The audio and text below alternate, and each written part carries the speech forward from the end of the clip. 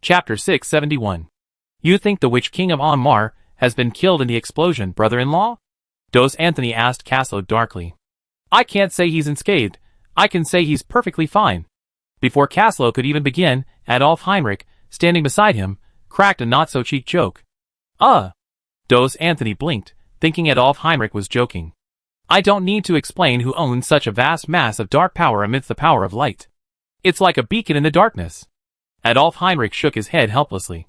The Witch King of Onmar was no pushover. He could sense a powerful dark force swirling in the core of the Rhine storm. He knew it was the Witch King's handiwork. Damn it! This is a human sage! Amoratho exclaimed, watching the Witch King of Onmar raise his hand to unleash the power of darkness. Seamlessly combining two great forbidden spells? What level of sage is this? A great sage? How could humans even possess such a level? Holmers's voice rasped, completely baffled. After all, powerful forbidden spells take time to brew, and now the Nazgul are completely stunned by these two blows. What kind of good person would just unleash two great forbidden spells on others? Not a sage!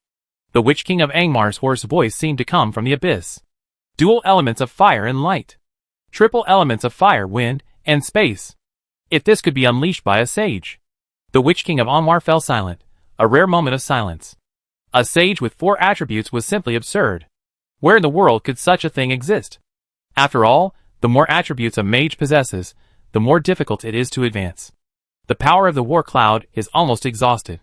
If there's another one, we'd be on our own.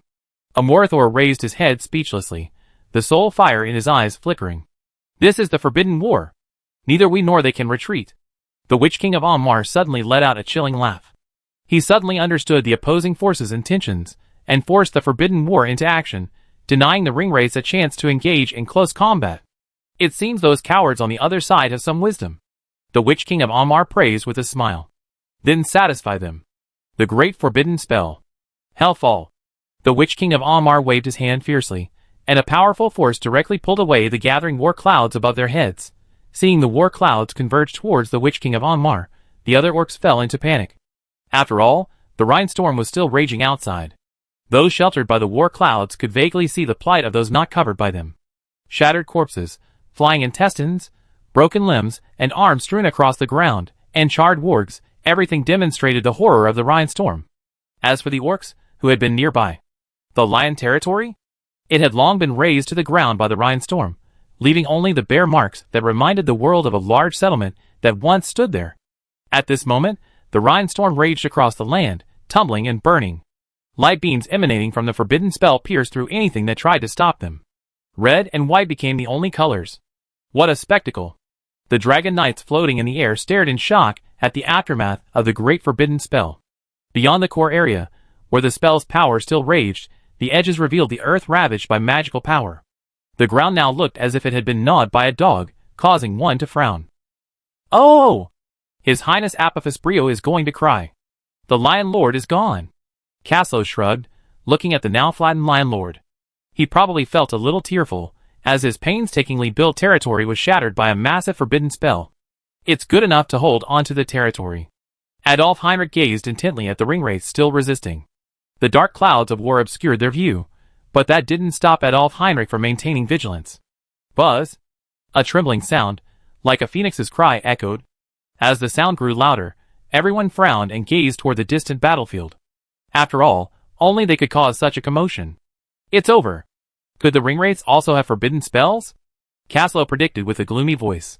Unfortunately, the Witch King of Onmar isn't a true knight. Strictly speaking, he's the Lich King. Can you guess what a lich does? Adolf Heinrich gazed at Casso with a half-smile, but he remained vigilant against the ringwraiths. TSK? Why are you still angry? You even arranged the great forbidden spell? Adolf Heinrich suddenly scoffed. The dark power gathering in the Rhine storm couldn't escape his perception. He was the Heinrich family's gifted spellcaster. He was the king of mages. A mere ringwraith was trying to conceal his spellcasting and learn how to instantly cast the great forbidden spell to catch him off guard. Adolf Heinrich was almost amused. The forbidden spell war is all about taking the initiative and suppressing others. This little cleverness is not up to par. After all, they were the ones who cast the first forbidden spell. No matter how much the ringwraiths planned, they would still be beaten. Especially the hidden release of magic fluctuations is simply laughable. The Forbidden Spell War has already begun. You all know to be on guard against the opponent's forbidden spells, and you still want to launch a sneak attack? Do you know that Adolf Heinrich has the defensive and offensive forbidden spells in his hands ready? Just waiting for you to make a move. And you are here to perform a superfluous show for me? Huh? Unlike Adolf Heinrich's scoff, everyone else broke out in a cold sweat. Even the 3 dragon riders didn't dare claim they could easily block forbidden spells, let alone the great forbidden spell. Caslow, Lord Ajax, give the other side some fun. Your dragon should still have the power to cast forbidden spells, right? Adolf Heinrich asked, raising his eyelids. Release now? Caslow and Ajax asked. Yes, release now. The great forbidden spell is almost complete. He doesn't think he's hiding it well, does he? Adolf Heinrich smiled, truly delighted to see the Witch King of Onmar carefully concealing the fluctuations of the forbidden spell, especially since he hadn't yet realized that the humans had discovered he was casting the great forbidden spell. Ancient spirits of the wind, obey my command. Ancient spirits of the fire, obey my command. By the gentle breeze, by the rising sun, I hear your whispers. I feel your heat. Feel the swaying of the strong grass. Watch the crumbling of the rocks. The ancient words of the wind sing across the heavens and earth. Behold the blazing flames. See the sparks ignite the prairie. The ancient song of fire carried by the wind. In the name of the storm dragon rider, I command the storm to follow. In the name of the blazing dragon rider, I command the flames to strike. Forbidden spell. Caslow and Ajax shouted simultaneously. Storm breaks wings. Scorching wings set the fields on fire. As the 2 dragons unleashed their forbidden dragon language spells, they merged once again, soon dyeing the sky blood red again. Before the Rhine storm had even subsided, the great forbidden spell. Yinfu's space descended once more. Swish.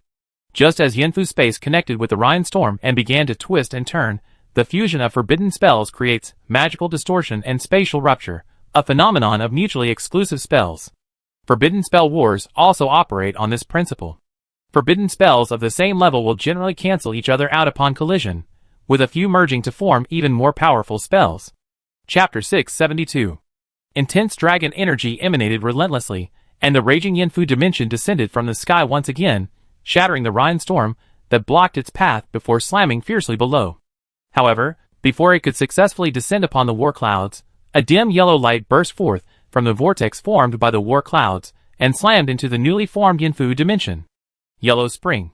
Falling Soul? Adolf Heinrich was clearly well versed in forbidden spells. The moment he saw the yellow river of death rushing out, he knew what it was. Sizzle! A tearing sound echoed through the sky, and the corrosive power of Yellow Spring entangled the steadily pressing Yinfu dimension like a thorn in the flesh. Great forbidden spell? Dos Anthony blinked, looking at Adolf Heinrich for an answer. Such a familiar feeling. The evil great forbidden spell. Adolf Heinrich gazed with a hint of nostalgia at the Yellow Spring falling soul, still battling against the Yinfu dimension. It doesn't look like it has much damage. Caslow gasped, casting 2 forbidden dragon spells. The feedback from the spells wasn't easy for a 5th-level dragon rider like Caslow. While the dragon dominated the casting, the knight's toll was considerable. Caslow felt completely drained, more exhausted than a whole night of sex with Ajax. Destructive power? Adolf Heinrich laughed. Perhaps he had some misunderstanding about evil magic. This thing's damage to both soul and body was far more severe than his own Rhinestorm. After all, Rhinestorm only turned a person into charcoal or a sieve, but if the body were washed through by the underworld, TSK. Looks like they still have some resistance. Adolf Heinrich frowned, looking down at the battlefield shrouded in the shadow of war. What kind of good guy could withstand 3 great forbidden spells, and still have the energy to retaliate with a great forbidden spell? Besides the demigod Sauron, only the Witch King of Onmar could do it. By the way, be careful of Amorithor. The wielding of the dark power of the 4 rings cannot be underestimated. And don't let his appearance fool you, he's a mage, Ajax suddenly said. After all, there was some information Adolf Heinrich might not know, so she needed to remind him. Although the ringwraiths all looked like knights, there were quite a few mages among them. A bunch of insignificant creatures, wearing heavy armor and wielding long swords. TSK. Mages wearing heavy armor, sooner or later, their entire family will be killed. Adolf Heinrich spitted. The mage appeared in heavy armor. Trying to trick people can only happen at noon, because something bad will happen sooner or later. Where's the 6th ring? Could he be a mage too? Adolf Heinrich's face darkened visibly. 3 spellcasting ring wraiths, he'd take them all and run. Not really. He's a legitimate warrior, albeit a misnomer. Caslow took over, disparaging a certain foolish ring wraith who'd been nearly stabbed to death by an assassin. Heavy armored units are supposedly a natural counter to assassins, but they were canned like this. It's a disgrace to the vast majority of the canned classes. Yeah. Adolf Heinrich nodded in agreement. The story of Homras being canned by an assassin had become a hot topic in the north. To combat people's fear of the ring wraiths, Roland had specifically spread the news, and it instantly spread throughout Lagrang, even to the surrounding countries. Nowadays, people express disdain and contempt whenever they mention Homras, the Six Rings. The fact that a mighty ring wraith was successfully assassinated on their doorstep by a 6th-rank Creed assassin simply lowers their overall standard and capabilities. The shocking fact has somewhat diminished everyone's fear of the ring wraiths. After all, what kind of deterrent can a 10 can pry open hold? 2 ring wraiths. This is tough. This war will probably be a long one. Adolf Heinrich sighed. The Witch King of Onmar possesses unfathomable death power, and Amorithor's dark might cannot be underestimated. What do they have on their side? 2 exhausted dragon riders? A dragon rider who casts a forbidden thunder spell? And then, there's this Oxwar sage. Oh, and a bunch of idle dragon riders. Retreat, and find King Roland first. Staying here will only cause trouble. Adolf Heinrich said bluntly, waving his hand at the dragon riders, as if shooing away flies. As you command? The dragon knights had no objections. After all, His Majesty Adolf Heinrich was absolutely right. Witnessing the conflict between the great forbidden spells was enough. There was no need to get involved in their own muddled waters.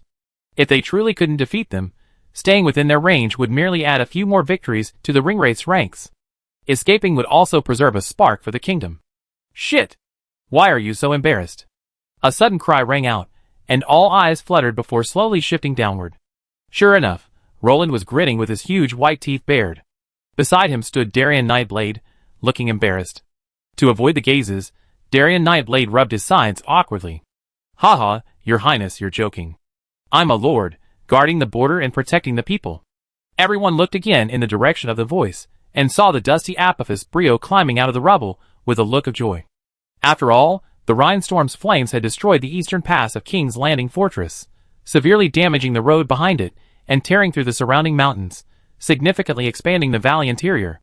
This essentially helped Apophis Brio expand the territory within the fortress for free. Your Highness, Apophis Brio, why are you back? Caslow frowned. After all, Apophis Brio had been taken away when they arrived, and now he was running back to this dangerous battlefield. Are you worried? You look just like me. Roland dusted Apophis Brio off, unnoticeably taking a liking to him. Just seeing if I can help. I'm still a bit of a threat. Apophis Brio nodded, and then shook his head, indicating he wasn't a burden. Your Highnesses, why don't you retreat to a safe location in the rear? Caslow suggested. Retreat? Retreat for what? Those damned ringwraiths not only refused to surrender, but they even dared to launch a counterattack. They're rebelling. Roland glared. The glory of the King's Landing family. Apophis Brio said calmly, but once the words family glory were uttered, everyone knew it was over. After all, it involved the honor of the nobility, and there was no room for persuasion. Everyone fell silent for a moment. Where are the allies, the dwarves and elves? Dos Anthony said weakly, breaking the awkward atmosphere. They're assisting the civilians in evacuating. General Lin meant to retreat to Rivendell. I told him to leave first, so we wouldn't have to worry about anything else. Apophis Brio didn't continue, implying that if they couldn't win, they could flee. After all, the kingdom's reinforcements were incredibly mobile this time. Let the Dragon Knights help evacuate the civilians. Their presence here won't help the situation. Adolf Heinrich nodded to Roland. All right, I leave it to you to command. I just be a spectator, Roland said decisively, handing over the reins. At this moment, on the battlefield, Yinfu Space and Huangquan Luohan were still battling for supremacy. Each side occupied half of the sky, encroaching on each other's territory. Chapter 673. How's the battle going? Roland turned to look at the others. After all, they had been battling the ringwraiths for quite some time. The 2 great forbidden spells could have lasted for tens of minutes, so it was already bright daylight. However, what was disconcerting was that the sky over King's Landing was a normal blue-green, while the sky over the ringwraiths outside was a gloomy, dark black. The Witch King of Onmar is powerful. Adolf Heinrich struggled to find the words to describe him. He could only say that, after all, the Lord of the Ringwraiths, having withstood 2 great forbidden spells, and still having the strength to unleash them, lived up to his title. Of course, what Roland and the others didn't know was that the Witch King of Onmar wasn't very exhausted at the moment, and he was even feeling quite relaxed. No one would think that those war clouds were just for show, right? To some extent, that thing could even be the source of the Ringwraith's power. The sole power of the orcs killed by the Great Forbidden Spell was all attracted by the Witch King of Onmar to fill the war clouds. Although he withstood 2 great forbidden spells, the consumption was just average for this war cloud that had accumulated for countless years. At least, he could withstand 2 more great forbidden spells without wavering. After all, this was a war formed by the 3 Ringwraiths. Dark clouds. It was the light elemental power of the Rhine storm that made the Witch King of Onmar feel threatened. After all, light purifies war clouds faster than other elements, holy being the best. If he didn't fight back, he'd be doomed if the humans unleashed a few more of those great forbidden spells. While he doubted the humans were capable of unleashing a few more of that magnitude, no one pinned their hopes on the enemy, so he brazenly unleashed the great forbidden spell. Hellfall's Soul. It might not harm the coalition forces, but at least it would prevent their sages from having a comfortable attack range. In fact, if Adolf Heinrich hadn't had the foresight to have Caslo and Ajax send another Yinfu space, they would have been scrambling to defend against the great forbidden spell. While it was satisfying to throw a great forbidden spell at someone else, it was another story when it landed on one's own head. Is there any way to repel them? Roland frowned. He didn't dare expect to keep the 3 Ringwraiths here. After all, the Witch King of Onmar was not something they could manipulate now. He had been killed by a sword strike from the Princess of Rohan during the War of the Ring. After all, the Witch King of Angmar's rule meant he could not be killed by men, meaning he could charge into battle and slaughter anyone he wanted. The only thing he had to be wary of was powerful single-target forbidden spells. However, the Witch King of Onmar had been seriously injured in the previous battle. While he couldn't be killed by men, he had many magical items can circumvent this rule, which is why he was wounded by the coalition forces during the destruction of the Kingdom of Onmar. I thought you were going to keep them all. Adolf Heinrich breathed a sigh of relief. After all, he didn't know Roland's character well. He was about to run and crush the cubs of a warg if it glared at him, and you thought he actually changed his ways and released the Ringwraiths, who held a deep grudge against him? No. You mean you can keep them?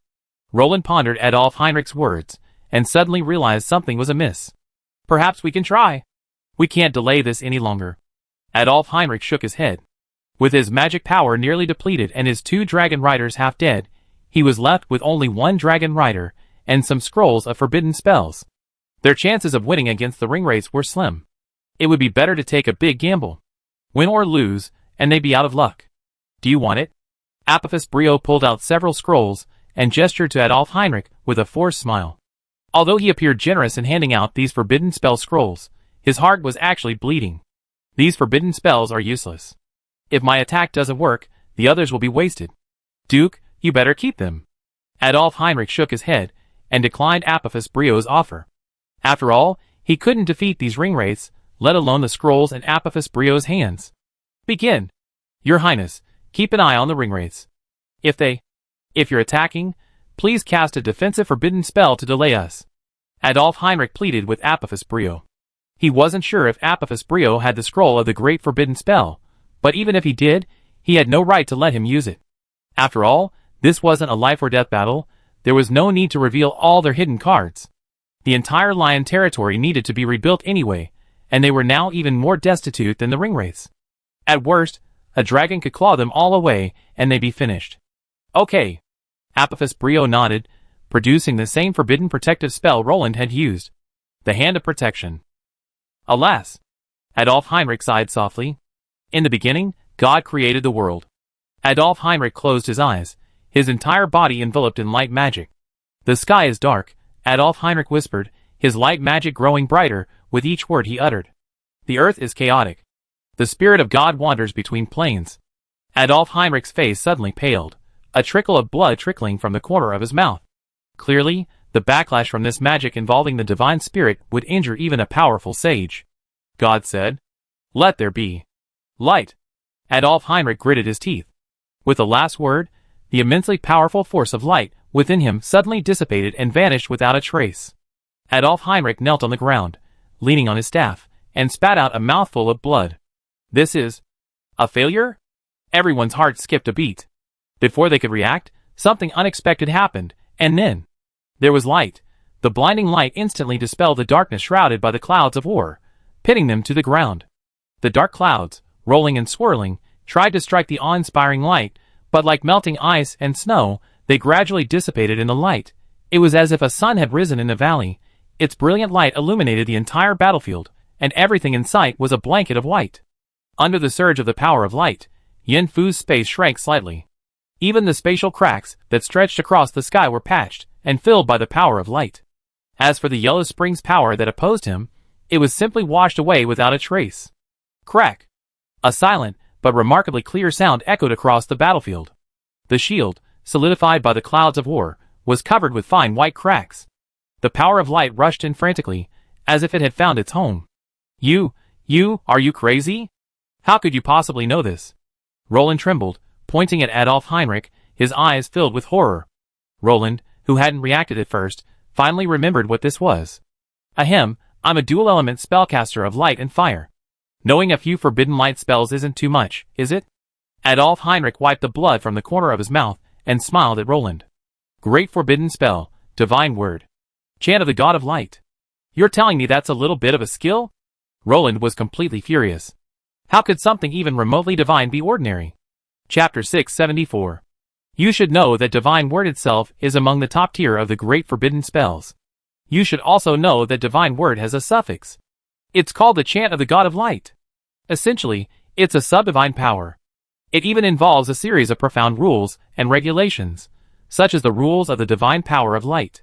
For every 10 sages who can use the great forbidden spells, not necessarily one can also use divine word. Sages who can use divine word are also known as great sages. This means that Adolf Heinrich is a true great sage. After all, those above the 6th level are considered god-level powers. They are qualified to access the rules of divine power, but those who can use divine word can, to a greater or lesser extent, utilize these rules. A top-tier forbidden spell of light, nothing to be surprised about.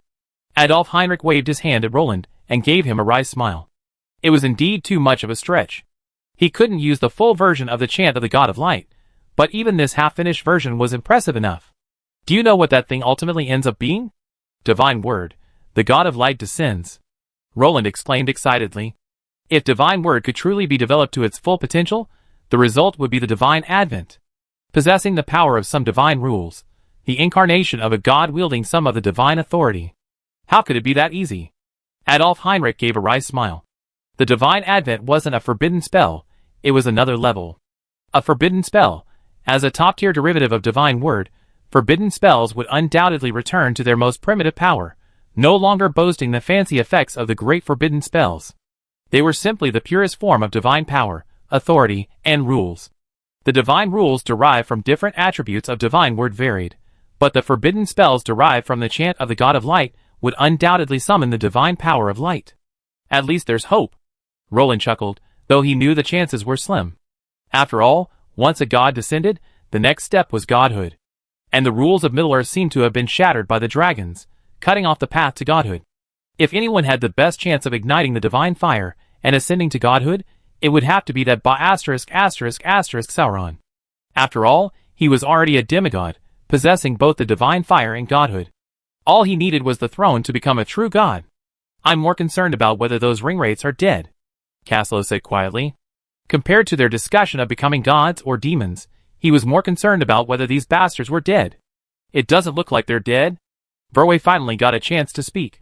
With his sharpest eyesight, he spotted the deserted battlefield in the distance. Judging by the principle of seeing the living or the dead, the ringwraiths had undoubtedly fled. The divine word spell could at most destroy their bodies, but not their equipment. The scattered orc armor and weapons didn't belong to any ringwraiths. It was easy to tell where they'd gone. Yeah, that's normal. I already figured it out. Adolf Heinrich shook his head weakly, the after-effects of overcasting spells piercing his brain like needles. The power of the war clouds is too great. Those dark forces accumulated over millennia won't dissipate in a short time. Even injuring the Witch King of Ammar is a win. Adolf Heinrich forced a smile, looking quite cheerful. Although he knew that the god of light would chant and kill the Witch King of Ammar and his men, he knew that these 3 guys would definitely not be in a good situation, not to mention that the orcs in Gangbada Fortress were all kept as interest. Indeed, If we slaughter these elite orcs, Gumbator Fortress will be crippled, if not destroyed. Apophis Brio smiled. While everyone was disappointed that the ringwraiths survived, those soldiers were completely wiped out. The final chant of the God of Light shattered the defensive shield of the war cloud. Although the ringwraiths and the high-ranking orcs of the Witch King of Onmar had fled, the lower-ranking orcs were completely purged and evaporated. That was an army of tens of thousands of orcs. Sir Adolf Heinrich. Are you all right? Roland grabbed Adolf Heinrich while no one was around and whispered with a frown. I'm fine. Adolf Heinrich shook his pale face, trying to conceal it. Roland pursed his lips, speechless. If the system interface hadn't displayed Adolf Heinrich seriously injured, I would have believed you. Force spells can backfire and be fatal. What are you trying to hide? Roland muttered, gritting his teeth. Is this guy trying to kill himself? Huh? Did you see that? Adolf Heinrich was visibly stunned. I didn't. Your face is paler than that milky white snow. Do you think I saw that? Your breath is as chaotic as a galloping wild horse. Do you think I saw that? I really didn't. Roland said angrily. I'd taken the potion. My injuries are fine for now. Just go back and rest. Adolf Heinrich shook his head, signaling Roland to keep quiet. After all, who knew if the ringwraiths could sense or notice this place? As a key figure with divine word, he couldn't show any signs of weakness. Your Highness, Roland, thank you for your rescue. Apophis Brio excitedly shook Roland's hand, his face filled with excitement and gratitude. Don't thank me. You were resilient enough to hold out until reinforcements arrived. Otherwise, we wouldn't have been able to do anything. Roland shook his head and said matter-of-factly, if Apophis Brio and his men couldn't withstand the first wave of attack, Roland would have been left to collect their bodies and exact revenge. Work hard to rebuild your territory. You suffered heavy losses this time. Roland frowned, patted Apophis Brio on the shoulder, and sighed. Alas, the conditions don't allow it. Otherwise, I would have treated you well. Apophis Brio sighed, a little uncomfortably. Don't worry about these empty formalities. Helping the people resettle is the real thing. Roland said casually. Your Highness, please forgive me. Apophis Brio could only nod. Roland! Roland! Roland! Hey, hey, hey! Suddenly, a voice like a soul cry was heard, and Roland immediately looked around. He thought he had just heard Balin's voice. Down there! Down there!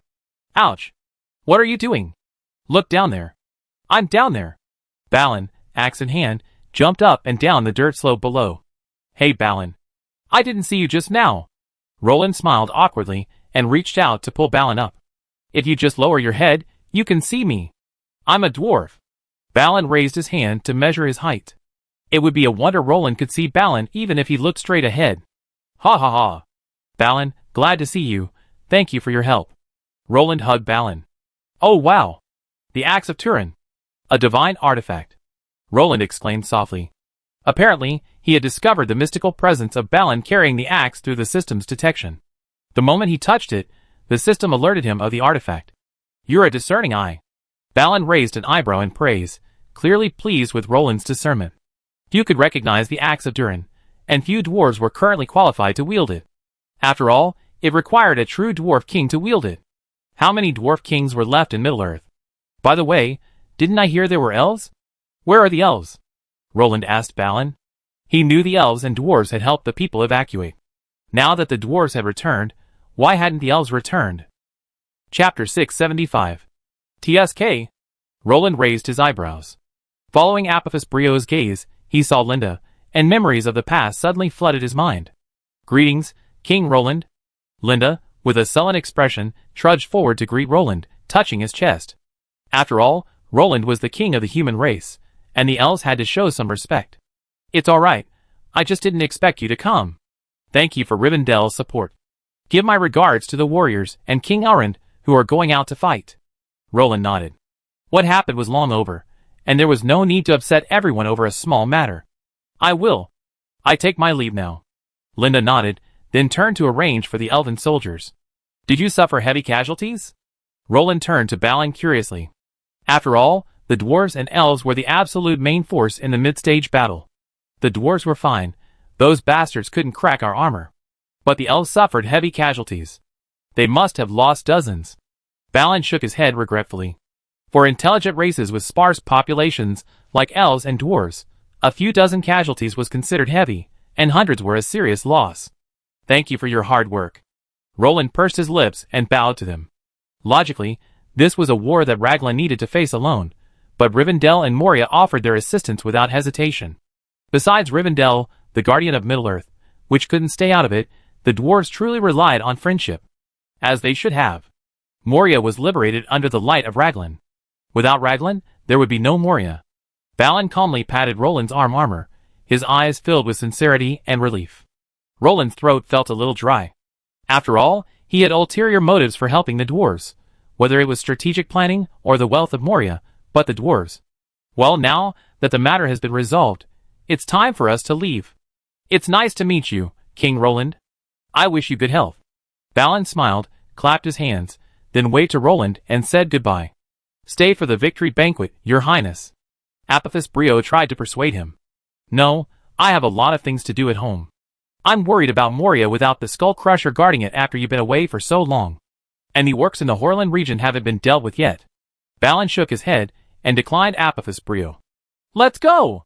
I hope that next time we meet, we can sit down and drink and chat peacefully, without the harassment of orcs and ringwraiths. Balin took up the axe of Durin and laughed as he mounted the blue sheep. Be careful. The crowd said goodbye. They watched the dwarves ride their mountain goats down the mountainside. Only the dragon riders took to the skies to escort them. Roland had just instructed them to do so. After all, the journey was dangerous. Even if they made it safely, they wouldn't necessarily leave safely. So what happened? Omsk and Yufeng squinted their eyes at the completely unfamiliar lion territory. The vast town on Earth had completely vanished, leaving only scattered orc weapons and armor scattered around. Various elemental forces flickered in the air, clearly the aftereffects of the forbidden spell. Elemental chaos.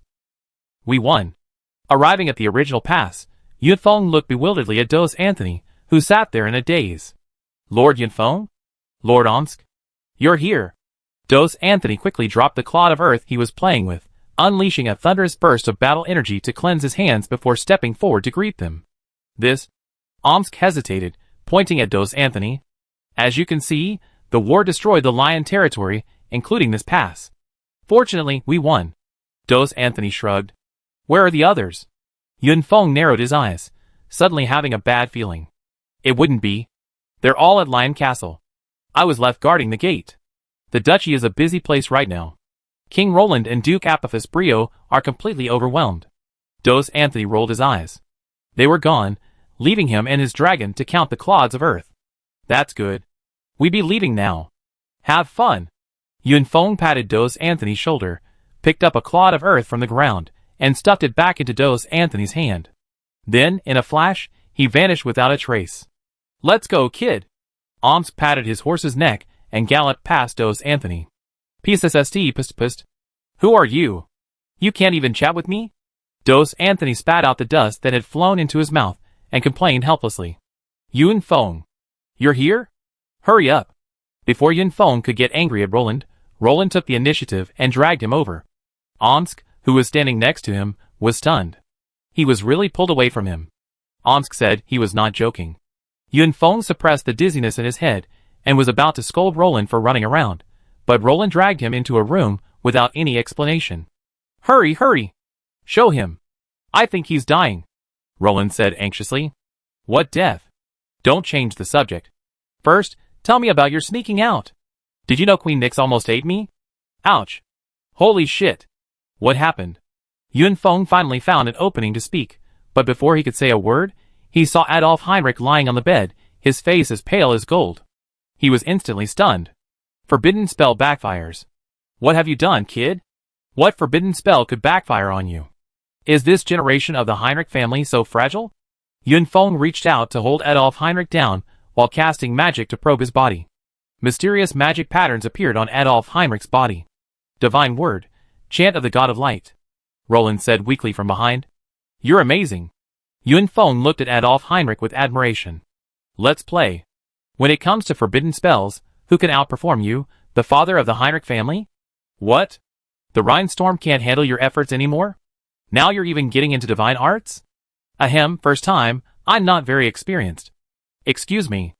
Adolf Heinrich looked at the two of them awkwardly, trying to explain that it was simply his inexperience with divine word that led to the backlash. Roland. Yunfeng. You're such a jerk. How many more times do you want to play Divine Word?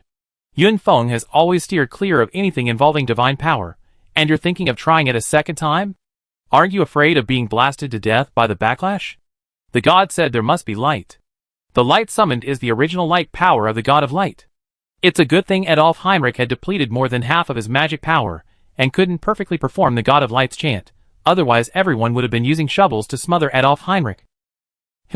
It's a blessing in disguise. While a small amount of the light god's origin's light power has torn apart your magical source, it's also reshaped it. Yun Feng investigated and smacked his lips. Suddenly, it dawned on him. This guy, having luckily survived this time, could really add the chant of the light god to his repertoire of skills.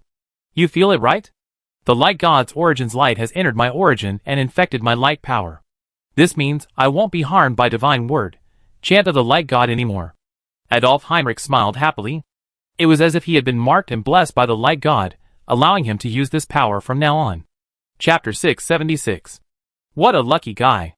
Yun Feng looked at Adolf Heinrich with a hint of envy. The probability of his essence being infected by the power of light was incredibly low, yet Adolf Heinrich hadn't died. He had managed to pull it off. Compared to those charlatans, you'd be much more genuine in the future. Yun Feng nodded seriously. Most of the priests who served the temple and the gods didn't know anything as advanced as divine word, yet a sage who believed in elemental truth could actually use divine word. It was truly ironic. Give him some potion. I think he'd die if I delay any longer. Roland's nose nearly buckled in anger. After Yun Feng's lengthy explanation, he finally understood the sheer danger of Adolf Heinrich's great forbidden spell. After all, there's no such thing as backlash in the game. How could that be? He needs to heal the damage to his soul and essence by himself. I can't do anything about that. After all, the kingdom's resources are limited, and we can't even concoct the potions that can heal soul and essence damage. Yun Feng shook his head, first denying the conclusion that Adolf Heinrich was dying, then explaining that the kingdom's current conditions didn't allow Yun Feng to create those potions. What should we do then? Roland narrowed his eyes. He couldn't let this 6th-level sage go to waste, could he? There was already a coffin-filled Adile in Swiftstream City. Although that old man was a hero, Roland didn't dare burden him with his services. If he went out, it would truly be his last battle. Just lie down. He'd be all right in a few months. Yun Feng glanced at Roland. You're not planning any big moves, are you? Yun Feng rolled his eyes at Roland and said helplessly. The kingdom needed to recuperate and should stay away from the war as much as possible. This time they had no choice, and apart from the Lion territory, the impact on the kingdom itself was almost zero. It used to be there, but now it's gone. Roland felt like crying. With Adolf Heinrich lying here, many of his plans would be put on hold. All right, stay here and recuperate. We go say goodbye to Duke Apophis Brio. Come back when you're well. Roland patted Adolf Heinrich's shoulder in comfort. Huh? Yun Feng was stunned. Huh? Adolf Heinrich's mouth dropped open. No. Just leaving me here like that? Not taking me back to River Rapids? Well, he should still be able to go back on his own, he just can't use high-level magic. Yun Feng thought Roland might have misunderstood Adolf Heinrich's condition, but it was understandable that a knight like him didn't understand mages. Roland scratched his head. He had really thought Adolf Heinrich would be paralyzed here for months. Emer. Look what I brought back. Ismir's voice rang from outside the town. All right. Got it. Another bountiful catch, huh? Come back soon. The women and children are getting anxious. Emer single-handedly pushed open the town's thick wooden gates and welcomed Ismir and the others in. Everyone seemed safe. Emer smiled. He counted the men behind Ismir, finding all 10 nature guardians. Lucky luck. We ran into a herd of deer. We killed 11. Ismir said proudly. It wasn't that he couldn't hunt the remaining deer, but there was no need to exhaust the resources. 10 sturdy adult deer would be enough to feed the town's residents for several days. After all, for the common people of Middle-earth, where a daily meal of meat soup was considered a good life, a little meat was considered good, being able to eat was the greatest blessing. Ismir and his companions returned from hunting, each carrying a deer, clearly setting the small town ablaze with excitement. The civilians were thrilled at the safe return of the army and their lord, and even more excited that they had food supplies. What should we do with these deer? Harrow, now serving as Windhelm's administrative officer, asked Ismir as he looked at the deer. After all, it wasn't his place to take charge of the lord's affairs. Save one for everyone tonight, and make sure it's thick. Skin the rest, and cut them into strips and smoke them.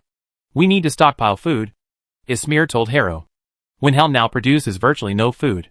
Everything depends on Ismir's resources, so they need to conserve food without starving everyone. Smoked meat can be stored for a long time and will be a lifesaver in the future. Even now, Ismir has women and children weaving rattan traps to catch fish and making smoked fish, just to make it through to next year's harvest. Ismir has carefully calculated that with proper diet control and constant replenishment of food reserves, they can make it through to the harvest. Oh, right. Render the fat, and add some to the children's meals. Ismir suddenly remembered something and continued. A qualified noble would prioritize the development of the next generation of their subjects. These were Lance's exact words. After all, a lord who can't even raise leeks, but only harvest them is doomed to fail. These are winter's hopes. This winter, no one will starve to death. Emer sighed. In the past, many elderly, weak, and sick people in the village died of hunger and cold every winter. Now that Ismir ruled, such tragedy should be a thing of the past. I see very few people wearing new clothes. What's going on? Ismir asked, puzzled. After all, he had brought a lot of linen with him when he arrived, and after Windhelm was founded, he had distributed almost all of it to the people. After all, poorly dressed people were a disgrace to Lord Ismir, yet now the people were still wearing old clothes. They can't bear to wear new clothes. Emer chuckled softly, looking at Ismir with a rich expression. As Ismir looked into her eyes, Ismir immediately understood the situation.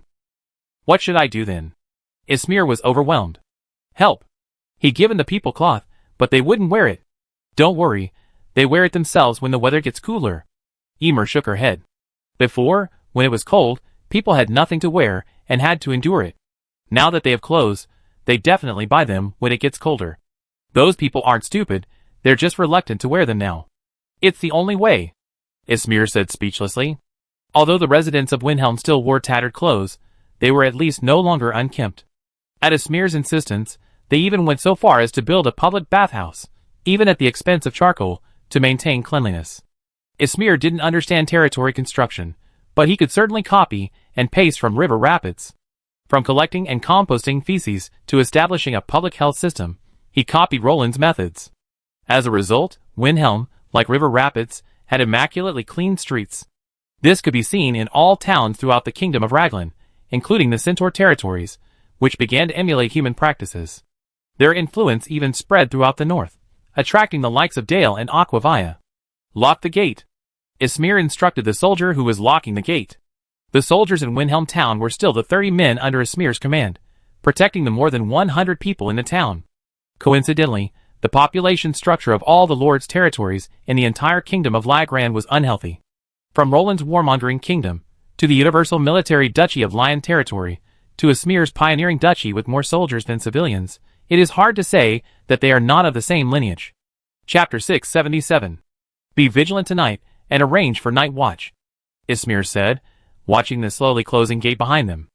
Although they were far from the forest center, they were also close to a water source. It wasn't just wild beasts that came to drink, but also all sorts of bizarre monsters. From its founding until the completion of the wall, Windhelm had been plagued by attacks from wild beasts and monsters. Many of these beasts and monsters were probably just passing through, but the terrified Windhelm didn't hesitate to attack and drive them away. Okay. Emer nodded and hefted her greatsword. Gurgle.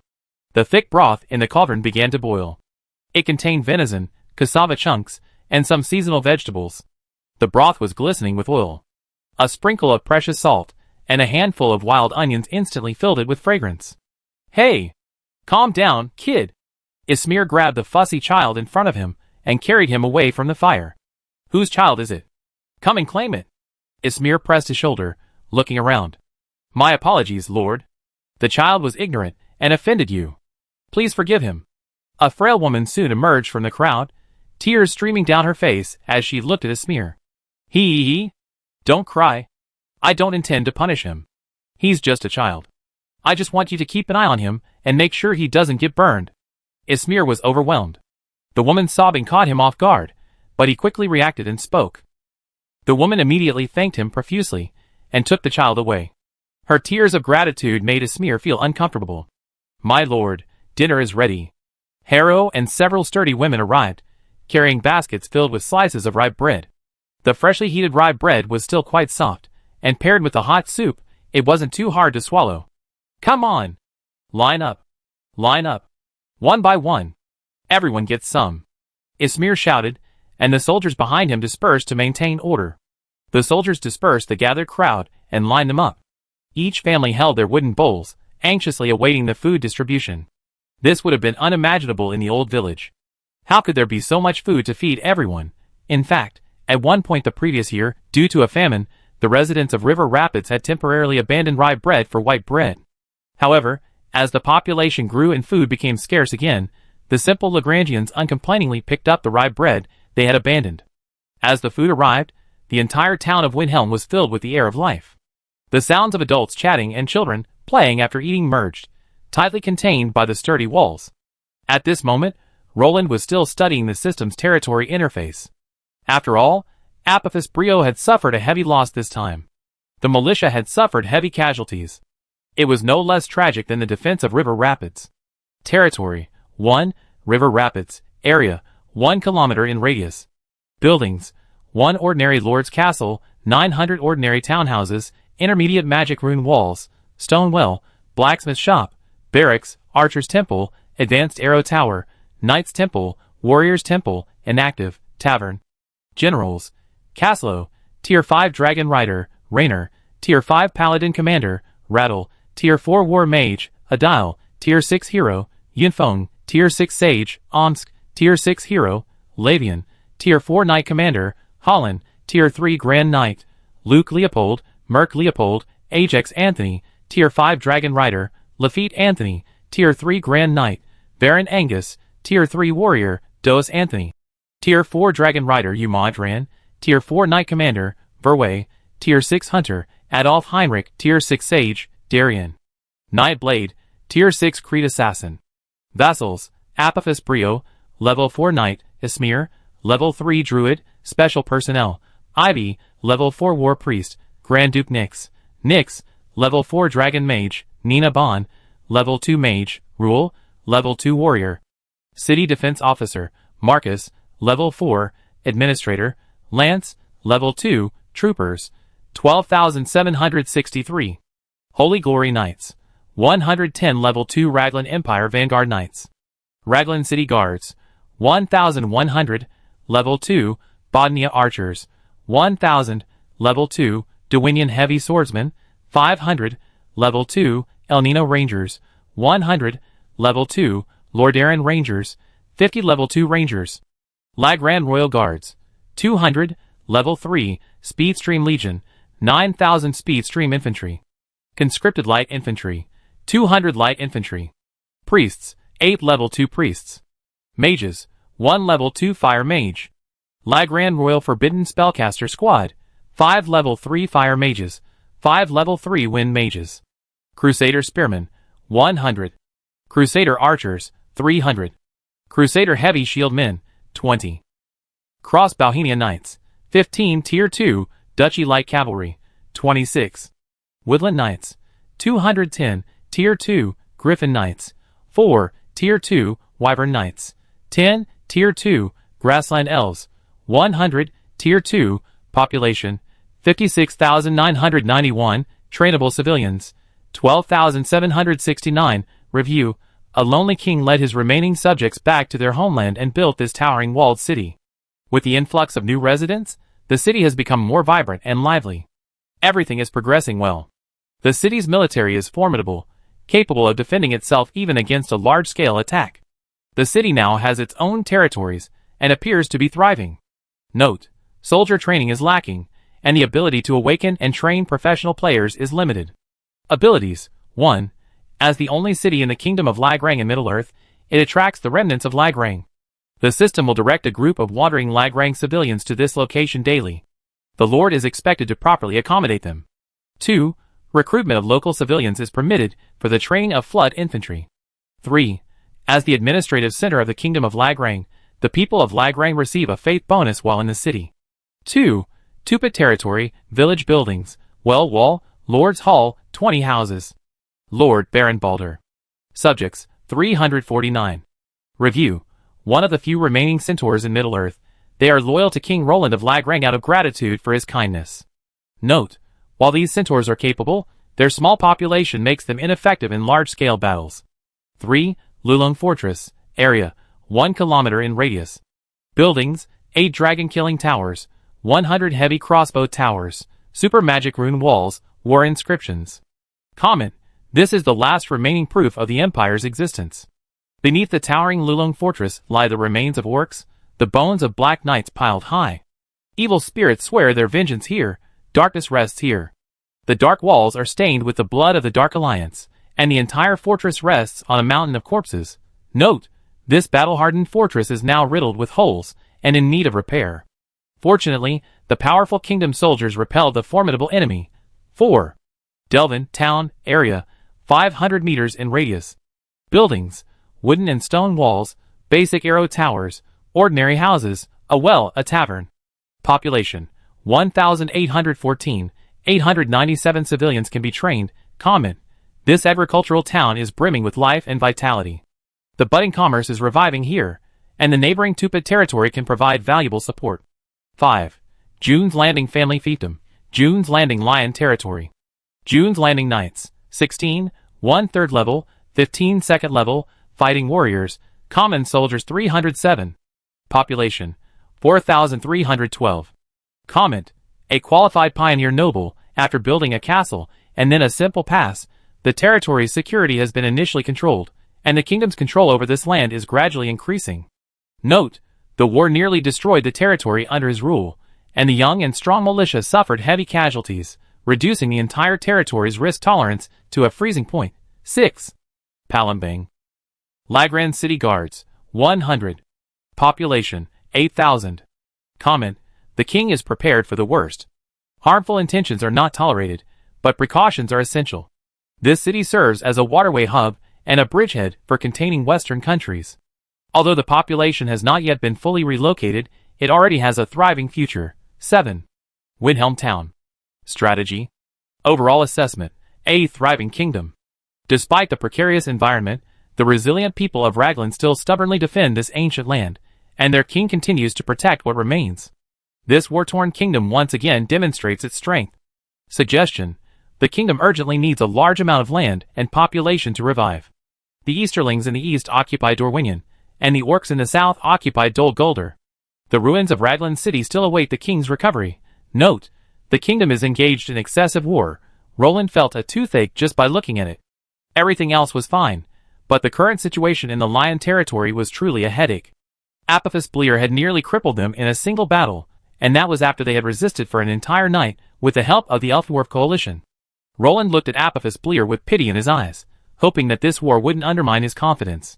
After all, the casualties of over 1,000 militiamen, combined with the loss of nearly half the main force, would have been enough to bring any noble to its knees. Apophis Brio now faced a situation where even the simplest relief of his soldiers was impossible. So, under Roland's persuasion, NPUA, Lind, and the Elven soldiers stayed behind, freeing Apophis Brio from the yawning gap. I review the resources when I return and give some to you. Understand? The kingdom isn't doing well either. Roland shook his head. After all, he still had a significant food shortage, but he could use some funding for equipment and weapons. Chapter 678.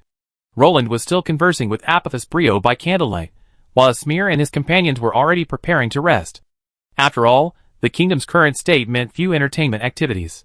People were struggling to fill their bellies without starving, their greatest pursuit being to eat more warm food. Neither the environment nor their physical strength could sustain them with any entertainment. Even the taverns in River Rapids had fallen into decline. Alcohol had been reduced to sour wild fruit wine. Grain was forbidden from brewing, and of course, no one sold it. Sour fruit wine and dried fish became the only items on the tavern's menu. Not to mention the shabby town of Windhelm. The night is still a bit chilly, and the wind is a bit strong. Emer looked at the roaring bear banner fluttering above the simple, unfinished castle, rustling in the night breeze. "Sir, you're not resting yet?" The patrolling squad of soldiers had just come to Emer's side, teasing her. "Haha, I have to go around and eliminate all the loopholes before I can rest. Otherwise, I won't even know if you get taken away by wolves in the middle of the night." Emer laughed heartily. The two patrolmen exchanged a smile. As for why there were only 2 people in each Windhelm patrol, look at the pitiful military strength under Asmir's command. With only 30 men in total, 5 patrols of 10 per night patrolling the walls are already the limit. Any more and they'd be stretched thin. Alright, I'm going to look somewhere else. Emer didn't bother to chat with them, and turned away. The two patrolmen looked at Emer's back, heavy armored and carrying a great sword, and couldn't help but reveal a look of envy and admiration. Still asleep? Ismir poked his head out of the tent, looking at Emer, who had just returned to the castle, in surprise. You haven't slept either, my lord, Emer said softly, taking off his helmet and resting his sword beside him. Get some rest early, we have work to do tomorrow. Ismir muttered, crawling back into the tent. The fact that Ismir was living in a tent in the castle was actually quite understandable. After all, the castle consisted of only crudely constructed outer walls, lacking even a roof, and the interior was poorly divided. So, Emer, Ismir, and their soldiers set up tents in the castle grounds. The only difference was that Ismir's tent was the largest, containing a hammock and several wooden boxes for storage and decoration. Okay. Emer nodded innocently. He grabbed his great sword, ducked into his tent, and soon began snoring soundly. Damn it! I'm in agony. Ismir tossed and turned in his hammock, listening to the deafening snoring. He weakly covered his ears with his hands, only to hear it grow louder, this time with 3D surround sound. The veins at Ismir's forehead throbbed, but he suppressed the urge to wake Emer. God forbid. Who could understand the snoring of a half-giant? Especially since the castle walls trapped the sound. Ismir felt like he was inside a bell, its vibrations humming. Fuck. I can't stay in this house anymore. Ismir regretted it so much. He regretted it so much. Why didn't he get up to check on Emer instead of sleeping? Listening to the snoring all around him, Ismir was overwhelmed. One Emer was deafening enough, but adding 20 men to the mix. Wow! It was like a symphony orchestra. Ismir immediately acted, donning his clothes, grabbing his staff, and carrying a roll of blankets. He emerged from the tent, leaving behind the snoring, the whistling of mouthpieces, and the grinding of teeth. Sir? The sharp-eyed patrolman noticed someone moving, and warily pointed his spear at the approaching figure. Only when the person approached did he realize it was his lord. At this moment, Ismir, clutching a roll of blankets, looked exhausted. Seeing the two patrolmen, he perked up. Come on, come on! Give me a hand. Ismir handed the roll of blankets to the two men, who then used tarpaulins to carve out a triangle for him against the wall. They then found some horse hay and spread it on the ground, allowing Ismir to finally close his eyes comfortably. Sir, what are you doing?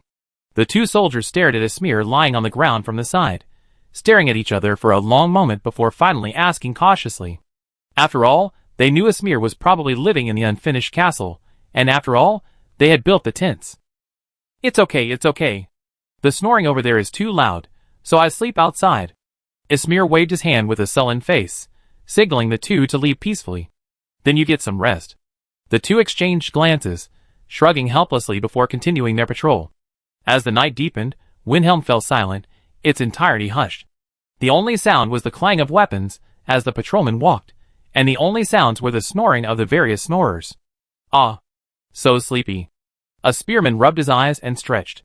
The accompanying nature guardian adjusted the sword at his waist and gave him a weak look, but he didn't say much. After all, professionals and ordinary soldiers had different physiques and energy levels. To make things easier, the night patrols incorporated some nature guardians into the patrols alongside the ordinary soldiers. Rustle. Suddenly, a rustling sound was heard. It was incredibly faint yet real. While an ordinary soldier might ignore such subtle sounds, the sensitivity of a nature guardian naturally wouldn't miss such a disturbing sound. He twitched his ears, and clearly sensed the source of the sound. However, since he wasn't a spellcaster, his warrior's mental power didn't allow him to detect it so far. But the mountain man had a clever plan. He pulled a wooden javelin from his leather backpack. He had made it himself. It wasn't part of Wilhelm's standard equipment. Furthermore, it wasn't technically demanding, it could be easily made, was inexpensive, and more importantly, offered medium-range projectile capability. Therefore, Ismir supported this kind of thing. Whoosh! He thrust the javelin into his companion's torch, igniting it. Soon, the wooden javelin ignited. Then, with a sudden movement, he raised his hand and launched the javelin forward. Enemy attack! A shrill cry and whistle echoed throughout Wilhelm, instantly snapping open their eyes. Even the children instinctively hid in the corners of their tents. As for the men and soldiers, they naturally grabbed their weapons and rushed out. What's going on? What happened? Where's the attack?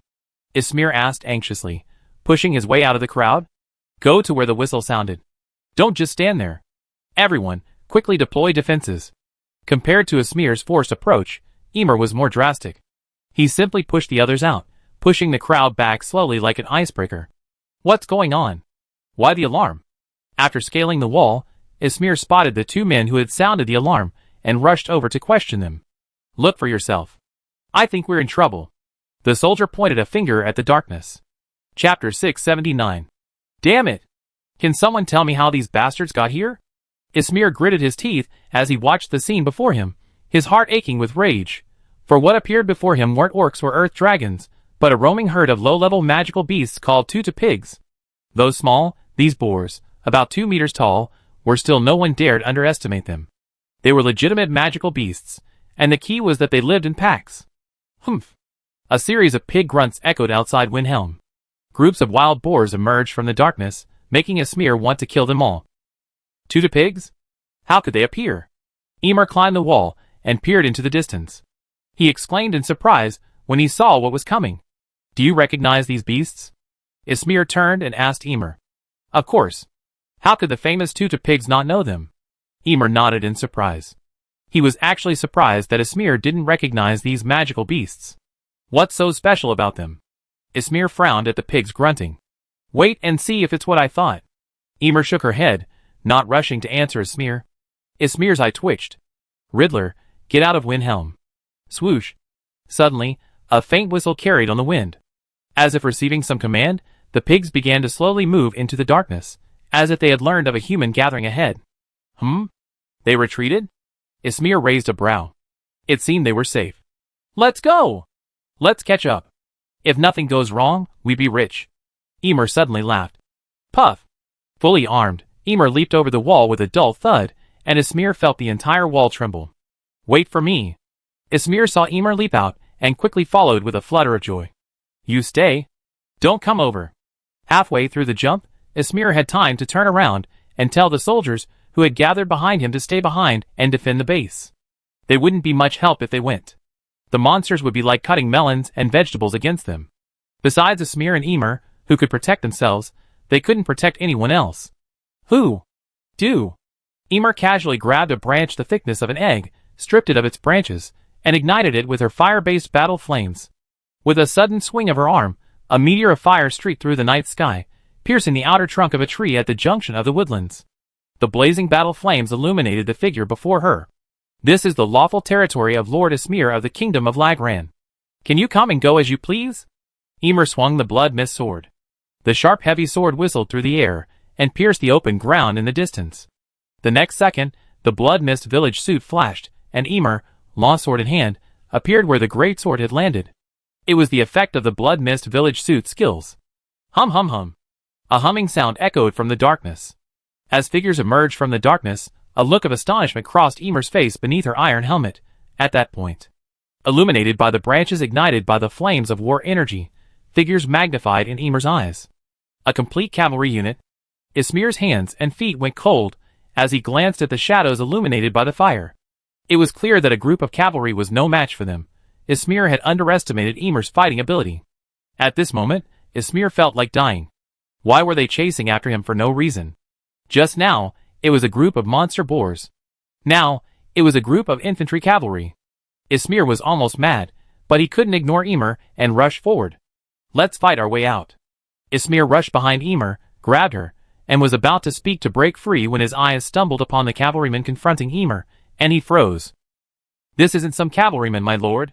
Emer shook his head slowly, his voice taking on a hint of seriousness. I need an explanation. Emer said calmly to the figure before him, without any aggression or emotion. This is. Esmir's pupils trembled. After all, he couldn't find words to describe what he saw. Isn't it quite astonishing? The miracle of a neutral race in Middle-earth. The savage goblin knight. Emer smiled. Before Esmir appeared a group of green-skinned goblins, riding wild boars, and wielding stone and bone spears, wearing leather coats. The tug-tug pigs they rode perfectly matched their short statures, yet Esmir, unusually, didn't detect any unusual odor from them. After all, goblins, like orcs, could be used as biological weapons. How could this be? Esmir felt his brain running out of steam. The goblins before him were completely different from the goblins he had imagined. He had grayish-white skin, weak limbs, and almost zero combat effectiveness. The goblins before him, however, were pale green and powerful. Though they looked diminutive at around 1.2 meters tall, and their weapons were crude, no one doubted their lethality. Furthermore, they were riding Warcraft mounts, making them look formidable. Human. We mean no offense. We have nothing to do with any other race. We apologize for straying into your territory. Please let us leave in peace. I will be grateful. An old goblin, wearing a feather crown and holding a deadwood staff, rode a tut-tut pig and slowly approached. The goblin knights along the way all made way for him. It was clear that this old goblin was of high status. Goblin prophet. Ymir's pupils shrank at the sight of the old goblin with runes painted on his face. This was a serious matter. The savage goblin tribe, which possessed the goblin prophet, was no match for the two of them. When he noticed the tut-tut pigs were being herded, he assumed they were the savage goblin's livestock. He'd been thinking of using his power to extort some extra cash for his lord. But he stumbled upon something truly remarkable. Your Excellency is quite insightful. Since both sides are safe and sound, how about we each withdraw? The old goblin's voice was incredibly gentle, as if he were speaking to an old friend.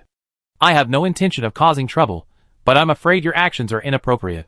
Although humans have declared war on the savage goblins, your army has trespassed into human kingdom territory. Even if we were to slaughter you all here, we wouldn't be at fault. Ymir's face wrinkled beneath his visor, but he remained stubborn. After all, he inherited the glory of the Empire, the splendor of the Senate Guard. How could he possibly bow to an alien race? My apologies, sir and lord, although we didn't intend to lead our tribe intruding, we haven't caused you any harm. Why don't we just stay safe? The old goblin raised his eyelids, glancing at the human town looming in the distance. His lips twitched helplessly. After all, he was in the wrong. We need an explanation, Ymir said calmly, shielding a smear behind him. Does your lordship want us to fight to the death? The old goblin couldn't help but frown at Ymir's relentless insistence. Chapter 680. Bang! Amidst everyone's astonishment, Ysmir awkwardly clasped his hands behind his back, concealing the object in his hand. Everyone's gaze then turned to the sky again. A brilliant magical pattern flickered across the sky. Fortunately, with few clouds tonight, this magical distress signal could be clearly seen from dozens of miles away. What happened? The whirring sound of flapping wings echoed from the sky. Before landing, a figure leaped down. Then, a small sun appeared, blinding everyone. The visitor was none other than Raynor, who had remained at Lulung Fortress. Although the Dragon Knights and Dragon Riders had left the kingdom, the Griffins remained stationed there, maintaining communications between Lulung Fortress and Windrush. After all, if magical communications were deliberately intercepted, human transmission would be the only option. Windrush had knights who could launch a forced assault, so the Griffin Knights were left at Lulung Fortress. Upon hearing the signal, Raynor eagerly ordered the Griffins to lead him to Windhelm. Soon, the two Griffins lowered their altitude and circled in the sky. They also dispensed several scrolls of magic illumination. These basic scrolls were inexpensive, easy to use, and available in large quantities, so nearly every soldier kept a few on hand. When the illumination magic illuminated the area below, Ysmir was completely stunned. Nearly 1,000 goblin knights formed a formation, their spears pointed at them. In the front stood the old goblin, who had just engaged in verbal battle with them, and their chieftain. Ysmir found it hard to believe that the two of them had just been commanding an army of thousands, and these goblins hadn't actually crushed them to death. They were truly kind-hearted. This was exactly why a country bumpkin like Ysmir would be surprised. After all, anyone with even a passing knowledge of the Empire knew that the savage goblins, like the centaurs, were a neutral, lawful race, and that they were once known as Middle-earth mercenaries. The savage goblins had once been a glorious race. Though without a fixed territory or kingdom, they nonetheless forged their own civilization. Unable to farm or forge, they opted for a nomadic lifestyle of fishing and hunting. Leveraging their ability to tame their companion beast, the tutu pig, they successfully established a foothold in Middle-earth. Through repeated battles, the name of the three riders resonated throughout Middle-earth. The three riders are human riders, human knights, death riders, death knights, and pig riders, goblin knights. These are the only three knight classes in Middle-earth. That's right, goblin knights are true knights. Not mounted warriors like the orc wolf riders or the elven moonstag riders, but true knights. This means they can also learn the honors and other skills of human knights. Theoretically, they could even become dragon riders, though no dragon would likely take a liking to them. Savage goblins are both powerful and weak. Their powerful part is that they are very fertile, and all savage goblins can become professionals. So they evolved into several professional branches: goblin knights, goblin prophets, casters, goblin spearmen, shooters, goblin warriors, goblin scouts, assassins. They have a complete range of arms, and savage goblins are good at raising pigs, so most of them will become goblin knights. Their weakness is that their limited size results in less fighting spirit and magic than other races of the same level. In addition, they can hardly give birth to high-level professionals, and their lifespan of only more than 100 years is also a flaw. As a result, savage goblins have always been cheap cannon fodder drivers in the Lord of the Rings game. Wild goblins?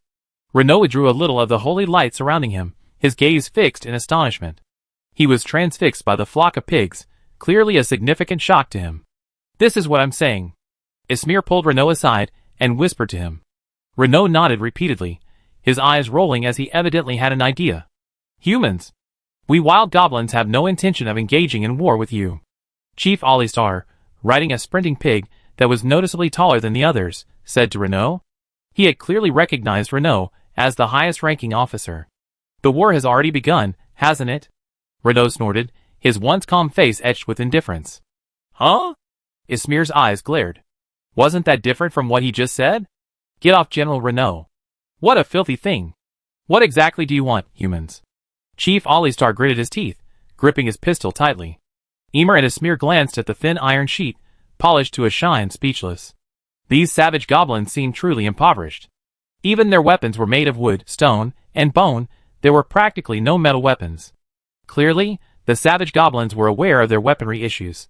Although they were professionals and possessed battle chi, their strength wasn't strong enough to allow their battle chi to attach to a wooden stick and penetrate heavy armor. The griffin knights in the sky also frightened them. "Since you're here, stay. You deserve an explanation for trespassing into our country, right? So, stay and fight for the kingdom." Renaud's voice was flat and unquestionable, as if it was natural for these goblins to join the kingdom. He spoke with a calm gaze, unfazed by any fear. "You're going too far, human." Alistar's muscles bulged, ready to explode at any moment. He saw the formidable nature of the humans before him, and was prepared for a desperate struggle. Although the savage goblins weren't particularly impressive, only an average of 1.2 meters tall, their powerful limbs gave them the strength and combat power of ordinary human soldiers. Savage goblins will never be slaves. Alistar roared, and the goblin knights behind him also roared in low voices. This aura startled Emer and Ismir. Emer was already a little flustered. He had only wanted to extort money from these savage goblins, but he hadn't expected the situation to escalate to the point of a bloodbath. "I thought you were mercenaries, right?" Raynor suddenly asked. "Will you pledge allegiance to the kingdom?" Raynor elegantly tossed the gold coins he had pulled from his pocket, gazing at the aggressive savage goblins. The goblins' gazes darted up and down at the glittering coin, their eyes filled with longing. "You're dreaming."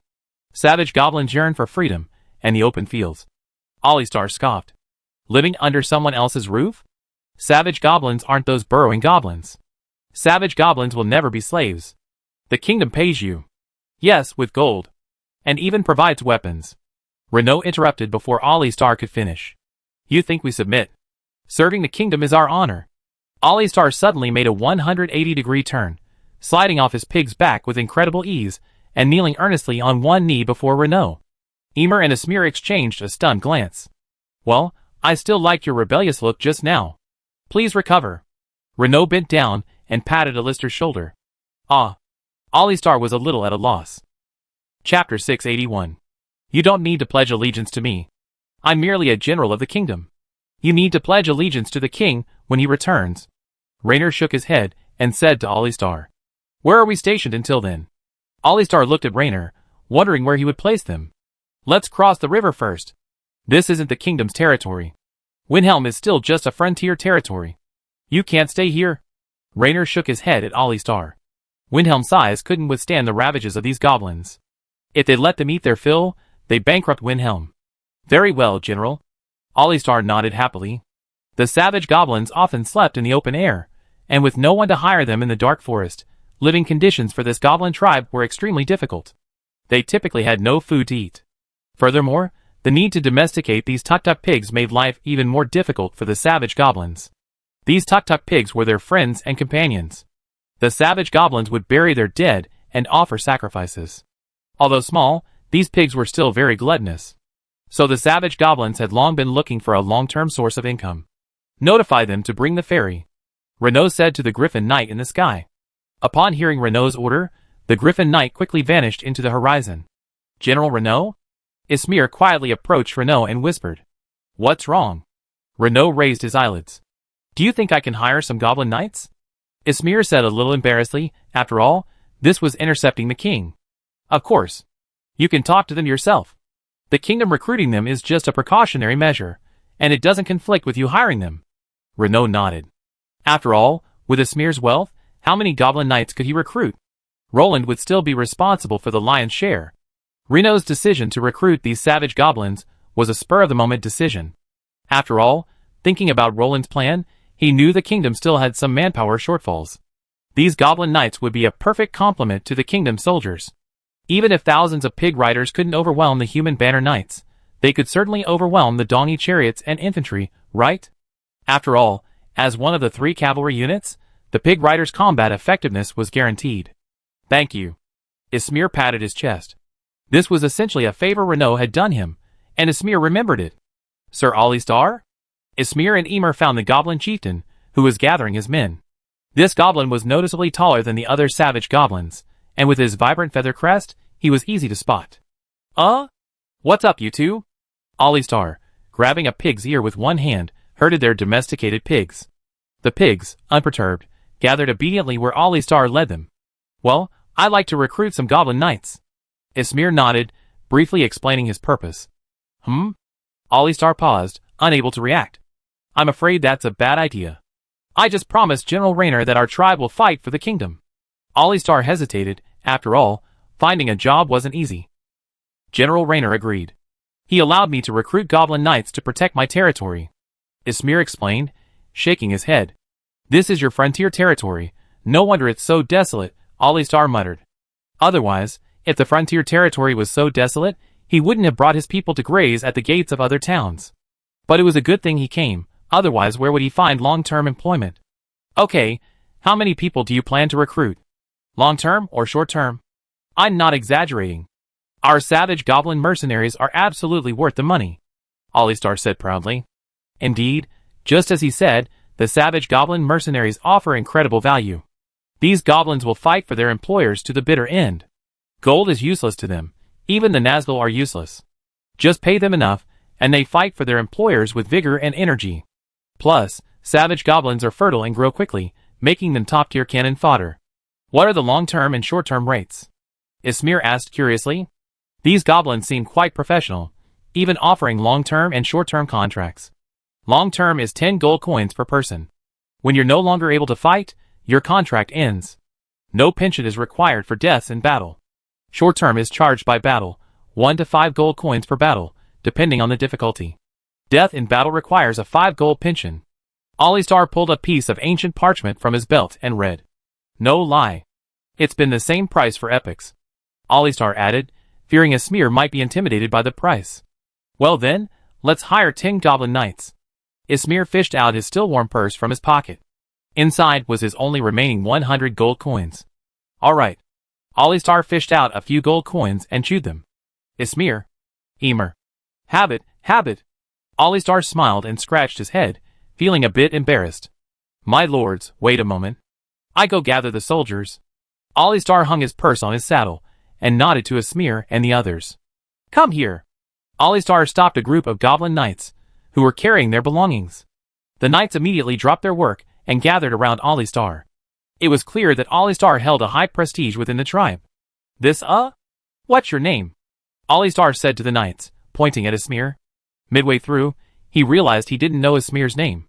Lord Ismir of Windhelm. Ismir nodded, acknowledging his future subordinates. Yes. Lord Ismir has hired you for a long time. You stay here for a while. You don't have to migrate with the tribe, Alistar said, pulling a handful of gold coins from his purse and handing 5 to each goblin knight. Go back to your families and get everything sorted out, Alistar said calmly. Yes. This group of goblin knights showed no sadness over the separation of life and death. They calmly turned and left one by one. Clearly, for goblin mercenaries like the savage goblins, being away from home for years is the norm, and even never seeing their families again is not surprising. Huh? What are they doing? Emer observed the goblin knights returning to the crowd. Not only had they distributed their money to their families, but they had also begun to unbutton their clothing, leaving behind any remaining weapons and accessories. When they regrouped, Esmir and Emer were shocked to see the naked goblins riding pigs before them. These goblins had left everything but their leather shorts to the tribe. Sorry, I forgot to mention that long-term employment doesn't include equipment. Alistar blushed. Luckily, savage goblins have light green skin, otherwise it would be hard to conceal. Forget it. Esmir waved his hand, somewhat annoyed. While he despised the goblin knight's primitive gear, he couldn't have 10 naked men. Chapter 682. Forget it, just follow me. I find a way to equip you with all your equipment. Esmir shook his head helplessly. These goblin knights would be his subordinates from now on, so he would naturally be responsible for providing them with equipment. Let me see if there are any other treasures. Esmir dove into the large tent that served as a warehouse, and began rummaging. King Roland had originally given him 100 steel spears, and 10 steel swords, along with 100 leather shields, 10 half-length steel shields, and 10 suits of mail. However, he had naturally given the steel swords, shields, and mail to the nature guardians. Now all that was left were 80 lances, and 80 leather shields. After rummaging for a while, Esmir smacked his lips, and shook his head in disappointment. There really wasn't much good equipment left. He'd have to make do with the goblin knight's weapons, which were the weapons of the ordinary militiamen. Here, come and get your equipment. A spear and a leather shield each.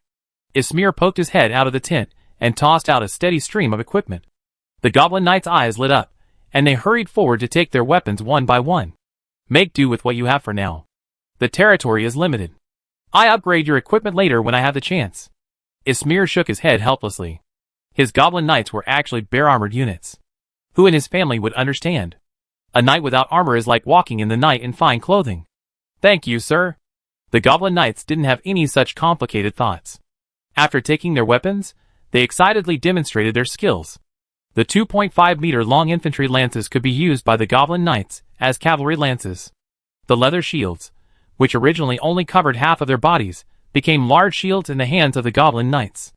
After all, they were short, compact, and energy-saving. How could these barbaric goblins have ever used such high-end equipment? They only used twisted stone spears, and wooden shields made of a few thin planks. As for armor, what did a brave goblin knight need? They're too poor to pretend. How ridiculous. So now, these goblin knights were incredibly satisfied and praised the equipment given by their new master. Tomorrow, have the women scrape some cloth and make them a few sets of clothes each. We're civilized people. We don't run around like crazy. Esmir frowned at Emer. A goblin knight had just fallen off the tug-tug pig, and Esmir could clearly see through the painfully short apron. No. They're his soldiers from now on. Taking them out would be his own people. However, Esmir was extremely grateful that the barbaric goblins were only poor, but they still had their own civilization. Therefore, these goblins took good care of themselves and didn't smell bad. Your Highness, you're back? Lance stood up to greet Roland with a look of concern. Why did you miss me? Roland asked teasingly. You better leave that to the Queen. By the way, General Renaud has recruited a group of goblins. His Highness Nyx hasn't made up his mind, so you need to finalize the details. Lance glanced at Roland and recounted the major events that had occurred since his departure. What? Goblins? Am I crazy, or is Renaud crazy? Roland was completely shocked. What good were goblins? They were just cannon fodder, a hindrance to his path. And Renaud was actually recruiting a whole bunch of them? Dear.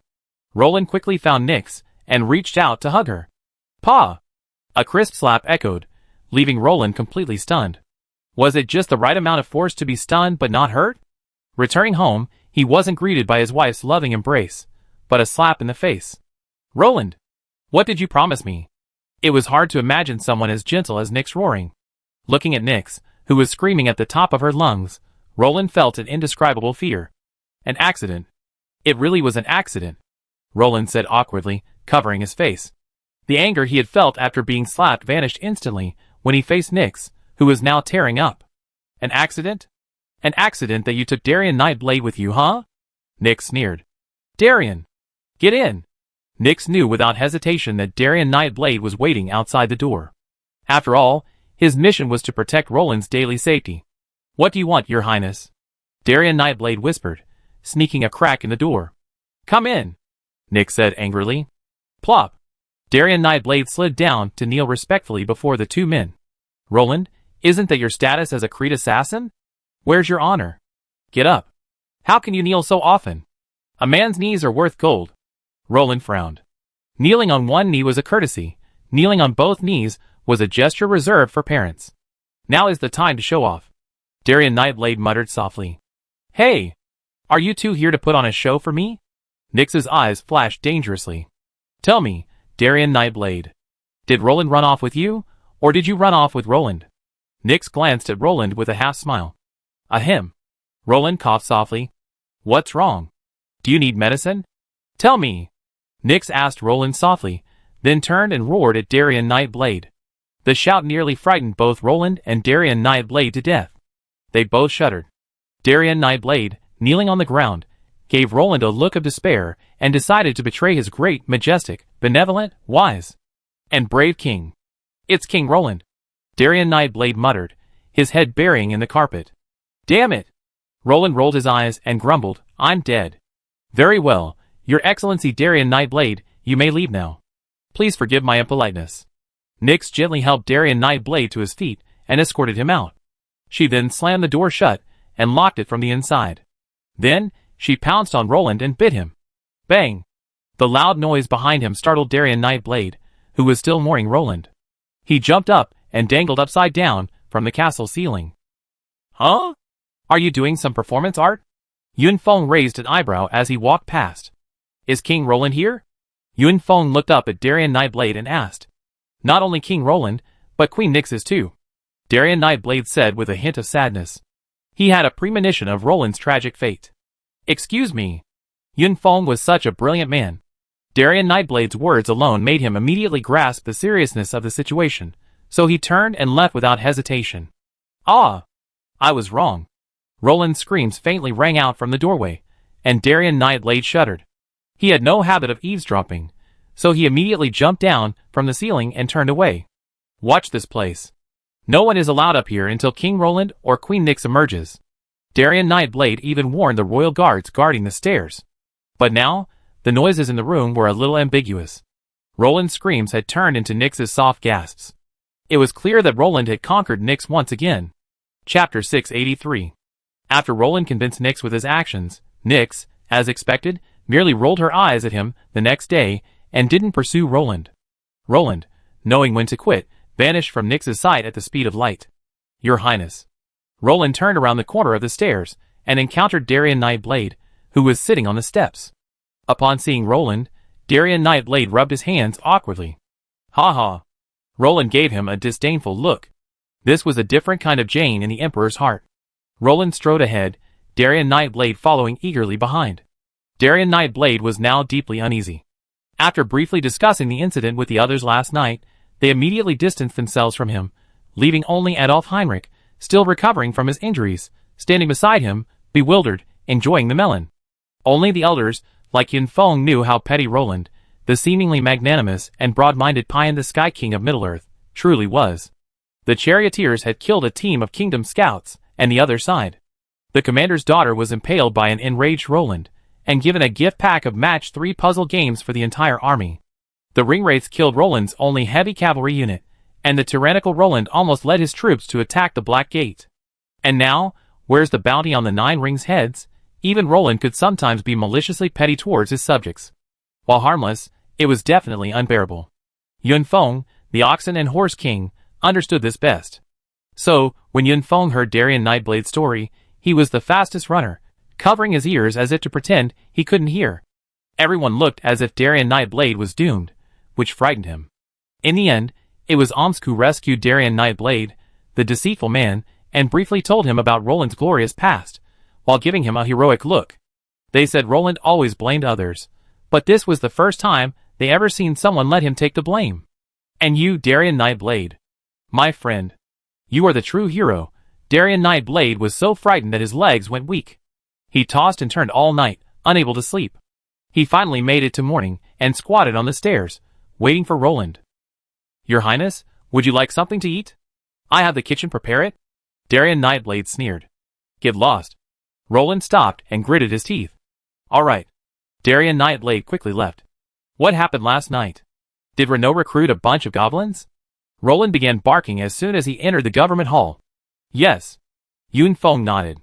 What's the point of goblins? Does he think I need to raise a bunch of cannon fodder to block my way? Roland was stunned. He's seen goblins before, and he fought through them in the Battle of 5 Armies and the Battle of Moria. Their combat power was useless except for blocking my way. Perhaps you misunderstood. Those are savage goblins. Not just any goblins. Yun Feng corrected him, shaking his head.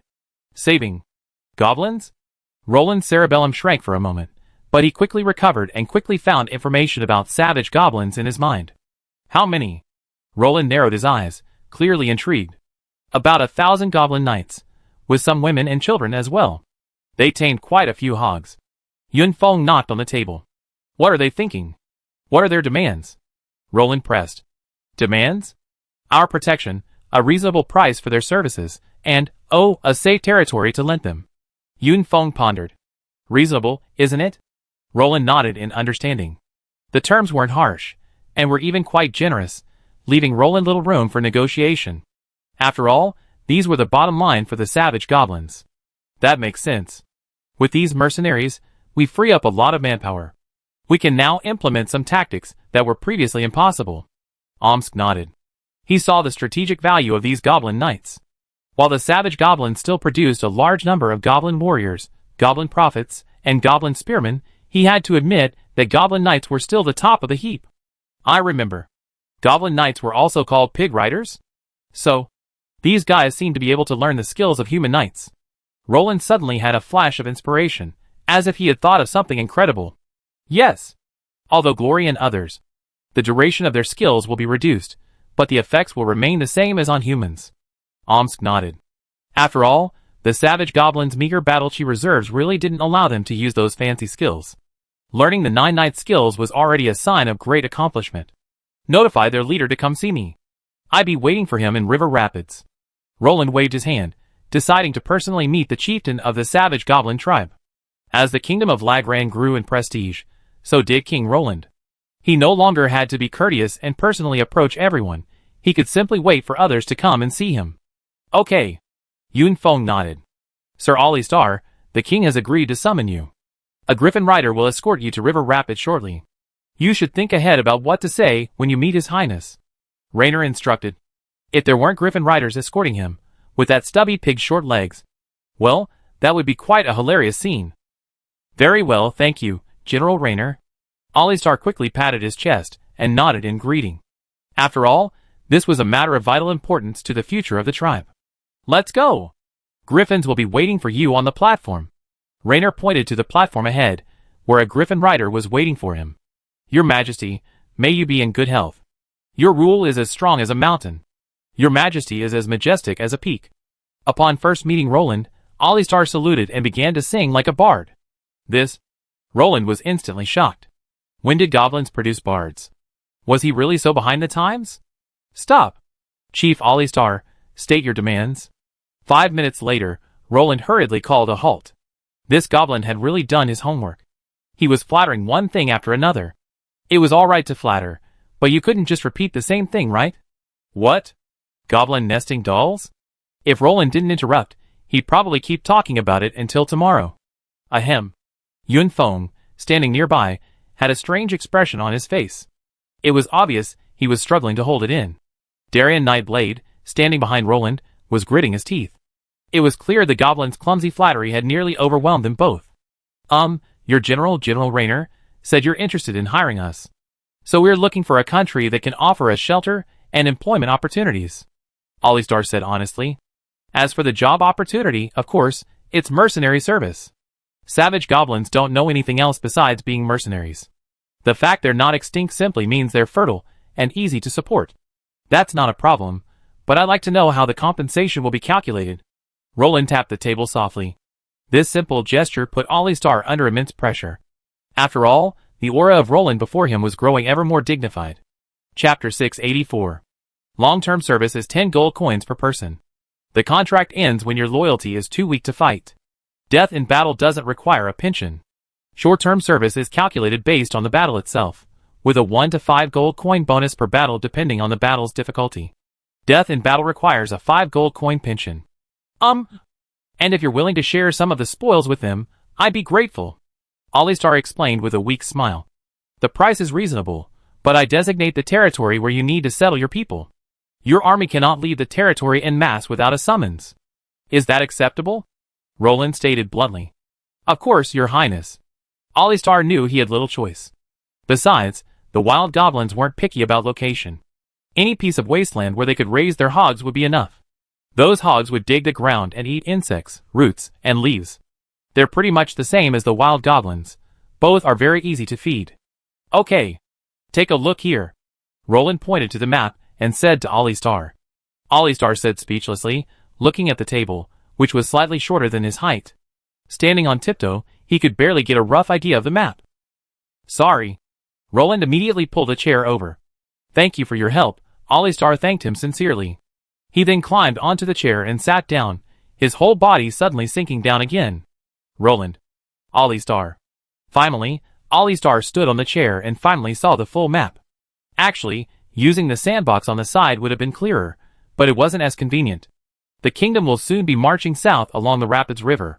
We will conquer various areas along the way, so your base will be temporarily located in the wasteland south of Lulong Fortress. If you require any materials, the kingdom will provide them, and we also guarantee a certain level of food supply. As for hiring, Roland said, because your tribe's population continues to grow, I originally wanted to hire you all, but I doubt you do that. So, I consider hiring you on a short-term basis, based on the number of people. How about one campaign? The rest of the time, you have a high degree of autonomy. Roland tapped the table. Very reasonable. Alistar thought briefly before agreeing to Roland's terms. Roland smiled at the goblin who had taken the bait. This was a win-win situation, meaning Roland had won twice. Not only had he found work helping the blacksmith's practice, but he had also secured the services of a whole tribe. The equipment of these goblin knights was enough for the blacksmiths to practice their skills. Looks like the talks went well. Nyx chuckled as she encountered a beaming Roland. She had also heard from others about a band of savage goblins joining them. While it was merely a mercenary relationship, it was still a subordinate race, finally raising the nation's prestige. What about the centaurs and grassland elves? Those two tribes combined couldn't even muster a 300-man force, far less impressive than the savage goblins' thousands of pig riders. Well, we have a qualified mercenary force now. We don't have to put our regular soldiers on the front lines of the meat grinder anymore. Roland nodded and smiled. While the savage goblins would suffer heavy casualties fighting for the kingdom, that had nothing to do with Roland. After all, they were being given money in compensation, plus some free food and shelter, which was no small amount of treatment. Well, after all, they weren't even taxed. That's a better deal than Apophis Brio. After all, as the patriarch of the Junlin family, Apophis Brio was required to pay taxes to the state on behalf of the Junlin family's territory. However, due to the unique circumstances of the various pioneering territories, and the fact that the pioneering territories already enjoyed a 3-year tax-free period, Roland could only collect taxes in the areas directly under his jurisdiction. Okay, so here comes the problem. Roland also implemented a tax-free policy within the kingdom to encourage land reclamation, so the kingdom of Lagrang currently has very little tax revenue. As for commercial taxes, the most profitable tax, they don't collect much. No one collects taxes from the river rapids doing business with the river valley. You can't expect the river valley to come to your river rapids for business and still tax them, right? Anyway, the entire nobility of the kingdom of Lagrang can't afford to lose face. So Roland, hopeless at exploiting the lower classes, could only continue selling high-end magical items to replenish the treasury. This was where our great sage Yunfeng came in handy. Well, everything had formed a perfect closed loop, and a world had been achieved where only Yunfeng was hurt. After a brief whispered conversation with Nyx, Roland and Darien Nightblade left the castle, intending to explore the surroundings. As for Nyx, she chose to remain within the castle to teach the waiters proper royal etiquette. Nyx firmly believed it would be useful when entertaining nobles from other kingdoms. Any missteps in etiquette would be a slap in Roland's face, and Nyx naturally wouldn't let that happen. After watching Roland leave, Nyx trotted off to gather the waiters for a lecture. Your Highness, where are we going? Darien Nightblade asked hurriedly, his legs suddenly weakening as he saw Roland leave the castle. What? Do I need to report my whereabouts? Roland's face was filled with surprise, disbelief, and incomprehension. After all, He accepted Nyx's whining about him. It was just bronchitis, nothing to worry about. He also accepted Yunfeng and the others whining about him. After all, he couldn't fight or defeat them if they teamed up. Rather than torture himself, he might as well just avoid their nagging and wait for the right moment to give birth to a prince. Then, presumably, these ministers would stop objecting to his running around. No.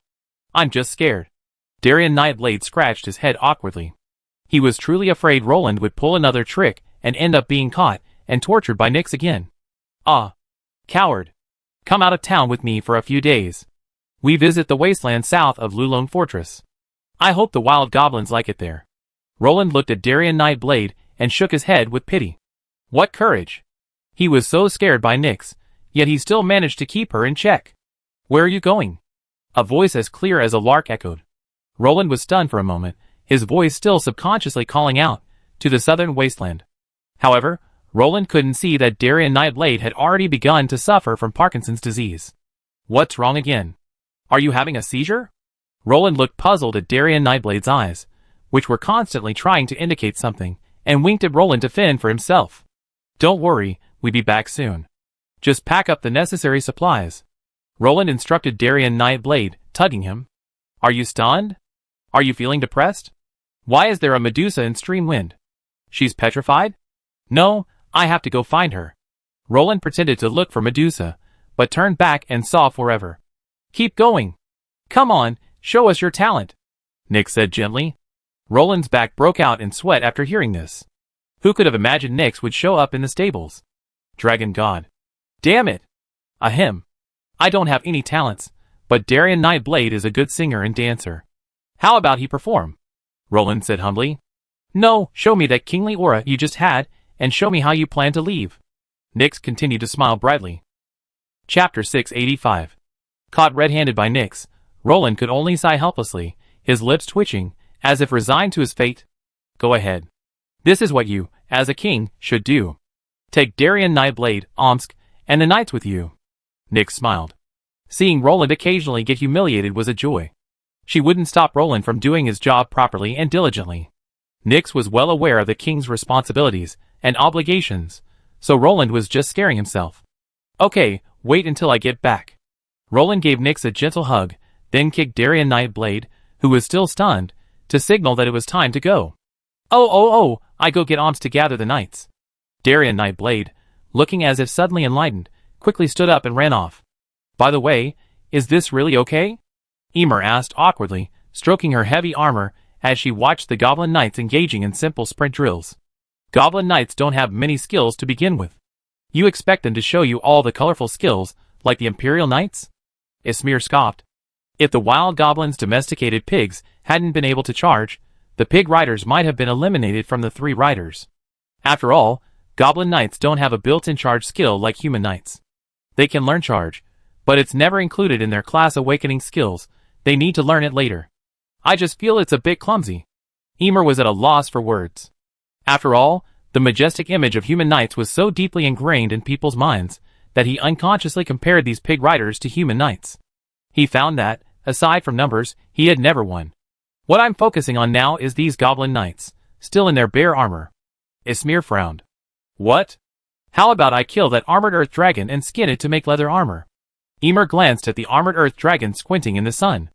Are you a devil? Ismir raised his eyebrows. You're so clever. Roar! The tethered armored earth dragon suddenly rose and roared angrily to the sky. The somewhat muffled dragon roar echoed, and the dragon felt as if someone had set him up in his sleep and startled him awake. The armored earth dragon glanced around quickly, realizing it was all just an illusion, and then lay down again and fell asleep. I remember we still have some leather. Should we cut them into hard leather armor first? Ismir thought for a moment, and said truthfully. After all, sending these expensive gold coins into battle bear armor was a truly animalistic act. Alistar, huh? Who's talking about me? Leather armor for a knight. Emer's eyes wavered. He clearly wanted to persuade his lord to do something. Giving the knights leather armor. Who else would waste their fighting power besides his own impoverished, nearly bankrupt savage goblin clan? No problem. Wear it now, and use it as inner armor later. We upgrade their equipment when we earn money or mine. Ismir nodded firmly. All right. With armor, these knights can hunt for the territory. Emer agreed. These pig-riding goblins are skilled raiders on the battlefield, and hunting at the junction of woodland and grassland is perfect for them. The pig's power can be unleashed at 90%. Yes, this territory is still losing money. Chivalric novels are all lies, Ismir said lamentably. After all, he hadn't had any exciting plot twists so far. Wasn't his title of lord really just a mediocre thing? People only envied Ismir's quick and decisive approach to currying favor, and there was nothing else to learn from him. Becoming a powerful noble is the eternal pursuit of many nobles. Emer was speechless. This was a classic case of taking advantage of a situation. Ever since Emer had carefully studied her lord's life and past, and now looked at his current status, it could only be said that Ismir had luck at the right time, a luck that had already crushed countless nobles who had attempted to transition from court nobility to powerful nobility. Indeed, Ismir thought for a moment and smiled. He was already considered a successful man. Now the most important thing was to consolidate his victory. Goblin Knights. Assemble, Ismir announced loudly. Soon, 10 goblin knights ran over in an orderly manner, forming a line before him, respectfully preparing to listen to Ismir's lecture. Have the women measure you later. There's enough leather left in the warehouse to make you leather armor, so you can better fight, Ismir ordered. Hooray! The goblin knights cheered. After all, how could low-ranking goblin knights like them ever see armor? A single tattered half-length mail would have the savage goblins fighting over it for ages. Looking at the goblin knights, their eyes bloodshot with excitement, eager to devour anyone they chose, Ismir deliberately didn't tell them he was planning to distribute armor. But the news was too shocking, and he feared the enthusiastic goblins would devour it if he shared it. By the way, after the leather armor has been distributed, you can try hunting outside the forest, Ismir said. As you command, Your Highness. The others had no objections.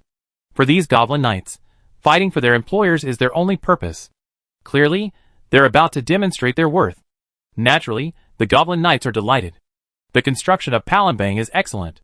Roland patted the stone-encased walls of Palembang and smiled at Umadlan, who was following behind him. He clearly admired Umadlan's governance. Under his leadership, Palembang not only absorbed tens of thousands of people, but also developed a comprehensive city defense and harbor. It's a shame to leave these harbors empty, Umadlan said to Roland with a wry smile, pointing to the almost empty harbor. TSK. Roland was also a bit overwhelmed.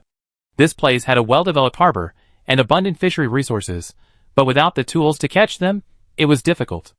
After all, the ships here were merely diverted from the city of Rapids, and their number wasn't large.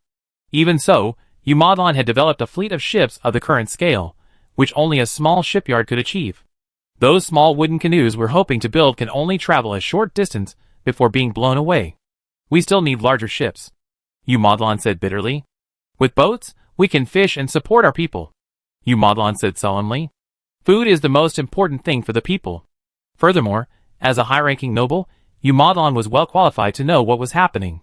He had already known that living conditions would decline this year and next. Chapter 686. I take care of some of the boat issues. It won't be much, but it should be enough, Roland said to Umadlan. The system space still had a few boats. Then I trouble you. Umadlan nodded. If Roland could handle it, that would be even better. That way, they wouldn't have to go through the trouble of transporting food from Swiftwater City all the time. They could just rely on fish for survival. After all, the white fish in the Swiftwater River is plentiful and delicious, perfect for a meal. No problem. This is my duty as king. The kingdom still needs your dried fish to fill its granaries, Roland encouraged. With the kingdom's current harvest and grain reserves, it would be difficult to survive until the autumn harvest of 2945. Naturally, the fish from the Swiftwater River were a top priority. I try to get the people to stockpile fish. Umadlan naturally understood Roland's meaning. The kingdom's current food shortage was no secret. Anyone with some influence knew it, and many intelligent people could also guess it. Therefore, increasing revenue and reducing expenditure were naturally the only solutions. Don't be too stressed, we can hold on for a while. Roland patted Umadlan's shoulder and said. As for why Roland was confident enough to say this now, it was naturally because the wheat products in the mall had been refreshed. 1 honor point was worth 1,000 tons of wheat. Roland immediately went all in, with all 6 honor points without saying a word. 6,000 tons of wheat was enough to feed about 24,000 people. However, because Roland had more soldiers and war horses here, this amount of food was just enough to feed the soldiers. There was no need to worry about military rations. The rest was naturally the food problem of the people. Although food was still a bit tight, it wasn't as urgent as it had been a while ago, when even military rations were scarce. Roland even considered breaking through the misty mountains and heading directly to the Shire to buy food. While it was dangerous to lead the dragon riders across thousands of mountains and rivers to the west to buy food, it was far better than starving to death in the north. The main danger was that if high-end combat power was left unused for too long, something might happen to the kingdom. But now Roland didn't have to risk leaving the kingdom to purchase food from the west. The military ration problem was basically solved, leaving only the civilians with food. This wasn't a big deal, they just needed to endure the hardship. A mixture of grains and dried fish and meat would do. Life was hard for the people of that era, especially in the north. Their only hope was to survive in peace. They were truly hardworking and persevering. After leaving Palembang, Roland and his party headed for Lulung Fortress. The gravel road along the way was well maintained. Roland's original plan had begun to bear fruit. The road from River Rapids to Palembang, and then to Lulung Fortress was now connected, greatly strengthening the kingdom's dominance. However, the kingdom still had little presence in the Eastern Territory. After all, it didn't even have a stronghold there. After entering Lulung Fortress, Renaud warmly welcomed Roland and his party. As it was already late, Renaud arranged a dinner for them. Knowing that Roland didn't care for ostentation, Renaud was also very generous. Large pieces of grilled meat and whole grilled fish were served, accompanied by hot bread and thick soup. Everyone enjoyed the meal with great pleasure. While it didn't have the exquisite atmosphere of a palace banquet, it was definitely satisfying. "Your Majesty, is there anything you want to say?" When no one was around, Renaud would address Roland as Your Majesty. In Renaud's mind, Roland was the supreme emperor of La Grande. "Thank you for your hard work." Roland looked at Renaud, feeling a surge of emotion for a moment, before finally sighing and offering a soft, comforting reassurance. "It's my duty, it's not about hardship." Renaud shook his head, dismissing Roland's words. "The situation in Middle-earth is unpredictable, the winds and clouds are constantly changing. Everything is moving towards the unknown. We need to make plans early, Your Majesty." Renaud spoke, seemingly to Roland, but also to himself, as if explaining to Roland why he had taken the initiative to recruit those wild goblins. "I don't deny your vision or decision, and I'm not here to reprimand you. I'm simply here to see the true state of the kingdom under my rule." Roland shook his head, implying that Renaud was being overly suspicious, and that he didn't mean to blame him. "What do you think of those goblins?" After a moment's thought, Roland decided to change the subject. "High quality, high-end cannon fodder, aren't they?" Renaud chuckled. Everyone, including the person involved, knew this. The Hog Rider's role had remained unchanged since ancient times. It was simply a lower-tier replacement for the Human Rider and the Death Rider. In their earliest days, the savage goblins served under both the humans and the undead, respectively. The three riders' names were earned through countless battles throughout history. I'm talking about specific plans. Roland rolled his eyes helplessly. Everyone knew goblin riders were high-end cannon fodder. It had been accepted for thousands of years. How about taking them to attack the Black Gate? Renaud deliberately probed. "Do I look like a money grubber?" Roland's face darkened. He wasn't even drunk yet. Who would dare attack the Black Gate? Did he really think he was a mortal wretch? Then why bother asking? Since you have no desire to attack, you're only planning to defend. So what's their business? Renaud smiled.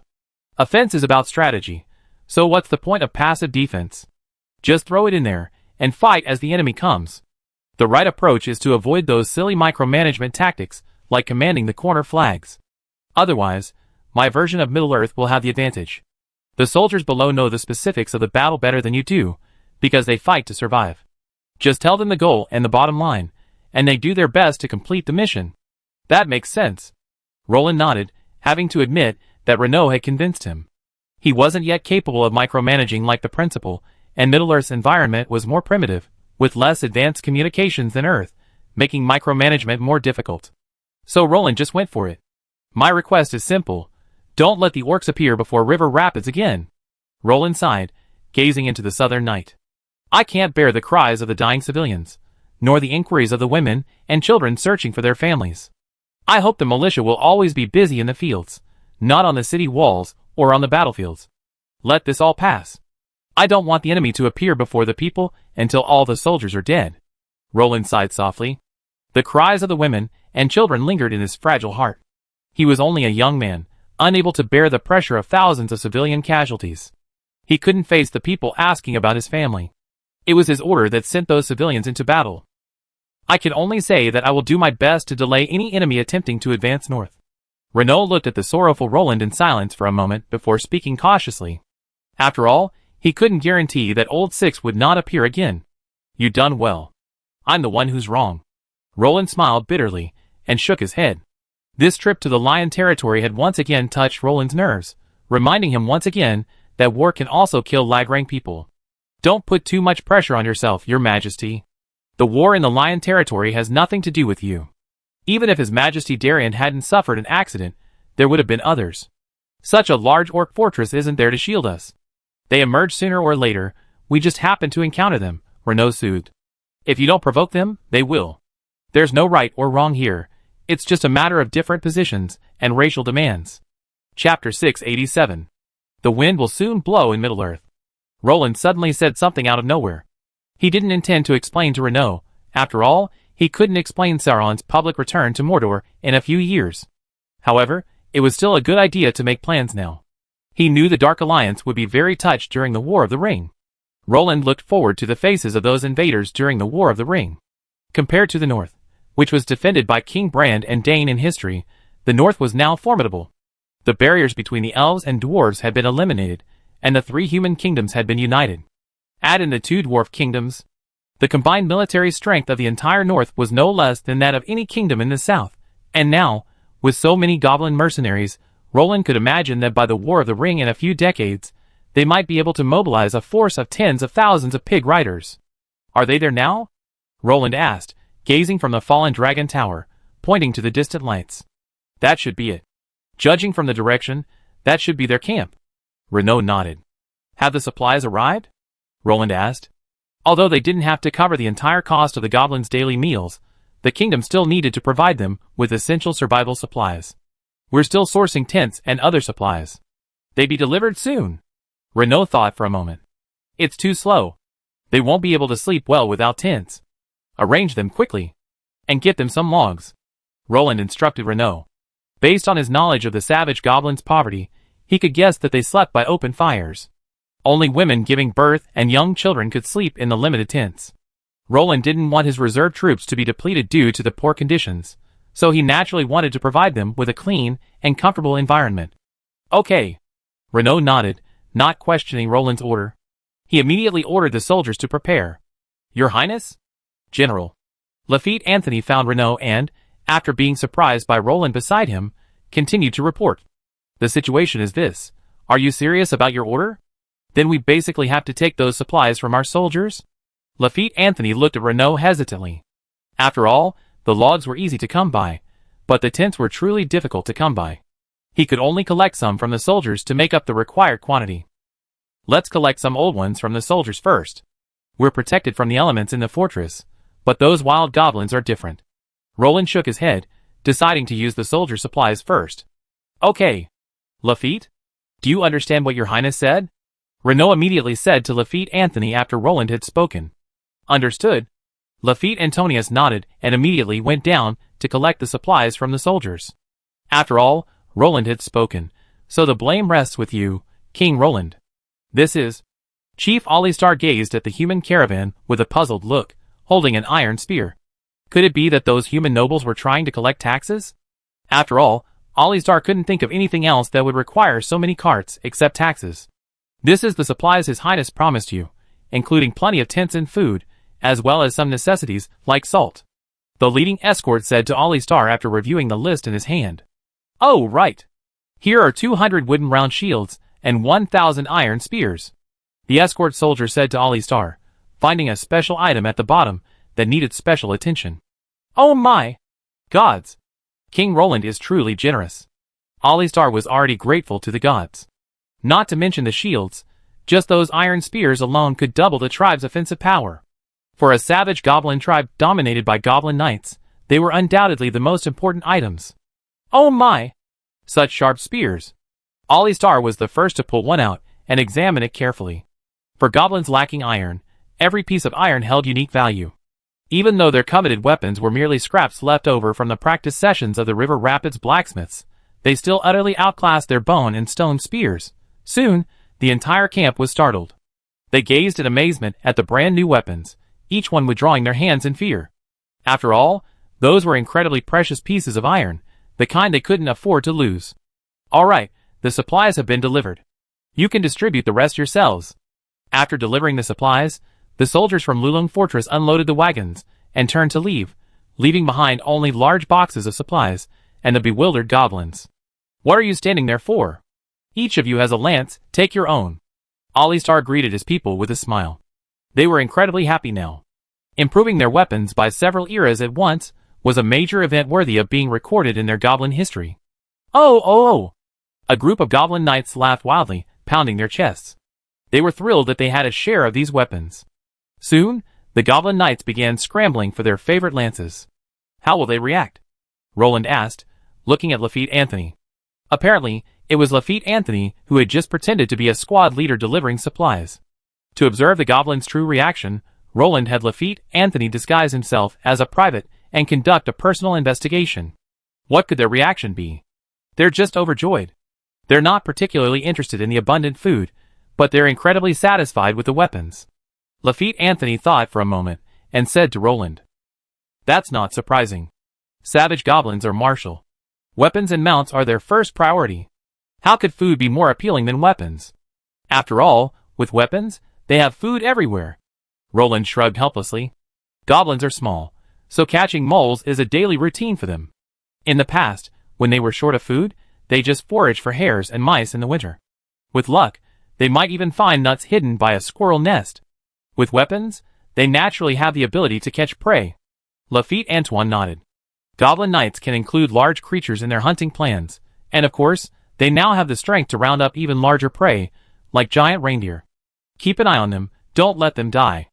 Otherwise, we have to lead the charge in future battles, Roland warned. To him, these goblins had no purpose in existence. Chapter 688. Greetings, King Roland, welcome. Your glory graces this humble camp, said Alistar, the savage goblin chieftain, bowing respectfully. Look at this. Who said goblins can't flatter? Isn't this a good one? Even more adept than the people of the kingdom of Lagran. Well, are you getting used to living here? Roland surveyed the goblin camp and found that, while a bit messy, it wasn't cluttered. The items were neatly organized. Rows of tanned leather hung on wooden racks in the open space, and some uneaten meat and dried fish were roasted over the campfire. It's great here.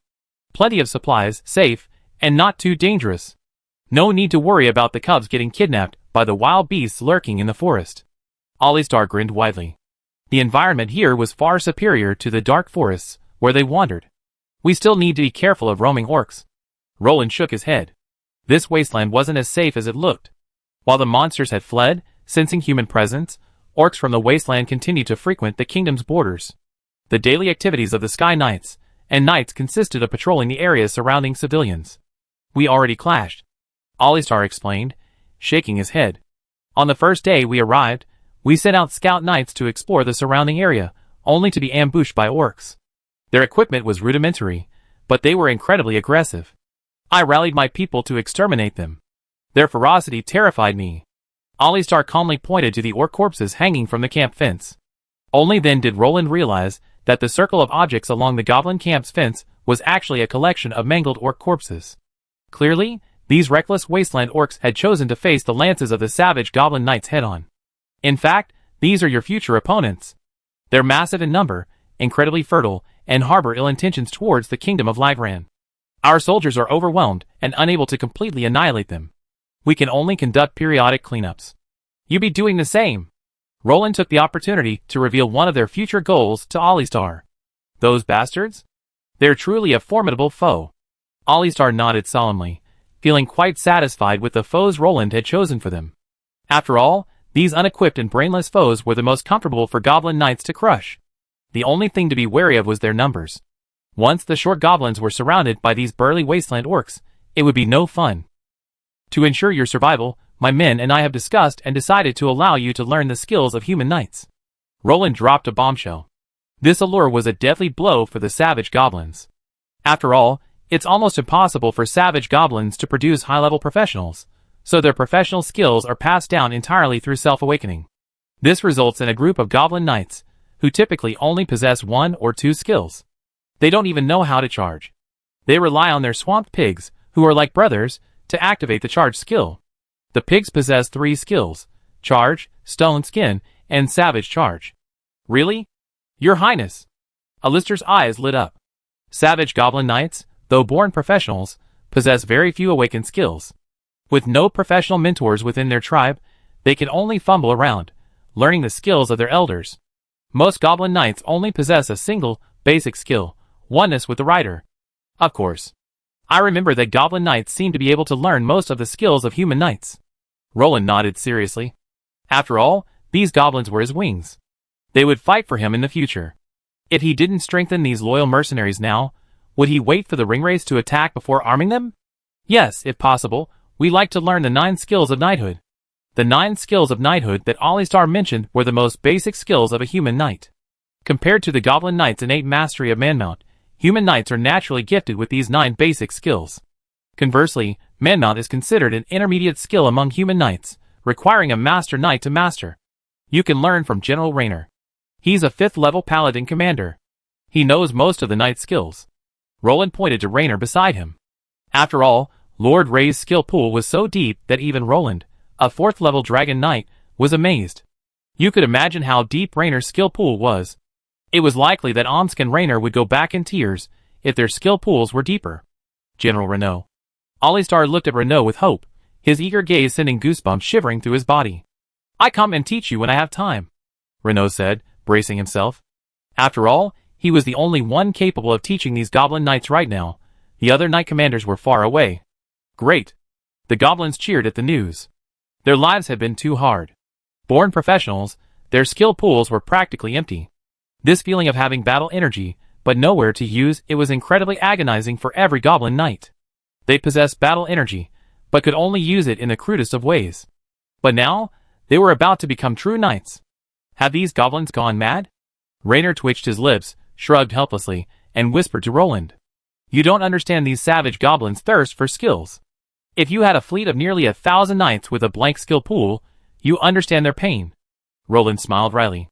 If the savage goblins weren't born with their companion beast, the tutu pig, they'd truly be driven mad. Most goblin knights spend their entire lives riding alone, and at best, add a thrusting skill learned from their elders. How miserable is that? Raynor shuddered with a chill. He couldn't imagine a skill pool so barren of only 1 or 2. The rest of the journey was spent pleading with Raynor, hoping he spend more time teaching them skills. Although the goblin knights' mana bars were agonizingly low, that didn't stop them from striving for progress. Alright, I understand the details. With your new weapons, it should be easier for you to deal with those wandering orcs. Live well. Roland offered his blessings to the savage goblin tribe. Thank you for your generosity and hospitality.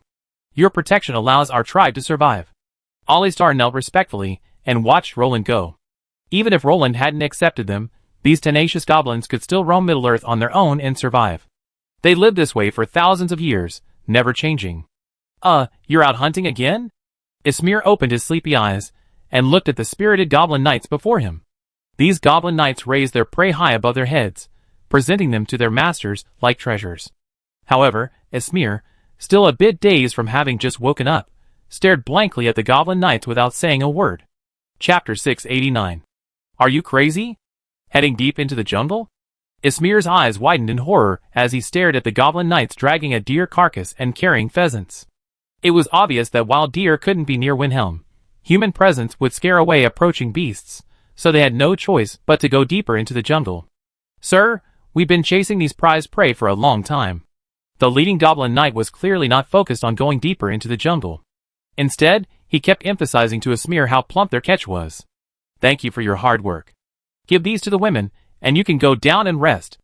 Emer said sincerely to the goblin knights, patting them on the shoulder and offering them a few words of encouragement. The goblin knights smiled, dropped their prey, and ran towards their tents. Soon, the sound of people washing up could be heard. Ismir, still a little confused, pointed at the retreating goblin knights, unsure of what to say. They mean well. We're running low on fresh food. Emer warned Ismir. If we don't find a way to increase our food supply, your food reserves won't be enough. Ismir said pointedly. I'm just worried something might happen to them. Ismir, now realizing what was happening, blushed. How could he have been so foolish as to question those soldiers out hunting? They're savage goblin knights. They lived in the jungle since they were little. You have to trust them. Emer shook her head. Is the food shortage serious? Ismir frowned. They'd been able to get by just a while ago. Why had the food shortage suddenly skyrocketed? Very serious. Don't forget we have 10 more knights. Even the lowest ranking goblin knights are still knights. Their food consumption is already higher than that of ordinary people. And they have magical beast mounts. Emer shrugged. While the spitting pigs could survive on their own by munching on grass roots, they certainly didn't pledge their allegiance to you so their mounts could gnaw on grass roots. So the appetites of these 10 pigs were enough to make Ismir tremble with fear. Luckily, Roland didn't hire those goblin knights long term, or he'd be bald by now. The rations consumed by the kingdom's knights and warhorses were already overwhelming Roland, and there were still a large number of warhorses left in the system space. If he added food to these thousands of magical beasts, Roland estimated that the kingdom would be bankrupt in less than 2 months. Ismir simply considered the appetites of the spitting pigs and silently calculated his several carts of supplies, and a sense of urgency suddenly set in. Then we should save some money, Ismir said solemnly. After all his gold coins had been used to hire these goblin knights. With few remaining, Master Ismir naturally couldn't afford to go to the kingdom to buy food to combat the famine. He could only rely on his own ability to save money and increase income. I already sealed the flour and rice. Now our daily diet consists of dried fish and meat with wild vegetables, Emer said calmly. He inherited his ancestors' knowledge and understood the importance of food reserves. So, without waiting for Ismir's instructions, he had already begun preparing. Barring any unforeseen circumstances, staple foods, like bread, would likely disappear from their tables before the autumn harvest. Don't let everyone starve. Ismir shook his head and said nothing more. While he left food for emergencies, he couldn't let his subjects starve. That would be putting the cart before the horse. Don't worry, it won't happen. I arranged for the men to fish, the women and children to pick berries and vegetables nearby, and the goblin knights to hunt deep in the jungle. Emer explained his plan to Ismir. Letting the goblin knights hunt is fine, but going deep into the jungle is too dangerous. They may be knights, but their skills aren't comprehensive. Ismir shook his head and refused. He carefully studied the goblin knights' combat effectiveness, and the conclusion was simply indescribable. Unless they were numerous, they were useless. Right now, they could only hold their own against ordinary cavalry, not against true death knights or human cavalry. I remember that goblins seemed to be very good at catching voles and rabbits. The gentle riverbanks along the swift river are full of voles and rabbit holes. They can be used to capture these small creatures, safe and efficient. Ismir thought, then said to Emer, "That works." Emer thought carefully and realized this method was indeed feasible. While catching voles and rabbits wouldn't yield as much as hunting larger prey like wild boar or deer, it was efficient. As long as they caught enough, it would be enough to feed the people of Windhelm. What a pity! Vole and rabbit skins aren't as warm as deer skin. Emer smacked her lips and lamented. Windhelm was short on everything. Although Ismir had brought a lot of cloth, those thin garments couldn't withstand the harsh winter chill. Therefore, the territory still needed for clothing to prepare for the winter. That's good enough. Ismir was quite open-minded. He rolled his eyes and complained weakly. What's the point of picking on a bicycle now? Just getting by is good enough. What? Your Highness wants to teach the goblin knights knightly skills? Ismir asked, somewhat shocked, as he gazed at the Griffin Knight from Lulung Fortress. This Griffin Knight had come specifically to inform Ismir about sending the goblin knights to learn skills. Besides Roland, who had signed a contract with the savage goblins, Ismir was the only one in the kingdom who had hired goblin knights, so naturally, he needed to be notified. Great! Ismir exclaimed excitedly. He'd long been dissatisfied with the goblin knight's meager skill pool, and now it was crucial to have a chance to replenish that pitiful pool. This would be a huge boost to the goblin knight's combat effectiveness. It would also be a boon for Windhelm Town. As the territory's high in combat power, the goblin knights would only become stronger, giving Ismir more confidence to expand. Afterwards, after Ismir informed the goblin knights of the news, they, as expected, burst into song and dance with excitement. They had long envied the human knights' comprehensive skill systems. Now that they too had the chance to dabble in the knight's most sacred abilities, they were naturally thrilled. So what are you so chuckling about? We sealed up the food, so without the goblin knight's hunting party, we soon run out of food. Emer poked Ismir, who was still chuckling after watching the goblin knights cross the river. Ismir finally realized. It seemed like that was the case. The warehouse wouldn't last much longer without incoming inventory. I lead the hunt. Ismir said firmly. After all, he was a druid, the most suited person to enter the jungle. Do you want me to come with you? Ymir asked. Forget it. Your aura and presence are too terrifying and obvious. Those beasts have good perception. You only scare them away. Ismir thought for a moment, and shook his head. If Ymir went, he would be like a light bulb with an apex predator sign on. No beast would fail to notice him. His mere presence would scare off timid creatures like wild deer. Chapter 690. After a few days of peace, summer arrived across Middle-earth. Unlike the bustling farming scene in the directly governed areas of the Kingdom of Lagran, the entire Lion territory seemed somewhat lifeless. After all, becoming the battlefield of the Forbidden Spell War was a devastating blow to a territory. Elemental turbulence still raged across the remains of the battlefield, with wind and fire elements occasionally bursting through the air only to be extinguished in the void. This was the aftereffect of the Forbidden Spell, a lingering effect that, like a nuclear weapon, would last for decades. However, Apophis Brio was fortunate. The kingdom did not sit idly by. Instead, Roland actively dispatched two top spellcasters, Yun Feng and Adolf Heinrich, to help clear the remaining elemental turbulence on the battlefield. This task was familiar to Yun Feng, as he had previously cleared the elemental turbulence outside the city of Rapids. Thank you for your hard work, your majesties. Apophis Brio patted his chest in sincere greeting. Although the two were acting on orders, proper etiquette still needed to be observed. Otherwise, if they didn't work hard enough, Apophis Brio would be the one to suffer in the end. It's okay. This is our responsibility, but I was injured at the time and couldn't clean up these things. Adolf Heinrich smiled kindly at Apophis Brio. The backlash from his forced use of divine word hadn't healed yet, but it no longer affected his ability to use magic. Besides, the Lion territory couldn't afford to delay. They still had time to catch up on the farming season. If they didn't clean up these elemental turbulences, the entire Lion territory would likely have no harvest this year.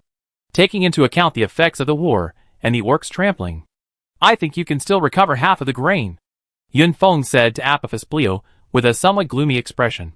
In this era, food is the foundation of a kingdom and the lifeblood of its existence. Clearly, the Junlin family was now in the same predicament as the Lagran kingdom. Apophis Brio pursed his lips, his face darkening as he gazed at the fallen wheat seedlings and the scattered, green stalks torn by the elemental turbulence. Though he remained silent, his heart was already bleeding. The elves of the valley are willing to provide us with some assistance, so there's no need to trouble your highness. Apophis Brio said this to Yun Feng without hesitation. After all, he had understood Yun Feng's subtle reminder. He was clearly asking if he needed the kingdom's support. The Lion territory, having experienced turmoil, was indeed in dire need of the kingdom's support. But Apophis Brio considered Roland's financial situation. Forget it. Let's each take care of our own business. Roland was practically begging for food right now, and even if he wanted to help, he wouldn't be able to. Apophis Brio simply decided not to burden Roland. If you need anything, contact the kingdom immediately. The kingdom will not abandon its people. The blood of the Lagrang people is forever connected, Yun Feng said, as if it were a reminder, but also a promise. Apophis Brio nodded silently without saying anything. Everything was already so devastating that he couldn't think about anything else. The territory needed rebuilding, the fortress needed repairing. Oh my! Apophis Brio was completely overwhelmed. Is the situation in Apophis Brio terrible? Roland shook his head and asked Yun Feng. Actually, it's better than we expected. The farmland isn't completely destroyed yet. We might be able to salvage half of it. Adolf Heinrich shook his teacup and said to Roland after a moment's deliberation. How much supplies does he need? Let's gather them together for him, Roland said after a moment's silence. I mentioned this to him implicitly. Duke Apophis Brio has declined our aid, and the elves of Rivendell will also provide him with some supplies. Yun Feng shrugged. Rivendell's got it good. The Lion territory serves as a barrier to Rivendell, so it's only right that they support Apophis Brio. Roland snorted. The Lion territory, to a certain extent, shoulders the responsibility of defending Rivendell against the orcs of Mount Gundabad. It would be unacceptable for the elves to say nothing. King Elrond is quite a man. Yun Feng chuckled. After all, the elves, who have lived for thousands of years, are shrewd people. They know how to balance the forces around them. This time, he directly offered to support the Lion territory, preemptively providing resources that should have gone to the Lion territory. Not only did he do a favor for the kingdom of Lagran, but he also maintained the friendly attitude of the barrier forces. It was truly a win-win situation. Originally, if the Rivendell elves hadn't said anything, I was going to bring the dragon riders and extort money. Roland's true colors were quickly exposed. That was why he said Rivendell was getting a bargain. He actually hoped King Elrond wouldn't remember the incident, so he could have a legitimate reason to bring an army to bear against him. Leveraging the elves' wealth, helping the entire kingdom through next year's autumn harvest wouldn't be a problem. But now it looked like his plan had failed. I could only burden the people with stockpiling supplies. Yun Feng, unlike Adolf Heinrich's bewildered expression, had a look of expected relief, as if he'd seen through Roland's intentions. Why are you looking at me like that? Why burden the common people when you can just take advantage of the rich? Roland said nonchalantly.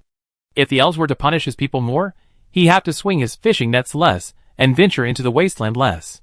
Better to burden the elves than the common people. Good fellow. Yun Feng covered his face in silence. You don't even need to act like a scoundrel like this, you're just being yourself. The elves of Rivendell and Rivendell are united in their fight against Sauron, and you just played a trick on them. How about we go to Rivendell? We fought tooth and nail to stop the orcs from Fort Gumbalder. These supplies aren't enough.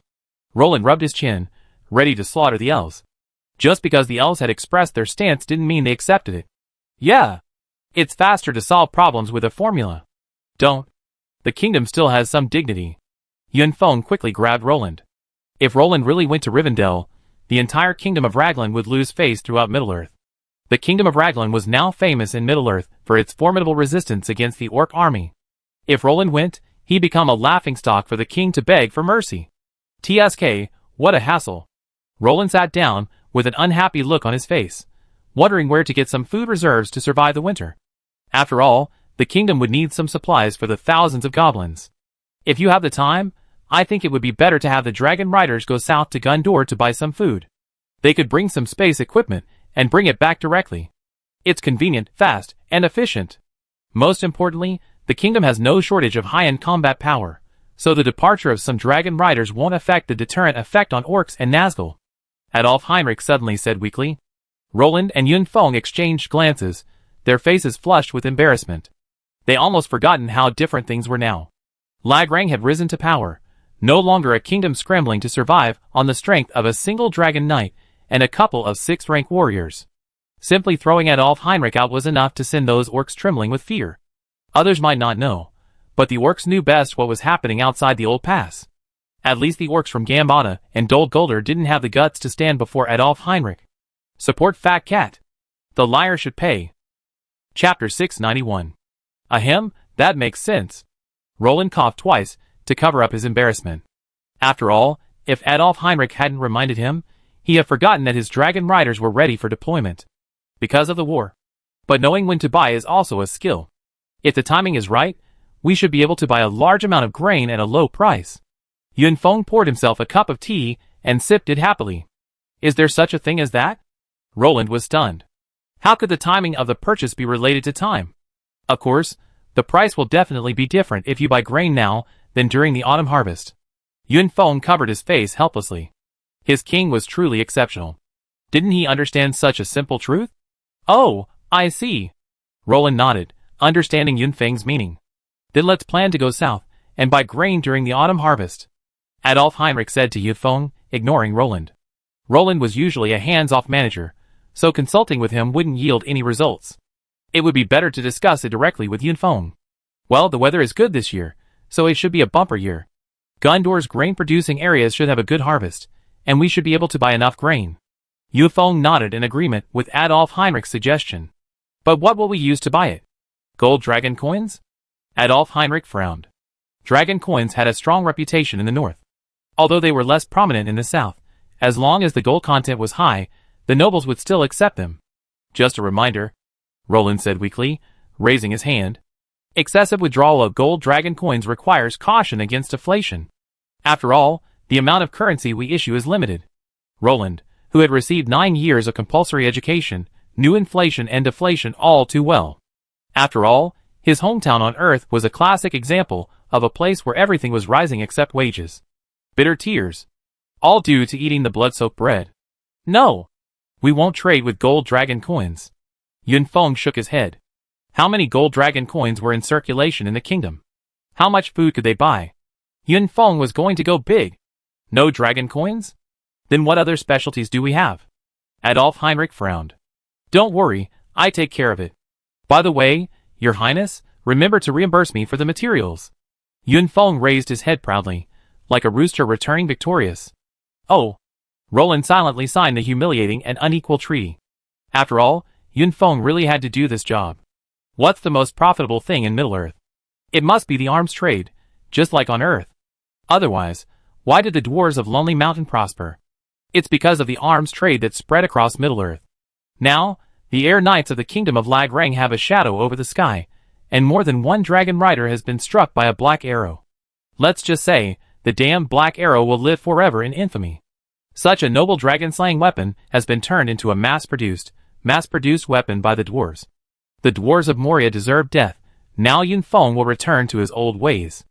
After all, he's more powerful than. The only thing still making huge profits in the arms trade is magic equipment. Due to some special reasons, the two factions that mainly sell magic equipment, the dwarves and elves, don't sell much knight equipment, mainly because the dwarves and elves don't have the knight profession at all. This has led to a huge accumulation of warrior and ranger equipment in the arms market, but very few knight equipment. Therefore, Yun Feng plans to focus on making magic equipment for knights. Those noble lords are happy to spend money to purchase equipment for their own lives. Although the main forces of Gundor and Rohan are infantry warriors, the noble lords are mostly knights. So there is still a big market for knight equipment. What are you going to do? Roland asked curiously. 10 sets of superior grade knight equipment would be enough to cover the annual consumption of tens of thousands of people in the entire kingdom. Yun Feng calculated that the total population of the kingdom was less than 100,000, including Roland's vassals. 10 sets of superior grade equipment shouldn't be a problem in exchanging for his 25,000 tons of grain. After all, superior grade knight equipment. Such items are heirlooms in Middle-earth, priceless. So, there's a question. How should we transport the grain back? Roland asked. Good question. We can use space equipment for transportation. Adolf Heinrich said matter-of-factly. Let me do the math. A 7-meter-high granary would require 2,000 square meters to store 10,000 tons of grain. Which means we need at least 371,020 storage units. Do we have any? Roland asked weakly. After all, besides his own system space, it seemed only Apophis Brio's ancestral space ring had a space that large, right? Is this thing big? Adolf Heinrich frowned, somewhat puzzled. Your Highness, having not experienced the Imperial era, it's normal for you to be ignorant of some common sense. Yun Feng gave Adolf Heinrich an awkward smile. This simple transport space equipment is actually very easy to make and very cheap. It's not as demanding as storage equipment. After all, it only serves the purpose of transportation, so you don't have to worry about the passage of time and space. This type of space equipment is the least technically demanding and the easiest to make. At the peak of the Empire, grain transport teams were escorted by Dragon Knights, and each legion was given a space bracelet with a capacity of 100,000 cubic meters, which contained a year's worth of food for the entire legion. Yun Feng told Roland about the glory of the Empire. Well, Roland was envious. After all, the idea of the Dragon Knights as a food transport team was still too far-fetched for his young heart. Although what he was about to do was similar. So don't worry about us not being able to transport it. I can easily pull out a lot of storage equipment that doesn't require space velocity. Yun Feng laughed. Well, Roland was the clown. His worries seemed a little ridiculous now, but the result was a good thing. Otherwise, Roland would have had to go out and collect it himself using the system space. Okay, I go get it ready. Thankfully, we have a small lava forge, otherwise it would have been really hard to get all this equipment. Yun Feng muttered to himself, then stood up and left. By the way, I don't have time to deal with government affairs for the time being. You guys can handle it yourselves. Yun Feng was so happy to be able to pursue his favorite alchemical experiments without worrying about kingdom affairs that he felt so light and airy walking, as if every step was on cotton. Yes, I notified Lord Lance to take over. Adolf Heinrich nodded. Although he was also a regent, his primary duties were to guard the castle's core area and monitor magical communications and the city shield. Administrative matters were incidental. Yun Feng and Lance's job was to assist Roland in handling government affairs. TSK. Yun Feng sighed softly, as if mourning for Lance. After all, he had walked away, leaving the vast kingdom directly under Lance's wing. The thought of this made Yun Feng feel a pang of guilt. I help. Nyx calmly walked in, her skirt lifted. As she passed Yun Feng, she lifted her skirt and nodded slightly in respect. "Greetings, beautiful queen. Wishing you good health." Adolf Heinrich and Yunfeng hurriedly saluted. After all, Nix was well liked in the kingdom. Although her husband, Roland, was a despicable man, that didn't stop her from embodying the role of mother of the empire to perfection. In some ways, Nix was even more like a king than Roland. If it weren't for her bloodline, Nix would have been perfectly capable of dethroning Roland and becoming queen herself. After all, the Lavron Empire was quite tolerant, having had several empresses, not to mention queens. "Greetings, everyone. I heard you say you've been too busy with official duties recently? Then I take over." Nix nodded to Yunfeng. "Thank you for your hard work, Your Highness," Yunfeng said respectfully, rubbing his chest. Chapter 692. Compared to the irritating Roland, Yunfeng preferred dealing with the gentle and intellectual Queen Nix. After all, Nix wouldn't treat him like a slave and then act as if it were his due.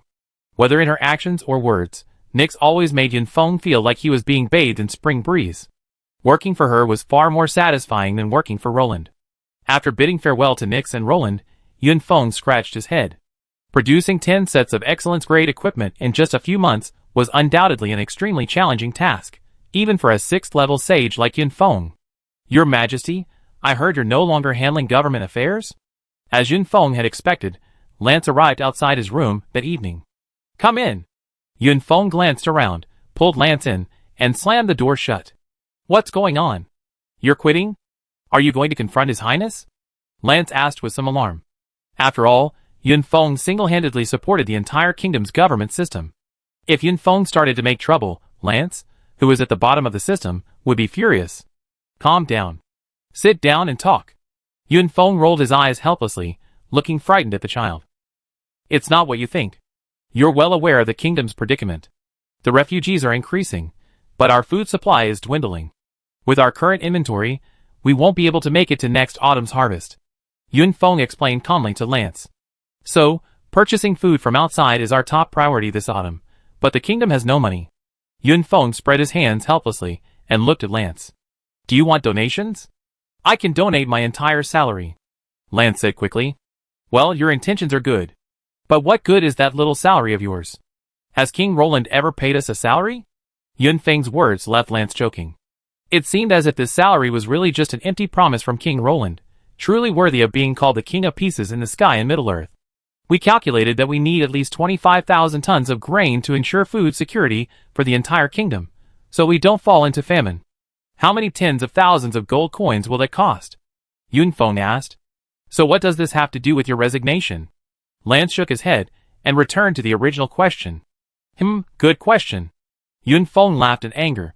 After all this time, he was the only one in the entire kingdom of Lavron, wasn't he? Just fleecing someone. Was it really true that Lavron was in tatters while Yunfeng was patching things up? "I craft magic equipment for money," Yunfeng snorted with a dark face. If that Roland really asked him to do alchemy while handling official business. Ha ha. Tonight, he showed him what it meant to have a madman sharpen his sword at night, while the Imperial Star swayed and the Mars was high. "Oh, I get it. I won't bother you then."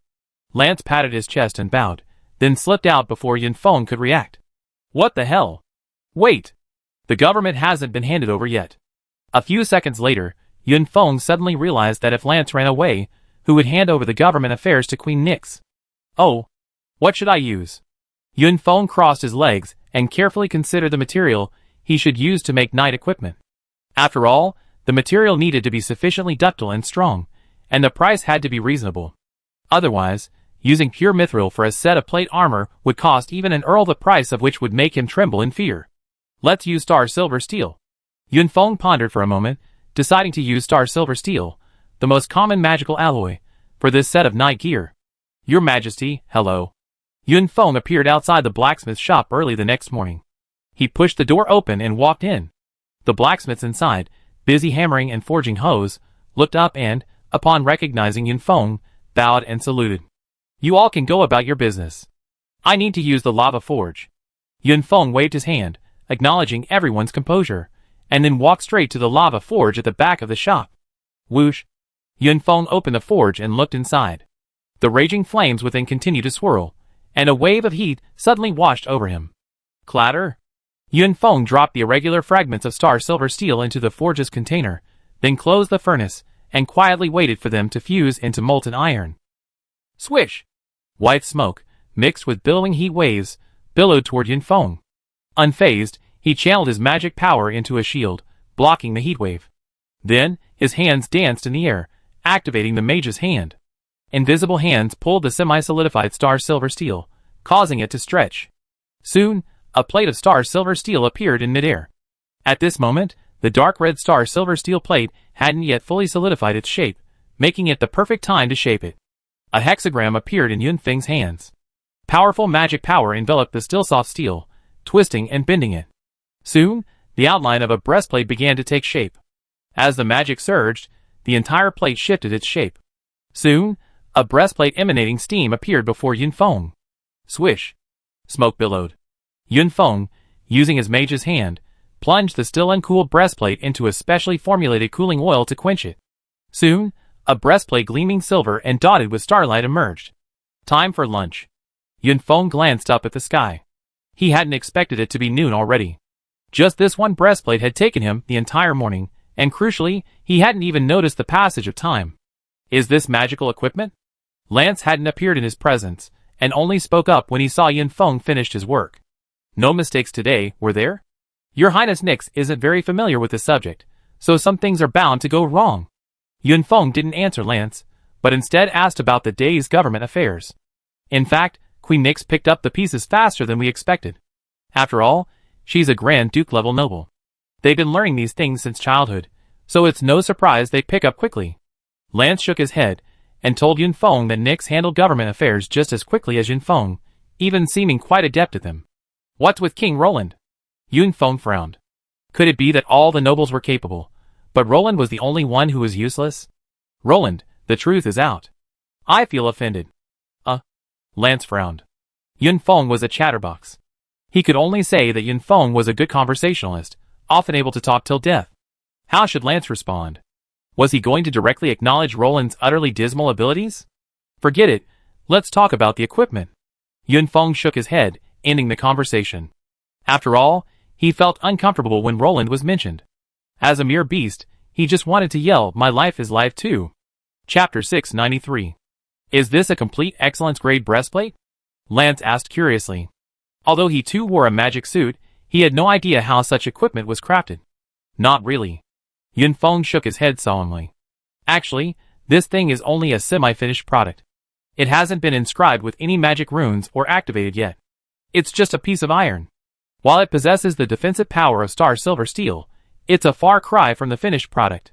Yunfeng explained. I see. Lance nodded. No wonder people say alchemy is both a costly and profitable craft. He watched Yunfeng tinker away all morning to create the initial prototype of the breastplate. Surely this whole set would take at least 10 days to half a month? Let's go, let's eat. It's already good enough that we finished the breastplate today. Yunfeng shook his head and smiled wryly. If high-level equipment were easy to make, wouldn't everyone have one? It's precisely because it's so rare that it's so precious. Okay. Lance nodded and left the smithy with Yunfeng. Damn it! What the hell is going on? These Orc-Wolf scouts have been through our territory more than once. I need to know. What's happening in the north? Have all the northern kingdoms fallen? A dark face sullenly veiled the Star Elf King Eovia, Lord of Singer, Lord of the Stars, and Star Elf King, as he sat on the throne, questioning Peter Grow, the Star Dragon Warrior. The Star Elf territory had been ravaged by the thieves lately, and those who ventured out were constantly encountering Orc-Wolf riders, resulting in numerous civilian casualties. At first, Eovia thought this was just a normal orc transit. But gradually, he realized something was amiss.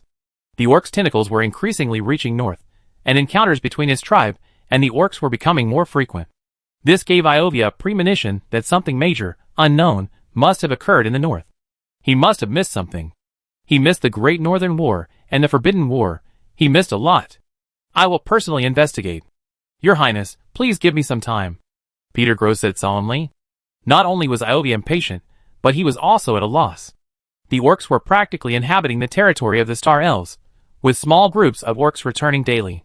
Pay attention to timeliness. I need the most accurate information. Eovia waved Peter Grow away, rubbing his temples with a slight headache. This feeling of being blind and deaf was unbearable. After all, not having control over these matters left him feeling extremely vulnerable. I went out and inquired. Many human settlements in the Mirkwood have relocated. Orcs have been conducting reconnaissance crossings for some time. I tracked them, and found that they all come from clans in Dol Gulder's stronghold. Peter Gross said to Iovia. So? Iovia raised his eyelids, waiting for the next words. He didn't care where these damn bastards came from, but he cared why these bastards were so frequently passing through his territory. Something serious has indeed happened in the north. A war has broken out, sweeping across the north. The fighting has taken place in 3 locations: the Blighted Wastes, outside the city of Swift Stream, and at Fort Lulong. The entire north is in turmoil. Peter Grow told Iovia. The coalition forces ultimately triumphed, but King Roland's militia suffered heavy casualties. Peter Grow then stated the outcome that Iovia was most concerned about. It's not surprising. King Roland's power is enough to unify the north. It's no surprise he could hold off the orcs. Iovia nodded. After all, Roland's forces were among the absolute top force in the north. As the North's leader, shouldn't it be normal for him to beat those little orcs and ringwraiths half to death? That's the problem. The orcs, aware of the power of the kingdom of Raglan, retreated, waiting for an opportunity to mount a comeback. However, King Roland's vassal, Grand Duke Apophis Brio of King's Landing, crossed the upper Anduin River and stationed himself at the Old Pass, establishing his own pioneering territory. Just then, the orcs at Gumbalda Fortress began to stir, and a forbidden war erupted at the foot of the mountain. Peter Gross swallowed hard. After all, a forbidden war wasn't just about casting a forbidden spell. It was when both sides exchanged spells, reaching a certain number or damaging power, that it was called a forbidden war. Iovia's eyes widened. It had sounded normal just now. How could it suddenly become so magical?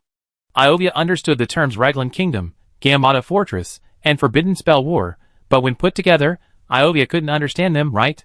Why could the Raglan Kingdom even afford a Forbidden Spell War? Were humans so wealthy these days? I've been visiting around a lot these past few days, and personally observed the battlefield ruins. I discovered that this wasn't just any ordinary Forbidden Spell War. Peter Gross said solemnly.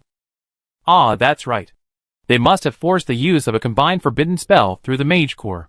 While it's a forbidden spell, its power and destructiveness aren't as strong as normal forbidden spells. It's perfectly normal, Iovia said before Peter Grow finished, as if she had instantly understood the situation. No. Judging from the remains at the scene, they were clearly damaged by a major forbidden spell. Although they cleansed the remaining elemental energy, the damage won't be repaired overnight. I can't be wrong. Peter Grow frowned. Iovia choked. Raglan, Roland, you really are a stranger to me. We agreed to hang out in the north together, enjoying a leisurely life of fighting the ringwraiths at mealtimes, but instead you quietly started a forbidden war, secretly making progress? The forbidden war nearly wiped out the entire Gambada army, and even the ringwraiths fled. Dol Guldur was intimidated by King Roland's display of might, so they tried to infiltrate Raglan and harass him. I captured several orc tongues, and after some unconventional interrogation, I learned they established a base in front of our territory to gather supplies for the Orc Wolf Riders. Peter Grow shook his head.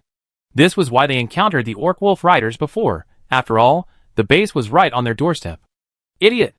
Are they mentally retarded? Iovia cursed with a strange expression, as if she suddenly remembered something. Indeed, they're completely brain-dead. What do you expect those ringwraiths with their hollow brains to think? Peter Grow shrugged helplessly, his lips twitching. A bunch of fools, they found the wrong person. Even the vast kingdom of Raglan has found its way to the kingdom of Acavia. Iovia laughed at the orc's indignation. Yes, the White-Winged King is currently troubled by the endless stream of orc wolf riders. Peter Grow chuckled. The Wolf Rider scouts sent by Dol Guldur mistakenly believed that the neighboring kingdom of Acavia and Raglan were one and the same, so they flocked to Acavia. This infuriated the true Northland cavalrymen, and in the jungle, the Northland warriors engaged in a desperate battle with the Wolf Riders. Many of the Wolf Riders were beaten and fled southward, further fueling the orcs' misunderstanding of these Acadian cavalrymen and knights, believing them to be soldiers of Raglan. Chapter 694. But what does this have to do with us? Those orcs, spying on the human kingdom, have reached the elven kingdom. Iovia's words silenced Peter Grow's laughter. So the kingdom of Lagran is showing off their prowess in public, while Singer is being attacked from behind, right? No, the kingdom of Aquavia has to be included as well. After all, the White-Winged King's northern cavalry has penetrated deep into the dense forest, playing hide-and-seek with the Orc Wolf Riders. While the limited number of orc-wolf riders can't cause much damage to either kingdom, they can certainly impact their security. The minor casualties caused by the elusive orc-wolf riders are nothing compared to the psychological pressure they inflict on both kingdoms. This can't go on. We have to cut off these claws, Iovia angrily declared. Although Singer possesses a powerful barrier to protect him, the Star Elves hidden within, but the orcs' large-scale raids still pose a threat to the elven people who wander the land. Iovia may have taken the Star Elves into seclusion, but that doesn't mean he's buried with them. Even clay figures can be volatile, let alone the Star Elves who attacked the Black Gate alone. I obey your will. What do you want? Peter Grow said respectfully, rubbing his chest. After all, Iovia now commands as the Elf King. Find them. Kill them. Completely eliminate them, Iovia said with a cold, icy gaze and a gloomy voice, clutching her father's longbow. Just us? No need to contact the rest of the coalition? Peter Grow turned back, questioning as he was about to leave. As you said, the orcs have established strongholds around us, making them beyond the reach of others. Besides, it's just an orc stronghold. We can handle it ourselves. Iovia snorted coldly. Clearly, she still wasn't convinced by her near-death experience in Dol Guldur. If it weren't for the Ringwraith's sneak attack, she have said that no Ringwraith could have stopped her with the Star Force's spatial mobility. Now, Iovia wanted to prove to everyone that the Star Elves were still capable of fighting. Wouldn't they be treated like gummy bears after 1,000 years? Hurry! This time, we send a superior force, disrupt their communications, and then encircle and annihilate the entire stronghold. A quick victory. I don't want to attract a Ringwraith or two and cause trouble. Iovia instructed Peter Grow. So how many troops should we send? Peter Grow looked up at Iovia. After all, the entire Star Elf Kingdom only had about 3,000 soldiers. Fighting these 3,000 was the Singri Kingdom's ultimate capital. If they were wiped out, the Star Elf race would essentially be wiped out. Same as the last war. Send 2,000, Iovia said firmly. While a smaller force could achieve the desired outcome, it would inevitably result in unnecessary casualties, something no one wanted to see. No need for archers this time. Rangers and swordsmen will suffice. Iovia thought for a moment before giving Peter Grow a final order. Understood. When do we march? Peter Grow nodded. The sooner the better. I can't stand these filthy things polluting my land. Iovia's face was grim. These orc-wolf riders passing through the borderland would kill any creature that appeared before them without a care in the world. The unexpected casualties of her tribesmen were the last straw that broke Iovia's sanity. Star Elves never wait for revenge. Very well. Your Highness, our army will need at least a day to assemble. You see a complete legion tomorrow morning? Peter Grow calculated silently before telling Iovia truthfully. I hope so. Iovia forced a smile. All he wanted now was to crush those damned orcs as quickly as possible. Every day they wandered through their territory was a day more danger for their people. Your Highness, 2,000 soldiers have been assembled. You may begin your preaching, Peter Grow said to Iovia after entering the hall, touching his chest and bowing gracefully. Let's go! Iovia excitedly grabbed the longbow, Lord Nan, and marched out. Iovia quickly emerged from the palace and saw the elven soldiers lined up in front of it. Gazing at their calm, resolute faces, her thoughts drifted back to the war of the last alliance 3,000 years ago. These soldiers had all emerged from the piles of corpses in that fierce battle. We have lived here for a long time. We live in seclusion. We only seek a peaceful life, but there are those who seek to shatter our dreams and shatter our hopes. The minions of darkness have reached us once again. We cannot retreat. Slay them. For Singrid. For the stars. For our people. Iovia raised her longbow and roared, her voice rising and falling. The stuttering sound caused the elves' once calm blood to boil again. They loved peace, but they feared no war. Puff! A shower of hot blood splattered onto a nearby branch. An elven ranger, hanging upside down from the treetop, flipped over and slashed the orc scout's neck. Then, his legs loosened their grip on the branch, and the scimitar in his hand dropped naturally, plunging directly into the head of the orc's wolf. The hard wolf's skull was now as hard as tofu, completely pierced by the sharp elven scimitar. Man and wolf twitched feebly for a few seconds before gradually falling silent. This scene continued in the pitch-black, gloomy forest, constantly. Some orc cavalry were assassinated by approaching elf rangers. Although they weren't assassins, assassinating them against the unsuspecting orcs was no more difficult than assassins. Soon, the number of surviving orc scouts began to plummet. Many orc wolf riders were shot before they had even made it far from their base. Others were killed by the elf rangers on their way back to the base. Elf swordsmen even ambushed the orc wolf riders from the treetops and swooped down to kill them. In an instant, the entire orc base quickly lost contact with the surrounding area, becoming deaf and blind. All of this was unknown to the orcs within the base. They become an isolated island. It will take Dol Guldur a long time to notice the trouble here. After all, there are no survivors on the periphery to alert Dol Guldur. Ready, Your Highness, Peter Grow said to Iovia, holding his longbow. He had just personally hunted down the distant orc wolf riders. Hiding in the dense forest from the flying dragon riders was a joke. In Peter Grow's eyes, they were little more than targets. It's time to show them our voice. They haven't felt our wrath in too long. Iovia narrowed her eyes. Chapter 695. Attack! Iovia gave the order coldly and ruthlessly. This order meant that no one would be left alive in this stronghold. Hooah! A long whistle rang out, signaling the Star Elves' general attack. Soon, Star Elves in all directions heard the penetrating whistle, and blew out their whistles, emitting a burst of melodious bird calls. Suddenly, the entire forest was filled with a chorus of birdsong. What happened? An orc 100 Knight's long ears twitched. The sound just now seemed a little abrupt, and the birdsong was a bit too intense. The birdsong coming from all directions made it wary, but it was too late. A tight net had already been deployed around their stronghold. They were already trapped, and it all depended on Iovia's plan to deal with them. The Elven Rangers, who had slowly approached, raised their longbows, aiming their sharp arrows at the exposed orcs. At this moment, many orcs were still wandering around the stronghold, clutching some unknown meat, swaying recklessly from side to side. Puff! Puff! Puff! Within seconds, the exposed orcs collapsed to the ground, clutching their necks or heads with arrows. Heh! Heh! The orc with a pierced neck twitched on the ground, its trachea torn and its throat rasping like a broken bellows. Shoo! A passing swordsman swung his sword with a cold, silent sweep, and the surroundings fell silent. This so-called stronghold was actually just a gathering place made up of tents and wooden stakes. The orcs operating on the periphery were easily dispatched by the Star Elves, who surrounded them from all directions. Next came the orcs hiding within the complex camp. Roar! Suddenly, a warg leaped up, twisting its head around, sniffing the air, and suddenly barking furiously in all directions. The entire orc stronghold erupted in a frenzy of activity as the wargs howled. We've been discovered. An Elven Ranger captain frowned. He saw the orc camp already seething with activity, and knew something must be amiss. Normal. The air is too thick with the scent of blood. The Elven swordsman next to him raised his eyelids. The fact that the wargs could only detect the unusual scent of blood at such a close distance meant they were already lax. Could the elves have actually managed to sneak into the orc camp? Discovery was inevitable. Kill! The Elven Ranger captain nodded in agreement. After all, he had already noticed the thick scent of blood all around him. There was no reason for the wargs, whose noses were sharper than dogs, to remain indifferent. So he drew an arrow, nocked it, and shot down a still howling warg with one arrow. Attack!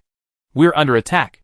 The orc wolf riders screamed in terror, rushing towards their wargs, attempting to climb atop them and break free. Puff! Swish! It seemed as if enemies lurked on every side. Arrows crisscrossed the air in magnificent trajectories, bringing with them the specter of death. Orcs continually fell from their wargs, while wargs, riddled with arrows, whimpered and collapsed. The dense forest seemed like a giant meat grinder, pulverizing the orc wolf riders who had penetrated the jungle. Break out? Scatter and charge. After the attack, many orc professionals reacted quickly. They channeled their battle chi, forming flame shields that covered their bodies. They quickly donned their gear, mounted their wargs, and fled in all directions, fully armed. These orc professionals withstood the once invincible rain of arrows. As long as they missed vital points, these bloodshot-eyed orcs could continue fighting. They'd gone berserk. A group of Elven Rangers frowned. They had just used all their might to shoot down an orc wolf rider. Looking at the now hedgehog-like corpse, everyone frowned, anticipating a sudden defeat. After all, these berserkers were truly tough. Simple arrows would hardly kill them in one blow. So, various skills began to flash, and the entire forest suddenly erupted in a multicolored light. Use sneak attacker from the gutter. Die! Suddenly, a bloody and broken arrow-ridden orc wolf rider burst out from the bushes. Its eyes were bloodshot, and its body was engulfed in ochre-colored war energy. Its earth-based war energy gave it powerful defense, and even its warg suffered only minor injuries. Roar! It leaped up on its warg and landed in the midst of a group of rangers.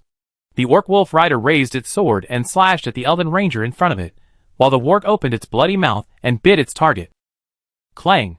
The attacked Elven Ranger instinctively cocked his longbow, the bow and arrow, crafted over decades by the Elven warriors, showing its superior quality. His sword struck the bow arm, but it failed to penetrate.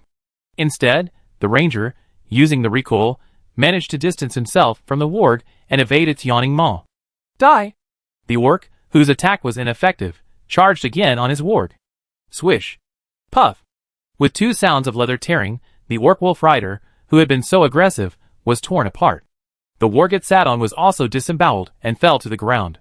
A gash several meters long had been ripped from its chest and abdomen, and its internal organs spilled out under the pressure. Crack! Two sharp blades slid into their sheaths. The sound of two elven swordsmen sheathing their scimitars echoed.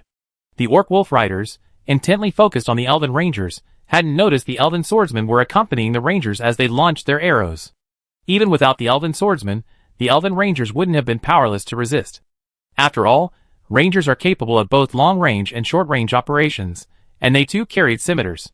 It's just that the suddenness of the situation didn't give them the chance to draw theirs. Be careful. The Elven swordsman smiled playfully at the Elven Rangers, a smile that embarrassed them. After all, they had nearly been overturned by a wounded Orc Wolf Rider. The swordsman's smiles now seemed more like mockery to them. Kill! Gritting his teeth, the Ranger captain, his face sullen, continued to aim his bow and search for his target. He couldn't vent his anger on his companions, so he could always take it out on the orcs. Is it over? Eovia said calmly, her back to Peter Jarrow. After all, Peter Jarrow would only come to her for something like this. Yes, we completely wiped out the Orc Wolf Riders in this stronghold, Peter Jarrow said, his face beaming. Bernard Hill, the actor who played King Theoden in The Lord of the Rings, has passed away. Let us remember the eternal King of Rohan. He will live forever in our hearts. Middle-earth forever. Chapter 696. How many bodies have been cleared? Iovia asked, frowning. He was eager to know just how many orcs had so brazenly invaded the Star Elves' territory. Who gave them the courage and audacity to so recklessly slaughter the elves? Over 200 bodies have been cleared. The final count should be over 300. Peter Grow thought. They had also taken out dozens of Orc Wolf Riders in the dense forest, and with the number here, there were at least 300 more. That was already a considerable force. Dozens of Orc Wolf Riders dared to brazenly plunder a human town, and hundreds of them dared to confront a human army head-on. What a difficult situation, King Whitewing, Iovia suddenly said with a strange expression. Fortunately, these orcs were scattered and engaged in guerrilla warfare. If they had gathered, the only ones who would suffer in a confrontation with the northern cavalry deep within the jungle would be the Aquavian cavalry. They might even be annihilated, as warhorses in the jungle are no match for the mobility of wargs. Ha ha. Thank you. Peter Grow laughed. They had inadvertently helped the White-Winged King solve a major problem. If the unsuspecting Aquavian cavalry were suddenly confronted by this Orc Wolf Rider unit, it would be a truly spectacular sight. No, I think Roland should be more grateful to us, Iovia said helplessly, covering her face. This was purely Singri, and the Aquavian kingdom taking the blame for Legrang's attack.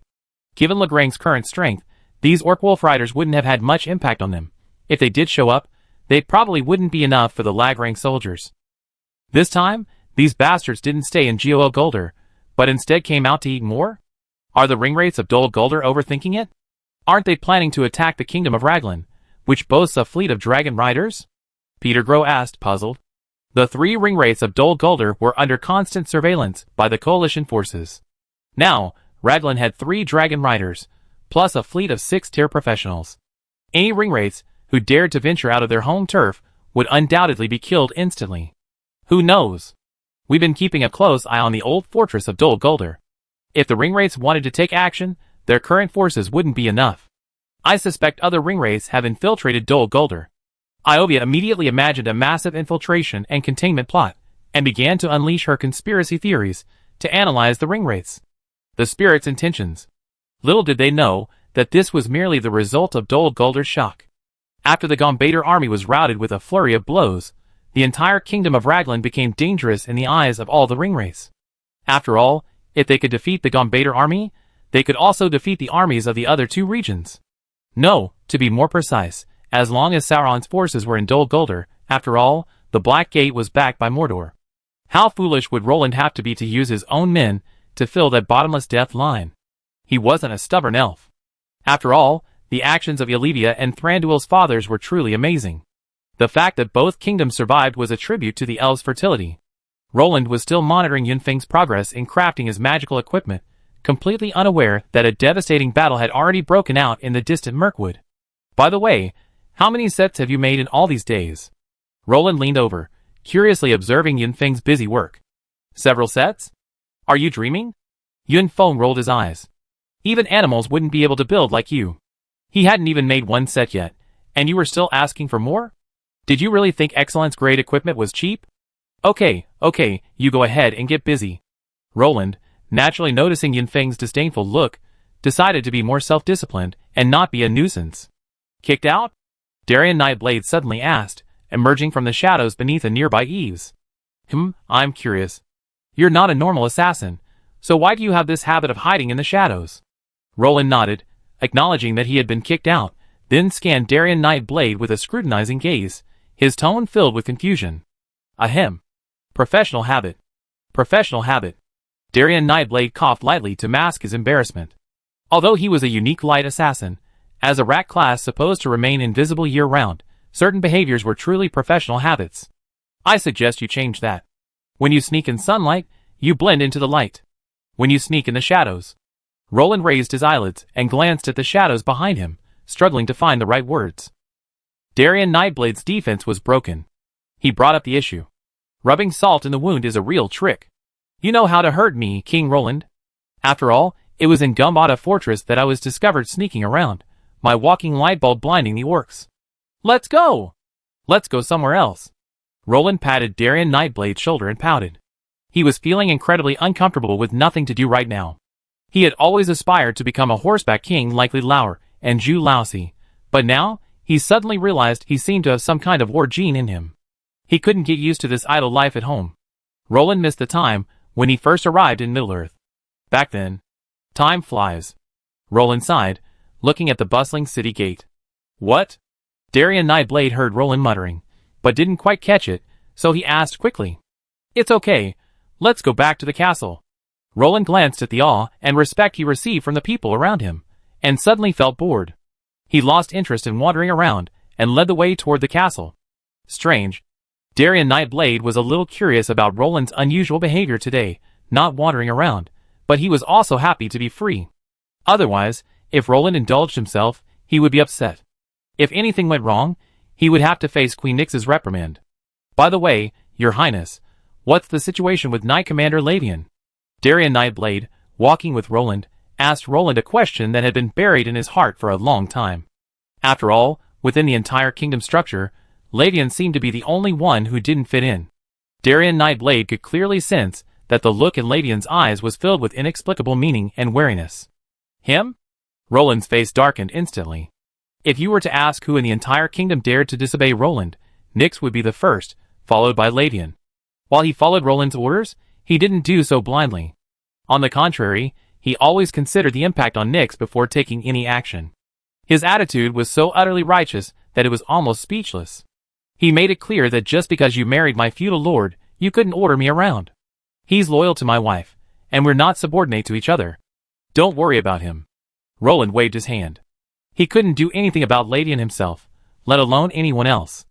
Besides obeying Nyx's orders, his loyalty to Nyx's unborn child was likely to be limited. Oh! Darien Nightblade's voice dragged out, as if he saw through everything. He looked Roland over and suddenly clicked his tongue, his voice a mixture of sympathy and mockery. For some reason, Roland's restless heart suddenly became even more restless. It itched. It itched. My fists itched. Chapter 697. Looks like our plan can proceed, Roland said excitedly, gazing at the endless waves of wheat outside the city. Yunfeng's mouth twitched. As long as you're happy, I'm glad. After all, you're more troublesome than a vampire. Even the capitalists weep at the sight of you. These 10 sets of knight armor are stained with the sweat and tears of the great sage Yunfeng. This year should be a bumper harvest, right? Isn't this enough food? Darien Nightblade gazed at the rolling waves of wheat with some surprise. After all, he truly couldn't imagine how much food the entire kingdom would consume in a year.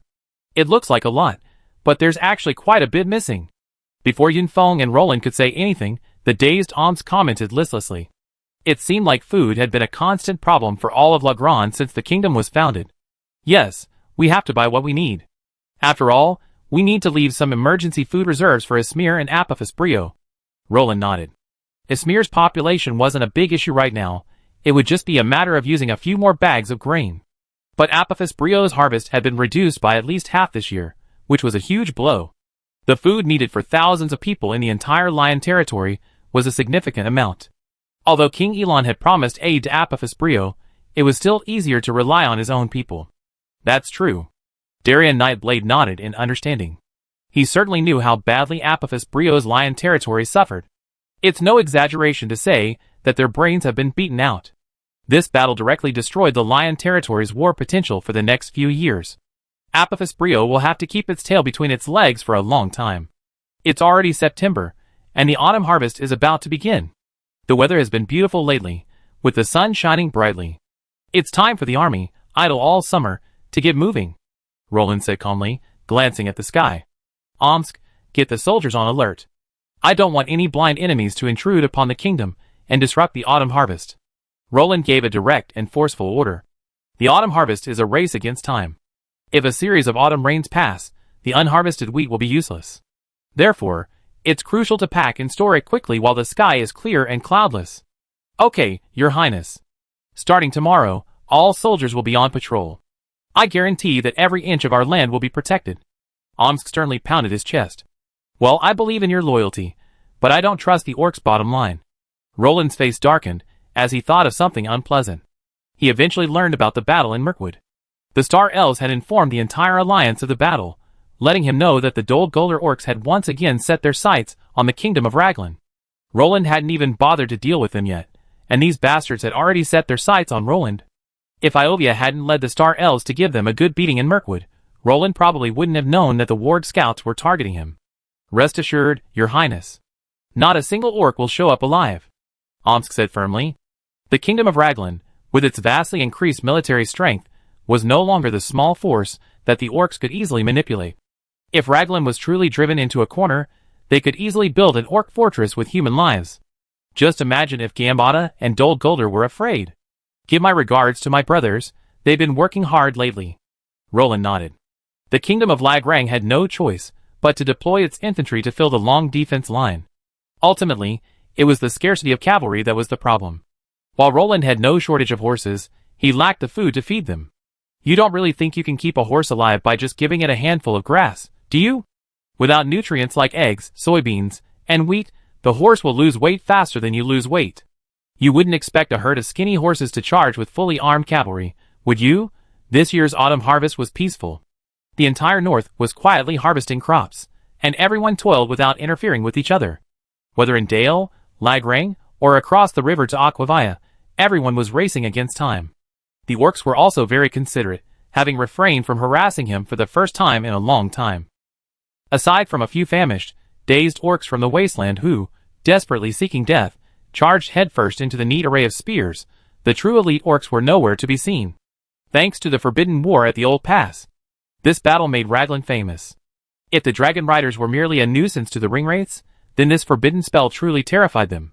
Coupled with the fact that the trio of Ringwraiths from Gumbalder Fortress were nearly driven to self-isolation, the Ringwraiths became even more cautious about the kingdom of Raglan. Unbeknownst to Roland, this battle nearly crippled the Witch King of Onmar, a major factor in his return to Mordor. Already wounded, the Witch King of Onmar incurred new wounds in this forbidden spell duel. After much deliberation, he finally decided to return to Mordor to welcome his king back to the realm. With the last grain arriving, Roland's heart finally settled. All that remained was to dry and husk the grain. The wheat would be eaten by humans, and the bran would provide a supplementary meal for the horses. With this new grain in hand, Roland felt much more confident. After all, he hadn't dared to make any major moves before. The kingdom's fragile economy simply couldn't support Roland's ambitions, rivaling those of Lier and Jussi. After months of wasting time in the castle, Roland was practically maggot-infested. Besides horseback riding and hunting, his daily routine was filled with playing Nyx. Now that he had the grain as a foundation, Roland dared to once again consider the southern lands. However, it was clear that Roland was one of those people who had high aspirations but low skills. The kingdom of Legrand currently lacked the military strength and infrastructure to allow Roland to expand his territory. Coupled with the severe constraints on productivity, our King Roland's southern expedition plan has once again been thwarted. Ah, how boring. Roland slumped over the table. Why didn't an orc suddenly appear and declare war on him, giving him a legitimate chance to go out and vent his anger? After all, studying the art of human anatomy with Nyx all day at home was getting on his nerves. Bang! The door slammed open rudely. Roland raised his eyelids, about to offer a few maternal greetings, only to find that it was his own Grand Duke of Lordaeron, Verway, rushing in a hurry. What's wrong? Your wife gave birth? So urgent? Roland teased patiently. After all, the elegant elf king rarely displayed such a violent temper. You still ask what's wrong? It's urgent. Your mercenaries are killing like crazy in the south. Verway looked at Roland in shock. You don't know? Verway asked tentatively. What should I know? What happened? Roland was confused. A clan of orcs from the south have crossed the rapid river and are attempting to settle on the Lagrain plains. They've been spotted by those top goblin scouts. Your general Omsk has already led his goblin knights in pursuit of these orcs. Ver said bitterly, his face twisted. He'd been conscripted by Omsk because he'd been too close to these people that day. Now, these goblin knights, furious, had joined Omsk on the southern bank. Sensing things were getting out of control, Verv hurried towards Rapid City. On the north bank of the Rapid River, a group of chainmail-clad goblin knights were chasing the orc clan they just dispersed. Chapter 698. At this moment, the goblin chieftain Alistar and his tribe were chasing the panicked orcs like mad dogs. This orc tribe must also be a water-based tribe, migrating according to the availability of food. This time, somehow, they managed to cross the swift river. Even their path was baffling. Kill them! Kill these bastards! Alistar speared an orc with a spear provided by the kingdom of Raglan. Roar! Some orcs, unwilling to be humiliated, turned their heads and fought back, striking fiercely with their wooden or bone clubs. But they apparently forgotten one thing. Though these goblins might appear frail and short, they were born professionals. Their fighting spirit more than made up for their physical limitations.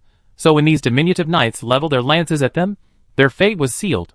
These savage goblins' skill pool was no longer the bare bones of the goblin knights of the past, consisting solely of the basic human rider fusion.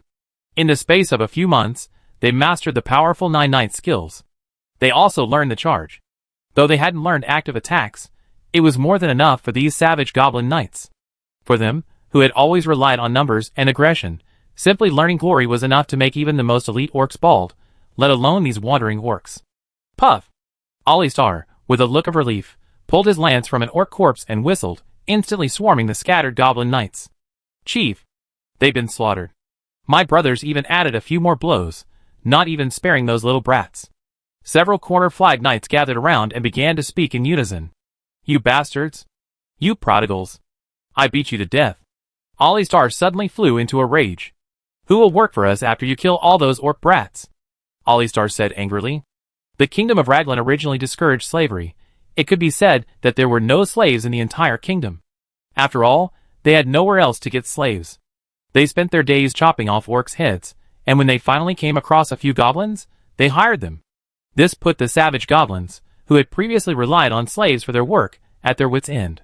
Wouldn't it be a waste to leave such a vast expanse of land uncultivated? These orc cubs can be trained and used as livestock in just 2 years.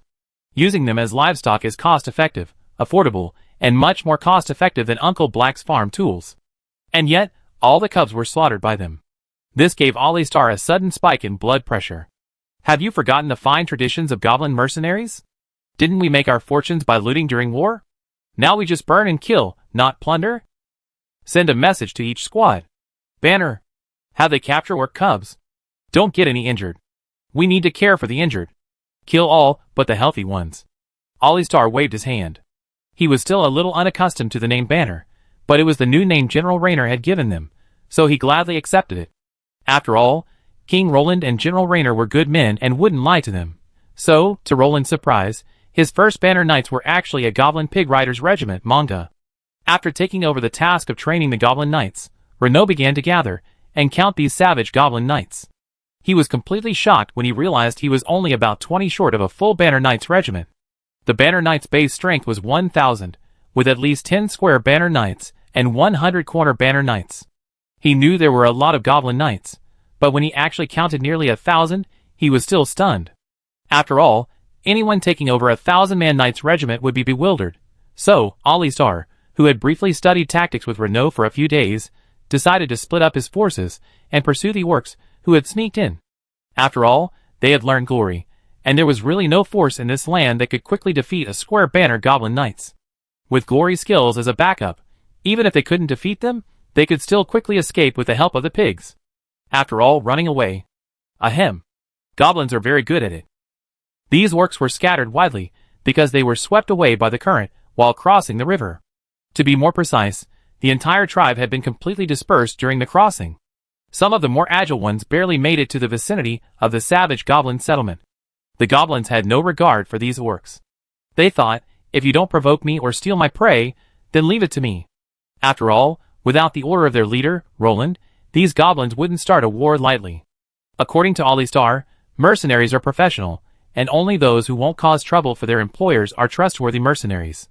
For the sake of his reputation, Alistar decided to turn a blind eye and ignore these orcs. But Alistar overestimated his goodwill and underestimated the frenzy of the hungry orcs. Upon discovering the goblin tribe, they immediately rushed over to try to snatch the food. Some even tried to pick up the tuk-tuk pigs and eat them alive. But of course, they were bullied. Infuriated by the ungrateful orcs, Alistar and his group of goblin knights demonstrated their strength and resilience as top-tier mercenaries. With a determination to do whatever it took, Alistar gathered his men and hunted down the orcs, killing most of the young and strong and capturing others. After questioning, Alistar learned that a tribe of orcs had unexpectedly migrated here. Even the slowest-witted goblins realized this was a potential threat to the Raglan kingdom, which had hired them. Glancing at their chain mail, all the goblins bowed their heads. They felt they had to live up to the price and equipment King Roland had paid. So, without even a moment's notice, Alistar led his people out in full force to seek revenge on this orc tribe. An elven ranger, roaming the perimeter of the kingdom, was the first to notice the anomaly and report it to Valve. Roland had originally deployed surveillance forces out of concern for the orc wolf riders of Dol Guldur. However, the orc wolf riders of Dol Guldur didn't see it, but instead saw the goblin pig riders charging around like mad wolves and pigs. This is how Valve rushed in upon hearing the news. Huh? No way. Those goblins are so well behaved. Roland scratched his head, thinking it made no sense. The savage goblins were the kind that would destroy Sauron with money, and wouldn't even care if the enemy attacked them without it. How could they start a war so easily? Yunfeng, ask Yunfeng what's going on in Lulong? Roland waved his hand, signaling a magical communication. A moment later, Yunfeng returned, and his words shocked Roland. General Renaud said those goblin knights are gone. An entire legion of goblin knights. Huh? Roland's eyes widened. What's going on? I'm a good king, aren't I? Why are you so unkind to me? Even if I'm unkind, I can't just run away with the money. I seen plenty of gold diggers in my past life, but this is the first time I seen a gold digger. Chapter 699. But they left the women and children behind in the camp. Aside from the knights, everyone else is still here, Yunfeng added. Well said, don't gasp next time. Roland's face darkened. Yunfeng's words had frightened Roland so much that he thought the savage goblins had defected. But judging by the looks of things, they were probably battling the orcs across the plains. Roland's assumptions were too conservative. This savage goblin knights had finally found their long-lost form. Living in the woods all day, they almost forgotten the pride of their pig riders. They were also true knights. They were among the most powerful bulldozers on the plains. They were also the only two races in the world to possess the knight class. The boundless wilderness became their perfect racetrack. The scattered savage goblin banner knights swept back and forth along the banks of the swift river. Their once rustled fighting methods returned to their DNA. Puff! A single shot stabbed an orc collapsed to the ground. This orc looked old and frail, his hair thinning and his clothes barely covered. However, the goblin knights showed no sympathy. After his accidental fall, the goblin knights chasing him unhesitatingly thrust their spears and stabbed the old orc, who was still trying to get up, through the heart. Before he was completely dead, they swung their spears, sending the dying orc flying. Then, the oncoming goblin knights trampled him into a pulp. Be careful. Don't hurt those cubs. The leading knight captain commanded the others, his eyes filled with satisfaction and joy. They were fortunate to encounter a group of orcs, mostly women and children. After a fierce slaughter, all the surviving orcs were forced together by their blades and then surrendered to the goblins. The knight captain felt a wave of disgust as he watched the group of bound orcs kneeling on the ground. Finally, he personally led his team to isolate the half-grown orcs and slaughter the rest. The smell of blood, mixed with shrill screams, filled the air. The orcs' heads were chopped off in droves, their blood splattering everywhere. The goblin knights had no choice but to switch to slitting their throats, as chopping off so many heads was too much of a hassle. Puff! Puff! The goblin knights, having changed their methods, instantly became more efficient. They simply grabbed an orc with a small knife and slashed its neck, leaving the rest dead. Just let go and let them fend for themselves. With this change in tactics, the team service increased dramatically, and soon the entire land was stained a dark black with blood. Let's go! Take the spoils and go home. The leader of the Banner Knights looked at the group of orc slaves dragging behind them, his teeth bared in joy. Of course, they were no longer capable of fighting, so returning home early was their only option. Unbeknownst to him, 9 other similar goblin knights were hunting down the remaining orcs. Each team had gained some loot, but it was clear that the orcs who faced them would not have a good fate. What the hell is this? Alistar glanced speechlessly at the orc captive, who was shouting with his neck stiffened. Judging by his leather armor, he knew he was the main force of this tribe. After all, even though the patched-up leather armor was almost worn away, he still wore it as if it were a treasure. Green-skinned dwarf. I curse you on behalf of our Lord Sauron. You can't get anything from me, puff! The orc captive, who was kneeling on the ground, suddenly felt limp all over and fell to the ground as if he had no support. A closer look revealed that the orc's body was already in pieces, the broken neck was still bleeding, and the muscles all over his body were still spasming. Are you in such a hurry to reincarnate? Alistar retracted the dagger Roland had gifted him, cast a disdainful glance at the now-dead orc corpse, and kicked it several times. He originally intended to catch a snipe to learn more, but unexpectedly, he caught a tough one that ruined his mood. Kill them all! Alistar waved his hand angrily, signaling his knights to slaughter the captives. After all, they'd been unlucky to encounter a group of fully armed orc soldiers. However, thanks to their new knight skills and the power of glory, they were unlikely to gain any advantage over them. As expected, the orc army was quickly defeated, and some of the wounded were taken prisoner, leading to the above situation. Chieftain, are we going to interrogate them? A goblin knight wondered.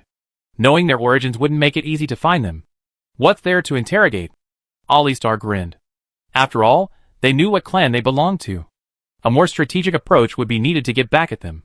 Fortunately, the tribe had just been forced to disband. Alistar no longer had to worry about the entire army fighting. The tribe, divided and leaderless, was a dead giveaway. Oh! The knights nodded, flashing their knives and stabbing the orc shoulders and necks. The powerful arteries squeezed blood like fountains. After dealing with these armored orcs, Alistar led his knights into another round of raids. This tribe is incredibly unlucky. They just happened to run into these war hyenas this year. Roland marveled at the intelligence. He had never imagined that the goblin knights, whom he had originally intended to be blue-collar cannon fodder, would possess such terrifying willfulness and perseverance. How many people did they kill? Roland asked curiously. I don't know, but I assure you it's more than enough. Yun Feng shook his head. The details hadn't arrived yet, so Roland and he could only sit there and wait for the latest intelligence. Another Banner Knight group returned with a full load. They brought back a number of orc cubs, seemingly intending to enslave them. Yun Feng recounted. By the way, pay attention to the pig riders' equipment. They don't need any magical equipment, at least weapons made entirely of fine steel. As for the slaves? I can't control that. Roland instructed Yun Feng. After all, he had promised to provide for the savage goblins, and now only the goblin armor was finished. Moreover, the stamina and load-bearing capacity of the Tug-Tug pigs were immense, and the goblins expressed no pressure at all in carrying fully armed troops and charging. It was great that these wild goblins were quickly adapting to their roles. Roland was eagerly anticipating the results of these goblin knights. After all, only one group had returned, and the gains of the other 9 groups were unknown. At this moment, out of Roland's sight, groups of square-flagged knights, driving their captives, trudged towards the camp. Many half-grown orcs, too exhausted to rise, collapsed. Even with the swift lashing of their whips, many orcs had decided to give up. The orcs dealt with all of the problems in a cold-blooded manner. The sharp daggers were simply not something these orcs could withstand with their flesh and blood. Seeing the goblins' seriousness, they all stood up and tried to rejoin their group. But how could Alistar let such a good example of killing a chicken to scare the monkeys pass? Besides the orcs mentioned above, the goblins were most delighted to find a large amount of food reserves with them. This made many of them ecstatic. Life had been so tight, and they had never expected to be struck by such wealth. With this orc-supplied food, plus Roland's financial support, everyone would have a bright future this winter. After all, it's so hard to keep your subjects fed and clothed, while freezing or starving to death is a real problem. They really are treating the orcs like slaves. Adolf Heinrich walked in and said to Roland solemnly, asking if Roland would stop this behavior. After all, he had already thoroughly investigated and found that the orcs were indeed being treated as commodities by the savage goblins. Good use of waste, Roland said directly, which immediately surprised Adolf Heinrich. Chapter 700. Roland had considered enslaving the orcs, but those unruly orcs were too dangerous, and Roland didn't have the spare cash to keep them. Not only would it cost him resources, but it would also require a large military force to guard them, which would arguably do more harm than good to the nascent kingdom.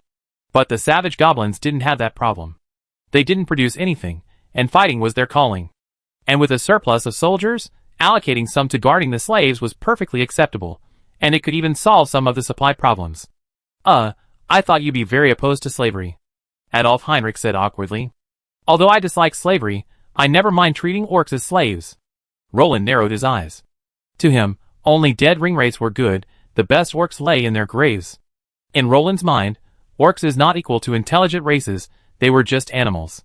So we just leave it alone this time? Adolf Heinrich hoped, waiting to see Roland's response. Would he let things go their way or rebuke the savage goblins for their actions? How is that possible? How can you not reward someone for their service in annihilating the enemy? Roland asked in surprise. Even a loser from Earth knew the principle of one stick, one date. Furthermore, they had performed meritorious service.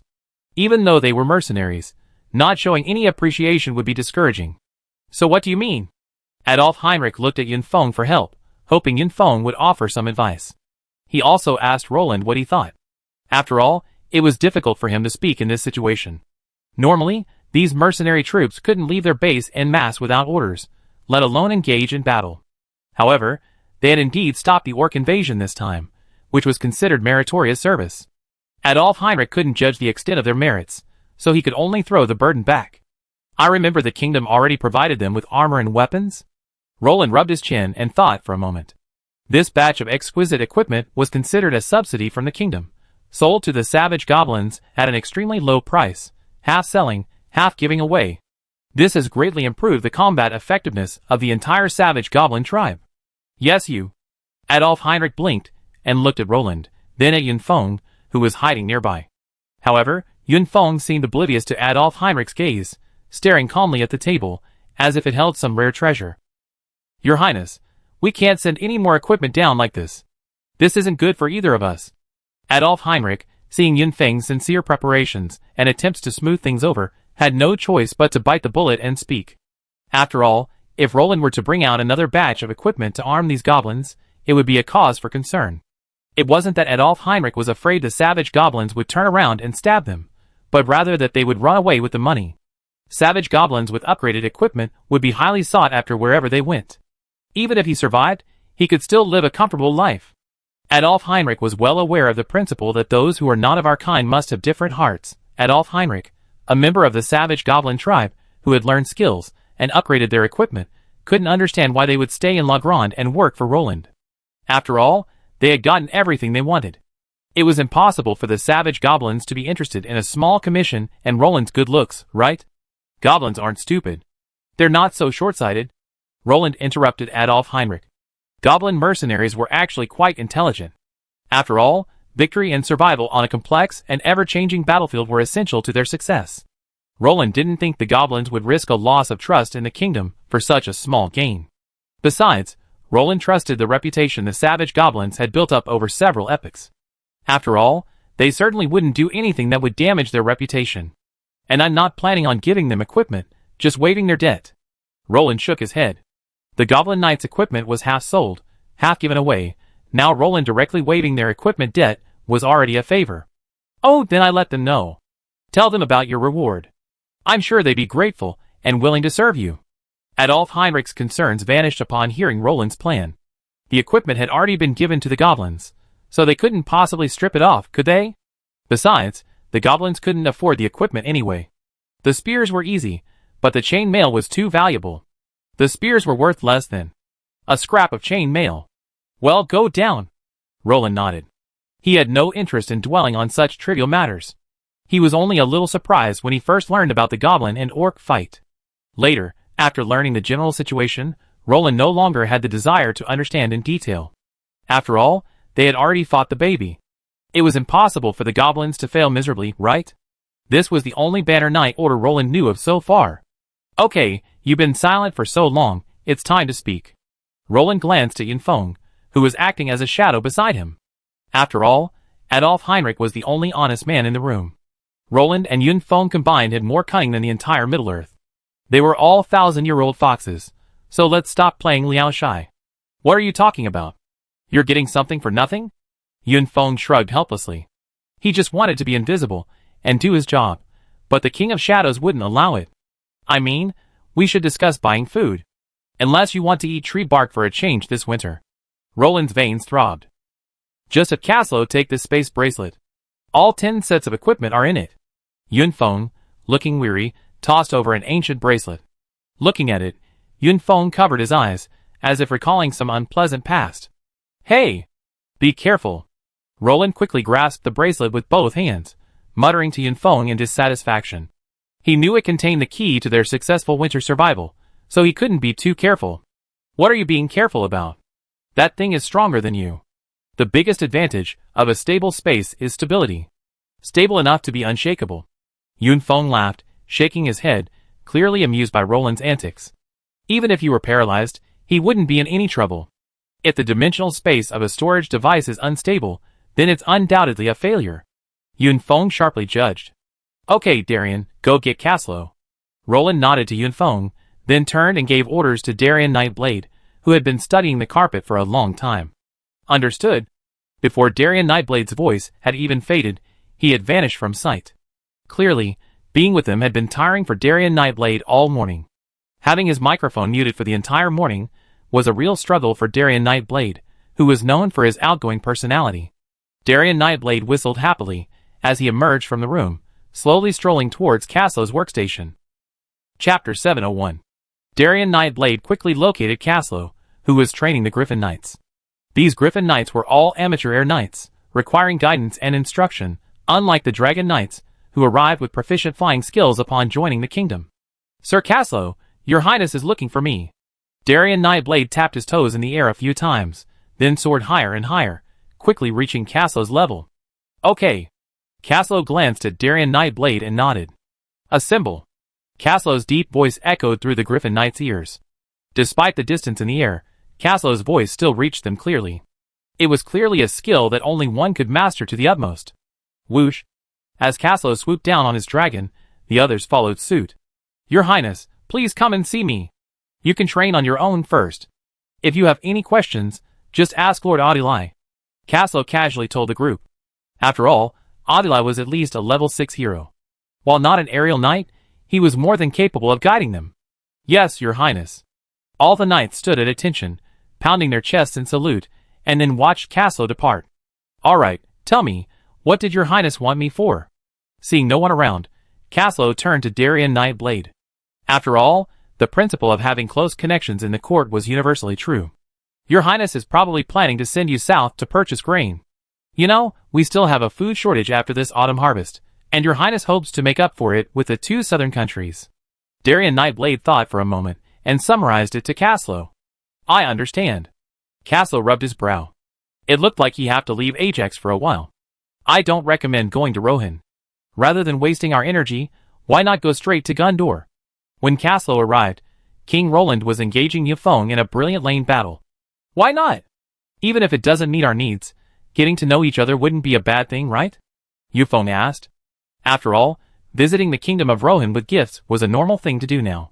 It would benefit everyone if the 2 countries could establish normal diplomatic relations by exchanging resources. What's the point of knowing him now that Rohan is in that state? Can it help the kingdom? How can these worthless nobles, who can't even guard the border, have the right to be on equal footing with us? Roland laughed in anger. He knew the future well, and of course he knew how corrupt Rohan and Gondor were at that moment. Rohan saved face thanks to King Theoden's final reversal. Before that, when King Theoden was bewitched, all the nobles in Rohan, save for his son and nephew, had become invisible. But the moment King Theoden finally arrived on the battlefield, he was already a hero. As for Gondor, its situation was far better than Rohan's. Thanks to the tireless efforts and vigorous development of the renowned Prime Minister Denethor II, Gondor's chaos had been rectified. At least during the War of the Ring, it was able to muster its full strength and fight wholeheartedly. Although the nobles were rotten, with Denethor II, the all-powerful leader, at the helm, the kingdom remained a formidable force. Which one was more worthy of friendship? Besides, King Theoden wasn't even born yet, but Denethor II was already over 10 years old. If the opportunity arose, Roland wouldn't mind investing in him. In his opinion, Denethor II was truly more suitable to be king of Gondor than Aragorn. Why go check it out when Castle is just a few steps away? We have no ties to Rohan, so why not take this opportunity to communicate? Friendship among nobles requires communication. Yun Feng asked doubtfully.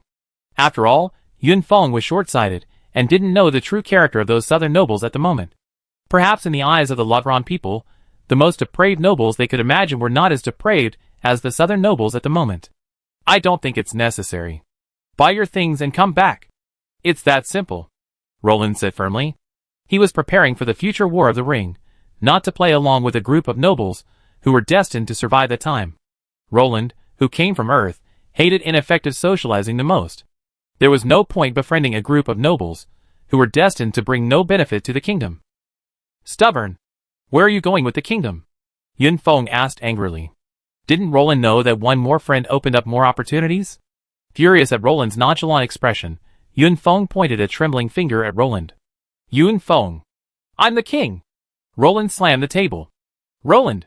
You regret this. Yun Feng was furious at Roland's stubborn attitude. Bang. The door slammed shut, and Yun Feng stormed out. Caslow, who had been watching the battle for a long time, twitched his lips silently. He had never expected to witness such a spectacle. It had been ages since Yun Feng and Roland had argued. So why don't you want me to go on a diplomatic mission to Rohan? Caslow asked curiously. It's pointless to go to a kingdom that's so hopeless. It can't even handle Dunlodge and the wandering orcs on the borders, so what do you expect from such a kingdom? Roland shrugged helplessly. It wasn't that Roland looked down on the horsemen of Rohan, but Rohan was truly utterly ruined. 1,000 years of peace in Middle-earth had completely ruined the horsemen. Or rather, it had ruined the nobles who commanded them. They were all too weak to lift a single weight, and the prestige of the horsemen had been completely trampled under their feet. Okay. Caslow was also furious upon hearing this. He wouldn't comment on the Black Savage land, but he could understand the roving orcs being a minor problem, but now they become a thorn in his side. Caslow truly lacks empathy. What? The cavalrymen aren't holding lances but baguettes? Aren't they incapable of killing? Okay, take this. It contains 10 sets of excellent grade knight equipment. Ask Yafone for the specific effects later.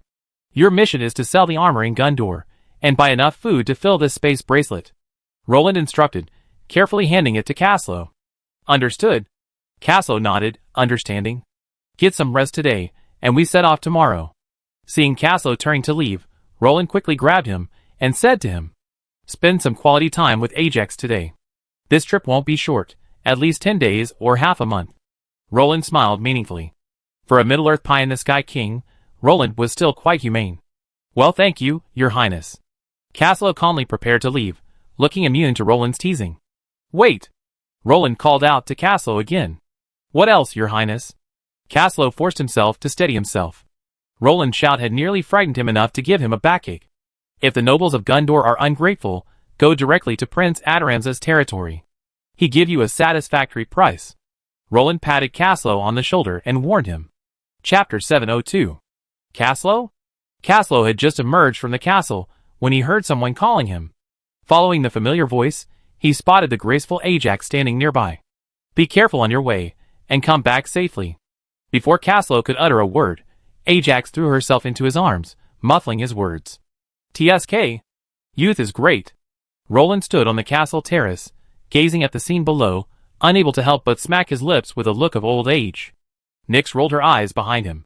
You're not even 20, are you? Why are you pretending to be so mature? Caslow's trip should resolve the kingdom's predicament.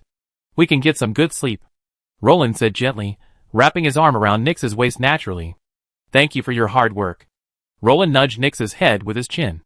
During Yunfeng's alchemy days, it was Nyx and Lance who handled the kingdom's administration. Relying on Roland? Everyone would probably go hungry. It's okay. This is what I should do. I'm your queen, and this is my kingdom. Working for her is my duty as a noble, Nick said softly, holding Roland back. Cardo, fly higher. Don't let anyone see you. Caslo patted Cardo on the back from 100 meters in the air. After all, a dragon rider parading through the streets would be terrifying, scaring those passing by. And since such a show of force wasn't Roland's order, Caslo naturally had to disguise himself. As they ascended to 1,000 meters, the dragon flying in the sky looked like a small bird to those on the ground. Without paying close attention, it was almost impossible to tell it was a dragon rider. Be careful. We're crossing the dark forest. Beware of the orc's arrows, Caslo warned. He didn't want to be hit by a powerful black arrow. That thing could actually kill a dragon. Thinking of this, Caslo couldn't help but ask about the health of the entire dwarf clan. Don't worry, they can't hit me. Having suffered losses before, Cardo was naturally extremely cautious. He had thought the black arrow was a rare item, but he didn't expect it was actually a civilian weapon. The fact that Long Lake Town could produce one already left Cardo speechless. He didn't expect the orcs to have one. The stockpile is even higher. Especially the stockpile in that awful place of Moria. Thanks again to all the dwarves' ancestors. Well, it's best to be careful. I heard there are flying dragons here. While we're not afraid of them, we still have to be wary of the Wyvern King, Caslo said cautiously. While the Wyvern King is also a flying dragon, its ecological niche is completely different from that of ordinary dragons. A peak-level Wyvern King can rival ordinary dragons. Even if Caslo and his men aren't afraid of him, getting entangled by him would still be a hassle. Then I fly higher. Cardo nodded. Getting entangled by a four-legged Wyvern King simply for invading territory wouldn't be worth it. He'd be the kind of opponent that would be disgraceful if he won, and humiliating if he lost. Cardo naturally didn't want to take on such a thankless task. Being less trouble than more, man and dragon swiftly soared through the sky. Blessed with the speed of wind-based dragon language magic, Cardo naturally soared at breakneck speed. After all, the sky was vast, and no one was competing with him, so he could fly as he pleased. Let's find an open space to land and rest, Caslo thought to Cardo. Puff! Cardo tilted his wings slightly, and the entire dragon slid down at an angle. With its wings no longer flapping, Cardo slowly glided toward the open space in the distance. Puff! As the storm dragon's massive body landed, dust flew everywhere. Whoosh! Caslo, leaping from the dragon's back, squinted his eyes at the dust flying before him. A breeze, centered around Cardo, swept the dust away. Well done! Caslo patted Cardo's dragon claws and sat down. He fished out a flint and stone from his chest, grabbed a wad of hay, and began hammering away. Cardo, curled up on the ground beside him, remained motionless, watching Cardo's work. What a shame! It would be so much better if you were a fire dragon. A single puff of sparks. Caslo shook his head with regret, unconsciously envying Ajax. After all, he was the only dragon knight in the kingdom who had to make his own fire. Puff! Cardo snorted and turned away, ignoring Caslo's hysteria. Becoming a dragon rider was already a good thing. Why was he being so picky? Even if someone else wanted to become Lord Dragon's knight, Lord Dragon wouldn't approve. Ah! Caslo pulled a clean chicken from his space equipment and placed it on the campfire. He scavenged it from the castle kitchen, and it was already perfectly marinated, just barely cooked. Now, all Caslo had to do was roast it until it was done, and he could eat it straight away. After a while, Caslo poked the chicken with a knife to check the color. Finding it nearly done, he removed the roasted chicken from the fire, tore off half, and tossed it to Cardo. It was barely enough to fill his teeth, but it was better than going hungry. While half a kun was still flying through the air, Cardo opened his abyssal maw. With a gust of wind, he sucked Brother Kun into his belly, then licked his lips in satisfaction and laid down to doze off. TSK? Can you taste it? Caslo shook his head helplessly, looking at Cardo, who was eating ginseng fruit like Zhu Beiji, and then began to enjoy his meal. Roar! The smell of bastards! Cardo suddenly raised his head and growled in one direction, then opened his mouth to reveal sharp dragon fangs, his eyes flashing with terrifying murderous intent. Originally, Cardo didn't care much for these orcs. After all, in the eyes of a dragon, they were like ants to humans. Would you care about ants? No. Not at all. At most, you'd just casually crush a few to death. But ever since Cardo was hit by that black arrow shot by the orc, the whole dragon has changed. Dragons are vengeful creatures, and the storm dragon is no exception. Alas! Even eating a meal is a waste of time. There's no peace. Are these orcs everywhere? Is there really nothing that can defeat them? Caslow complained helplessly. These orcs seem to have no natural enemies, growing wildly in the wilderness like weeds. Kill them! Cardo's eyes flushed red. He loathed orcs and hated them. At this moment, Cardo longed to tear open their chests with his dragon claws, pull out their throbbing innards, and grind them into a pulp. Don't do it. I do it. Caslow held down his dragon. If the storm dragon took action, the noise would be too loud. Chapter 703. At this moment, a small group of orcs were wandering the Gladden Plains, searching for their sustenance for the day. Some time ago, their scouts stumbled upon a village of nomadic people from the north. This group of humans had recently migrated. In a precarious region like the north, frequent migrations were commonplace, leading to this strange phenomenon across the northern wilderness. Human tribes migrated to avoid danger, and orc tribes, losing their food source due to the migration of human tribes, followed suit. Thus, all races in the wilderness were maneuvering their territories. Hoo! The aroma of food! The leading orc scout suddenly raised his head, flaring his nostrils to inhale the air, saliva dripping from the corners of his mouth. It's barbecue! The orc scout exclaimed excitedly. Apparently, barbecue was only made by intelligent races, which meant they were about to find food. Then lead the way!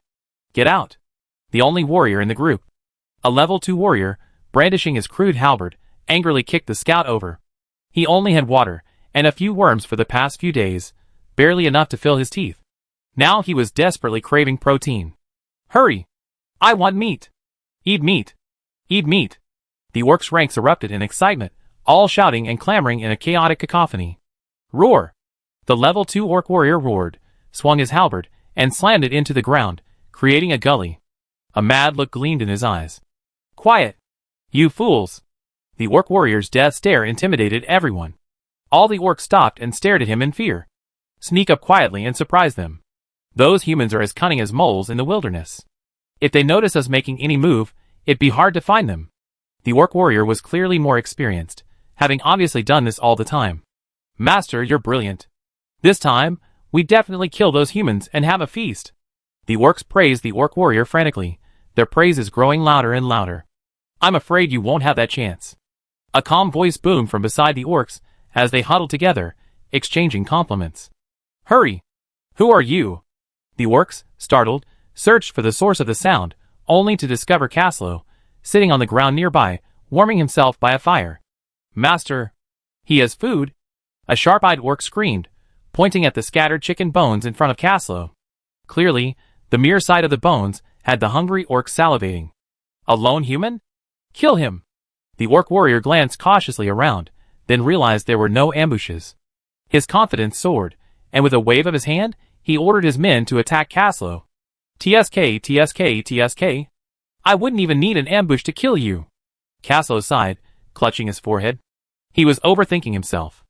A mere bunch of cannon fodder orcs weren't even enough for him to warm up. Even drawing his sword was an insult to Caslow. Alas, since I've seen you, you can all stay here and be fertilizer for the flowers. Caslow observed the charging orcs, his lips curling slightly into a cruel smile. Kill him! Kill this human, and we have food! I'm hungry! I want meat! The orcs rushed over, clamoring, carrying a riotous array of weapons. There was no formation, not even a hint of order. A mob acted like clowns before Caslow. Compared to those elite orcs from Gambata and Dol Guldur. You're too weak, Caslow said, his form flashing, appearing in front of an orc the next second. Bang! An iron fist, brimming with wind dragon power, smashed into the orc's chest. His ribs burst, his entire chest cavity collapsed. As dragon power erupted, the sharp wind element tore through the orc's body, shredding it in a cloud of blood. Too slow. Caslow shook his head and stomped his foot. As the ground cracked, his body instantly launched upwards, landing in front of another orc. Puff! A casual palm strike physically smashed the orc's head into his stomach. Thump! The headless corpse staggered and fell, and the orcs panicked. Swish! Caslow vanished once more. Where is he? That human is gone? I can't see him. Demon! He's a demon! One orc turned and tried to flee, clearly frightened by Caslow's elusive killing spree. As a true orc of the wilderness, rising with the wind and retreating against it was standard practice. Puff! Before he could take 2 steps, The orc warrior slashed it down with a single blow. Anyone who deserts the battlefield will be killed. The orc warrior roared in fear. Clearly, it had some brains, but not much. While solidarity can increase survival rates, when the gap in quality becomes irreparable, banding together for support only gives others an opportunity to gather and annihilate it. Haha, interesting. Caslo's voice became disembodied again. Afterimage. That's an afterimage. When the orcs spotted Caslo's figure, they realized the figure they had left behind was slowly fading. Clearly, it was the afterimage left behind by an extremely rapid speed. Puff! Puff! Two enormous heads flew up. Caslo combined his palms like swords, unleashing his dragon energy. The effect was no less than that of a sword. Combined with the wind's inherent sharpness, this hand blade was even sharper than most weapons. Die! The orc warrior, seizing the opportunity, finally swung his halberd. It struck Caslo's head with a vicious, devastating blow, attempting to kill him instantly. Swish! Caslo casually raised his sharp wind element and sliced through the crude halberd. When the orc warrior drew back his weapon for another strike, he discovered only a small portion of the blade remained. You have the guts to raise your sword against me? You're quite brave, but who gave you the courage to do that? Caslo narrowed his eyes and charged towards the lone orc with a murderous aura. The orc warrior, shrouded in fear, instantly froze, unable to move. As soon as it regained its composure, it realized something. No! Before it could finish its words, it completely disintegrated into a puff of bloody mist and dissipated. You're still fighting this bunch of rubbish for so long? A single yawn would kill them all, Cardo said helplessly, dissatisfied with Caslo's efficiency. I don't want anyone to know a storm dragon has appeared here. Let's hide our whereabouts as long as possible. Caslo shook his head. Ever since the Forbidden War, the kingdom of Raglan has become famous, and with it, its high-ranking warriors. As the kingdom's top dragon rider, Caslo has naturally entered the small records of all major factions. The alliance doesn't matter, but I'm worried that the orcs and the ringwraiths will know and ambush him with black arrows. Dragons may be powerful, but they can't fly against black arrows. Thinking of this, Caslo once again thanked the dwarf's 8 generations of ancestors. Alright. I'm tired, you can go. Cardo waved his claws, hung on Caslo's shoulder, and closed his eyes. Okay, I find a place to sleep tonight, Caslo said, stretching lazily. Chapter 704. Despite the incident with the wandering orcs, neither Caslo nor Caldor took it seriously. Caslo wouldn't even bother attacking such low-level cannon fodder unless absolutely necessary. Caldor, on the other hand, was quite bellicose and had no fondness for either orcs or dwarves. After all, one scattered black arrows all over Middle-earth, while the other used them to shoot at him. Fortunately, Raglan and Ilyabor were allies, otherwise Caldor would have transformed into a second Smog and slew the dwarves. We're saying you might not even find a suitable resting place tomorrow if you keep searching like this. A mumbling voice echoed from Caslo's shoulder. Caldor was speechless at the headless Caslo. His greatest advantage, as a dragon rider, was his vision, yet he was just wandering around like a dirt-legged peasant. Let's go look up in the sky. The village those orcs mentioned shouldn't be far away. Caldor's figure suddenly doubled, and his saddle materialized from the air. TSK. When I have enough money, I definitely make you a set of dragon armor. With dragon armor, we won't have to fear black arrows anymore. Caslo smacked his lips as he gazed at Cardo's bare body. Clearly, the storm dragon wasn't perfect yet. After all, a fully formed dragon knight would even be heavily armored. The combination of solid dragon scales and thick armor instantly made the dragon knight the most disgusting person on the list. It would be even more fun if you were lucky enough to encounter a dragon knight wearing armor with a thorn armor skill. With a thorn armor dragon shield and refraction, hitting me would be like hitting yourself. Wait until you have the money. The price of a set of dragon armor would bankrupt King Roland, Cardo said casually.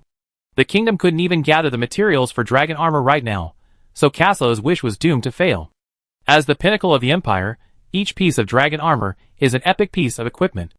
As soulbound equipment, the creation of each piece of dragon armor is a testament to the sheer wealth of resources. Even a kingdom with a top-tier intellect like Yunfeng cannot produce dragon armor without immense financial support. Dragon armor is the epitome of the empire itself.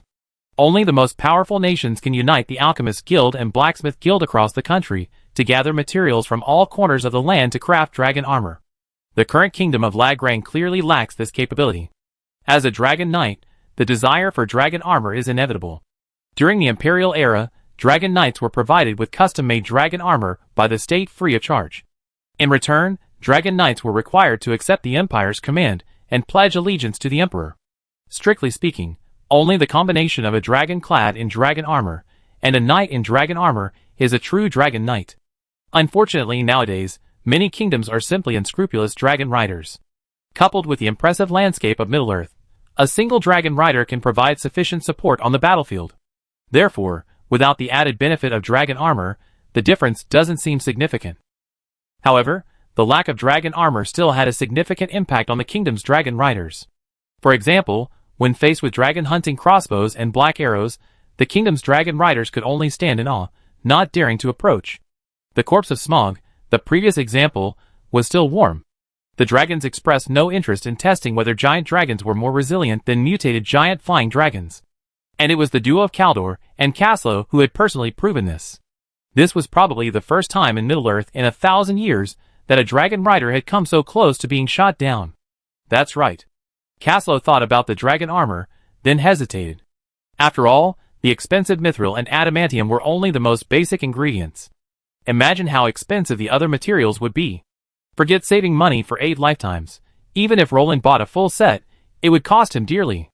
Let's go, let's find a place to sleep first, Cardo urged. He could use the sky as a blanket, and the ground as a bed. After all, the dragon's powerful physiques made them the most adaptable in Middle-earth. But humans were different. They could burn their masters to death even with a little rain. Cardo naturally wouldn't let his knights sleep in the open. Whoosh! The dragon's massive wings spread out, and with a powerful flap, the entire dragon took off lightly. The air currents made almost no sound during flight, a truly silent flight. For other dragons, silence is difficult, but for a dragon like the Storm Dragon, whose primary element is wind, air currents are like a piece of cake. So, man and dragon floated in the air like the breeze, carefully observing everything below, trying to find the human settlement the orcs had mentioned. I see. My knight, I take you down. You can sleep in a warm bed tonight. Cardo laughed, his voice echoing in Caslo's heart. Thank you. Remember to hide. Caslo patted Cardo on the back, signaling him to land. Is this the village those orcs were talking about? It's certainly not very big. Caslo surveyed the village with great interest. After careful observation, he discovered that the village's outer walls were constructed of rammed earth with logs as the foundation. In this wasteland, as long as they didn't encounter a regular orc army, the human militia, armed with hunting bows and dung forks, could easily defend the village. However, that second-level orc warrior was a problem. If there weren't any professionals among the orcs, even if Caslo didn't intervene, the orcs would be bruised and bloody beneath this wall. Stop! Who are you? Someone soon spotted Caslo's lurking presence. Several heads popped up from the city walls, bows and arrows pointed at him. However, the hostility in their eyes faded considerably when they saw Caslo's luxurious plate armor. I'm a wandering knight passing through. I've been traveling the north. I happened to be passing through your land and wanted to stop in to rest and restock my supplies. Caslo disguised himself as a wandering knight. Wandering knight? Where's your horse? Why don't knights have war horses? The men above exchanged glances, then shouted at Caslo. Interesting. They're not militiamen? Before Caslo could speak, Cardo's voice rang out. Sharing Caslo's view, he clearly noticed something wrong with the guards' attire. It was simply too formal. They didn't look like a village militia at all. Mercenaries. Caslo immediately recognized the identities of the people above him. These neatly dressed, fully equipped, yet laxly disciplined groups were clearly mercenaries. Interesting. This is getting more and more interesting. Caslo piqued his interest. A migratory village in the wilderness could actually employ a mercenary group? This piqued Caslo's curiosity. Although Cardo didn't say it, his earnest eyes betrayed him. Everyone is curious, but this pair's curiosity was clearly stronger. Chapter 705. My horse got separated in a skirmish with the orcs. I finally managed to escape, Caslo said, his lips curled up as he looked at the mercenaries above him, making up a pretext. A skirmish? Escape? The mercenaries exchanged glances, each somewhat unconvinced.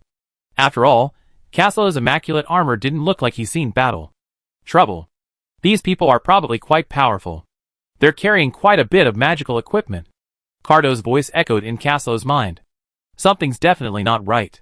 Their equipment is too luxurious. Caslo surveyed the mercenaries above with some curiosity. Much of their equipment was the kind only the lower-ranking nobles in Middle-earth could afford. How could someone who could afford such equipment actually become a mercenary? And not just one, but a whole group. That's telling. Sorry. We're not open to strangers here for now. If you like protection, you can camp outside. Warcraft and orcs generally don't dare approach the city. The mercenaries above murmured and discussed for a moment, then one of them, resting his hands on the wall, addressed Caslo below. Oh, what trouble! Caslo sighed softly before unleashing the aura of a 5th-level knight. A massive surge of dragon power surged into the sky. Caslo bet these mercenaries wouldn't be able to tell the difference between dragon power and battle energy. In fact, unless they engaged in combat, ordinary people couldn't tell the difference between dragon power and battle energy. As long as Caslo suppressed the dragon's might, everything would be fine. 5 level. The mercenaries' legs went weak at the sight of Caslo. They stared blankly at Caslo as he leisurely walked to the foot of the city, then bit his legs and jumped up. You're all very kind, but unfortunately, your rules can't hold me back. Caslo casually patted a mercenary on the shoulder, only for the mercenary to faint and fall to the ground with a thud. Who are you? A knight, having rushed over after hearing the news, blocked Caslo's path. Who I am is none of your business. I'm just a traveler passing through. Get out of the way. Caslo narrowed his eyes as he stared at the knight who stopped him. The knight, a rank 3 knight in his 30s, had some potential among knights, with a chance of reaching rank 4 in his lifetime. But facing Caslo, a dragon rider, he was no match for him. Sir, aren't you being a bit aggressive? I'm only asking out of a sense of responsibility. And as a guest, shouldn't you abide by the host's rules? The knight frowned, sensing Caslo's unfathomable strength. Clearly, he realized he was no match for him. Rules are determined by strength. You're not qualified to make me abide by yours. I told you I'm just a traveler passing through, only staying here for the night. Caslo ignored him and walked past him, heading back into the village. Frankly, if we were to meet someone of his strength on the battlefield, he wouldn't even be qualified to speak to Caslo. Captain? We're just going to let him in like that. We're... The mercenary who had hurried over from behind whispered to the knight, who had just stopped Caslo, looking at his back. Stop? We're going to risk our lives to stop him. You want me to stop someone who even the captain might not be able to? Do you think I have the strength to do that? The knight looked at the mercenaries behind him with a sullen expression. Then we... The mercenaries hesitated. Forget it, forget about him. As long as he doesn't cause trouble, we just ignore him and let him be. The captain's mission is most important. Everyone, pay attention and don't mess up the captain's mission. The knight sighed and shook his head. However, he had to admit that Caslo was right. He truly had no power to restrain Caslo. Excuse me, sir. What's going on with these mercenaries? Caslo, who had already used his money to knock on a family's door, asked curiously, gazing at the old man pouring him water. I know. Before the old man could say anything, his grandson beside him started chattering. Oh my! My ancestor? Are you trying to kill yourself? What if those knights hear you? The startled old man quickly covered his grandson's mouth. It's okay. Talk. They won't do anything to you. Those knights don't seem like bad guys. Caslo shook his head and smiled. Being cautious in the wilderness isn't necessarily a bad thing. It's a survival trait honed over the years. Being blind and invisible actually helps one live longer. And even if they try to act recklessly, I'm here. Caslo confidently slammed his sword on the table. Wow! What a beautiful sword! Can I see it? The old man's grandson, upon seeing Caslo's long sword, immediately broke free from his grandfather's grasp and hurried over. Oh! What's your name, little one? Do you like swords? Caslo smiled, holding his sword with interest. Cardo's voice echoed in his mind. Huh? There's actually an innately awakened warrior in this small place? Weiss. My name is Weiss. Weiss puffed out his chest proudly. Oh! Weiss, what a nice name. Caslo nodded. After all, commoners hardly ever had surnames, including Caslo himself. But now Caslo could have won and start his own family. Weiss, can you tell me what you know? I let you play with my sword in exchange. Caslo flaunted his long sword, his voice full of allure. Of course. From what I heard privately, this mercenary group is called the Second Sons. They're all powerful and well-equipped mercenaries. Weiss said proudly. Well then? Caslo asked, listening with rapt interest, his chin propped up. That's all. That's all I heard. Weiss said proudly, his expression as if it were only natural. Ouch. Holy crap. The sudden turn of events nearly gave Caslow a backache, and he nearly hit his chin on the table. That's it? That's all? Caslow's mouth twitched. Hey! Sir, it's my grandson who's ignorant. Let me tell you, even though I don't know much. The old man noticed Caslow's shock and, fearing he might vent his anger on his grandson, quickly took over the conversation. He even cuttingly gave Caslow a heads up, demonstrating his survival skills to the fullest. Ouch! It's heavy! Weiss, taking advantage of the moment when no one was looking, smiled and yanked the sword from Caslow's hand. Caslow carelessly let go, only to be nearly slammed into the ground by Weiss. Alas! You're so reckless, child. Be careful, the old man said lovingly, looking at his grandson fondly.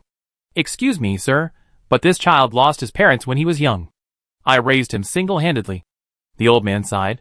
Forget it, let's get back to the point. Let me tell you about the Second Son mercenary group. The old man shook his head and sighed as he watched his grandson trying to pull the sword free. This mercenary group has a complex background. They're an elite group comprised of fallen nobles, and the second sons of lesser nobles without inheritance rights. Unlike other mercenary groups that are little more than bandits, these are truly elite mercenaries. I don't know why they suddenly arrived in our village this time. The old man sighed helplessly. In troubled times, they can only survive by keeping their eyes closed and staying out of other people's business. By the way, I heard privately that these are just the vanguard. There's a larger force behind them, the old man added, patting his head. Chapter 706. There's backup? Caslow's face twisted. He already spotted dozens of mercenaries, and these were just the vanguard. What on earth are they planning? Caslow muttered, chewing over the words, lost in thought. What on earth are they planning? Sir, do you usually use this sword? Weiss's voice came with some strain. Of course. Why? You like this sword too? Caslow teased, watching Weiss struggling to hold his sword. Of course.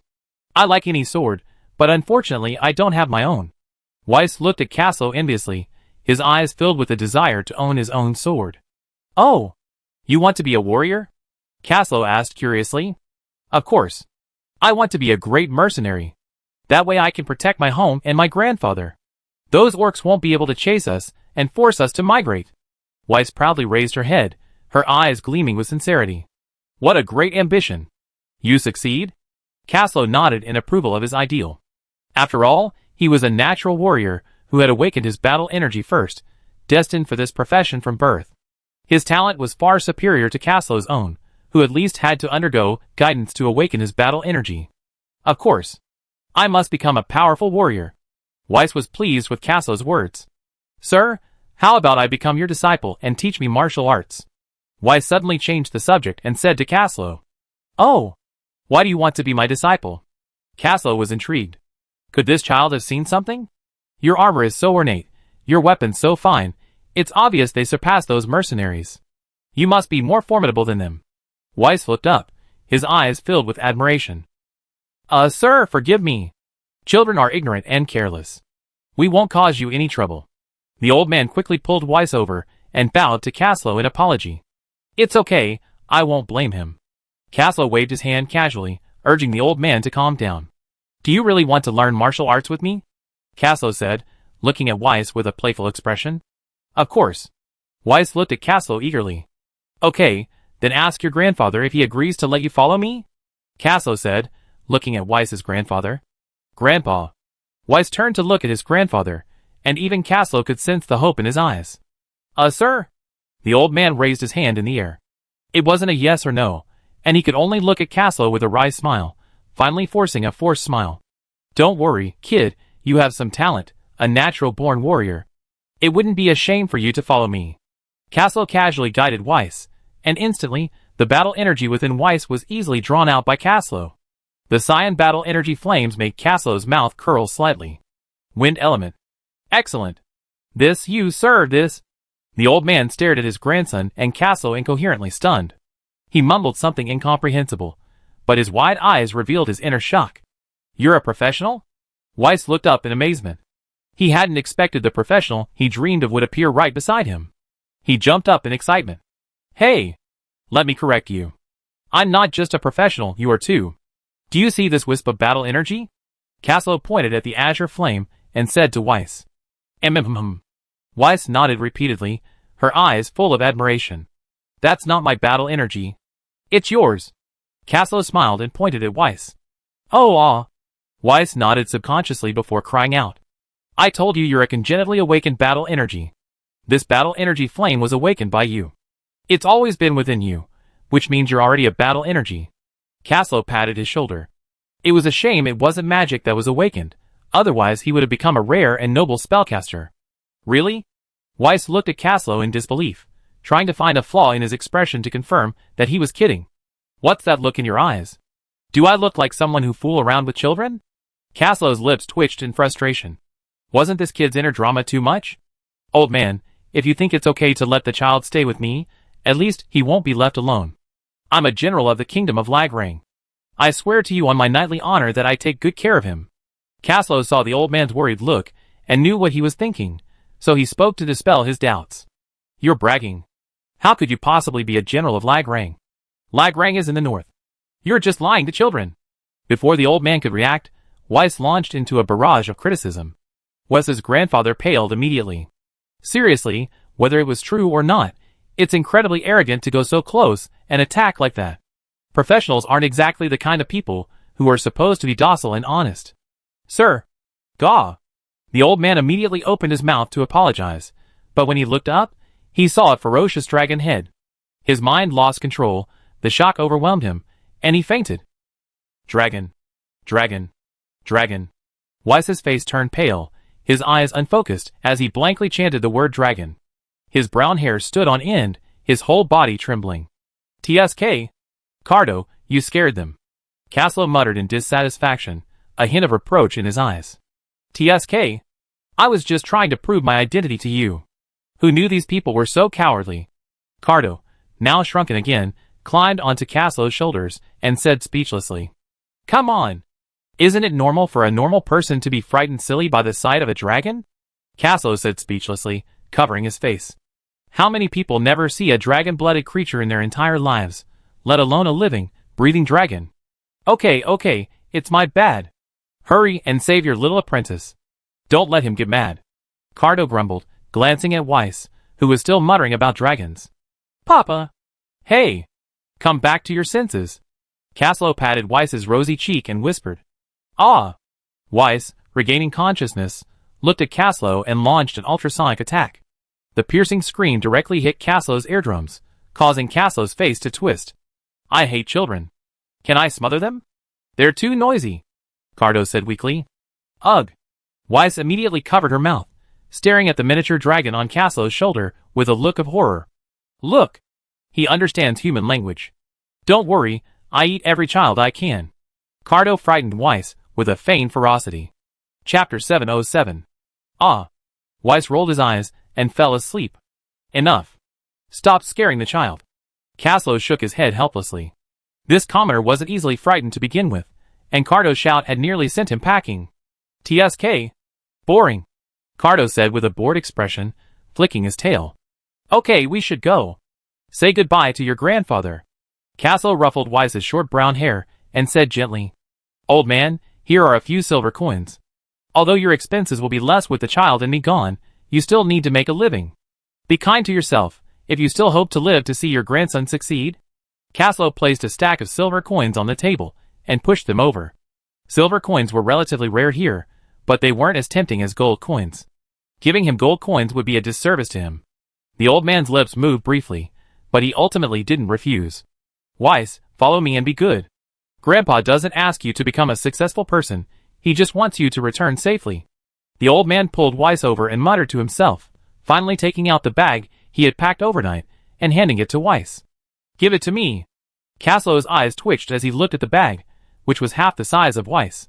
Did this old man pack his entire family in it? Watching Caslow casually stow the bag away in his space equipment, the old man bowed gratefully, his hands fawning. Sir, if the child did anything wrong, feel free to scold or spank him. Don't be polite, the old man said humbly. It's not that serious. Okay, catch up first. I wait for you outside. Caslow looked at Weiss, wiping his tears, and the reluctant old man, saying he couldn't stand the atmosphere anymore and had to escape first. So he said hello and slipped out like a slippery loach. Huh? New soldiers have arrived. Cardo's voice echoed in Caslo's mind. Indeed, it's a group of rangers this time. A group of professionals has arrived. Caslo looked in the direction Cardo had pointed and saw a group of rangers carrying short bows and short swords passing by. TSK, human rangers are nothing. Cardo sneered. The elven rangers were so good, and the rangers behind them were all trash. I hope you can still be so tough against Ranger El Nino. Caslo sneered. Cardo was completely speechless. Fine, fine. You're bringing up something irrelevant, huh? Those who target the dragons, be damned. But then again, they did make a big move. Caslo muttered. What? Cardo asked, puzzled. Rangers of Gundor. Knights of Rohan. Warriors of the Shire. What a complex mix. Caslo said with a quizzical expression. He could understand the Gondorian and Rohan banners, but the Shire banner. My goodness! Could this mercenary group be recruiting from all over Middle-earth? Why were there all sorts of monsters and demons? That's indeed quite complicated. Cardo's brainstorming began, but he couldn't figure out how these regions were connected. Alright, forget this mercenary group that doesn't discriminate between meat and vegetables. We have a mission for His Highness. Caslo shook his head helplessly. Although he longed to go and eat melons, the responsibility he shouldered for King Roland prevented him from exploring. Alright? Caslo asked suddenly without turning back. His 5th-level Dragon Rider's perception was more than enough to detect the child appearing behind him. Well, I already said goodbye. Let's go, teacher, Weiss said firmly, wiping the tears from her face. Don't cry anymore. Caslo teased with a smile. No! A strong warrior doesn't cry, Weiss said defiantly, as if Caslo had looked down on him. Warrior? What's the future of that? Do you know what Raglan was founded on? Caslo scratched Weiss's nose and asked with a smile. I don't know, Weiss said honestly, clutching Caslo's cloak and following him. Old man. Go back. Don't worry, I take good care of him. Caslo turned and waved towards Weiss's house. Although he couldn't see, his mental power wasn't deceiving. Weiss's grandfather was watching them through the crack in the wooden door. Let's go! Weiss, you're in luck. Caslo patted his head and said proudly. After all, there weren't many children in all of Middle-earth who could be cared for by a dragon rider. And Caslo only knew one other dragon rider besides those belonging to the kingdom of Raglan. Peter Grow. You haven't told me what Raglan is based on? Weiss grabbed Caslo's cloak and said stubbornly. It's the Knights, kid. Caslo's voice grew serious. The first Northern Knights forged the wall and created Raglan with their flesh and blood. Knights have always been the pillar of Raglan. As long as there's a Raglan Knight, Raglan will not perish. Caslo's voice was slightly low, but it rang like a bell in Weiss's heart. Then can I become a knight? Weiss stammered. Of course. You're a natural-born warrior. All warrior professions will suit you. There's no chance of failing to change your profession, Caslo said with some envy. Weiss was born with a ticket to becoming a professional. Any warrior profession was open to him. As long as he had a guide, he could easily step into the ranks of professionals. Then I want to be a knight. No. I want to be a dragon rider too, Weiss said, pointing at Caslo's empty shoulder, where Caslo's dragon had been lying not long ago. Ha ha ha. Ambitious. Caslo didn't discourage Weiss's confidence. After all, every knight's lifelong dream is to ride a dragon. Riding a dragon is a knight's highest achievement. Every knight aspires to be a dragon rider. If not then, they're already a dragon rider. Kid, becoming a dragon rider isn't just talk. Dragons require a contract. And dragons really can eat people. Cardo quietly appeared and said sinisterly, sticking his tongue out at Weiss. It was clear that scaring children had become his habit. I'm not afraid. I want to be a dragon rider too. I let my dragon beat you. Weiss showed no sign of fear this time. Instead, she pointed at Cardo, who was peeking out from the gap in his armor, and said with full energy, TSK, TSK, TSK. An interesting brat. Cardo couldn't help but look at Weiss with admiration. After all, facing the threat of a dragon for the second time without batting an eyelid, his mindset surpassed many. Alright, let's go.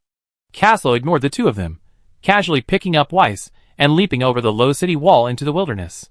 Goodbye, Grandpa. Weiss waved goodbye as he watched his home recede behind him. We should be in Gundor, right? Cardo held Weiss in his arms and spread out the map in a desolate field. Hurry up, brat, and get off my back, Cardo said with a look of frustration. Normally, only knights were forbidden from riding on the back of a dragon, but dragons understood the ways of the world, and Weiss was small and posed no threat. For Cardo's sake, Cardo pinched his nose and let him ride on his back. Boy, you're so lucky. You're already a dragon knight before you even become a knight, Cardo muttered. After all, Weiss, in Caslo's arms, was the number one, so it wasn't wrong to call him a dragon knight. Chapter 708. At this time, Gondor was ruled by Turgon, steward of Gondor. He was nearing the end of his reign, dying of illness in 2953 of the Third Age.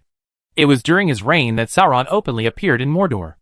This Turgon was not the Turgon of the elves. At this moment, Gondor was completely unaware of the impending danger. The entire kingdom maintained an extremely lax defensive posture, and the borders were as thin as a sieve. Caslo simply rode in with a swagger. Is this the kingdom of Gondor? Weiss exclaimed in amazement, gazing at the villages and towns along the way. Since Caslo hadn't stopped much during their journey through Rohan, Weiss had only seen the primitive villages and towns of Rohan, and wasn't particularly impressed until they arrived at Gondor's capital, the White King's city, near Minas Tirith. Magnificent, Caslo exclaimed, looking up at the towering White King's city. Weiss nodded frantically. He had never even heard of such a magnificent city, let alone seen it. It is indeed a magnificent city. The kings of Gondor, who founded it, were truly extraordinary. Caslo nodded in agreement. Aside from the former capital of the Raglan Empire, only the strategic fulcrum of the northern wall, nestled east of the Grey Mountains, Grey Castle, could rival the White King's city. What are we doing now, teacher? Weiss tugged at Caslo's cloak. Oh, stop it! Pull it off, Caslo said helplessly, covering his face. Why did this kid, Weiss, love to pull at his cloak so much? Oh. Weiss timidly let go. Now, go and see the region of Gondor. Caslo pulled out his dragon flute, summoned his own dragon, and smiled at Weiss. What are you doing? Weiss's eyes were filled with panic. Seeing the smirk on Caslo's face, he suddenly had a bad feeling. Get up. Caslo grabbed Weiss by the collar without a word and yanked him up. Then, with a tug on the dragon's reins, Cardo immediately understood and soared into the sky. Ah! Teacher, are you crazy? Ah! I'm dying. Weiss watched Caslo, clutching his hand tightly, as he hurtled towards Minas Tirith, his eyes filled with fear. Hang!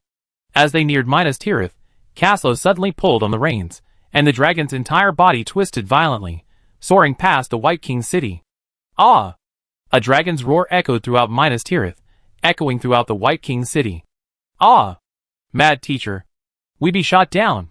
Via screamed. Caldor began circling Minas Tirith, and the entire White King's city erupted in excitement. Residents below raised their heads, pointed at the sky, and pointed at the flying dragon. Many pedestrians, covering their heads, fled. Woo-woo-woo. A long horn blasted. Below, from the 7 walls of Minas Tirith, a large number of armored Gondorian infantrymen surged into the arrow towers and fortresses, clearly preparing for a possible dragon attack. TSK. Pretty quick thinking, but no one came to greet them? Caslo mused, suddenly feeling slighted. Teacher, is it possible that none of them can fly?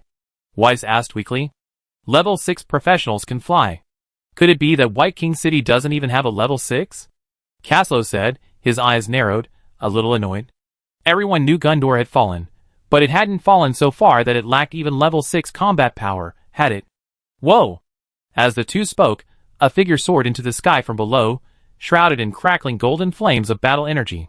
Caslo immediately recognized the newcomer as a level 6 Thunder Overlord. Dragon Rider? Who are you? The man sighed, inexplicably relieved after catching sight of the figure on the dragon. I, General of the Raglan Kingdom's Royal Guards, Storm Dragon Rider Caslo. I'm here to see His Highness Turgon, the region of Gondor, by order of the king. Who are you? Caslo asked clearly. In that case, please follow me. Flying around like that might frighten the people. By the way, I am Huron, the key bearer of Minas Tirith. Sir, this way, Huron said respectfully, as he guided Caslo. Although the man before him was only a 5th-ranked dragon rider, in a real fight, even a 6th-ranked tyrant himself might not be enough to defeat the dragon. He showed the strongest man the utmost respect. Caslo nodded. Huron's unassuming demeanor was indeed remarkable. However, what Caslo didn't know was that the key bearer's authority was second only to the king of Gondor, the regent, and the prince of Dol Amroth. As the 4th in command of Gondor, how could he not have some refinement? Furthermore, this Huron was no small figure.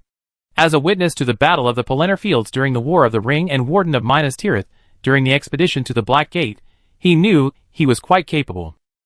Led by Huron, Caslow was led to the gates of the 7th floor. A group of Gondorian soldiers guarded the gates, and behind them lay Gondor's royal city. A quick glance revealed that these soldiers were all professionals, including some 3rd-level warriors, likely captains of the guard. Stop! Faced with a veritable dragon, these brave Gondorian soldiers formed a shield wall and blocked the gates. A captain stepped forward, extending his hand across Carter's face and shouting. Though fear flickered in his eyes, he remained firm in his stance before the dragon. You're so brave. Not many can face a dragon head-on. You have the potential to be a dragon slayer. Caslow, carrying Weiss, jumped from the dragon saddle and teased the captain. Sir Caslow, please don't embarrass our captain. Huron, stepping out from behind Carter, said helplessly as the captain's eyes darted. Your Excellency, the keykeeper. The guard saluted. All right, Lord Caslow, could you please resize your dragon? It's not very convenient for entering the royal city. Huron said helplessly. Cardo, come back. Caslow waved, and Cardo transformed into the size of a lizard and flew onto his shoulder, causing Huron to take a few more glances at the legendary dragon. Thank you very much. Please allow me to go. I'm taking Lord Caslow to see the regent. Huron waved to the soldiers and removed his helmet. Caslow then saw the young face beneath the helmet. He looked to be in his early 30s, already at the 6th level. He looked promising. At this rate, his strength would make him a leader among the 6th level. Let's go, Lord Caslow. Huron shook his golden hair and gestured to Caslow in front of him. His eyes drifted to Weiss, who stood beside Caslow, filled with curiosity. After all, the legend that only the dragon's own knights could ride on the dragon's back was well known throughout Middle-earth. So this child? Your son? Huron asked tentatively. My disciple. Caslow's mouth twitched. Oh, sorry. Huron's face darkened, and he turned away from VS, who was staring at him angrily. As the heavy gates swung open, Caslow finally saw the royal city of Gondor. Then, dragging VS, like Granny Lou entering the Grandview Garden, Caslow followed Huron. Chapter 709. Sir, please wait a moment. I go inform His Royal Highness the Regent. Please tell the waiter if you need anything. After placing the two in a side room, Huron explained to Caslow and left, leaving behind Weiss, who was agonizing over the exquisite pastry, and Caslow, who looked helpless. Have I starved you these days? Caslow covered his face, a little upset. Weiss, showing off his pastries, like a starving ghost, was truly embarrassing. Delicious. Teacher, try some. Weiss raised her little hand and offered it to Caslow's mouth. No. No. Caslow quickly refused, a look of disgust on his face. It smells really good. Caslow raised his hand and gave a thumbs up. Is it delicious? Eat more? Weiss mumbled as he chewed. Forget it. There's a banquet to go. Eat less. Caslow patted his head, reminding him. Plop. Weiss's pastry fell to the ground, and a mournful expression appeared on his face. Teacher, why didn't you tell me earlier? I never been to a banquet in my life. Weiss looked at Caslow with a look of deep regret, as if he had missed out on 5 million. Caslow's eyes twitched a few times, and he glanced at the impassive waiter not far away inside. Sir Caslow, His Royal Highness the Regent has summoned you. Huron walked in and said to Caslow. Okay, thank you very much. You stay and wait for me. What are you going to do? Caslow took 2 steps and turned to look at Weiss, who was following behind him. Oh! Weiss timidly sat back down, a little gloomy. Let's go, Sir Huron. Caslow nodded to Huron, signaling that they could leave. Greetings, His Majesty Turgon, Regent of Gondor. Blessings from my king. I wish you good health. This is a gift from my king. Caslow bowed to Turgon, seated at the foot of the throne, his voice filled with respect and sincerity as he handed the gift to the attendant. No need for formalities, Dragon Rider, great and powerful knight. I have received blessings from King Raglan. Give him my thanks and regards to the Guardians of the North. Turgon's words were like a gentle breeze. The white-haired old man spoke slowly but clearly, full of royal grace. He waved his hand, signaling the attendant to accept the gift and withdraw. I will tell my king. Caslow bowed his head again. Then, Great Dragon Rider, Storm Scourge of the North, could you please tell me the purpose of your visit, Lord Caslow? Turgon said calmly, looking at Caslow. Caslow raised his head and looked directly into Turgon's eyes, but his expression was unremarkable. His calm gaze, like a still well, made him inwardly declare him cunning and treacherous. Dealing with such a sophisticated person was the most troublesome thing, The twists and turns involved were incredibly frustrating. I'm an envoy to Gondor by the king's order, to establish ties between the two countries, and to conduct trade, Cassio answered truthfully. After all, there was no need to lie to the regent of Gondor. Indeed, two important kingdoms of humanity need to communicate with each other. I'm sorry to trouble you with this trip. Logically, we should be the envoys to meet King Raglan. Unfortunately, the distance to the north is vast, and with the orcs rampant, we can't guarantee the delegation's safe arrival, Turgon said thoughtfully. After all, Gondor was still officially the leader of the human race, and it was his responsibility and duty to unite the human kingdoms. However, Gondor simply couldn't afford to get the delegation through the orc blockades and reach Raglan. After all, escorting a goblin prince wasn't something everyone could afford, and Gondor didn't have enough knights to spare. No problem, that's why I'm here, Cassio said calmly, his steady voice revealing a strong confidence. After all, with a powerful kingdom as his backing, Cassio felt a lot more confident. After all, judging by its apparent strength, the kingdom of Raglan's high-end combat capabilities should be slightly superior to Gondor's current capabilities. Well, what kind of trade are you talking about? Turgon didn't dwell on the question of who was coming and who was going, choosing to skip the subject. If he followed Cassio's line, Gondor would be the one in the awkward position. It would appear weaker when compared to Gondor. Well, the north is extremely short of food due to years of war, so the king sent me here to buy food, Cassio said. Oh, that's true. Turgon nodded in understanding. How many people could that shabby place in the north support? Constantly under attack from all sides, it would be a wonder they could even produce food safely. Even if the kingdom of Raglan emerged with strength, it wouldn't change the north's current situation of being beaten into submission. So how much do you plan to buy? If there's a real need, Gondor can provide some free supplies, Turgon asked kindly. After all, they were both human kingdoms, and Raglan was still in the north covering for the south, so he had to show some appreciation. That's a bit large. Let's buy it. Cassio gave an awkward laugh, trying to taunt Turgon to avoid overstating the matter, as it would be embarrassing. So how much do you need? I try to get it together for you, Turgon asked curiously, understanding the implication of Cassio's words. 25,000 tons. Cassio gestured. Wow. The kingdom of Raglan is out of food? Turgon stood up. 25,000 tons of food would feed so many people for a year. Raglan just said 25,000 tons? Not really, but if we can't buy it back, we'd be out of food by next year. Cassio shrugged, unconcealed. How do you plan to buy it? Although this year's harvest is good, the price won't be too low. After all, we're buying from the farmers. After layers of exploitation, there won't be much left. Too little will kill people. Cassio was surprised to hear Turgon say such a thing. Huh?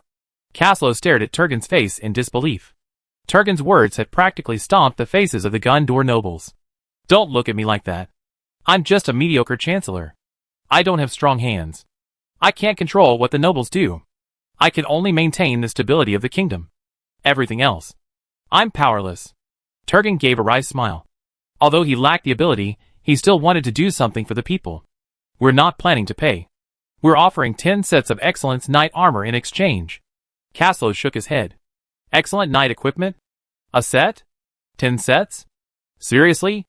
Turgon's eyes lit up. Of course it's real. Cassio pulled a set from his interspatial bracelet and held it in his hand. Deal. The Huron family will provide this grain. May the friendship between our two countries last forever. Turgon agreed without hesitation.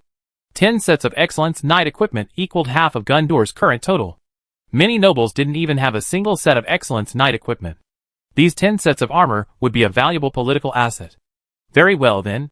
Please prepare them quickly so we can trade. I'm anxious to return and report. Cassio patted his chest and said sincerely, Of course. Gathering this grain will take about a week. I need you to stay for a while, Turgon said with a smile.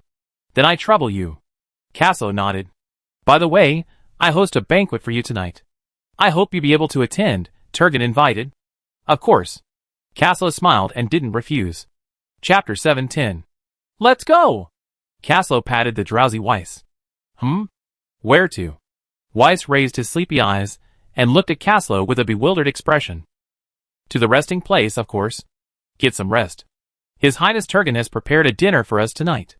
Cassio grabbed Weiss's ear and dragged him away, still dazed. Oh! Weiss nodded quickly and followed Cassio away happily, like a chick pecking at rice. Sir Huron, Are you familiar with the Second Son's mercenaries? Casso stopped and asked, walking side by side with Huron. Second Son's mercenaries? What? Are they in conflict with your country? Huron frowned, a little surprised. Not really. I just happened to run into their group on the road this time, and was just curious. Casso shook his head. Oh, that's good. I thought they offended your kingdom. Huron wiped the sweat from his forehead. After all, mercenaries, to put it bluntly, are nothing more than war hyenas. They're a group imbued with adventurous genes, and acting recklessly is the norm for mercenaries. Therefore, the quality of mercenaries depends entirely on personal judgment, and the quality is mixed. Huron was really worried that the Second Son's mercenary group would offend the kingdom of Raglan.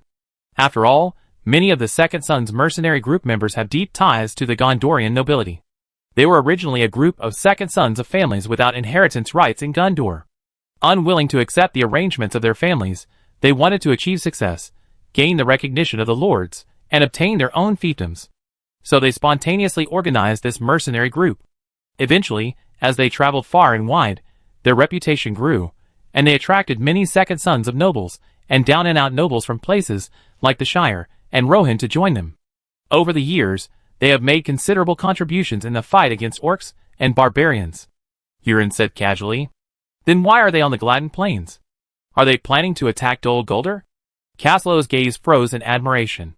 True warriors. They even dared to challenge Dol Guldur. Perhaps. Huh? Huron nodded, then immediately stopped and stared at Caslo in horror. What's going on? The Gladden Plains? In the dark forest to the east, right next to the old fortress of Dol Guldur. Caslo asked, puzzled. That shouldn't be the case. They're not looking for death.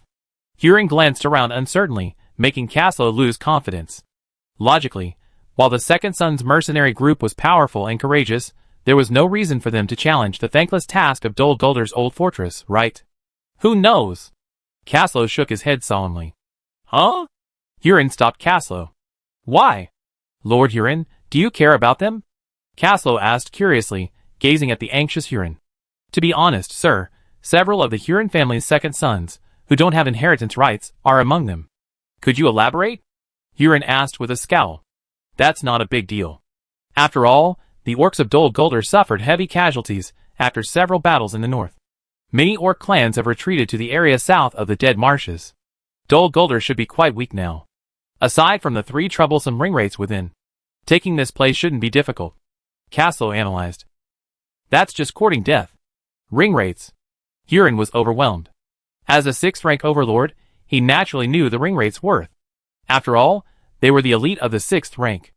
As an overlord, Huron knew that the difference between a 6th rank and a 6th rank was sometimes not much greater than that between a 1st rank and a 6th rank. There's no 6th rank mercenary in the Second Sons? Caslo tilted his head, squinting his eyes, as he looked at Huron with disbelief, as if he couldn't believe it. Such a formidable mercenary group didn't even have a 6th rank mercenary. 6th rank? Are you dreaming? 6th rank mercenaries still need to join the Second Sons? Wouldn't it be better to just join a lord and become a vassal? With that kind of talent, why aren't they striving to become powerful nobles? Huron stared at Caslo in shock, as if he just heard a monstrous joke. These people ventured out hoping to become powerful nobles. 6th rank mercenaries are so coveted in Middle-earth. If they were 6th rank, they'd be lords themselves. That makes sense. Caslo nodded, agreeing with Huron. That's all. Hopefully they don't mess with Dol Guldur. Otherwise, I'd just be collecting their bodies when I pass by. Caslo patted Huron's shoulder. No. Dol Guldur has black arrows, and we can't collect them. Caslo immediately corrected himself before Huron could say anything. He wouldn't face the threat of black arrows. They probably wouldn't do that. Huron consoled himself. Who knows? What's the current leader of the Second Sons mercenary group? What rank? What if they want to capture Dol Guldur and become its own lord? Caslo shrugged, hypothesizing. Are 4th rank knights so insane now? Huron pondered Caslo's words before blurting out this question. Hey! Excuse me. I was once a 4th rank knight. Caslo extended his hand. Yes, I'm sorry, but that's not right. They shouldn't be that insane. The Second Sons mercenary group has been relatively steady these days. It wouldn't be that bad. So many nobles there wouldn't agree to such a thing. Huron muttered to himself, then nodded as if convinced. I hope so. Caslo shook his head. He had a feeling the second son's presence on the Gladden Plains was amiss. After all, there weren't any targets worth a mercenary mission there. Could they be truly mad enough to attack Dol Guldur? Have you eaten yet? Never mind. There's no need to ask. Caslow turned to look at Weiss beside him, only to find the child already walking with the support of the wall. Smells so good. So delicious. What a shame I can't let Grandpa try it. That roast chicken. That fish. That venison steak. Weiss, holding onto his stomach, described it to Caslow as he moved. Caslow nodded perfunctorily. While the dinner arranged by His Highness Turgan was lavish, it tasted nothing like the savory dishes of the River Rapids chefs. After all, River Rapids was in no shortage of spices. The castle chefs were lavishly adding them to the food. Delicious. Is this a banquet? You could swallow your tongue, Weiss exclaimed longingly. Don't worry, the food won't be as good as this once you get to River Rapids. It might not be as varied, but it's better and more filling. Caslow shook his head. He didn't eat much, but he did drink quite a bit. After all, alcohol was the only thing he cared about here. Let's go! Go back and get some rest. Tomorrow you officially become an apprentice knight. Caslow patted Weiss's shoulder and took off at a brisk pace. What? Apprentice knight? Sensei! Wait for me. Ouch! I can't run.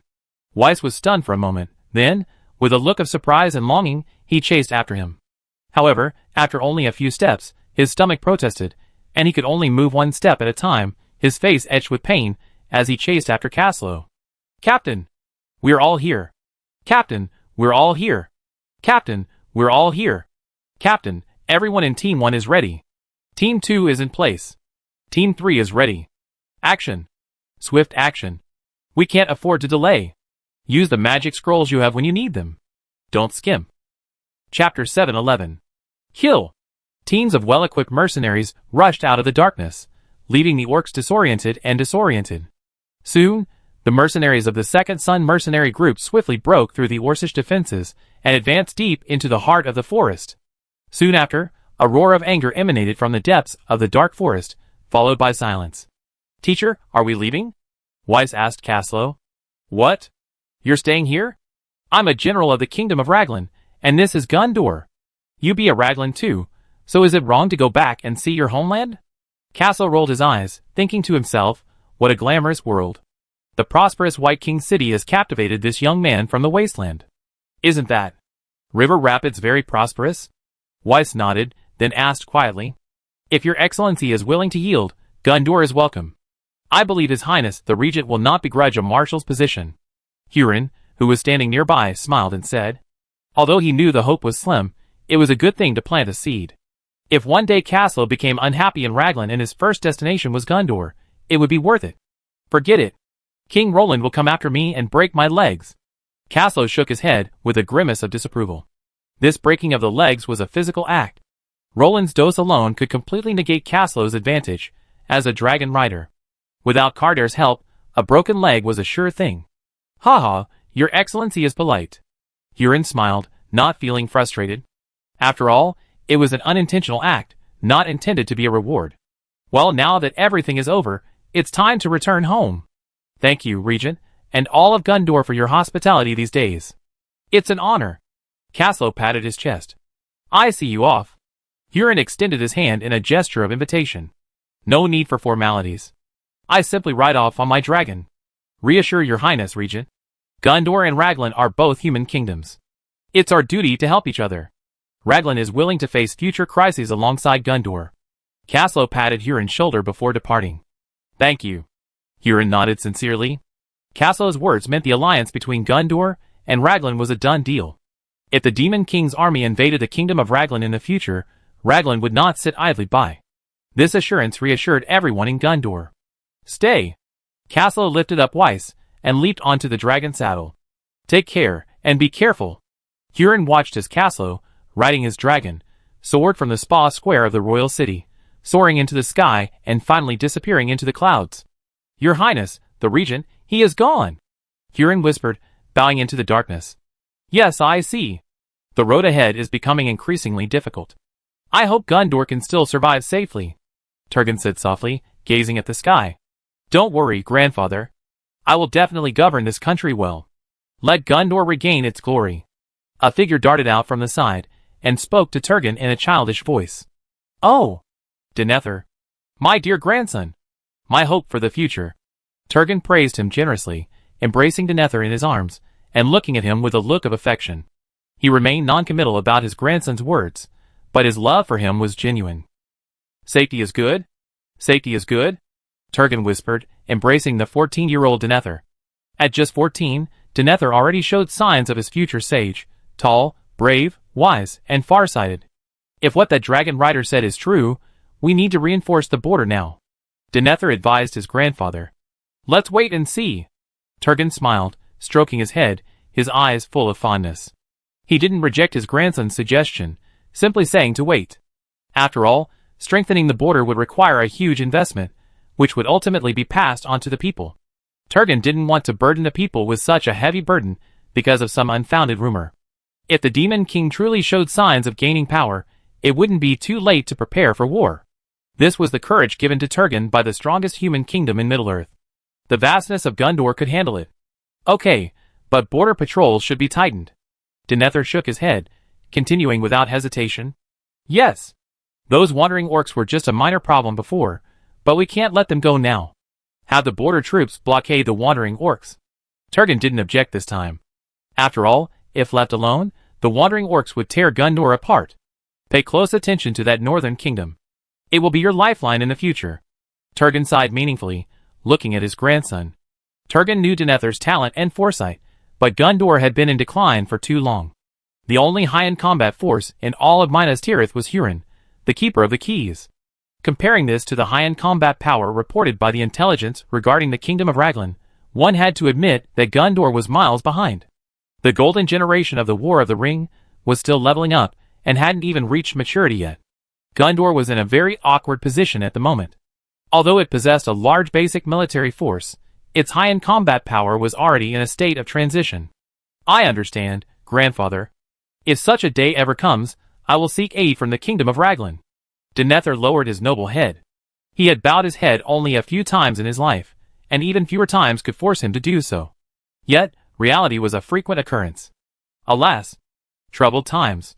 Turgon gazed at the dark shadows in the distance. That was where Mount Doom of Mordor stood, where the Eye of the Demon King stood. "Teacher, am I a knight now?"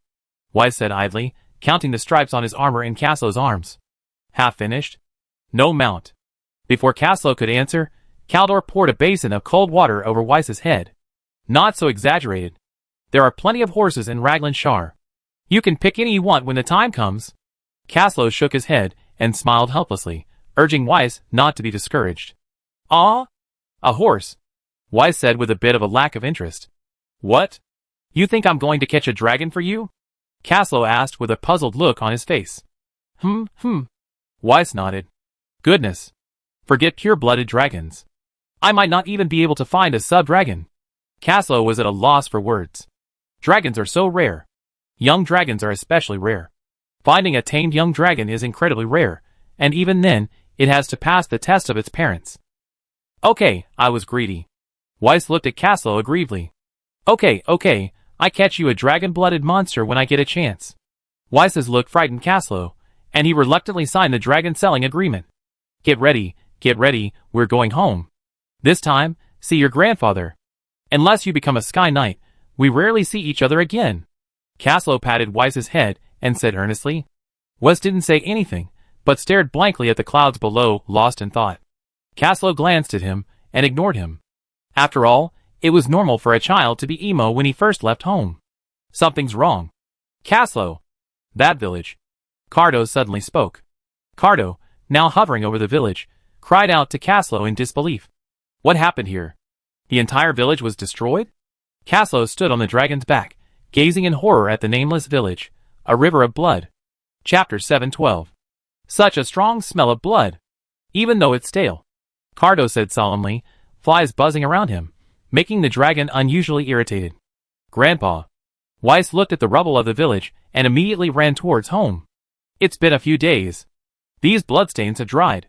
Caslo frowned at the purple-black blood on the ground. "Go check on your student. I feel like something's not right with him." Cardo nodded to Caslo. It didn't seem all that bad now, but it might be soon. Grandpa. Weiss's wails exploded into the ears of both the man and the dragon at an explosive speed. Damn it! Caslo's face darkened. He knew what had happened without even looking. Teacher. Grandpa. Grandpa's whimpering. Weiss, distraught, hugged a corpse that had begun to rot. The corpse's appearance vaguely revealed the old man's appearance in life.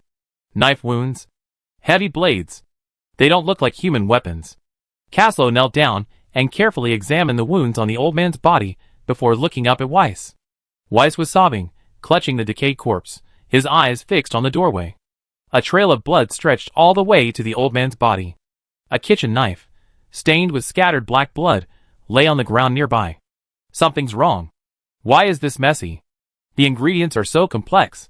Cardo's voice was perplexed. What did you find? Caslo casually dragged Weiss to his feet. He frowned at the stench of decay that stained Weiss, and the dragon power in his hand quickly flowed through Weiss's body. The dead are gone, but the living must continue to live. Weiss is vulnerable to the plague. I'm sure his grandfather's spirit in heaven wouldn't want his grandson to suffer the consequences of his own plague.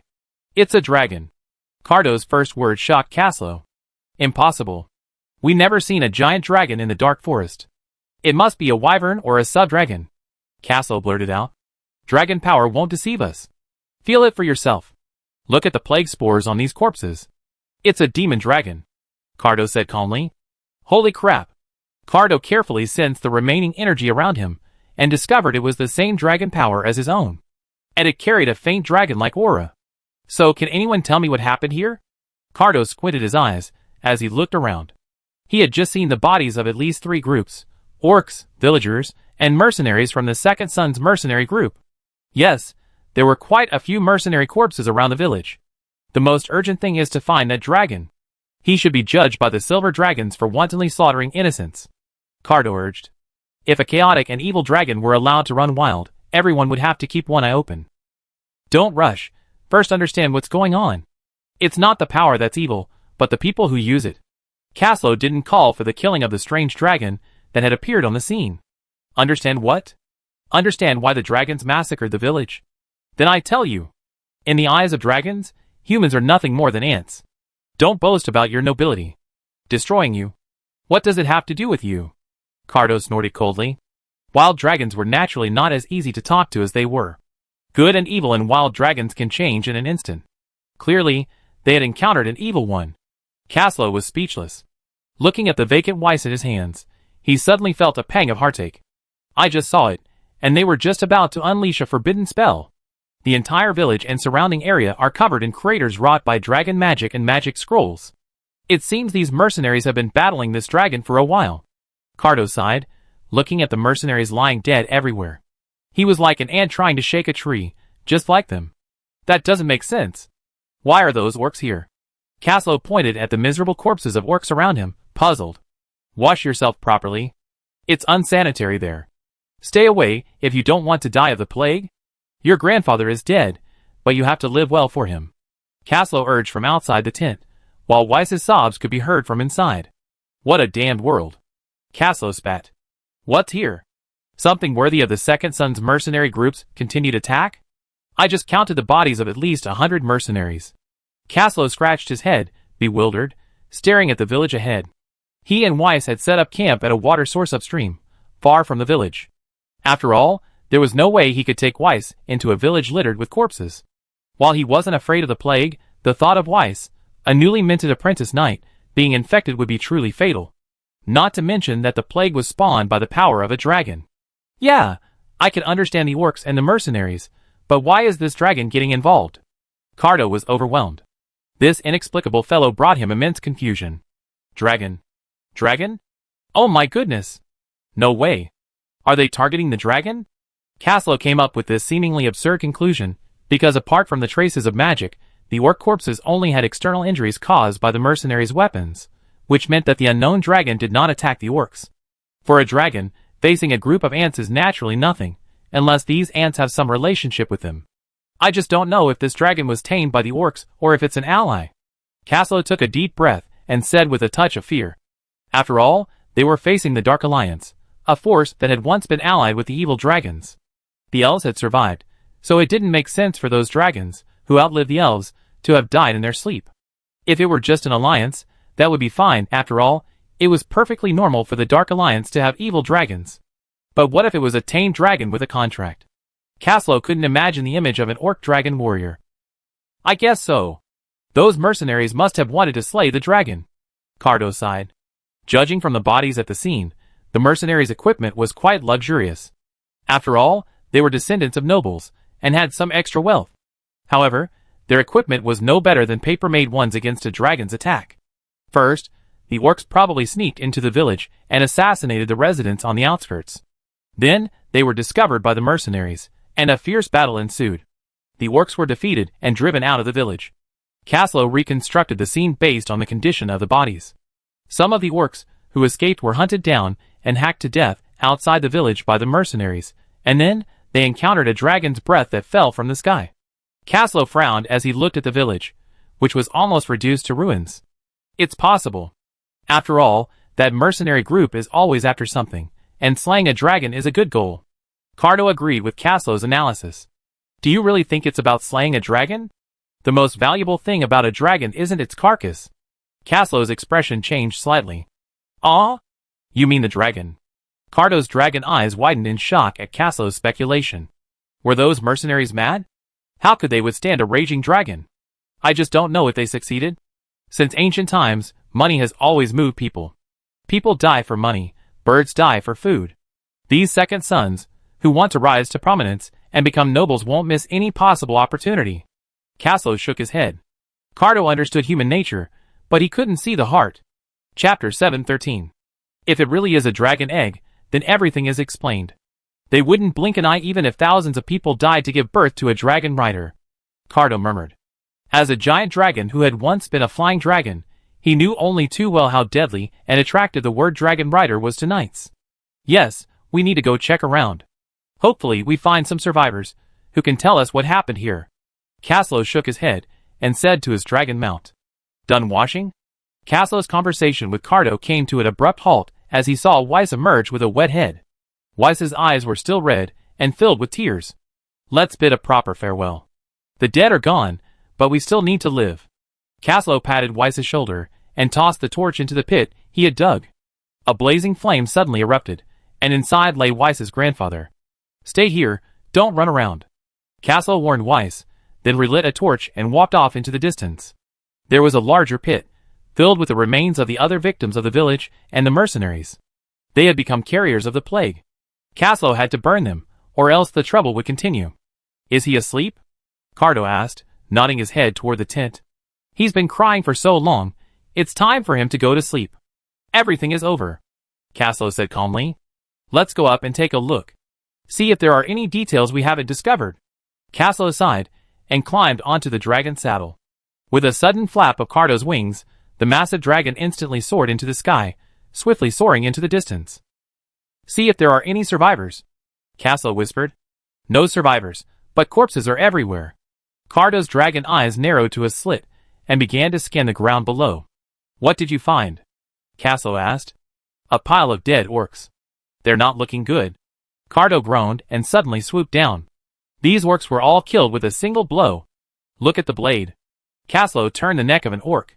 The wound was fatal. A longsword slashed down from top to bottom, severing half the neck. And this one? It must have been a battle axe. Caslow kicked the two halves of the skull, whose brains had long since drained out. The killing was clean. They're elite, as expected. And there are no mercenary bodies here.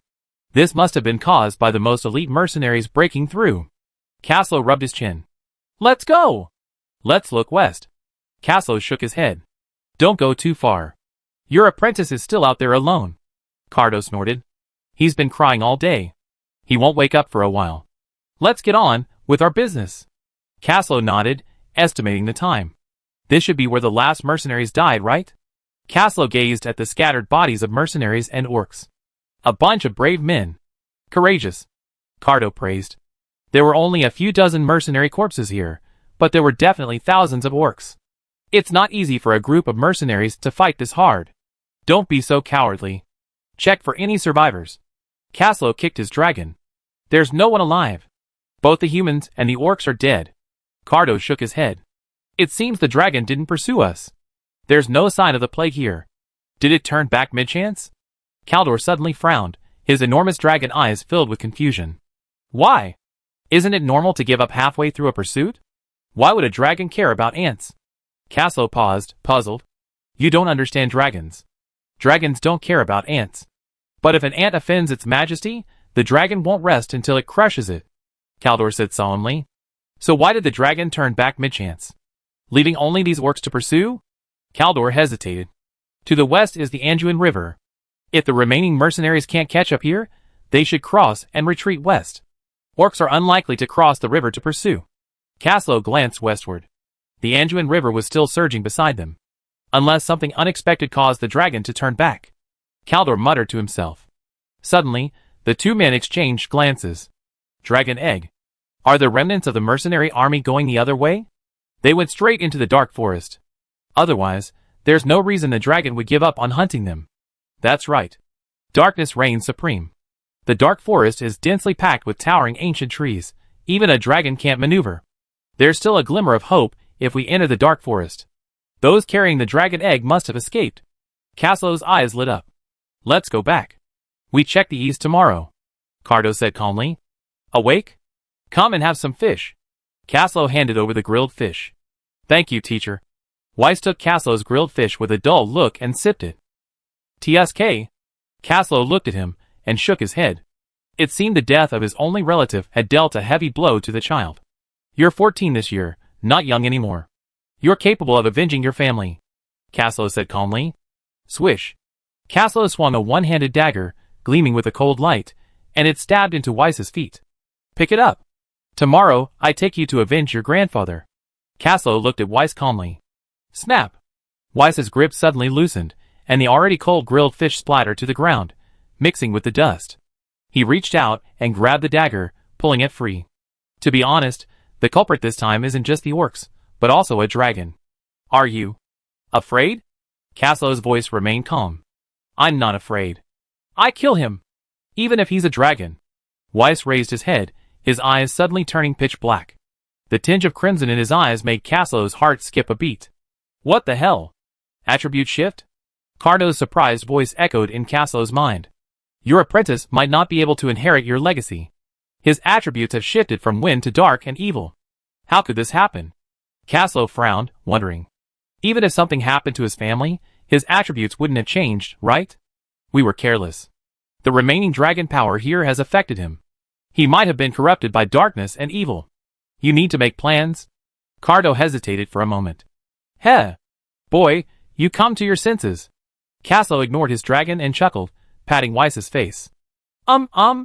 Master, what happened to me just now? Weiss's eyes suddenly cleared, and he raised his head and asked innocently. It's okay. You are going to slay a dragon. I agreed. I take you to him tomorrow, Caslo said meaningfully. Ah. No. Master, did you hear me wrong? I didn't say we were going to slay a dragon, Weiss said panically. It's okay. Get some rest early. We go slay the dragon tomorrow morning. No. I really didn't say that. Weiss grimaced. He couldn't explain himself. Why would he slay a dragon when he had no reason? He wasn't stupid. Strange, the dragon power affected his attributes, but didn't assimilate his will? The only one who can destroy the innocent heart is him. Caslo sighed to himself. Chapter 714. What a wonderful man. The dragon's power didn't turn him into a dragon slave. It's lucky they only changed his attributes, Cardo said wistfully. It can't be helped. As a newly promoted apprentice knight, his battle energy isn't stable yet, so it's normal for him to be affected by external factors. I just didn't expect it to be so profound. Caslo frowned. Even Caslo found the direct attribute change incredible. Fortunately, he's fine. Evil attributes are evil attributes, so be it. Cardo sighed. Huh? Evil attributes? Where did the dark attributes go? Cardo leaped up as soon as he finished speaking, his huge dragon eyes fixed on the sleeping Weiss in astonishment. The dark elemental battle energy disappeared. Caslo said in astonishment. It didn't disappear. It was devoured. Just as divine power assimilates light power, evil power devours dark power. So, what kind of monster is your apprentice? Cardo asked with lingering fear. I don't know, but I do know he's my disciple. It's the person who wields power, not the power itself, that's evil. Caslo shook his head and said slowly. Let him be. With proper instruction, even a person with evil power can become a true knight. Caslo sighed, watching the uncontrolled evil energy emanating from Weiss's body. Good morning, teacher. Weiss came over, full of energy after a good night's sleep. The grief of losing his loved ones had been buried deep within him. Although he hadn't regained his smile, he remained relatively calm. Let's go! Let's go slay the dragon. Caslo grabbed Weiss and said without hesitation. Wait! Wait! Teacher, Weiss was horrified as Caslo lifted him onto the dragon's back. Then, Cardo soared into the sky, piercing through the clouds and flying towards the dark forest. Hey! Uncle! Don't move, I apply some medicine. Weiss said to the mercenary leaning against a tree trunk before him, holding the family heirloom. Caslo simply glanced at Weiss and said nothing more. Little man, don't waste your energy. Get out of here. I'm beyond help. There's a mad monster enraged here. Run. The middle-aged mercenary, shrouded in black energy, smiled and gently rejected Weiss's outstretched hand. He then pointed at his blackened, rotting belly and gave a wry smile. Hey! Brother over there, you look like a knight? Are you his squire? Take this young master away. We unleashed a demon. Run! Run! Run! Dragon! Dragon coming! The middle-aged mercenary muttered haltingly, a trickle of black blood oozing from the corner of his mouth. He froze with bulging eyes. Let's go, he's doomed. Caslo closed the mercenary's eyes, split the ground with his sword, and dragged him inside. Then, with a wave of battle energy, he swept the dirt back, transforming it into a small grave. A third-level ranger was only grazed by the aftermath of the dragon's breath. It seems they did indeed escape into the woods. Caslo learned from his brief conversation with the survivor that the mercenaries holding the egg hadn't left the dark forest when they were pursued by the dragon, but had instead hidden within. The other mercenaries had volunteered to be bait to lure the dragon away, only to find the dragon had returned mid-stride. Poor child. Dragon eggs are forbidden by their parents. Otherwise, how could those dragons dare to wander so far and wide, fearing the eggs being left behind in the dragon's lair? The dragon must have calmed down and sensed the egg was still in the dark forest, so it returned from that village. Cardo sighed. This was the tragedy caused by a lack of understanding of dragon behavior. This also indirectly explains why the dragon suddenly disappeared mid-chase. It must have turned back, continuing its game of whack-a-mole in the dark forest. Let's go! Find him. We gladly accept the dragon egg. Caslo narrowed his eyes. It just so happened that his disciple didn't have a mount. Since you destroyed my disciple's family, you should compensate me with your child. No. Are you really planning to slay the dragon together? Cardo glanced at Caslo, then at Weiss, and turned his head decisively. After all, Weiss wasn't even a burden. If danger struck, she'd be nothing more than dust, not even cannon fodder. Are you scared? Caslo frowned in surprise. I'm afraid you'd be scared. The storm dragon will be scared. Come on. Find him. I fight him for 300 rounds. Whoever escapes today will be a bastard. Cardo's face was filled with dissatisfaction. Let's go. Find the dragon. If you don't kill it today, you're a stepmother. Caslo said bluntly. I'm a son of a bitch. I've been motherless since I was a kid. Cardo swung his tail and snorted. Dragon Lord's nature. Let's go. Caslo picked up Weiss and jumped onto the dragon saddle. Roar. A strong azure dragon breath descended from the sky, slamming directly into the depths of the dark forest. A mournful wail echoed, but Caslo didn't relax. Instead, he focused his attention. On! As expected, the next second, a dark purple dragon breath emerged from the dense forest, heading straight for Cardo. Bang! The dragon breath struck Cardo's dragon shield, splattering a cloud of dragon power fragments. This made the self-proclaimed invincible storm dragon scoff. After all, if he couldn't even break the protective dragon shield, how could he possibly face the mighty dragon? Bang! The evil dragon, smaller than Cardo, was instantly sent flying backwards. Cardo's massive body charged forward and delivered a powerful punch, sending him flying, revealing a grayish-white hue beneath his belly. Next, Caslo took the opportunity to flip his body, scoop up a basketball-sized dragon egg, and with a flick of his hand, he flew towards Weiss. Go! Weiss! Go! I hold him back. Seeing Weiss succeed, Caslo felt relieved and turned his attention to dealing with the evil dragon. Wait for me outside the forest. It's not safe here, Caslo said calmly. Weiss carried the might of 2 giant dragons. Only fools would dare to provoke him. Now, he had unimpeded access to the dark forest. No one dared to challenge the dragon's majesty. Roar! The evil dragon's crimson eyes fixed on Caslow, bearing 2 rows of sharp fangs. Don't scare me. Dad wasn't made for fear, Caslow said unhappily. Despicable human. Damned wind dragon. You betrayed the dragon clan and became a human mount. You disgraced the ancestral dragon. The evil dragon snarled at Caslow's dragon. What a piece of rubbish. You betray me just because you say so? Are you a silver dragon or a gold dragon? You're being nosy, Cardo said coldly. You piece of trash. Die! Cardo felt a wave of disgust at the sight of the evil dragon's hideous form, and immediately wanted to kill him. The 2 dragons, unable to agree on a single word, collided in an instant. Roar! The breath of one dragon, one blue and one dark purple, suddenly collided. The ground within a mile was overturned by the shockwave. Towering trees were broken and scattered everywhere. The 2 dragons soon collided again, their claws swung out, sparks flying on each other's scales. Caslow took the opportunity to pierce the dragon's flesh with blood. Little one, are you lost? A hoarse voice echoed from the front as Wisma ran towards the forest, clutching the dragon egg. Ah! Ghost! Weiss's eyes rolled back in fear, his legs giving way as he fainted with a thud. The dragon egg in his arms rolled to the side. Ah! The black-robed figure sighed, then extended a bony hand to help Weiss against a nearby tree trunk. Then, thoughtfully, he picked up the dragon egg. Dragon eggs from shadow dragons and demon dragons? Relics of the War of Wrath. It's a pity that the dragon rider wouldn't let him go. The tall figure shrouded in black robes sighed slowly. You shouldn't be left without descendants. Your bloodline must live on. Gazing at the roaring dragons in the distance, the tall figure stood quietly beside Weiss, watching the dragon battle unfold in the distance. You're lucky, kid. The living shouldn't intrude upon the world of the dead. Chapter 715. The figure shrouded in black robes gently scooped up the off-white dragon egg and then grasped Weiss's arm. He extended a pale, bony finger and slowly traced Weiss's wrist, leaving a trace of blood. Evil dragon, demon knight, quite a match. Hee. A hoarse, ambiguous laugh echoed. Soon, the blood from Weiss's wrist was drawn onto the dragon egg's shell, forming a twisted and creepy pattern. The blood-drenched pattern emanated an alluring glow and slowly seeped into the shell. Weiss, who had fainted, struggled with the pain in his wrist for a few seconds before slowly opening his eyes. Ah!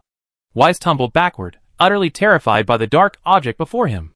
Young knight, you seem afraid of me? The figure shrouded in black robes said in a hoarse, low voice. You? Who are you? Weiss, his bleeding wrist trembling, drew his dagger from his waist and pointed it at the person before him, his voice trembling. Me? Who am I? It's been so long since anyone asked me that. The figure in the black robe stood there, lost in thought, as if lost in some kind of nostalgia. Wes naturally didn't dare move, so he held his dagger high in a stalemate, his injured wrist dripping with blood.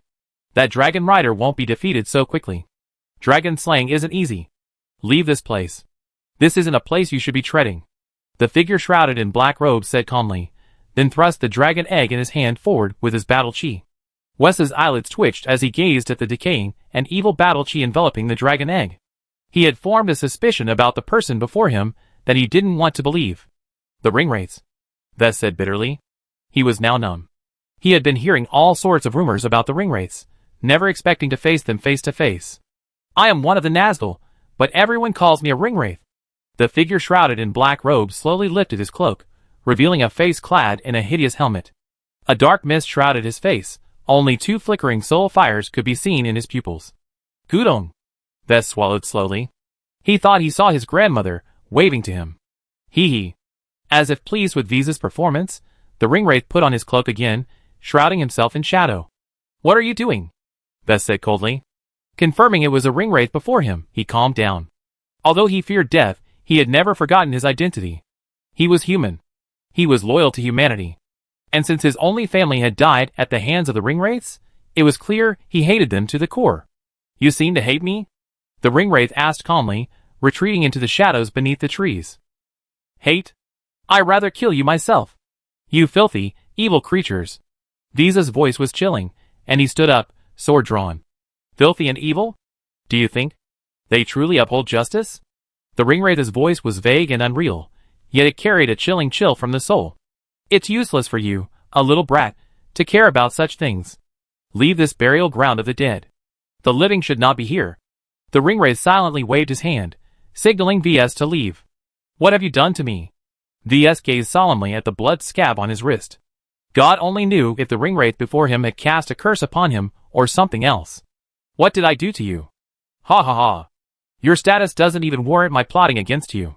I only helped you contract that dragon egg. It was a simple favor. The ringwraith chuckled sinisterly, amused by Vess's caution. What could a first-order apprentice knight possibly be worth plotting against? Contracted a dragon egg? Vess's face darkened as he gazed at the dragon egg in his arms. He couldn't understand why this ringwraith would be so kind, not only not killing him, but also contracting this dragon egg. If this were true, he'd be a dragon knight in the future. Of course. A deeply rooted slave contract. From now on, the life and death of this dragon depends on your whim. Ha ha ha. The ringwraith laughed recklessly, his pale face silhouetted against the sunlight filtering through the trees. Don't look like you lost your parents. This dragon is beyond saving, but we have some kind of friendship. Helping him preserve the few remaining bloodlines of the evil dragon clan is a piece of cake. As for why he chose you. TSK TSK TSK. The ringwraith looked pointedly at the war energy Vess had drawn out. The purplish-black war energy emanated an evil that was no less sinister than the ringwraith's. You're more like a ringwraith than I am. At least your evil is pure enough. More like, that thing flying in the sky. The ringwraith pointed at the purplish-black figure tumbling through the clouds. Vess was in a state of panic. Did this mean he had earned the ringwraith's recognition? Did this mean he was taking advantage of both the good and the bad? Alright, get going now. Leave before I change my mind. After all, you're a human knight, destined to be our enemy. The ringwraith said to Vess, waving his hand as if to shoo away a fly. Don't look at it. That dragon is beyond saving. A dragon rider in his prime, beating a half-broken old clunker. You can ask that dragon rider for the dragon's crystal later. The dragon egg in your arms needs its father's crystal. It can help it skip its long hatching period. That's all I have to say. The ringwraith stood silently in the shadows, only two soul flames flickering faintly. What is your name, senior? Vess bowed as he looked at the ringwraith standing in the shadows. Despite the rumors of their ferocity, the ringwraith didn't seem to have much killing intent towards him. Instead, they had helped him contract the dragon egg, so Vess decided to show some respect. Third ring, Cerner. Go! The other ringwraiths are coming. Cerner's figure vanished, leaving only his voice lingering in the air. When Vess looked again, Cerner's figure had vanished from the shadows. Cerner! Where were you just now? Hey, why do you smell like the living? The fifth ring, Ledilia's, asked curiously as he watched Cerner return to his side. Yeah, I just killed a few clueless bugs. Let's get back to watching the battle. Cerner subtly concealed his past, shifting Ledilia's attention to the sky. Lord Kamul is in Dol Guldur and can't come, otherwise we could try to detain this unscrupulous dragon rider. Ledilia said fiercely. Detain? With your life?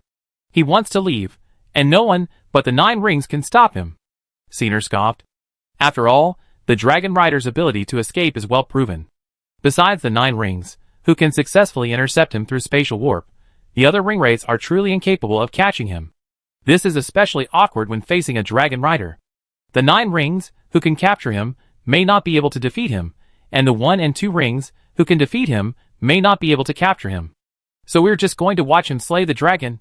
Wasn't that dragon our ally? Ledilia said somewhat dejectedly. Oh right. Doesn't this male dragon have a cub? Where's the egg?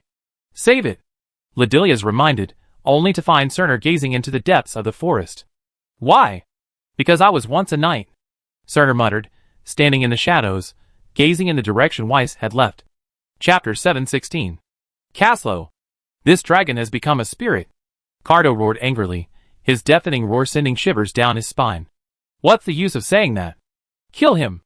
Cardo raged, brandishing his dragon spear to block the incoming dragon claws. You're looking for the weak, huh? Congratulations, you found the weak. Cardo said in his harshest, most cowardly tone. Kill him now! Cardo breathed a stream of dragon breath. Seeing this, the evil dragon raised its front paws, condensing its rich dragon power into a dragon shield that desperately blocked the impact of the dragon's breath. This guy isn't defending you, he's only defending me. Attack now, don't give him a chance. Cardo shouted at the staggering Caslo on his back, grappling with the evil dragon. I can't hit it. It's tougher than a black dragon. Damn it! Caslo thrust his spear forward. The Dragon Force spear had pierced the evil dragon's armor, sending sparks flying before the spearhead was shattered by the hard dragon scales. Bang! A dazzling wind blade slashed down with the force of thunder. As Cardo's instantaneous dragon language magic unleashed, Caslo seized the opportunity to thrust his spear again. Bang! A violent explosion echoed, and as the smoke and dust cleared, two dragons soared in the sky, and Caslo, floating beside the storm dragon. It's so tough that I can't hit it. My attacks couldn't penetrate its defenses in such a short time. All your attacks just now were blocked by it. Caslo angrily cried. If he dares to block your attack, then attack him with confidence, Cardo said. The problem is that not only did he block my attacks, he also fought back. Caslo complained with a dark face. Yes. This guy only defended against Cardo, but he also only attacked me, Caslo. This old dragon was determined to kill him, the Dragon Knight. Not to mention those powerful and tricky moves, even the normal moves were used with restraint, for fear that he would be torn into pieces by the dragon's power if he was not careful. Then we have to kill them. Cardo calmly gazed at his fellow dragon, who stared at him with hatred. Can't we talk? Caslo asked doubtfully. The evil dragon has been expelled from the dragon clan.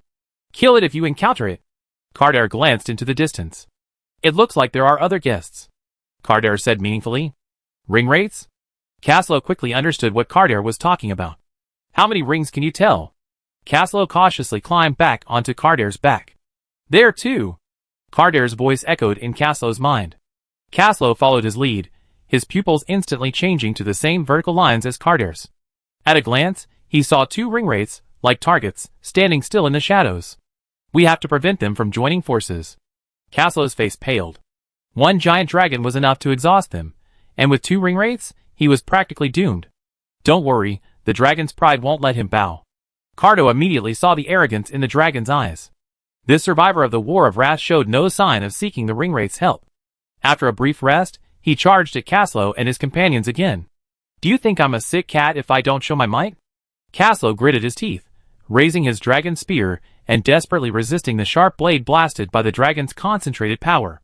The intense evil force gave Caslo goosebumps all over his body. Ong! A torrent of bluish-white dragon breath burst forth from the void, its ruthless source fiercely slashing down upon the dragon.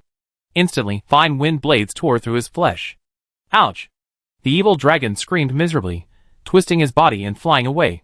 His back was now bloody and battered by the dragon magic, and large sections of his scales were torn and shattered. Pain, anger, and hatred flashed in his eyes, but he suppressed the urge to turn back. Facing the young wind dragon, this old dragon could be slain. Ah! The evil dragon suddenly roared to the sky before falling helplessly to the ground. At this moment, Caslo still maintained his spear-throwing stance. Facing the falling dragon, Caslo suddenly revealed a relaxed expression. As the standard weapon of the dragon riders, the adamantine dragon lance was naturally no ordinary item. Against a weapon comparable to a dragon rider's, it naturally possessed a lethal effect against dragons. It was normal for the dragon's scales to weaken in the face of the dragon's armor, given the defensive power of dragon scales. However, facing a wild dragon without its scales, and without a dragon rider protecting its back, Caslo presented a godsend opportunity. Roar! The evil dragon fell to the ground, its wings half drooping, revealing a. It bared its sharp fangs and lashed out at Caslo and Cardo, but Caslo had already seen that the dragon was merely holding on at its last gasp. The dragon's spear on its back had pierced through its entire abdomen. Precious dragon blood flowed out, soaking the vast earth below. The flowers and plants on the ground instantly withered and died. After all, ordinary plants could not withstand the impact of the dragon's power and the nourishment of dragon blood. Be careful, even a centipede is still alive. Cardo warned Caslo, who was about to advance. Caution was the best option when facing a dragon that had been critically injured. You think you can get my body? Despicable human. Scumbag wind dragon. The evil dragon grinned. He's going to self-destruct? Caslo's thoughts connected with Cardo. That's troublesome. I'm afraid it'll all be in vain. We can't stop him, Cardo said solemnly. He didn't have the strength to suppress the self-destruction of a dragon that could still fight. Moreover, if the dragon crystal was destroyed, the resulting dragon power fluctuations would likely spread and harm the man and dragon in close proximity. You can try. You're doomed anyway. I wouldn't mind using the dragon egg to make amends. Caslo's face suddenly turned grim and threatened. You lowly human. You think you can threaten me? The evil dragon dragged his bleeding body, his voice still ferocious, but no longer baring his fangs and claws. He was clearly hesitant. That's your last bloodline. You're severing your own lineage here. How about I spare your offspring? Caslo whispered like a demon from hell, tempting the evil dragon before him. As expected, the evil dragon before him was torn. After all, he had watched this man steal his egg. Your offspring will sign a contract with my disciple and become a dragon knight. You don't have to worry about him being rejected by the world. Caslo saw his concerns, and his last words untangled his knot. You can do with my blood and bones, but you must leave my dragon crystal to my child. If my dragon crystal is used for anything else. He. The evil dragon gave a sinister laugh and slowly lowered his head. He committed suicide. Cardo shook his head. Yes. Caslo nodded. While this dragon-slaying battle wasn't perfect, it was certainly the safest option. By the way, his dragon crystal? Caslo asked, puzzled, as he watched Cardo slash open the evil dragon's skull to retrieve the crystal. It can only be left for the dragon egg. There's still a trace of soul within it. If anyone else triggers the power of this dragon crystal, it will immediately explode. Cardo shook his head, dismissing Caslo's idea of offering it to Roland. That's all. Caslo put away the dragon's corpse with a sense of loss. Because it couldn't fit anymore, he could only throw out a pile of purchased food to make room for the dragon's corpse. Chapter 717. It's over. It feels like a slap in the face, but the dragon still refuses to surrender. Ledilius's hoarse voice echoed faintly. Except for the former demon king, no one can make the evil dragon surrender. Not even the dragon king. Sinar sneered. Aren't we going to retrieve the dragon eggs? Ledilius asked doubtfully. Are you going to confront the dragon rider head-on? Sinar's soul fire flickered in his eyes, and he asked teasingly. Forget it, let's go! Ledilius chose to follow his heart. Let's go find Weiss. He has your scent on him, you should be able to find him. Caslo turned and looked at his dragon. Okay. Cardo nodded. Let's go, it's all over. Caslo shook his head and sighed. The end? No, I think this is just the beginning.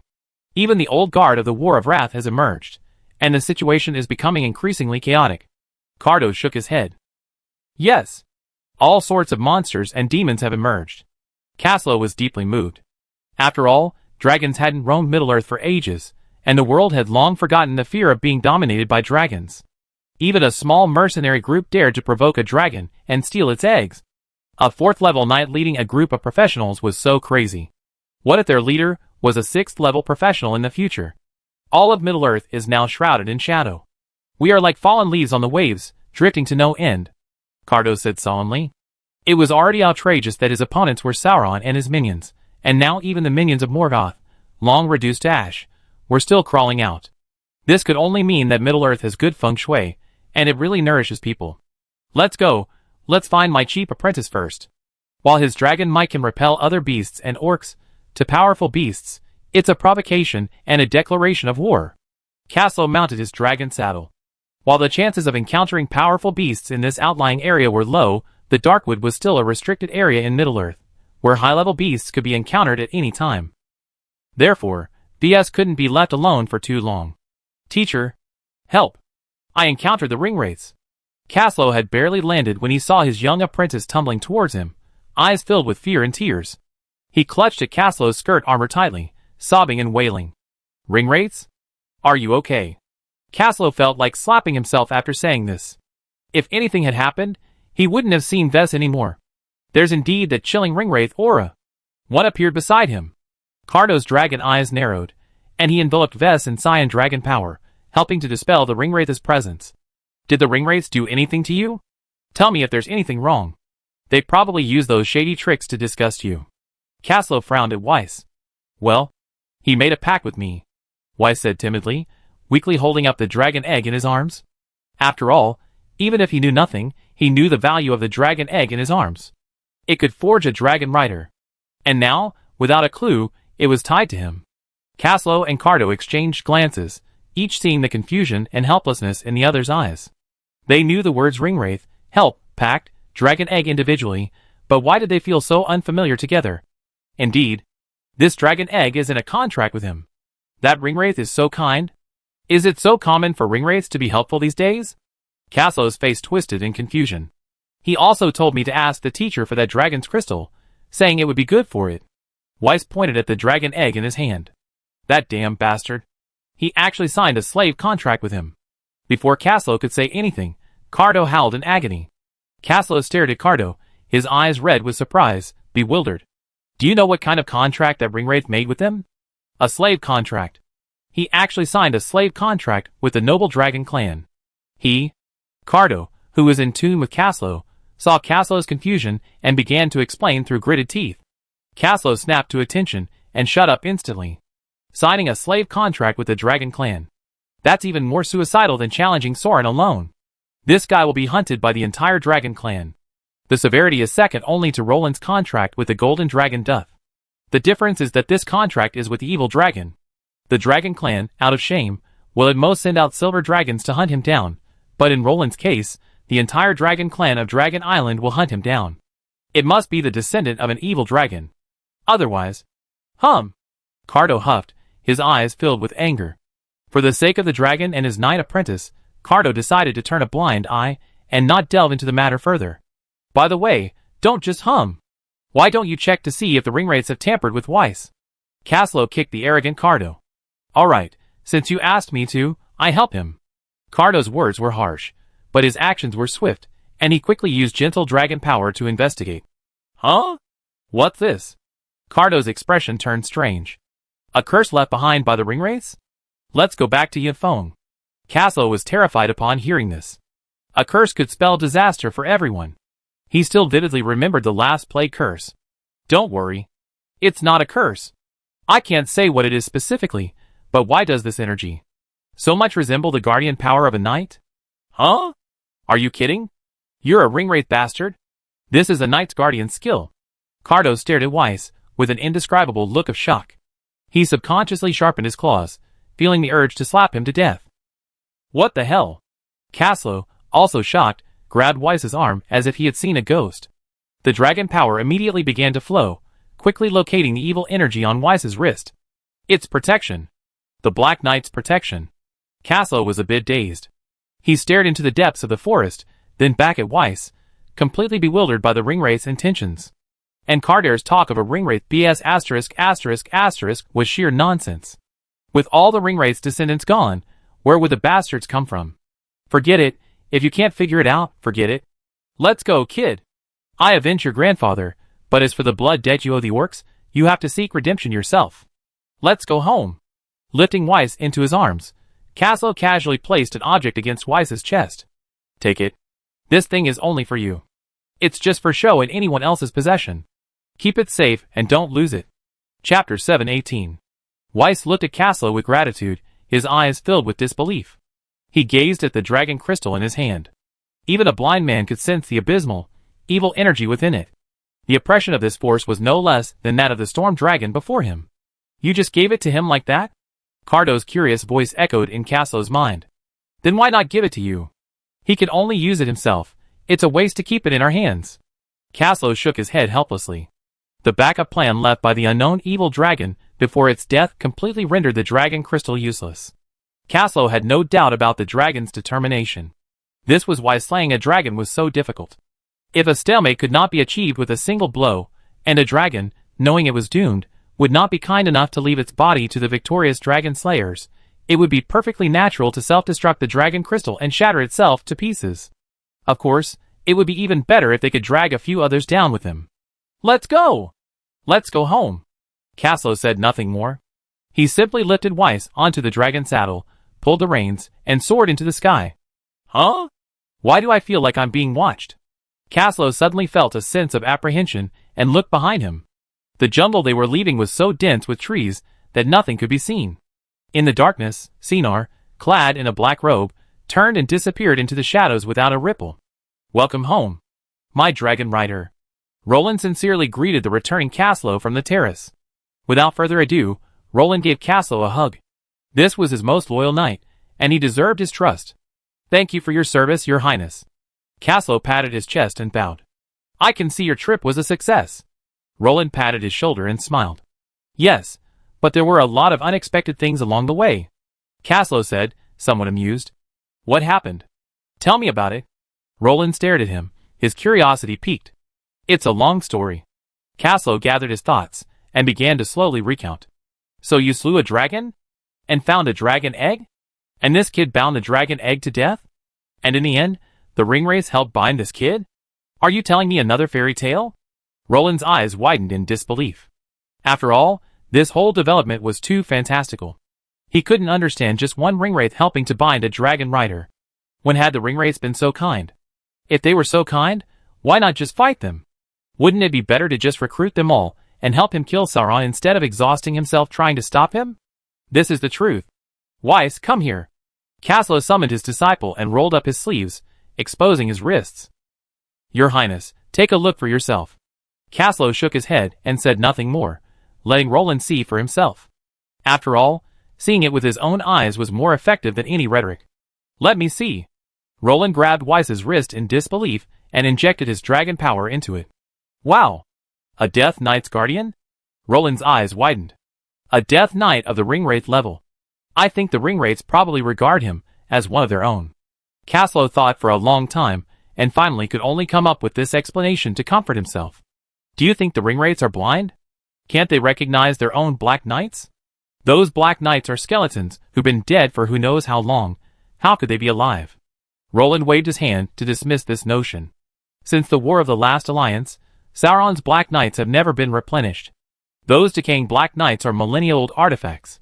There's no way they could be alive. Caslow frowned at this, unsure what to say. Call you phone. Oh, and Sir Adolf Heinrich. Roland suddenly ordered the guards in the distance before Caslow could say anything. Let them see.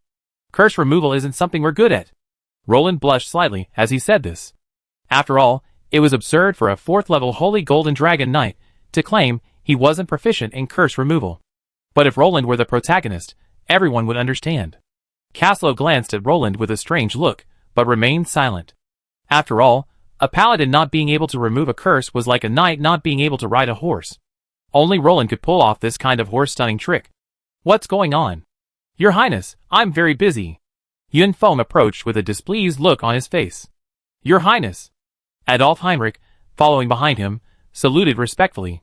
All right, let's go and take a look. This little fellow has the power of the ringwraiths within him, and we can't remove it, Roland said without further ado. The ringwraith's curse? Okay. Let me study it. Yun Feng's eyes lit up. This was rare knowledge. First-hand information on the power of the ringwraith curse. How could Yun Feng, a sage who pursued wisdom and knowledge, not be tempted? Interesting. Adolf Heinrich nodded and walked over. Soon, both men grasped Weiss's wrists. Gentle spiritual magic and light and fire magic flowed into Weiss's body. However, as the magic probed, both men displayed strange expressions and eerie glances. They exchanged glances, each revealing the confusion in their eyes. How's it going? Is anything wrong? Has it been eliminated? Caslow asked hurriedly. After all, he couldn't let his adopted apprentice die so easily, especially since he was a dragon rider in the making. Both men shook their heads grimly. It can't be eliminated. We're going in the wrong direction. Purification dispels evil forces, but this is a guardian skill. Purification won't trigger it at all. Uprooting magic is unrealistic. He can't handle it. Yun Feng spoke first. Yes, this is the first time we encountered this situation. I didn't expect the ringwraith's guardian to be unresponsive to purification, Adolf Heinrich said with a scowl. It was embarrassing enough that 2 6th-level professionals couldn't handle a single skill. Is there any way to block that skill from taking effect? Or seal it? Roland offered a compromise. My dear prince, don't you know that your knight's guardian skill affects the soul? Are you going to seal his soul as well? If he's powerful, that's fine, but his mental strength is so weak that it can't withstand the impact of a 6th-level mental force. Adolf Heinrich frowned. I can do it. I'm not afraid. I can endure it. Weiss roared at Roland with determination. He didn't want to carry a time bomb buried in his body. He had to live to avenge his grandfather. It's not impossible. After all, we have 2 6th-level spellcasters. I stabilize his soul. You seal that skill. The success rate is not low. As long as you can withstand the pain of soul tearing. Yun Feng finally turned his serious gaze to the determined Weiss and warned him. I can do it. I can hold on. Weiss roared, his neck stiff. Then come on. Who knows what the backup plan left by the ringwraiths is for? There's nothing wrong in sealing it up. Everyone can be at ease. If you delay, something unexpected will happen. Sir Adolf Heinrich, please, Yun Feng said, as he stretched out his hand to press Weiss's forehead. A huge mental force burst out, shaking the surroundings. Chapter 719. What the hell? How could this thing exist? Poof! Yun Feng spat out a mouthful of blood before he could finish his words. Apparently, the backlash of his mental power had struck him like a sledgehammer, nearly killing him. Dragon Rider contract? How could this child possibly have a Dragon Rider contract? And a death contract at that? Yun Feng exclaimed in shock, wiping the blood from the corner of his mouth. Is this thing the dragon god's illegitimate child? How could he possibly possess a dragon death contract? What dragon would be so insane as to sign a slave contract with someone else? Stupid, right? The first unlucky child was Yun Feng, who had tried to seal the ringwraith's abilities. Because the power affected the soul, the dragon, who had lived and died with VS, directly sensed the mental energy invading V's soul. Even the unborn dragon still possessed terrifying soul power. The result was a fierce counterattack from the dragon's soul power, nearly turning Yun Feng's mind into an idiot. Adolf Heinrich wiped the sweat from his forehead with lingering fear. Fortunately, Yun Feng had stepped on the minefield, otherwise he would have been the one to be hit. Nothing can be done. Just leave it to fate, Yun Feng said speechlessly, clutching his splitting headache. The powerful dragon soul, due to the contract, was protecting Weiss's fragile soul. What was once a simple matter had become complicated. Neither Yun Feng nor Adolf Heinrich had the ability to forcibly bypass the dragon soul seal on Weiss's soul. Huh? Giving up already? Roland had just come to his senses when he noticed Yun Feng and Adolf Heinrich, both with their hands folded and their faces submissive. What if he doesn't give up? That's a death contract. A dragon rider's death contract. That dragon won't let us do anything to this kid's soul, Yun Feng said with a sullen face. If he had known this kid had signed a death contract, he would never have resorted to using his mental power to probe his soul. Alright, that's the situation. Now that you accepted an apprentice, keep a close eye on him. Yun Feng spoke with Caslow for a moment, then patted him on the shoulder, and left with Adolf Heinrich, leaving the three of them staring at each other. Then, let's just leave it at that. Roland's face darkened with frustration. After all, he wasn't a death bond, so he didn't understand the twists and turns involved. He accidentally nearly gotten Yun Feng half dead. Didn't you see the strange look in Yun Feng's eyes as he left? Then I trouble you, your highness. By the way, these are the purchased grain. His Highness Turgan paid for the armor out of his own pocket, and even gave you a gift. Caslow took out Turgan's gift, a coral tree about 2 meters tall, a rare treasure. Give it to Yun Feng. He needs it for his bizarre alchemy. Giving it to me would just be for show. Roland casually tossed the interspatial bracelet back. Since everything was going to Yun Feng anyway, there was no need for him to be a secondary carrier. Okay. Caslow nodded. Alright, take the child downstairs and rest. You had a hard time. Roland waved his hand and left, just as he had quietly arrived, leaving nothing behind. Dragon God. What have you done? Where did you find that child with a dragon slave contract? And he's actually evil. Do you know what this means? As soon as he saw Yun Feng, Caslow was pulled aside by Yun Feng and peppered with questions. After all, Yun Feng hadn't been able to speak before because of the crowds. Now, with no one around and just the two of them, Yun Feng naturally spoke freely. That child was originally a wind element. A congenitally skilled warrior. But he was contaminated by the dragon power of an evil dragon, and his attributes shifted to evil. That dragon hadn't even hatched yet, it was still an egg. As for where the death pact came from, it was made by the ringwraiths, who also inherited that skill. Caslow repeated what he had said to Roland. Yun Feng blinked. From his confused expression, it was clear that the amount of information was too much, and it might take him a lifetime to digest. Even a knight's novel wouldn't dare describe this child's experiences. Those novelists were so bold that they only described him riding a dragon, but this guy. But that's the truth? Caslow shrugged. Then you need to keep an eye on him. We can't face another ringwraith riding a dragon. And of course, we don't want to breed another ringwraith riding a dragon, Yun Feng said coldly. After all, the 9 rings were formed by corrupted and degenerate humans, and at this moment, Bess was basically the same as a ringwraith. The only difference was that he was still alive. If he truly wished to follow the ringwraith's path, he only needed to change his affiliation. Of course. He's my disciple. I take responsibility for him. Caslow's eyes were resolute. I hope everything is fine. Yunfeng sighed. Madam? Weiss timidly looked at Ajax at the table. This fiery dragon rider had warmly welcomed him home, had someone measure his height, prepared new clothes for him, and prepared a sumptuous lunch for him. What's wrong, Weiss? Ajax raised her eyelids gently. It's okay. I miss my family. Weiss choked up. After experiencing the death of her only relative, Weiss had arrived in this strange kingdom. Like an outsider, Weiss had lived cautiously under the protection of her teacher, Caslo. But today, Weiss unexpectedly felt the touch of a mother's love from her teacher's wife, Ajax, and tears streamed down her face. All right, you're an adult now. Stop crying. This will be your home from now on, a safe haven.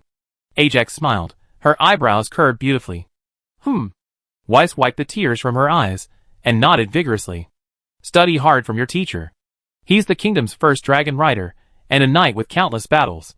His experience will benefit you for a lifetime, Ajax said, as she added more food to Weiss's plate.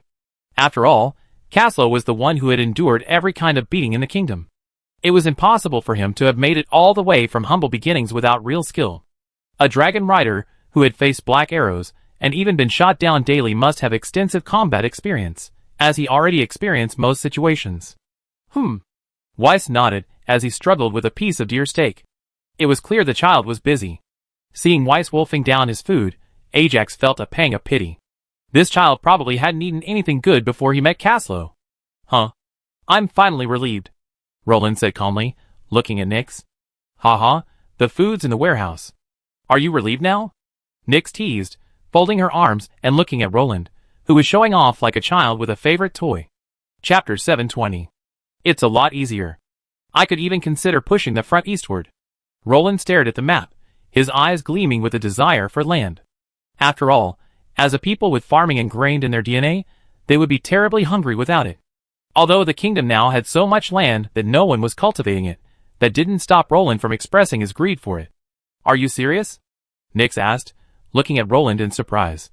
Even in this situation, Roland still hasn't forgotten about the Eastern expedition. Is he crazy? Do you know what the outcome will be once we recapture Raglan City? Roland chuckled. Nyx shook her head, somewhat bewilderedly. As if amused by Nyx's silly expression, Roland caressed her head lovingly, pulled her into his arms, and pointed at the sand table. That means the vast Raglan plain will be completely under the kingdom's control. This was once the true heart of the empire. Roland's voice, tinged with nostalgia, made Nyx feel dizzy. She hadn't expected Roland to take such a huge step, daring to control the entire Raglan plain with only a few towns, once the heart of the empire. The vast Raglan plain was not the barren wasteland of Middle-earth today. There were villages teeming with connected towns. Endless wheat fields fed the entire northern wall.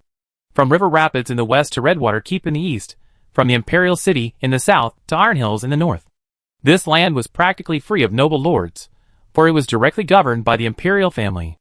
Until the empire's fall, the orcs from the north trampled over this prosperous land. And with it, the last lingering hopes of the King's Landing family. Empire, Nyx murmured, gently reaching out from Roland's embrace and grasping at the air. Yes, Empire, Roland whispered, nuzzling the top of Nyx's head with his chin. If I never ascend to the throne of the human emperor, I will pave the way for my children, Roland said calmly, but there was no warmth in his voice. Those minions of Sauron, Nyx said worriedly. Not just his minions, I eliminate Sauron too. Roland tightened his grip on Nyx's hand. The reason Roland suddenly became interested in the Eastern expedition again was naturally because he had found a good thing in the System Mall. A primary city that cost all his honor points. This good thing that could generate a city out of thin air directly made Roland's originally calm heart restless. According to the original plan, they should have built towns along the rapid river to push the front line forward. Although this approach was slow, it was safer. After all, Roland couldn't take thousands of troops to the former site of the Lagran imperial capital to enjoy the northwest wind. But now with this primary city, Roland had a weapon that could. A nail hammered into the wilderness. With the city's defenses as their shield, the Wainriders' chariots and cavalry are rendered useless. You dare? Come attack the city? Like most nomadic peoples, the Wainriders' siege technology tree is abysmal. This was evident in the Wainriders' army that engaged the northern forces during the War of the Ring. Tens of thousands of troops attacked the small, sparsely populated nations of Dale and Ilber, yet they managed to force the humans of Dale to retreat to Ilber. What a pathetic siege! Orcs could storm a city with a single wave of their hands, forcing the elves and bard to engage them in street battles. And yet, the Wainriders managed to force the humans of Dale to retreat to the lonely mountain. Azad would probably be furious to see that. With a real city to rely on, Roland didn't bother with the tankmen. They'd be a pain in the arse anyway, and as for a siege? Ha. Judging by the tankmen's supply lines, they might even collapse before the kingdom of Lagrang. Putting aside the teleportation array tech tree that Yin Feng would likely unlock, even the Lagrang kingdom's fleet of air knights would be enough for them. Anything that couldn't stop a siege would be a waste of time. Remember, the Lagrang kingdom had no shortage of space equipment. Even sending them enough food to last for dozens of days would be enough. Space equipment didn't have the ability to speed up time, so the food wouldn't spoil. Okay. Now they even saved on firewood and water. In this situation, Roland asked, "Are you besieging your mother?" It's more like you're keeping watch for Lagrang City than a siege. It was for this reason that Roland turned his gaze eastward. Otherwise, he should have been hunkering down and waiting to survive the year 2944. However, the timing wasn't quite right yet. Roland was faced with too much, a multitude of issues weighing him down. Constrained by these complexities, Roland was completely overwhelmed, with a vast swath of tasks awaiting his decision. Mobilizing the army would also take time. Furthermore, the kingdom's troops were scattered disorganized, making assembly and distribution a major challenge. Even more daunting was the fact that if Roland truly established an enclave in La Grande, it would inevitably divert a significant portion of his forces. While Roland's forces were considered aggressive for the kingdom's current size, they were still relatively insignificant compared to mainland China. Faced with enemies to the north and south, Roland naturally didn't dare to leave his defenses vulnerable.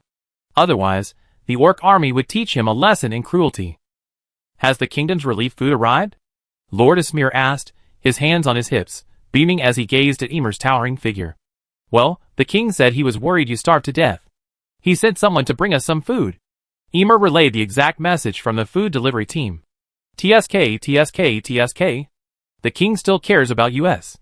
Ismir said happily, smacking his lips without a trace of blushing. You see, raising 10 goblin knights was already a bit of a headache for Ismir. While the goblin knights' pigs could root for grass and feed themselves, the knights, who viewed the pigs as companions, naturally couldn't let their mounts root for food every day. So, they shared their food with their companions, and Ismir couldn't let his sole cavalry unit starve, so he had to provide the pigs with his own food. Pigs are voracious eaters. Even when mixed with grass, they're incredibly voracious. Over time, the food reserves, once on the safe side, fluctuated like an electrocardiogram. This made the young lord realize for the first time how much a king must be weighing on him. It turns out that a food shortage can truly devastate a lord. So, this grain package finally solved Ismir's immediate needs. These 2 carts of food should be enough to sustain them for several months. Once they earn enough money from hunting, they could go to River Rapids and sell it for more food. Chapter 721. We have an easier time in autumn, Ymir said, looking at Ismir. In autumn, animals come out to forage for food, and those magical beasts will appear more frequently. Most importantly, the fallen leaves leave creatures with nowhere to hide, so we can hunt more prey, Ymir said, looking at Ismir's puzzled expression. How powerful are the Senate guards riding armored earth dragons? No one knows, but they see it this autumn. Indeed, we desperately need magical beast fur and scales, as well as other beast pelts. Ismir nodded. King Roland would support him once, but not every day. Otherwise, what would be the point of a noble like him? Would he constantly beg the kingdom for money? Thank you, your highness, for the supplies. Give my regards to his highness. Apophis Brio patted his chest and humbly addressed the dragon rider who had delivered the goods. A true believer in the saying, a man who has done good is always grateful to his servant. Apophis Brio slumped to his knees at King Roland's abundant supplies, eager to lift Roland's feet and call him father. Although Rivendell was responsible for the majority of the resources needed for the reconstruction of the Lion territory, this did not prevent Apophis Brio from accepting Roland's supplies as reserves, especially Roland's 200,000 arrows. These arrows solved a major problem for Apophis Brio. For the Lion territory, without the protection of its walls and fortresses, the wild beasts roaming the misty mountains became its greatest threat. With these arrows, Apophis Brio could organize militia and hunters to hunt the beasts, rather than committing precious troops to battle them in the mountains. Thank God. May the dragon god bless you. With these supplies, Lord Olaf's suppression efforts will be much smoother. Fortier would Mage Duara smiled with relief. While Rivendell had provided considerable assistance, Those supplies could still be used to restore the lion territory. However, wiping out the vast swarms of beasts and monsters disturbed by the Forbidden War was naturally impossible. Lacking arrows and crossbows, the lion territory could only gather its people around Lion Keep and watch helplessly as the beasts wreaked havoc in King's Landing. Yeah! At least we don't have to use spears against wild boars. Olaf rubbed his chest with a grin. He had already removed his infantry plate armor, revealing a slightly bruised chest. What's wrong? Duaro reached out, and a green twig sprouted from his sleeve, coiling around Olaf's chest and emitting a shimmering green light. Olaf immediately groaned in pleasure, drawing a glance from Apophis Brio. We were attacked by wild boars again today. Olaf rolled his eyes, as he poured himself a glass of wine from the side and gulped it down. Luckily, the elves of Rivendell had supplied them. Otherwise, not only would they have had no wine, but they would have starved to death before Roland could even deliver the food. Tomorrow I take the militia and their hunting crossbows to deal with those beasts. It's enough that those orc bastards come to harass us, but these beasts are joining in the fun. Olaf continued without interruption. With the healing effects of wood magic, the bruises on Olaf's chest from the boars had healed, and his speech became more lively. Be careful, those wild boars are no worse than tigers. Apophis Brio smiled wryly, and shook his head. After all, everyone knew how powerful boar-mounted shock cavalry could be, so ordinary wild boars weren't necessarily any less powerful than low-level magical beasts. Don't worry. I just fire away dozens of hunting crossbows. I don't believe they can withstand the kingdom's heavy arrows. Olaf said fiercely. The arrows Roland sent this time were all 1 meter long and weighed 100 grams. Because Roland always emphasized the importance of martial virtue, all the arrows were heavy arrows.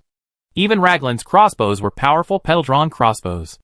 These so-called hunting crossbows were actually comparable to heavy crossbows, and the heavy arrows they fired were no less powerful than those fired by rangers.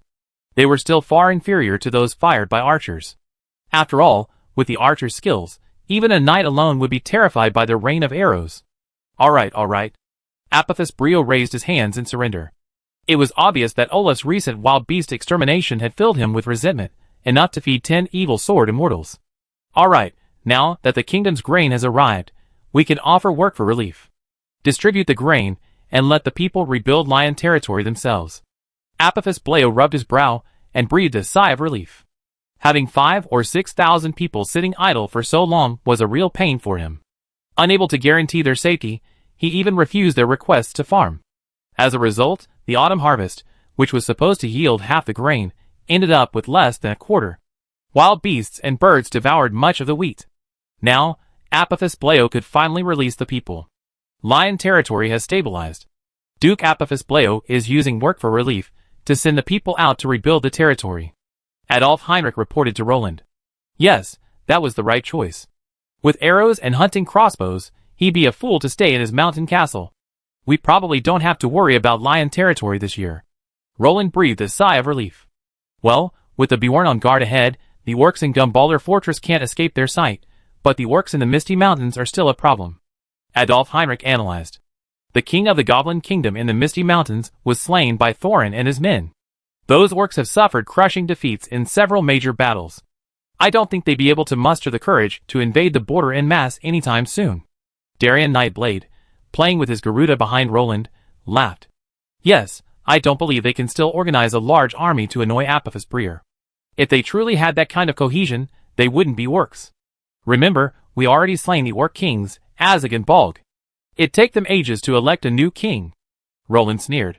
You have to understand that the orcs' formidable force in the Battle of 5 Armies was entirely due to the leadership of the 2 orc kings, Azog and Bolg. After their deaths, the orcs throughout the north were reduced to broken-backed dogs. If it weren't for the 2 ringwraith-controlled fortresses, which combined 2 elite orc armies, Roland wouldn't have taken the orcs seriously. In fact, just as they had predicted, when news of the Forbidden War spread throughout the Misty Mountains, the orcs who had been locked in a tug-of-war with the King's Landing soldiers west of King's Landing Fortress vanished without a trace overnight. Chapter 722. Knock, knock, knock. A series of rapid knocks echoed in the silent night, creating a strangely eerie and terrifying illusion in the gloomy castle atmosphere. Having a seizure in the middle of the night? Or is Queen Nyx about to give birth? Caslo angrily complained after being awakened by the knocks at the door. He let go of the sleeping Ajax with a hint of dissatisfaction. It was clear that Ajax felt truly safe in Caslo's arms.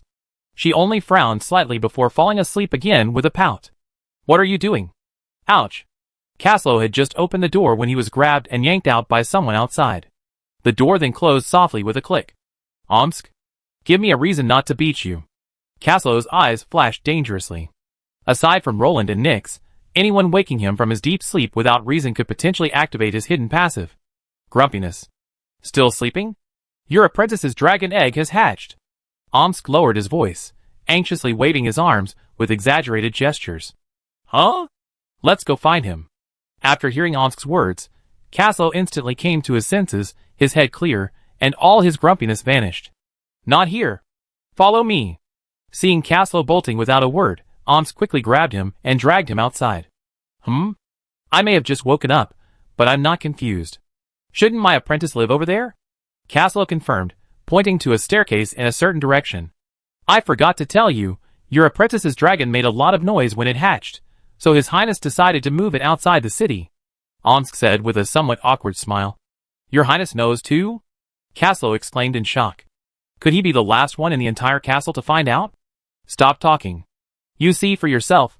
Omsk dragged Caslow to a castle window and jumped out. Caslow didn't resist, allowing Omsk to pull him. After climbing out of the window, Omsk took Caslow on a low-altitude flight. After a few casual glances at the rapid city, Caslow's eyes widened. A section of the southeastern city wall had disappeared, and a surrounding block had become rotten and dilapidated. The dense evil energy around him made Caslow's pupils shrink. Don't look. It was your apprentice's dragon who did it. Fortunately, there were no casualties. Those shops were deserted at night. However, the city wall was severely corroded by the dragon's energy. Omsk gave Caslow a brief explanation, which made Caslow frown. After several minutes of flight, Caslow finally sighted his target in the wilderness south of River Rapids. Weiss, now somewhat disconcerted, raised his hands, attempting to calm his dragon. Adolf Heinrich and Yunfeng, acting as if facing a formidable enemy, used their magic to suppress Weiss's dragon. Darien Nightblade, standing guard over Roland, who was leisurely enjoying himself, stood guard. Are you here? Roland raised his eyelids and waved to Caslow as a gesture of greeting. He then continued to watch the evil dragon, trapped by multiple spells, scurry about the circle. Your Highness, what's going on? Caslow stared at the dragon in the circle in amazement. Even if it wasn't as big as his father, it wouldn't be much different, right? What? Was it on hormones since birth? Watching the demonic dragon, at least 10 meters long, roaring within the magic circle, Caslow felt for the first time that his knowledge of dragons had been blinded. Kaldor. Caslow blew his dragon flute, pulling the equally exhausted Caslow out of the alien dimension. What's wrong? Why have you captured another demonic dragon and are planning to slay it? A hint of amusement played across Caslow's face as he took one look at the evil dragon trapped within the magic circle. Who among the dragon race would like a demonic dragon? Given Caslow's playful nature, it was a sign of restraint for him not to taunt him. What the hell? This one hatched from that dragon egg. It just hatched today. Caslow added. Such a size. Boy! Where's the dragon crystal? Caslow suddenly turned a suspicious gaze towards Weiss, a hint of seriousness in his narrow, long eyes. Dragon crystal? Oh! That's right. The dragon crystal is here. Where? Weiss quickly reached into his pockets and, as expected, pulled out nothing. So, this guy wasn't going to be massacred by the river rapids, was he? Cardo asked Caslow timidly, gazing at the dragon within the magic circle. Not really, just a section of the city wall was demolished. Caslow shook his head. While it looked serious, with Lord Rattle around, it was a minor issue. That's good. This is the after effect of swallowing the dragon crystal. Well, it's not really an after effect, more accurately, an imbalance of power caused by his inability to control his own strength. His attack on the city wall was probably a release of that uncontrollable dragon power. Cardo said with lingering fear. Fortunately, the dragon chose to unleash its power on the city wall. If it had happened in the city center, it would have given Roland, who was watching the excitement, a profound shock. You have to remember that evil power is the ultimate opposite of divine power. It's inherently destructive. Even a section of the solid magic pattern stone wall was destroyed. Thank goodness your defenders didn't activate the city's magic shield. Otherwise, that evil force would have gathered within. Cardo said, his heart trembling with fear. After all, a magic shield is like a pot placed on a city, blocking external attacks, while allowing certain attacks from within to penetrate and strike the outside world. Obviously, evil forces don't count as specific attacks within the Magic Shield's records. The consequence is like a cannon blasting a pot onto it. Boom! The entire city of Rapid City would be on a plane. What happened? Caslow shook his head, ignoring Cardo's lucky look, and came to Weiss's side and asked. While I was sleeping, I suddenly felt a huge surge of energy beside me, so I woke up. Then I saw that the egg had hatched, and my dragon's body continued to grow. Finally, he squeezed through the window and flew out. I had no choice but to notify His Majesty Omsk to intercept him. Weiss said timidly, looking as if he had made a mistake, lowering his head. You're just going to stop it? Caslow turned and pointed his head at Omsk. He stopped it, and River Rapids was almost turning into the Mogeo Grottos? I can't kill him, I can only try to expel him. But who knew it would be like it took a berserker potion? Omsk scratched his head. Excellent, Roland said slowly, after watching for a long time, giving a thumbs up to several people. If I hadn't slept late tonight, I wouldn't have known I almost flown away. Roland laughed bitterly. He had witnessed firsthand the terrifying power of the dragon energy gathering near the city wall. In fact, the reason this dragon rampage didn't cause much damage was that the golden dragon Doss used his own dragon power to assimilate most of the escaping evil dragon energy. Otherwise, River Rapids would have become a living hell by now. I'm sorry, Your Highness. It's my fault. Caslow admitted his mistake. Forget it, it's none of your business. Who knew a dragon cub would become like this after eating dragon crystal? I knew it would skip the larval stage, but I didn't know its power would go out of control. Roland covered his eyes, not knowing whether to laugh or cry. His carelessness had nearly led to half the kingdom being carried away in one wave. Chapter 723. It was a timely move. Yun Feng and His Excellency Adolf Heinrich teleported this runaway young dragon just in time. Plus, since he's still young and can't control his own power, the destructive power he's unconsciously releasing isn't very strong. Omsk smiled at Caslow. After all, it was just pure dragon power, not a skill, and it didn't have the terrifying destructive power of his father. So what do we do now? Caslow asked worriedly, watching the giant dragon struggling within the magic circle. He was truly terrified that Roland would simply order the destruction of this uncontrollable element. But his concerns were clearly overblown. Roland didn't react with the cries of destruction he anticipated when faced with the out-of-control dragon. After all, as a time traveler, Roland had seen plenty of evil dragons in the game before, so the moment they lost control had only shocked him. As for humane destruction, Roland hadn't even considered it. The dragon rider shown in the system was a real treat. Who could resist picking up a free dragon rider? Let him vent his anger. He can stop after he's done. Don't look at this guy in such a plight, he's actually fine. He's acting like someone's out to kill him. The miniature golden dragon Doze stood proudly before Roland, looking rather sullen. He looked at the evil dragon roaring with a look of disdain and indifference. Will he be alright? Caslow asked with some concern. As the royal family of the dragon race, the golden dragon was gifted with all the dragon clan's secrets and knowledge, a fact Cardo couldn't compare to Doss. So when Doss looked nonchalant, Caslow breathed a strange sigh of relief, yet also a hint of worry. What are you thinking? Will digesting your food hurt you? It's good enough if it doesn't hurt anyone else. This guy nearly died after eating a dragon crystal. Aren't you all going to do anything about it? Who feeds a newborn dragon a whole dragon crystal? Doss's golden dragon head darkened several shades as he complained. No. Caslow started to explain. I know you didn't feed it, but putting the thing in a baby dragon's face is no different than throwing a bone in a dog's head. You expect a clueless baby dragon to control its appetite? Doss looked at Caslow with a look of madness. Luckily you were lucky. This kid got discovered by those guys playing with fireworks, otherwise we'd all be sleeping in the wild tonight. Doss complained. Yun Feng and Adolf Heinrich lurched at Doss's voice, their lips twitching. Oh my! A top-tier 6-tier spellcaster is nothing in the eyes of a golden dragon? While that description was perfectly acceptable for the golden dragon, the two felt strangely heartbroken. Ouch. Finally, as the morning light slowly revealed itself, the evil dragon youngling, tormented all night, finally stopped emitting its terrifying, destructive dragon energy. The entire dragon lay limply on the ground, looking drained. Alright, kid, your dragon is fine now. Go back and ask that rookie dragon rider riding a storm dragon how to control dragon energy. And while you're at it, have your dragon and the storm dragon learn from you. Don't blow up River Rapids again. Doss looked at the collapsed dragon, proudly flicked his tail, and soared onto Roland's shoulder, perching there. How am I supposed to get it back? I don't have the flute. Weiss opened his arms, looking at the crowd bewilderedly, then glanced at the dragon still gasping for breath on the ground. The craftsmanship of the dragon flute. Adolf Heinrich frowned as he looked at Yunfeng. Lost? Yunfeng replied with a scowl. You should know that all the dragon flutes currently available in the entire Lagrang kingdom are those that come with the system space summons. This dragon flute provides a resting space for the dragon and allows the dragon rider to breach the space and summon their own dragon at any time, regardless of distance. It's also imprinted with the dragon rider contract, highlighting the friendship between dragon and human. It's safe to say that without a dragon flute and dragon armor, one isn't a true dragon rider. As for the recipe for making a dragon flute, one can only ask the Lagrang Empire's royal family during its heyday for it. Take it, don't lose it. Roland casually pulled out a foot-long, jade-white piccolo and tossed it to Weiss. Weiss fumbled to catch the flute, then realized it was the same dragon flute tied around Caslo's neck. His eyes lit up. Don't release the dragon within the kingdom. Your dragon is different from other dragons. It's too small now, and it could easily get into trouble. Roland warned. Yes, your highness.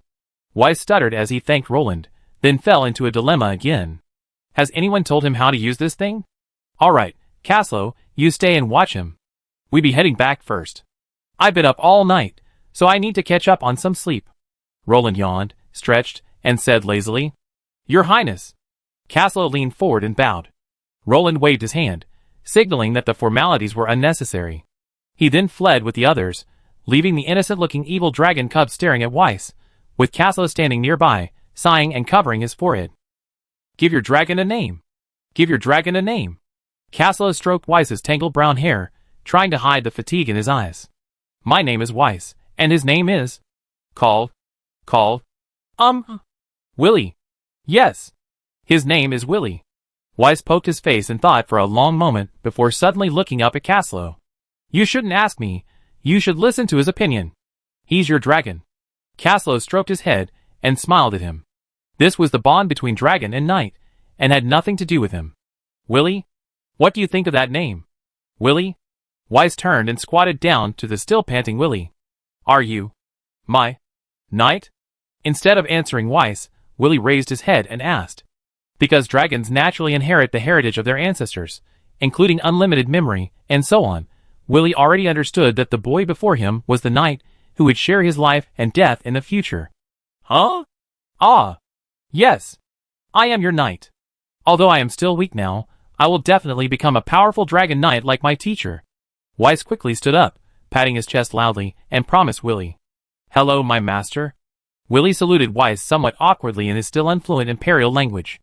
Because of the slave contract, Willie's attitude towards Weiss had become less friendly and more submissive. Ah? Master? Weiss was a bit confused. How had he inexplicably become one of those noble lords? Only noble lords could be called masters. Thinking of this, he quickly shook his head. No, I'm not your master. We should be friends. Weiss pointed at the dragon before him firmly.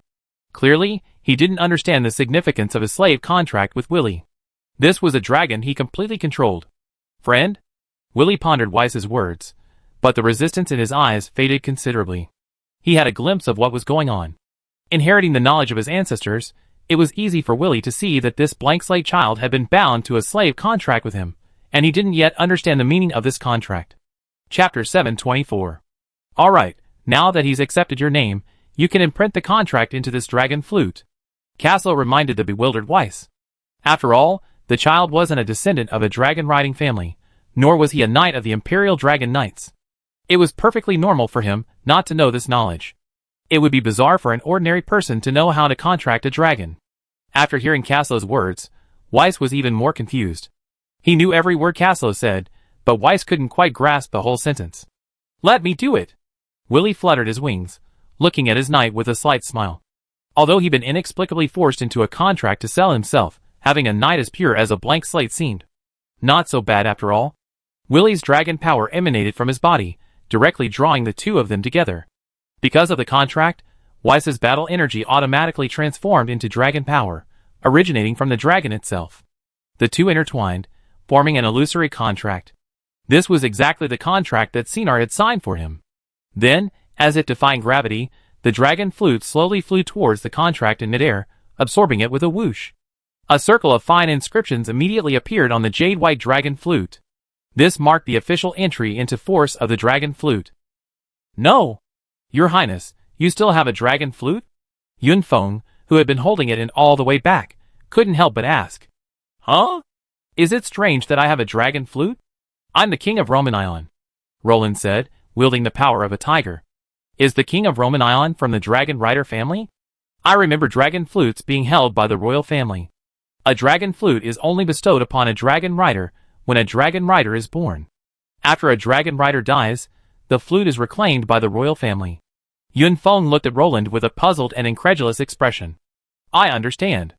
Your Romanian ancestors harbored rebellious intentions. Yun Feng suddenly lost for words. After all, the Romanian lineage had many generations, and while they were all branches of the royal family, they were still divided into many different clans. After all, when this branch of the Romanian line died out, another would be able to replace it. Therefore, Yun Feng cast his suspicions on Roland's cybernetic ancestors. Roland's mouth twitched, but he remained silent. He couldn't possibly tell Yun Feng that this was one of those useless, broken items the system had signed him in with, could he? Whatever, a misunderstanding, it was a misunderstanding. Cyber's ancestor deserved to be blamed for his death. Hoarding a dragon flute is a serious crime. Your King Romanian is truly remarkable. Yun Feng explained in sincere admiration. This admiration was genuine. The royal family would reserve a spare dragon flute for each royal family, and only provide a varying number of spares to each dragon rider family. Retaining any other dragon flute was illegal. As the King of Sai, under the watchful eyes of the Empire, King Romanian's ability to retain an extra dragon flute while under the surveillance of various agencies was a remarkable feat. Would you like to study a dragon flute? Roland didn't respond. Instead, he calmly pulled a dragon flute from the system space and waved it before Yun Feng's eyes. Ugh! Yun Feng froze for a moment before plummeting from the sky. Simultaneously, the 6 ranks surrounding him stumbled in midair, nearly spinning and flying. This are all dragon flutes? Oh my! Is the last Romanian king of the empire planning a rebellion? Yun Feng stared at the jade-white dragon flute in Roland's hand, his entire body in a state of panic, his cerebellum shrinking. Are you sure you hid this secretly, and didn't just hold a knife to the neck of the human Emperor Legrand and snatch it from him? I don't know. I give you one to play with. Roland didn't explain. This thing couldn't be explained. 1 or 2 extra ones would be fine, but Roland already had a backlog of over 100 dragon flutes. Even if he robbed the Lagrang royal family, he might not be able to find 100. After all, less than half of these flutes were in the hands of various dragon knights and other nobles. If Roland dared to take them out again, Yun Feng would probably doubt the legitimacy of the Lagrang royal family. After all, judging by this token of the human dragon contract, the Romanian royal family seemed to be the legitimate empire. Flying in the sky, Yun Feng silently caught the dragon flute Roland casually threw, and stared blankly at Roland's back as he rode away on his dragon. He threw it. He actually threw it like that. Yun Feng was now in deep self-doubt. For the first time, he felt that dragon flutes were so cheap. Am I behind the times, or is this era just too crazy? Yun Feng scratched his head, dazed, and stood in the air for a moment before shaking his head and catching up with the others. I have a craftsman craft your dragon saddle when you get back, but before that, you need to become one with your dragon's mind. Don't forget that dragons and dragon riders complement each other. Over-reliance on dragons will only lead you to lose yourself in their power. Casso warned. Yes, teacher. Weiss nodded seriously. Every dragon rider grows up in battle. Few are as lucky as you, contracting a real dragon at this young age. Youth means lack of combat experience, and I'm sure you don't have much either. Casso rubbed Weiss's head and smiled. Yes. Weiss nodded in agreement. After all, his combat experience was limited to catching rabbits and pheasants, and his only weapon was a low-pound hunting bow. Next, I show you some blood. When you decide to wield this sword, you be accompanied not only by protection, but also by slaughter. Casso patted Weiss's shoulder calmly, and spoke slowly. Protection. Slaughter. Weiss chewed on the words carefully, suddenly feeling a sense of responsibility weighing on his shoulders. Let's go! Let's go home first. We're all tired after a night of tossing and turning. Casso said to Weiss, looking at Willie, who had regained some of his energy. Okay. Weiss said, then he was in a dilemma. He didn't know whether to ride his own dragon back or Caslo's. Put your dragon back in the dragon flute to rest. I take you. Caslo saw his hesitation immediately. However, riding a dragon without a saddle was difficult for most people. If they weren't careful, they'd fall off. Naturally, Caslo didn't dare let a novice dragon rider take on such a suicidal challenge. Scouts spotted the dragon. Damn it! That dragon egg was taken by that kingdom with dragon riders. They even used dragon crystal to birth the dragonlet. It should have belonged to us. Ledilius roared. At this point, there's no point in saying more. Prepare for war. Those humans could descend upon the city again at any moment. Sinar glanced at him discreetly, the soul fire in his eyes flickering eerily. Chapter 725. Respected Commander. I think we should act. Ledilius stood humbly before Kamul, bowing his head respectfully. His hoarse voice, like the grinding of broken iron, made one's mind sink. We can't allow them to have another dragon rider. They're too much of a problem now. As far as we know, they already have 4 dragon riders. One suspected to be of earth or light, a thunder dragon rider, a storm dragon rider, and a fire dragon rider. And now there's another dragon rider coming. Ledilius whispered. What do you think, Cerner? Kamul cast his gaze at Cerner, who stood solemnly to the side. This deep-seated ringwraith exuded a thick aura of death, giving off a chilling feeling. Me? I obey your wishes. But I must remind you that there's little chance of intercepting this dragon rider unless the 9 rings of Mordor or the other Nazgul, ringwraiths, of Gumbator join forces with us. Cerner said calmly. Their sage is formidable. We must consider the potential for change. Kamul nodded, agreeing with Cerner. After all, a powerful sage can accomplish many things. Even a powerful ringwraith would be emasculated if caught in his rhythm. But we simply cannot allow them to continue to grow stronger. The Lord is about to return, and Middle-earth will be under our rule again. It's time to weaken these obstacles. Kamul spoke after a moment's silence. During Sauron's retreat as a grandson, the mighty Gondor had been reduced to a state of decline, with Denethor II, the only lord to have reigned supreme, still leveling up. And that's not even mentioning the elves and dwarves. Millennia of continuous bloodletting had nearly crippled the dwarves. The rising power of Rohan had also slowly fallen into internal strife, and the prosperous north had been nearly shattered by their repeated attacks. It's clear that the Alliance forces across Middle-earth are a broken ship. Without the system, Roland joining the Alliance would be like joining the Alliance in 1949. It wasn't until Roland arrived in Middle-earth that he realized that with humanity's current strength on paper, defeating Sauron was simply a fantasy. Roland even suspected that Sauron had been killed by the plot. Otherwise, it wouldn't make sense that Sauron, the Dark Lord of Mordor, with his direct forces like Gumbator, Dol Guldur, and the Orcs of the North, as well as allies like the Easterlings, Harad, the Khund, and the Corsairs of Umbar, couldn't defeat Gondor, who had been successfully attacked, and the Rohan coalition, which hadn't fully mobilized. Combined with the Dunlending's distraction from behind, the northern reinforcements were pinned down by the Easterlings on the Lonely Mountain and Dale lines. Dol Togal tied up most of the forces of the Golden Forest and the Woodland Kingdoms. It was as if Sauron had a strong hand, intending to play it safe, but ended up with a much bigger blow. In other words, it was enough to drive Denethor II, a king comparable to the King of Gondor, and the only one in history capable of defying Sauron's will, to despair. What do you think the old man saw with the Crystal of True Seeing? There was no way they could win. Even if Denethor II could see a glimmer of hope, he wouldn't have resorted to such drastic measures that would have destroyed his own life. Therefore, Roland was skeptical of the overall effectiveness of the War of the Ring. It's true that when strength is uncertain, one becomes stronger when facing a stronger opponent, right? So what should we do? Cerner asked. What do you think we should do? Kamul asked. Cerner fell silent. Find a way to assassinate him. The Dragon Knight can't stay in the castle forever. Ledilius. Sinar. You two wait for an opportunity to kill the new Dragon Knight. Don't let him grow up. Kamul said in a muffled voice. With all due respect, we're afraid we can't get close to them. That Dragon Knight will surely be guarded by high-ranking professionals. Cerner said calmly. I know. So I gather some of the wandering orcs and arm them. These cannon fodder will attack the fortress and sweep through the surrounding villages. The human kingdom will dispatch troops to deal with them. Most importantly, that newly promoted Dragon Knight will definitely appear. Kamul let out a shrill laugh, a sound powerful enough to pierce the scalp and send chills down one's spine. Why? Ledilius was stunned. Dragon Knights aren't greenhouse flowers. They need battle and blood to temper themselves.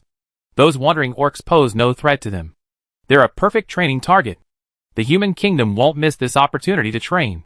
Cerner said coldly, his hand tightly gripping the handle of the soul scythe. That's right. They can't resist the temptation. A dragon rider without battle experience is just a decoration. They'd be tempted. The territory of the Kingdom of Raglan is long and narrow, and the high-level professionals are tied up in a few pivots. They won't send too many high-level professionals to accompany the dragon rider. I guess only the storm dragon rider will go. Kamul smiled sinisterly. Through observation, he had long since discovered the characteristics of the Kingdom of Raglan. Most high-level professionals don't travel freely. The only ones who are mobile are the 3 dragon riders. As long as their king doesn't move rashly, the high-level professionals will defend the city. Faced with a swarm of high-level professionals, the ringwraiths might flee in panic, but facing a lone dragon rider and a rookie dragon rider, it's logical that they can't be defeated. Gather those wandering orcs as soon as possible, and arm them fully. Remember to bring black arrows. That dragon rider will be tough. You don't want to face the forbidden dragon language spell. Kamul turned away, his voice fading into thin air. Commander, what a wise man. Ladilias exclaimed heartily. After equipping those cannon fodder orcs with their standard Dol Guldur equipment, the humans would undoubtedly believe that it was the main force of Dol Guldur invading. In reality, their main force was still entrenched in the Dol Guldur fortress. This successfully distracted the target without sacrificing their own strength. Kamul's strategy impressed Ladilias immensely. Surtur clenched his fists and stood up without saying anything. Then, in the dark passage, the sound of armor rubbing against each other and his footsteps receding could be heard. What should I do? Honor. Mission. Surtur walked up to the tallest watchtower in Dol Guldur and spread his palm. Inside lay a crest, blurred by the wear and tear of time. Then he slowly raised his head and gazed at the sky. It was dark and gloomy, the entire Dol Guldur shrouded in a murky cloud, without a single ray of sunlight. Light. Sinar suddenly stretched out his hand. A faint ray of light shone through the cracks in the dark clouds of war that enveloped Dol Guldur, illuminating his hand. Through this ray, Sinar could clearly see the knuckles beneath the armor, reduced to withered bones. Alas! As the remaining light was swallowed by darkness, only a long sigh and a puff of black mist remained in the air. Something's wrong. Lord Ismir. A goblin knight swiftly burst into Ismir's simple wooden castle. Since he had reinforced the stone walls, he had to make do with wood. What happened? Ismir put down the black bread in his hand, wiped his hands, and walked out. Chapter 726. We just killed 2 orc spies. The goblin knight extended his hand in a gesture of invitation, clearly dragging the orc corpses back. Let me see. Ismir paused, then pushed open the insignificant wooden door and walked out. Sir, you're here. Come and see this corpse. Emer squatted on the ground, fiddling with the stinking corpse before her. Ismir took a quick look and immediately noticed the horrific penetrating wound on the orc's corpse. A spear pierced through it by the charging goblin knight. But that wasn't Ismir's focus. His gaze was fixed on the corpse's armor.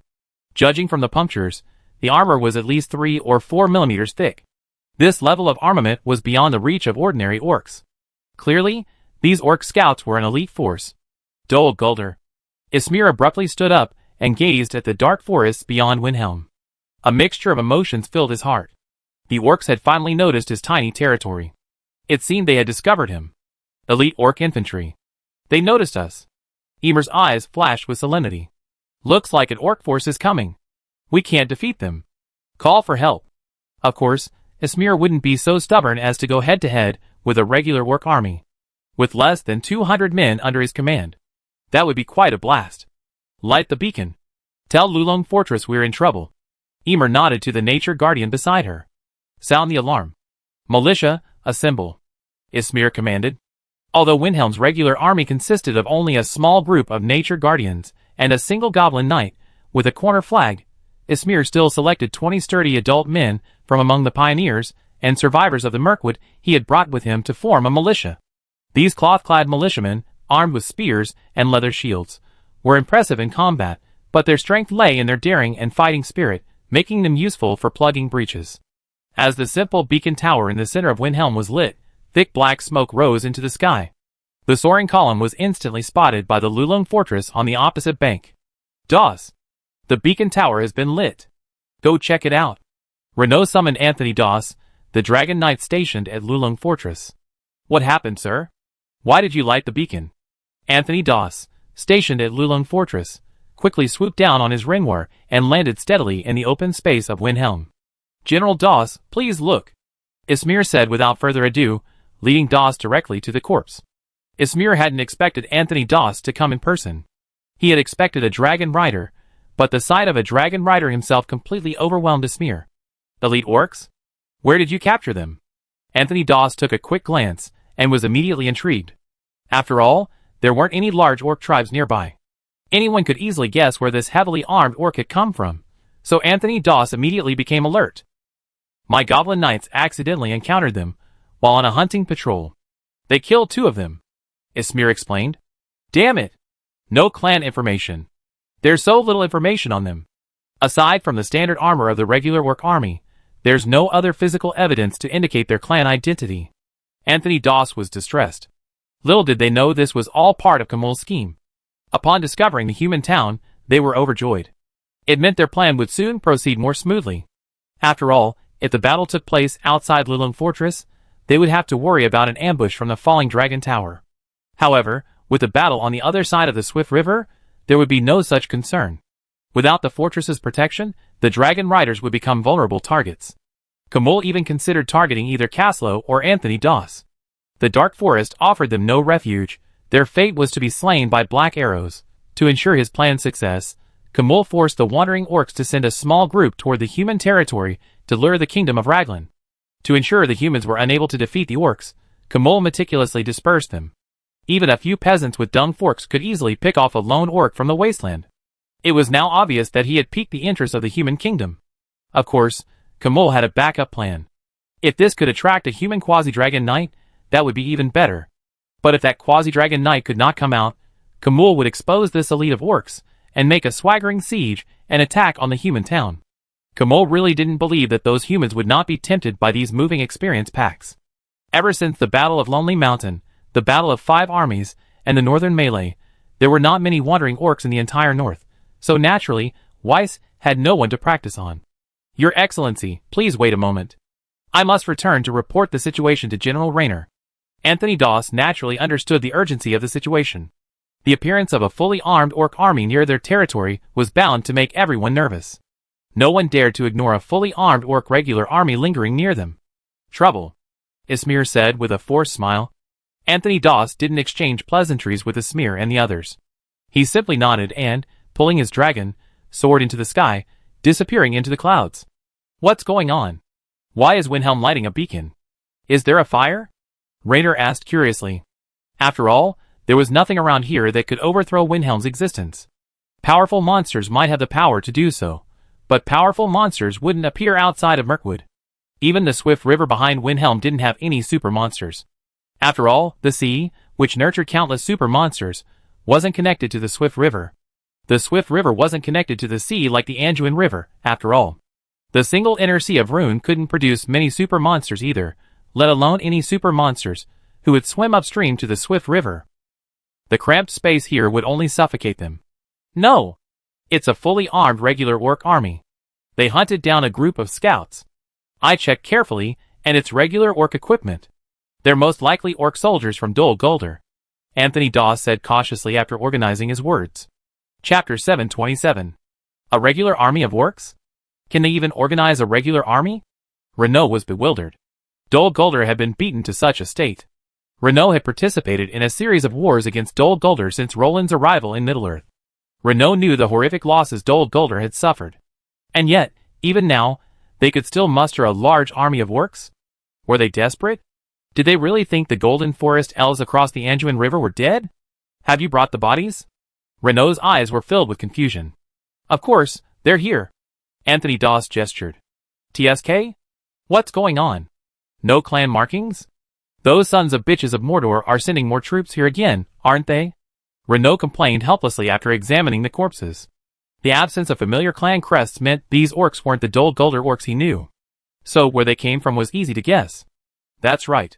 A fully armed regular army of orcs roaming around the kingdom doesn't align with our defense strategy. So, General Renaud, I suggest reporting to the king and requesting reinforcements to eliminate these orcs.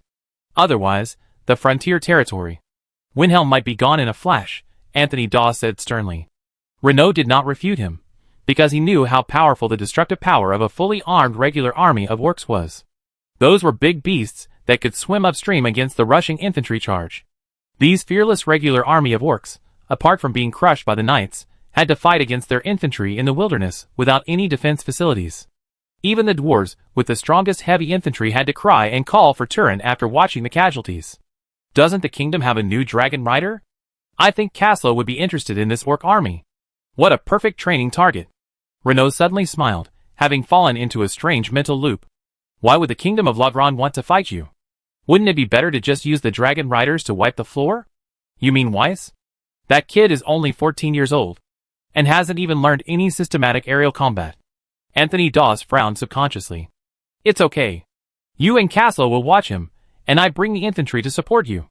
Renaud thought for a moment. 2 dragon riders protecting 1 dragon rider should be no problem. He could also bring the ground troops to contain the orc army. The main purpose was to prevent the orcs from using black arrows as a backup. The infantry's role was to prevent the orcs from setting up their heavy crossbows. After all, a crossbow capable of firing black arrows would certainly be quite large. That should be no problem. Anthony Dawes nodded, approving of Rayner's plan. There's no such thing as a foolproof plan on the battlefield, but Rayner had already arranged it perfectly. A dragon knight is no greenhouse flower. If he can't even pass this test, then he's useless beyond being a mascot. Snap! Keep your wrist steady. What's that move? With a crisp sound, the iron dragon spear in Weiss's hand fell to the ground. Caslo then sternly scolded him. Weiss rubbed his wrist in grievance, his eyes filled with anger. What's that look? You're going to tell the enemy you can't hold your dragon spear steady after you fly into the sky? This is just the most basic iron spear. Later, when you use a dragon spear made of rare metals, it will be even heavier. Caslo lectured.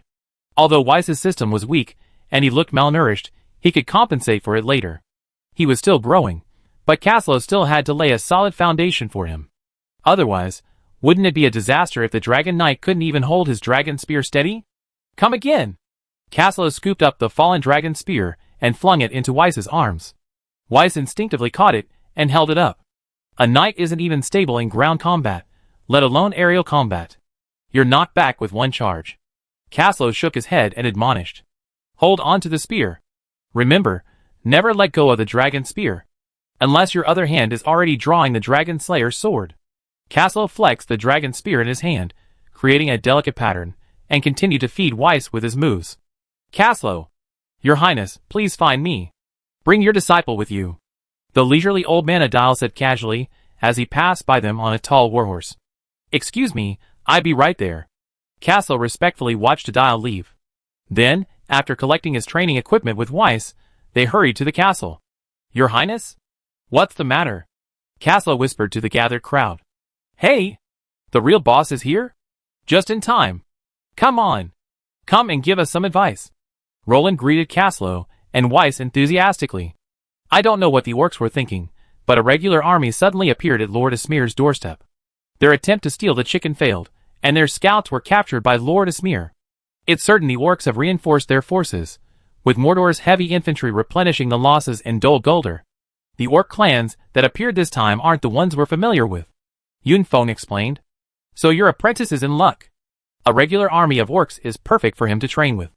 This army's isolated advance into the depths of the enemy's territory is perfect for Weiss to hone his skills. Roland said to Caslo. Isn't it a bit dangerous to send him into battle so early? Caslo asked with some concern. After all, wouldn't a fully organized regular army of orcs be too much for a newbie? You go with him, and your brother-in-law Anthony Dawes will also be there to support him. Renaud will bring the Dwinian heavy swordsmen and rangers to hold him down on the ground. If this doesn't work, your apprentice is truly doomed. Roland shook his head and explained Renaud's plan to him. That's acceptable. Caslo nodded without even asking for Weiss's opinion. Weiss stood obediently by, listening to the conversation without a hint of objection. He knew this was a necessary step. Take these magic scrolls. They contain high-level, triggered defensive spells. Keep them for your survival. Yunfeng tossed 3 scrolls to Weiss. These were to keep him safe, a trump card to protect him from being easily snatched away. Thank you, Your Majesty Yunfeng. Weiss immediately offered sweet thanks. A gift from a 6th-level sage was a sweet omen. Look at his extraordinary moves, unleashing 3 high-value magic scrolls in one go. And most importantly, the automatic defense. Don't die out there. It's normal to get into trouble the first time you go out.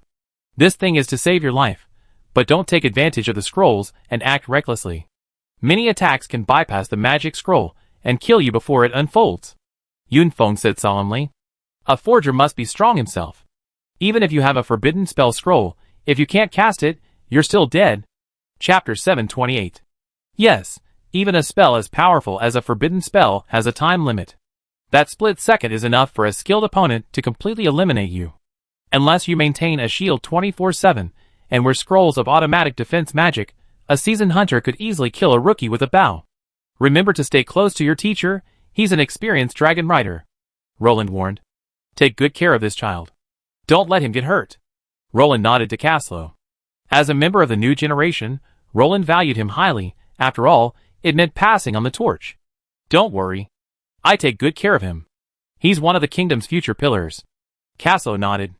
Needless to say, the Dragon Knight's status was evident simply by the entire kingdom of Lagrange's willingness to mobilize its military for sparring. Okay, stay safe and get back early. Those orcs won't pose a threat to the kingdom, but be careful they don't tear down Lord Esmir's house. Roland quipped, clearly filled with lightheartedness and amusement. Ha ha ha. Of course not.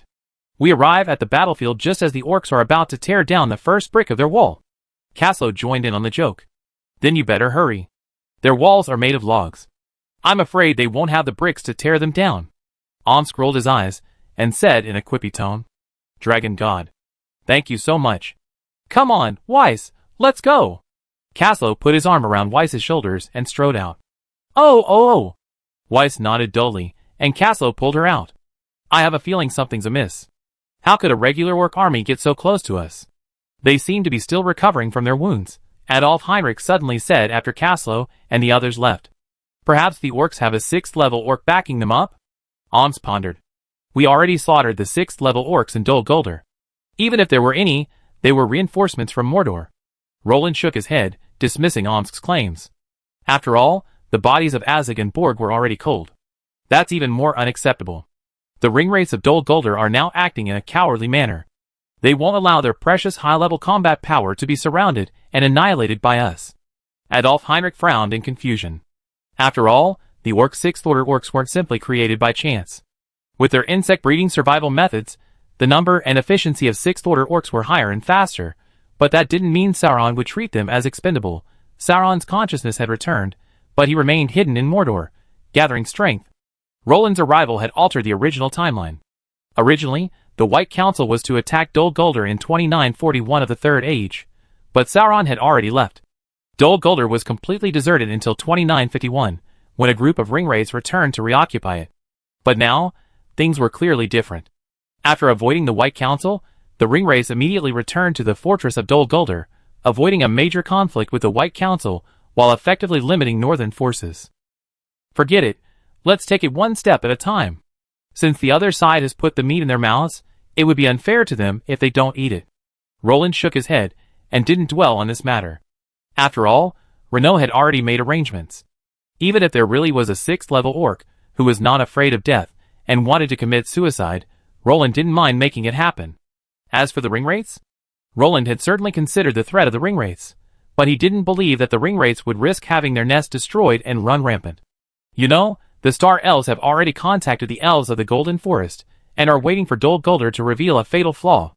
The Elves may not be willing to engage in a siege, but they are not averse to such things as stealing chickens. What does the kingdom say, Lord Doss? Esmir anxiously asked Anthony Doss, who had just landed. It was clear that the presence of a regular orc army had genuinely frightened him. Facing a small force of orcs that even a barony might not be able to withstand, Esmir was truly unsure. Don't worry, General Renaud will arrive with his troops soon. Your territory will be safe. Anthony Doss reassured Esmir, who glanced nervously around. General Raynor leading the troops personally? Yes. The kingdom sending regular troops to support? Yes. So I don't have to run? Yes. Anthony Doss patiently answered Lord Esmir's questions. If the kingdom truly didn't intend to support Wilhelm, then Wilhelm could already be declared dead. Esmir would have to make his own arrangements. Whether to rally his forces for a desperate fight or pack up and flee was up to him. This situation wouldn't count as abandoning his fiefdom. Facing a war with no chance of winning, fleeing with the people was the correct solution. Staying to fight to the death would leave everyone with nothing but a reputation as a warrior. That's good. That's good. Ismir rubbed his hands happily. You have to know that facing an attack by a regular army of orcs, Ismir was much more panicked than Anthony Doss. After all, Anthony Doss had just walked away, leaving Ismir crouching here in misery. Right. Send a signal. Send Emer and the others back. Ismir slapped his head, suddenly remembering that Emer and the others were still holding the orcs back from the periphery. When they first learned the orcs were approaching Windhelm, Emer had no choice but to lead a group of goblin knights to contain them. Their presence provided Kamul with a solution to the rapid advance of the orcs in the wastes. With the ringwraith's deliberate connivance, Emer and the goblin knights managed to engage in a back-and-forth battle with these roving orcs disguised as regular troops. Puff! The massive, serpentine-heavy sword sliced through the orcs before him like a pig. General Emer. Why are these orcs so weak? Goblin knights, riding on trolling pigs, surrounded them from all directions. The remains of an orc hung from each goblin knight's spear, and many of the pigs' tusks also bore the remains of orcs. They had just surrounded and annihilated an orc search party. While these heavily armored orcs were well equipped, their overall tactics and morale were low. If it weren't for their gear, the goblin knights would have almost mistaken them for the usual roving orcs they chased, and they were right. I'm not sure, but don't be careless. The enemy's attack has just begun. We need to be wary of this being a decoy, Emer said gravely, hefting her heavy sword, which was as thick as a door panel. Chapter 729.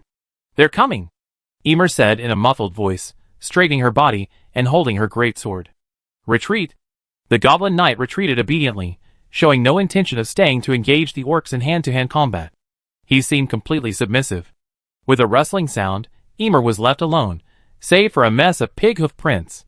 The northern half-giant, carrying a 3-meter-long greatsword, stood silently in the jungle, motionless as a statue. Ouch! Suddenly, the grass parted, and a group of armored orcs rushed frantically towards Emer.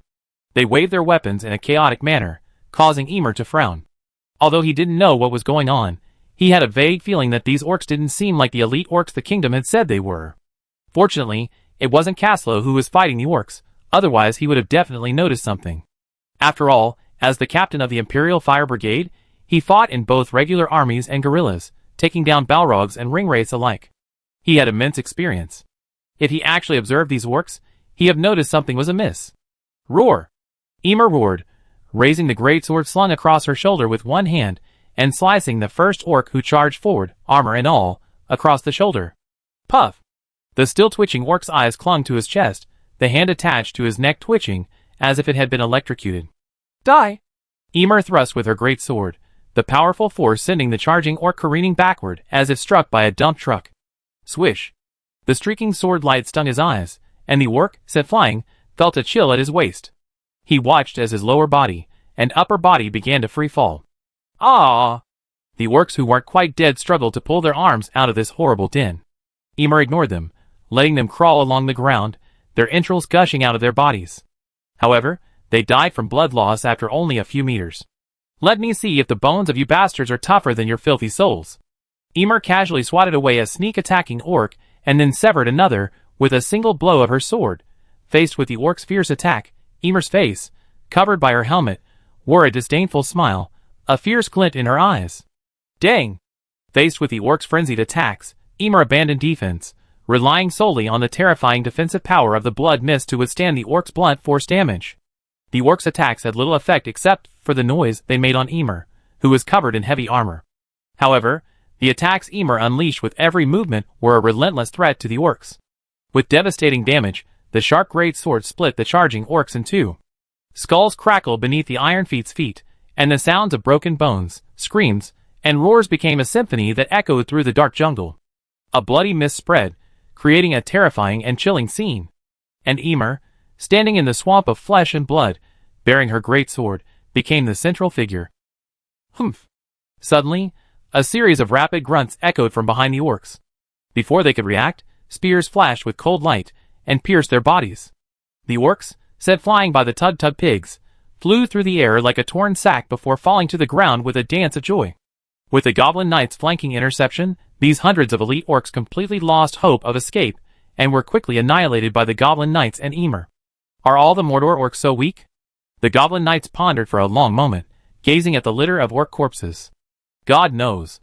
Dragon God. These guys are utterly rotten. They charge in like a haphazard mess, as if they had no training at all. I wonder how rotten the human kingdoms of the south must be to be so easily defeated by such wretches. Ymir lamented the impressive fighting prowess of these so-called elite orcs, while marveling at the pitiful strength of the southern human kingdoms. General Ymir, what are we going to do down there? The goblin knights spread their hands, indicating they couldn't respond, but that didn't stop them from focusing on their next target and mission. Let's go find the other orc bands. We can't let them reach Windhelm like this. We have to hold them off until the kingdom's army arrives. Ymir pondered. Then we go ahead. Wait! General, you should look up. The goblin knights looked up in surprise. Through the dense treetops, they saw a column of red smoke rising straight up into the sky. That's the evacuation signal. The kingdom's reinforcements have arrived. Comrades, our mission is accomplished. Ymir's brows lit up. When he saw the signal he and Ysmir had agreed on, he knew Windhelm had welcomed his greatest supporter. Greetings, General Raynor. In the name of Lord Ysmir, the overlord of Windhelm, I welcome you. Thank goodness the kingdom still remembers our pioneering army. Ysmir happily shook Raynor's hand. Greetings, esteemed Lord Ysmir. I come to offer you support on behalf of His Majesty the King. Renaud stepped aside, revealing the rows of soldiers behind him. 300 Dorwinian heavy swordsmen and 200 Bedanian archers. No orc can cross this line, Renaud said confidently, his eyes filled with confidence in the strength of the kingdom's soldiers. Thank you very much. To be honest, I really wouldn't have felt confident without you. Ysmir sighed. Not so. Your soldiers? Renaud realized that Ysmir's men were only a motley crew. The eye-catching half-giant and the goblin knights were nowhere to be seen. Thinking of this, Renaud's heart skipped a beat. What the hell? A lord had already decimated his forces before the battle even officially began. I sent them to slow the orcs' advance, and now I've given the signal for them to withdraw. Ysmir explained. Oh, I see. Renaud's tone stretched out. After all, if Ysmir had truly surrendered all of this force, Renaud would certainly not have given Ysmir any command in this battle. By the way, enter the city. Let the soldiers rest. Ysmir invited Renaud. If Windhelm before them could be considered a city. In the past, Roland would have certainly found a way to populate Ysmir and build it into a town. However, since Roland's system upgrade, the main quests have changed, and the original main quests have been cancelled. Therefore, Roland's need for a town isn't as urgent now. The new main quest is rebuilding Raglan. This is why Roland has so eagerly turned his attention eastward. Well, Bedanian archers, enter the city first. Help reinforce the defenses. Dorwinian swordsmen, dig trenches outside the city. Renaud ignored Ysmir's words, and gave orders instead. We need to defend and cover well. We are not the ones fighting this battle. Renaud looked at Ysmir, and shook his head. It was obvious that Renaud planned to turn this place into a temporary simple fortress, and play the turtle. Chapter 730. Renaud had no intention of usurping the throne. The original purpose of this war was to help Weiss level up and gain experience. Otherwise, orc soldiers of this caliber could be easily defeated by gathering 2 dragon riders. It would be nothing more than a massive forbidden spell to wipe out the land.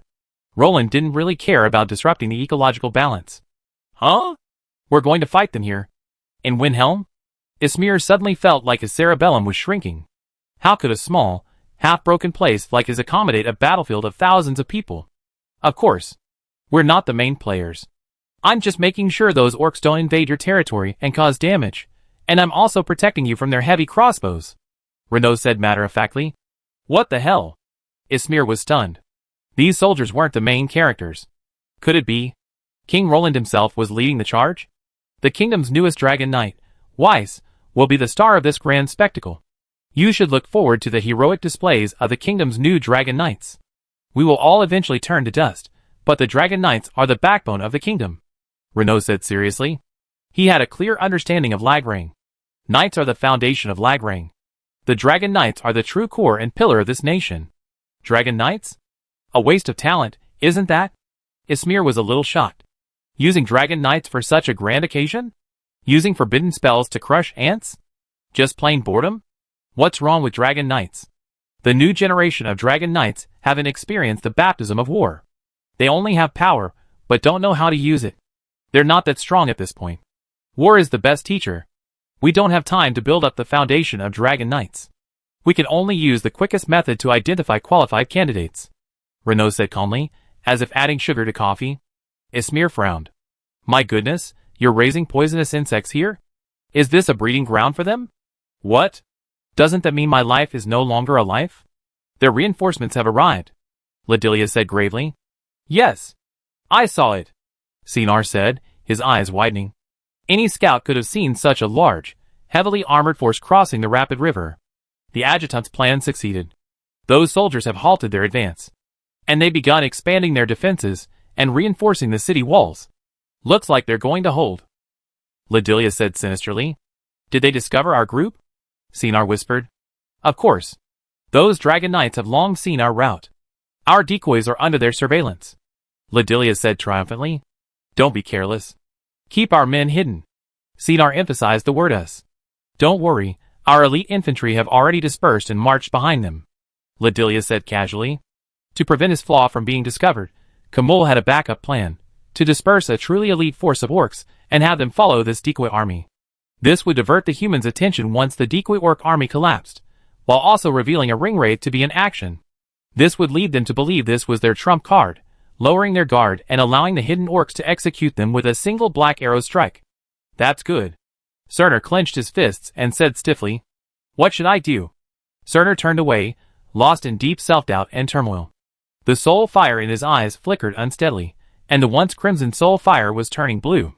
It hurts. It hurts so much. Sinar's soul murmured, its spirit twisting within the shadows. What's wrong, Sinar? Ladilia's asked, perplexed, noticing Sinar's stiffened body. No. It's fine. Sinar reached out and pushed Ladilia's away, turning away. The surging soul fire in his eyes calmed completely, and the flames that were about to turn completely blue instantly turned scarlet. That's good. Let's get ready. Ladilia's nodded to Sinar. Teacher.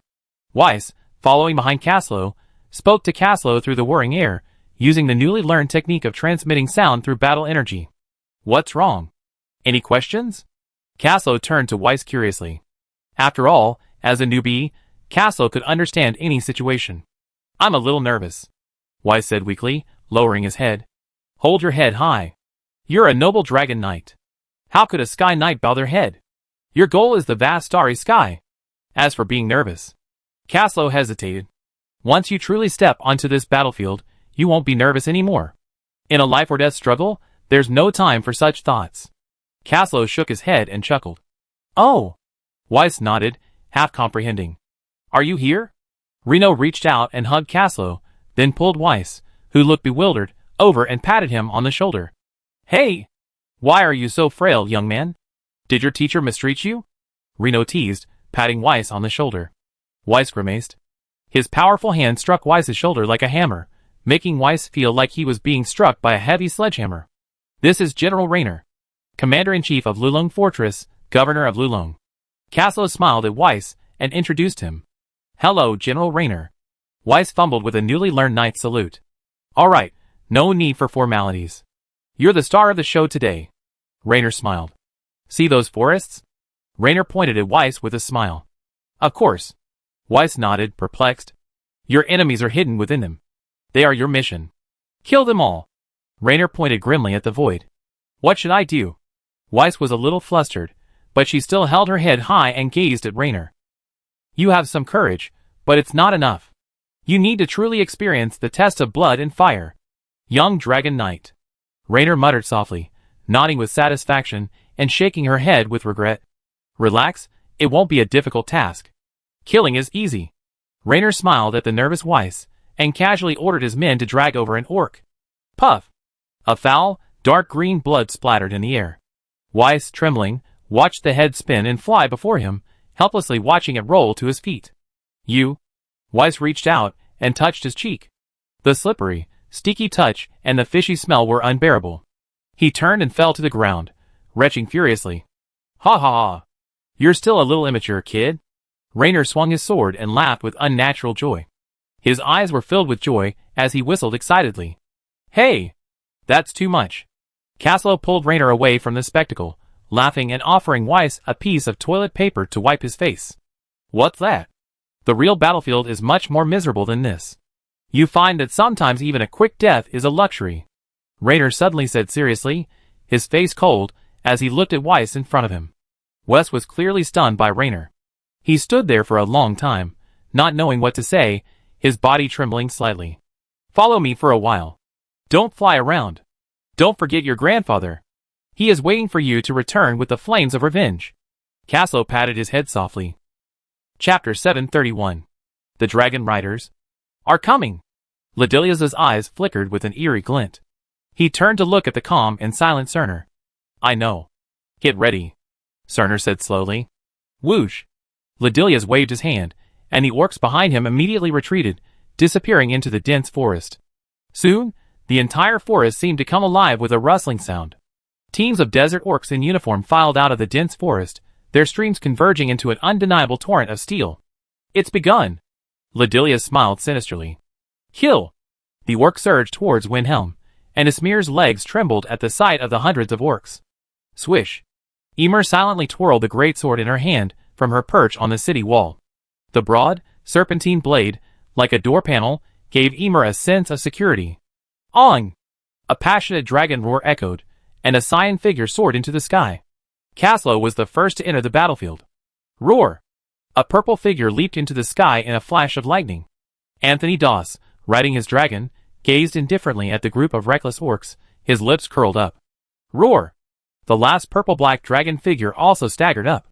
It was the evil dragon, Willy, carrying Whis on his back. As for the shaky flight, it was of course due to Whis's poor control skills. The dragon needed to constantly adjust itself to him, which was why it looked so shaky. The problem was that if the dragon hadn't shakily moved, Whis would have crashed. Dragon God. Renaud, watching from below, covered his eyes in disbelief. What dragon rider could fly with such an unsightly posture? Seeing Willy's wobbly flight, Renaud was practically on the verge of a heart attack. Forget about speeding up. Even if he flew even a little faster, Vess might be lost from the saddle. Good fellow. Anthony Doss took a moment to glance at Vess, who had nearly been knocked off the dragon's back. He knew he was a rookie dragon rider, but he hadn't expected him to be even more incompetent than a chicken. Caslo, this is a rookie dragon rider? Do you have some misunderstanding of the definition of a rookie? Can a dragon rider, who can't even fly steadily, really be trained on the battlefield? Anthony Doss, having caught up with Caslo, practically leaped onto his dragon's back, grabbed him by the collar, and demanded to know if he was planning to murder him. It's okay, aren't we two watching? Even if he falls, the Dragon Knight can still fight on foot. After all, what's a Dragon Knight without falling off the dragon's back? But let's give him some time to get used to it, Caslo said nonchalantly. He was already the sharpest killing tool, not some greenhouse flower. Fuck. We're training a new generation of Dragon Knights, not raising poison. Anthony Doss's head was throbbing with veins. What? Falling off a dragon's back is glorious? What Dragon Knight wants to be shot down if they can avoid it? The problem is, this guy might fall even without fighting. We don't have that much time. War is the best teacher. I hope he learns more today. Caslo nodded at Reno, who rode out of the city alone. They would take care of the air, while Reno would meet Weiss on the ground, so that if the boy fell to the ground, he wouldn't be overwhelmed by the orcs. I hope so. Anthony Doss shook his head and stopped talking. After all, now that they were here, there was no point in talking anymore. Hold the dragon spear tightly. Use your mind to direct the dragon power to cover your dragon spear. Dive. Caslo commanded, looking at Weiss. Oh! Weiss immediately exerted his willpower, attempting to direct the dragon power within him to cover the dragon spear. But how much dragon power could a first-level trainee knight possess? Even with the bonus of dragon essence, his total dragon power reserves were only 5 or 6 times the total fighting spirit of an average first-level knight, barely stronger than some experienced second-level knights. In the end, Caslo and Dos Anthony fell silent, staring at the dragon spear in Weiss's hand, its gleaming light less than a foot long. Dingling-dang. A burst of rapid knocking could be heard.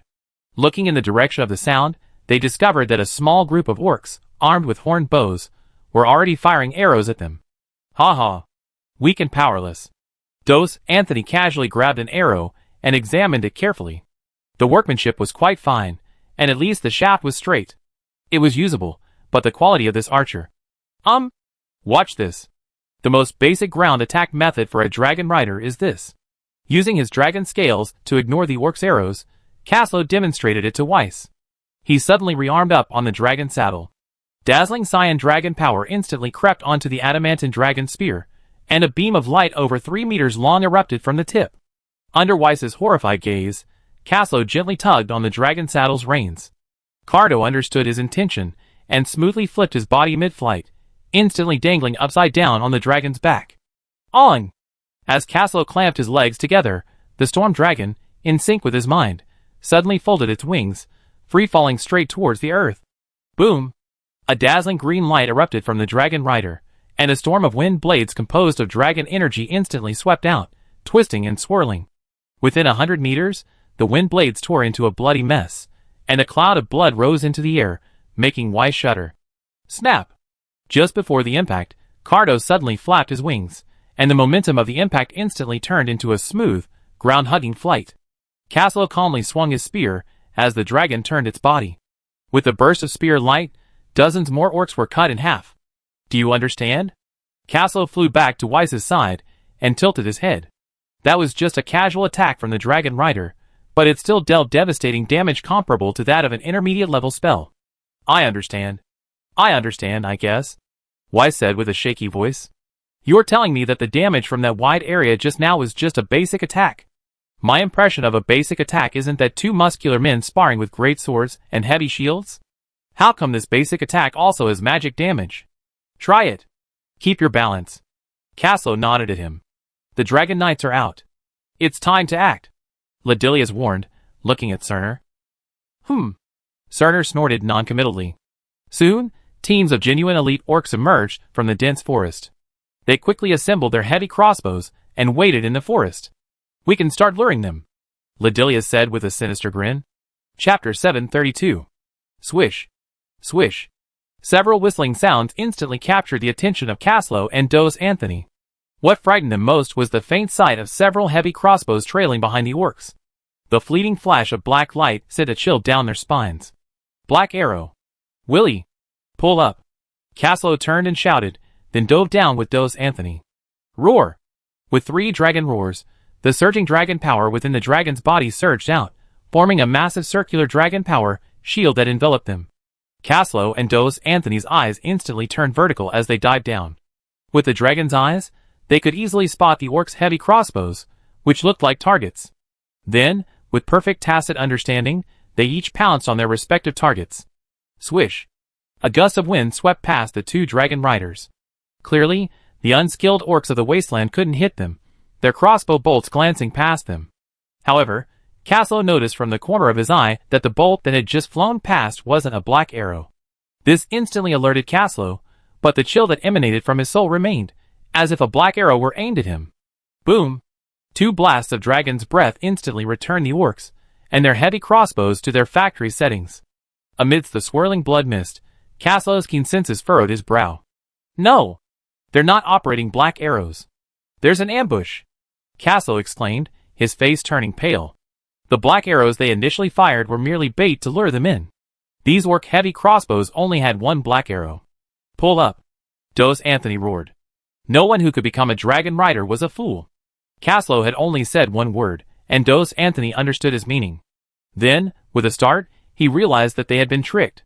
To accurately attack the heavy crossbows, their dragons had to slow down and lower their altitude. And altitude was the dragon rider's lifeline. As long as there was altitude, they couldn't give up. And now, they were so close to the ground. Puff! Dos Anthony had barely finished his words when he watched Caslo across from him instantly become a bloody mess. A black arrow from the dense forest pierced Cardo's chest, like a fountain of dragon energy. Blood instantly gushed out, pelting Caslo like a bloody corpse. Ah! Cardo cried out in agony. His protective dragon shield proved powerless against the black arrows, designed to counter dragons. The black arrow, piercing his shoulder from the base of his wing, pierced his defenses. But a prepared dragon wouldn't be easily wounded by a black arrow. Unfortunately, there were more than 1 black arrow aimed at him. Only 1 of the 3 black arrows managed to penetrate his defenses, but that single blow was enough to cripple the dragon. Watching the storm dragon, spewing boiling blood, stagger through the sky before finally plunging headfirst into the dense forest, his fate uncertain, Dos Anthony instantly entered a red-hot state. Roar! A thunderous dragon magic suddenly erupted, sending thousands of bolts of lightning tumbling down from the sky. Fire and lightning flashed through the dense forest, reducing numerous orcs hiding in the jungle to charcoal. Roar! The dying orcs roared in despair. Flames burning, They dragged their carbonized bodies from the jungle, charging ferociously towards Windhelm, intent on a desperate stand. Dragon God. Why is it Caslow again? Renault stared in surprise at Cartier, who had been struck by a black arrow. His eyelids twitched. How many times had he been shot by a black arrow? Any other dragon would have died after so many shots. Wind dragons are so tough. Damn it! Defend this town! Renault shouted to the crowd, then leaped from the city wall, mounted his warhorse, and rushed out. Caslow had fallen. This attack was more brutal than ever. Even the thick-skinned dragons fell in pools of blood, which made Renault feel like he was losing. Open the gate. I go support him. Caslow has fallen. Renault roared murderously as he rode up to the city gate. Dragon God. Open the gate. Trembling, the terrified Asmir cried. At that moment, his values and worldview shattered. The dragon rider he had always considered invincible had actually fallen from the sky? This was more painful than even killing him. A distraught Asmir trembled as he commanded his men to open the gate and let them pass. Defend the town. Protect the people. Do not bring shame upon the kingdom's nobles.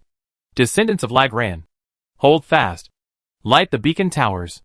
General Lafitte Antoine will rescue us. Renault, after riding out of the city, suddenly turned and roared at the defenders. Bang! A massive sickle, fused with the power of death, slashed down, slamming fiercely into the dragon shield protecting the thunder dragon Kurt, emitting a sharp, piercing sound. Damn you ringwraiths! I kill your ancestors!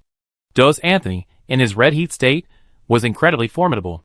He barely managed to help Caslow when, in a split second, he was halted by this ringwraith, fresh from the gutter. You beast! A massive lightning spear struck down, shattering the death scythe. Cerner, standing silently in the void, said nothing but calmly raised his scythe and swung it at Dos Anthony. Swish! Furious, Dos Anthony was about to ride his dragon to meet the attack, but the next second, he suddenly yanked the dragon's reins and dodged a sharp black arrow with a tumble. Damn dwarves! Dos Anthony gritted his teeth. The dwarves were truly good allies. The black arrows lost thousands of years ago were still effective. Caslow! Raynor anxiously hacked away at the approaching orc vanguard, driving them away. Reno! We've fallen into a trap. Those were just bait. They were just wandering orcs wearing standard orc army gear. Those bastards tricked us. Caslow spat out blood in pain, sputtering. The moment he was shot down, everything suddenly dawned on him. The ringwraith's real target wasn't Asmir's frontier, but those who had come to support them. Perhaps they were targeting these dragon riders. With this understanding, the events unfolding before him became incredibly clear. No wonder those orcs were so weak. No wonder their morale was so low. No wonder they were so vulnerable. It turned out they were just cannon fodder. Those elite troops and the ringwraiths were hiding behind them, waiting for their chance to strike, use. These small, unrelated cannon fodder had lured them step by step into a trap. They had fully grasped human psychology, using this flesh and blood bait to lure them from their safe kingdom into the trap they had long ago chosen. Their target had always been the Dragon Knight. Caslow smiled bitterly and bared his covered abdomen to Renault. A black arrow, shot from the dragon's back, pierced straight into Caslow's abdomen and emerged from behind. This time, the sharp black arrow not only pierced Carter, but also pierced his knight through. It's not the enemy that destroyed us, but pride and prejudice. Caslow slowly closed his eyes and slumped back against the dragon's saddle. Chapter 733. Caslow! Hey! Don't die in my face! What bad luck! Seeing Caslow about to pass out, Renault quickly reached out his hand. A surge of holy light directly engulfed Caslow's body. Various sacred healing skills lashed out at Caslow, causing him to glow with a soft golden light from the inside out. Dragon God. Stop it! Pull this arrow out before you heal him. He's not dead. He's just fainted. Cardo twisted his slender neck and grumbled, looking at his wound, which had mostly healed, and Caslow's, which had completely healed. Sorry! Renault obeyed without hesitation. He yanked the black arrow hard, and a line of blood flew out. Ouch! Roar! The shrill screams of the dragon and the man echoed through the forest. One can imagine the pain of pulling a foreign object out of a wound that had healed after it had entered. Ah! Caslow writhed and twisted in pain on the dragon's saddle. The intense agony caused his hands to twitch like chicken claws, and his eyes and mouth to twist, making him look like he was near death. Huh? Renault didn't hesitate. With Caslow in his left hand and Cardo in his right, His sacred battle energy quickly transformed into healing skills, healing them. Guests are coming. Cardo suddenly raised his dragon wings, interrupting Renault's movements. Interesting. Ledilius emerged from the darkness, a battle axe in hand. How much fighting power do you have now? Ledilius scoffed disdainfully at the blood-soaked Caslo. He avoided a dragon rider in his prime, and he was so shameless in the face of a seriously injured one. What a jerk! Caslo smiled bitterly and shook his head. Although his life was saved, his internal injuries wouldn't heal in a short time. He probably couldn't even exert half of his strength now. Reno! What a pity! If only you were a holy hero. If you could learn resurrection, you wouldn't have to save me. One resurrection would have brought me back to full health, saving me from being half dead. Caslo shrugged helplessly with a dark face. It was like a dragon swimming in shallow water being bullied by shrimps, a tiger in the open air being bullied by dogs. What are you barking about, you dog? You piece of trash? Look how your grandfather killed you. Reno was already in a bad mood, and seeing the half-crippled Caslo was already devastating. Then a reckless toad jumped over, croaking loudly. Bang!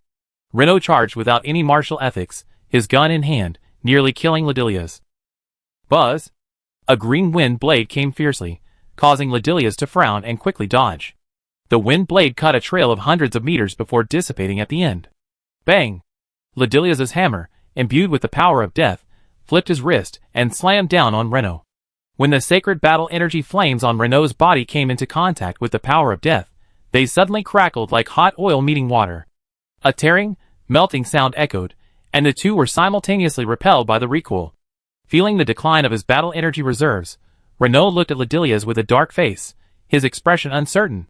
The power of death wrapped around his warhammer was also dissolving almost completely. No one had suffered a good outcome, and after a fierce fight, they each distanced themselves. Is your dragon all right? Renault asked, leaping from his horse, discarding his spear and drawing his holy sword, leaning against Caslo. It can't fly. But it won't die. 2 of us, and 1 dragon will take him down, no compromise. Caslo exhaled and drew his sword from his waist. Roar! Caldor, his wing injured, transformed into a giant lizard, propping himself up with his powerful limbs and standing behind Caslo. Caldor and I are injured. Although healed thanks to your treatment, it still affects our combat effectiveness. Caslo muttered to Raynor, looking at Ledilius.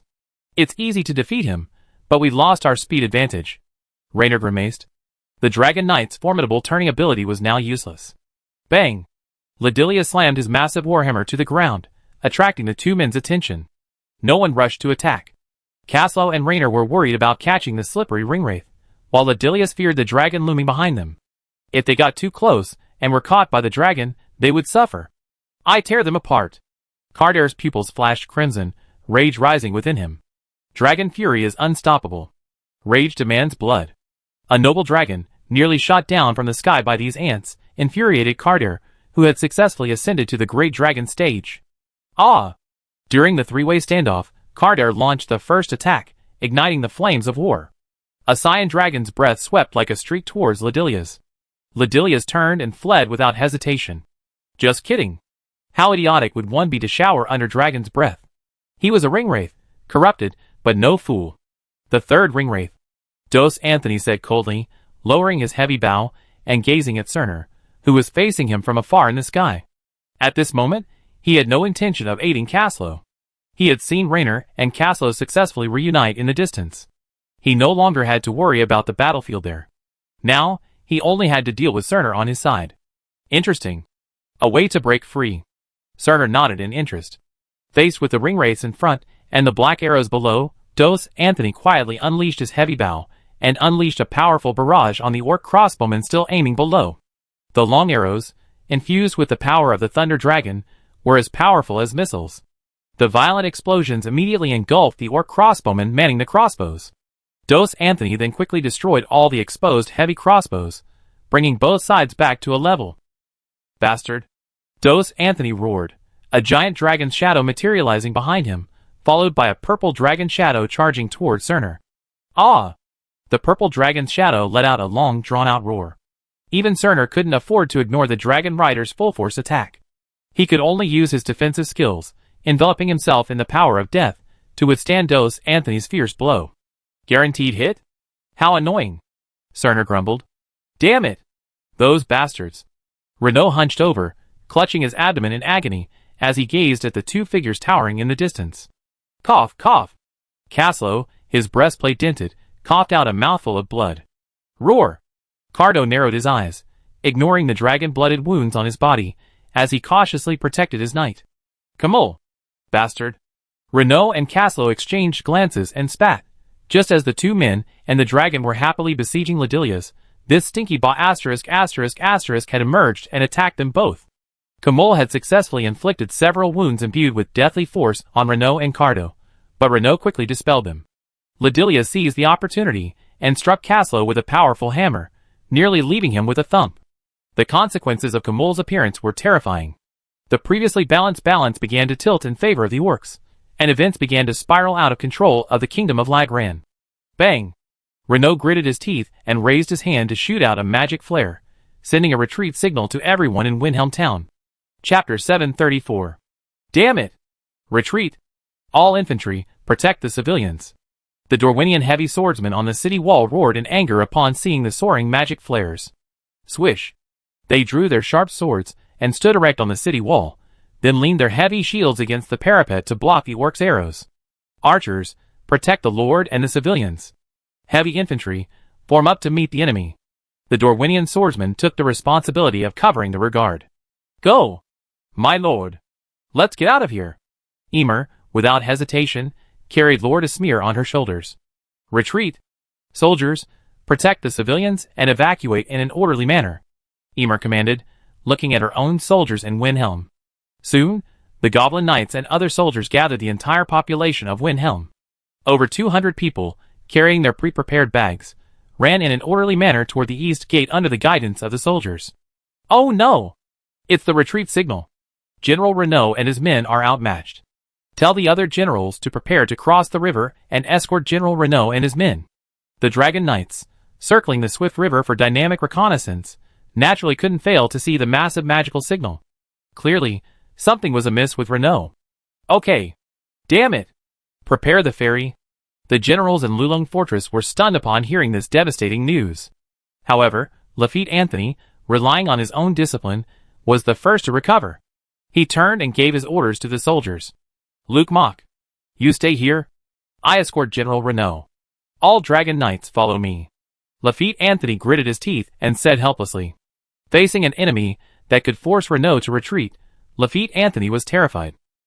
Puff! The Dorwinian heavy-armored swordsmen stationed on the walls of Windhelm were seething with rage. Surrounded by orcs many times their number, these magnificent heavy infantrymen showed no sign of panic.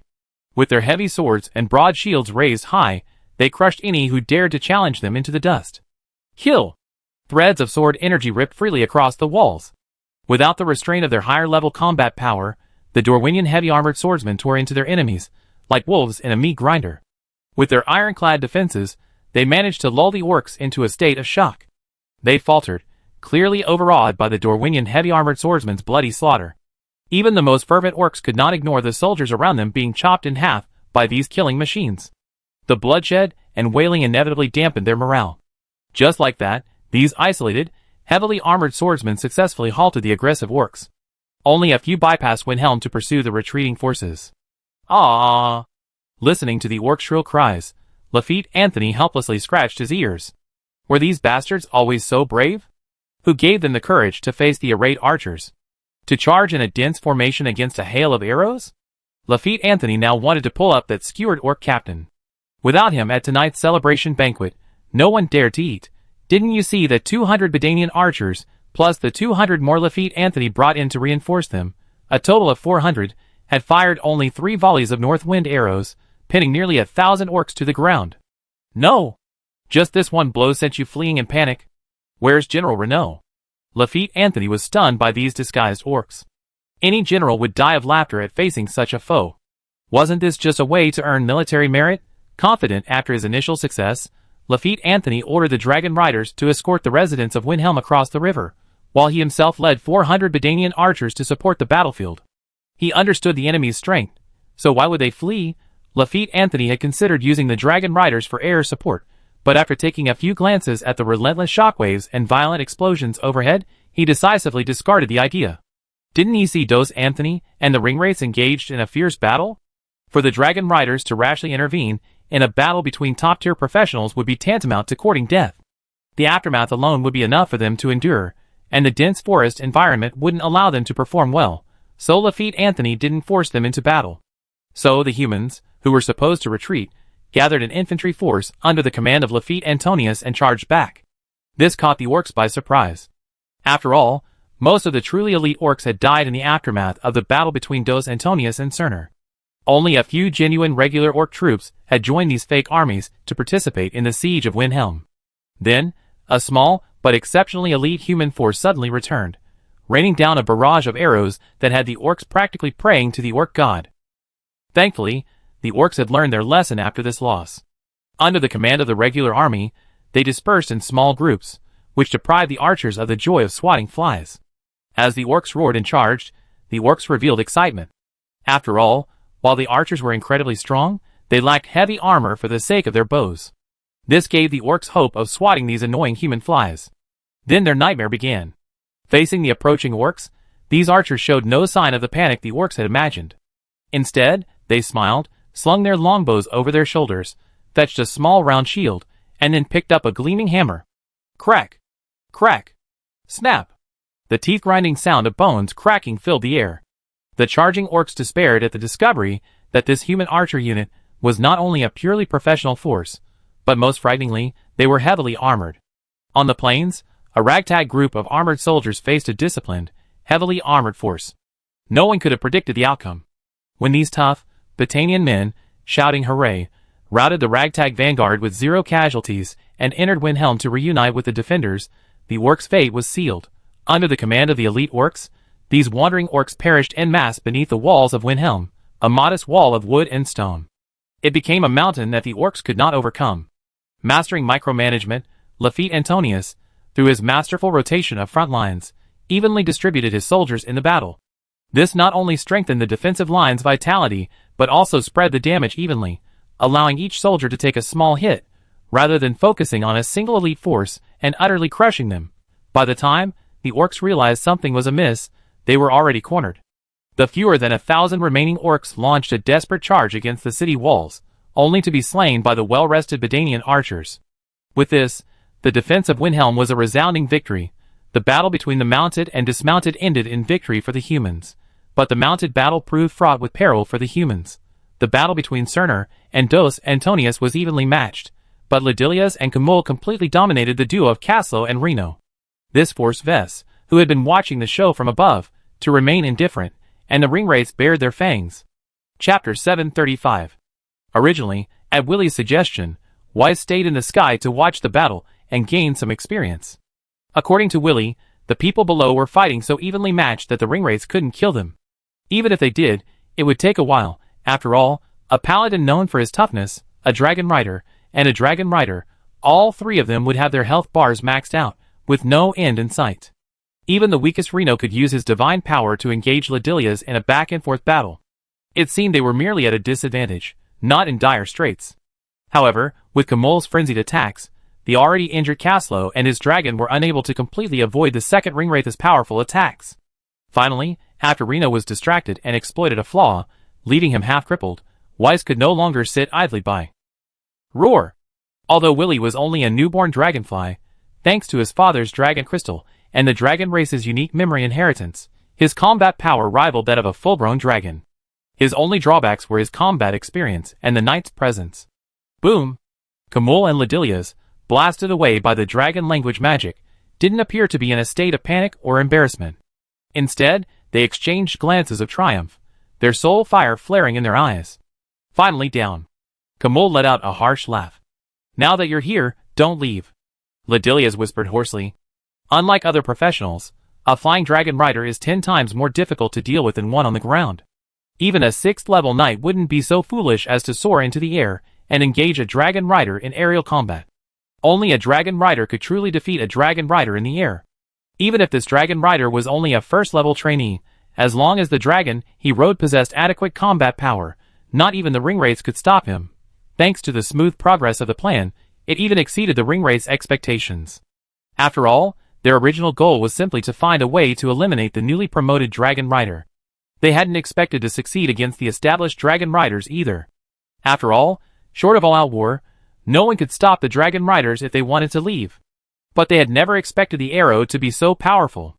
It nearly turned a dragon rider into a candied Hawes fruit and transformed a storm dragon into a reptile. This unexpected surprise emboldened the ring race. They began to hope to leave something behind, so they delayed their plans until now, finally luring the floating figure down. These tin cans are so hard to open. Ledilius glanced at the still fighting Cerner and Dos Anthony, then retracted his gaze, and turned back to Caslo and the others ahead. Be careful. He may be a new dragon rider, but his dragon language magic is not new, Kamol warned. The humans, who were originally at a disadvantage, gained an advantage with the addition of a dragon. Weiss, huh? I'm just making up the numbers? You get nothing. Dos Anthony roared, then struck Cerner, who had been entangled with him, with a swipe of his dragon spear, sending him flying backwards. He saw Weiss joining the fray, and the orcs nearly being chopped down by those tin cans. It could be said that the ring race gained nothing besides injuring Reno and Caslo, while they themselves had lost 2 armies of orcs. Cerner's soul fire flickered, and he remained silent, his movement slowing down a bit. Did he really think they had one? This battle had only just begun. Ha ha. A rat in the gutter. You run out of tricks, huh? Seeing Sinar's silence, Dos Anthony immediately thrust his smug gaze close to him and taunted him. His expression was so smug that he almost wanted to shit on Sinar's head. The soul fire in Sinar's eyes dimmed, and then he calmly extended his left hand. Boom! The shockwave from the psychic force explosion nearly knocked Dos Anthony off the dragon's back, instantly destroying even Kurt's protected dragon shield. Wither the sorrowful soul. Dos Anthony and Kurt's pupils contracted wildly, cold sweat instantly drenching Dos Anthony's back. Had he just brushed past death? Single forbidden spell. When? Kurt's dragon eyes narrowed to a slit. He pulled Dos Anthony, still in a trance, away from Sinar, instantly confronting him in midair. Cerner stood silently in the void, his soul scythe gleaming faintly in his hand. He and Dos Anthony engaged in a silent battle in perfect harmony. Just now. Could he have killed me? Dos Anthony asked his dragon, still apprehensive. At least you should have been sent back lying down. Kurt felt a chill run down his spine. Both he and his dragon had been careless. Facing a ringwraith, they fought for so long with only a shield. Look at Reno and Castle below. The light effects of their defensive abilities were so stacked that the colors were blurred. Why? Didn't he kill me? He could have held out for another second. I couldn't have escaped the single target forbidden spell. Dos Anthony gazed at the silent Dos Anthony in the sky, lost in confusion. It's not that you escaped, but that he activated a forbidden spell prematurely. Soul Decay is a single target forbidden spell of the spiritual system, its damage acting directly on the soul. Kurt stopped talking. Unlike area of effect forbidden spells, single target forbidden spells are targeted spells. While these spells don't necessarily target a single target, their target area is quite small. A small range also means a large power. If that forbidden spell had been unleashed directly at his face, not only would Dos Anthony have been caught off guard, but even Kurt, a thunder dragon, would have been nearly killed. The reason they escaped wasn't their ability to dodge, but the ringwraith's willingness to let them off the hook. Sweat instantly broke out on Dos Anthony's forehead. He suddenly lost track of the situation.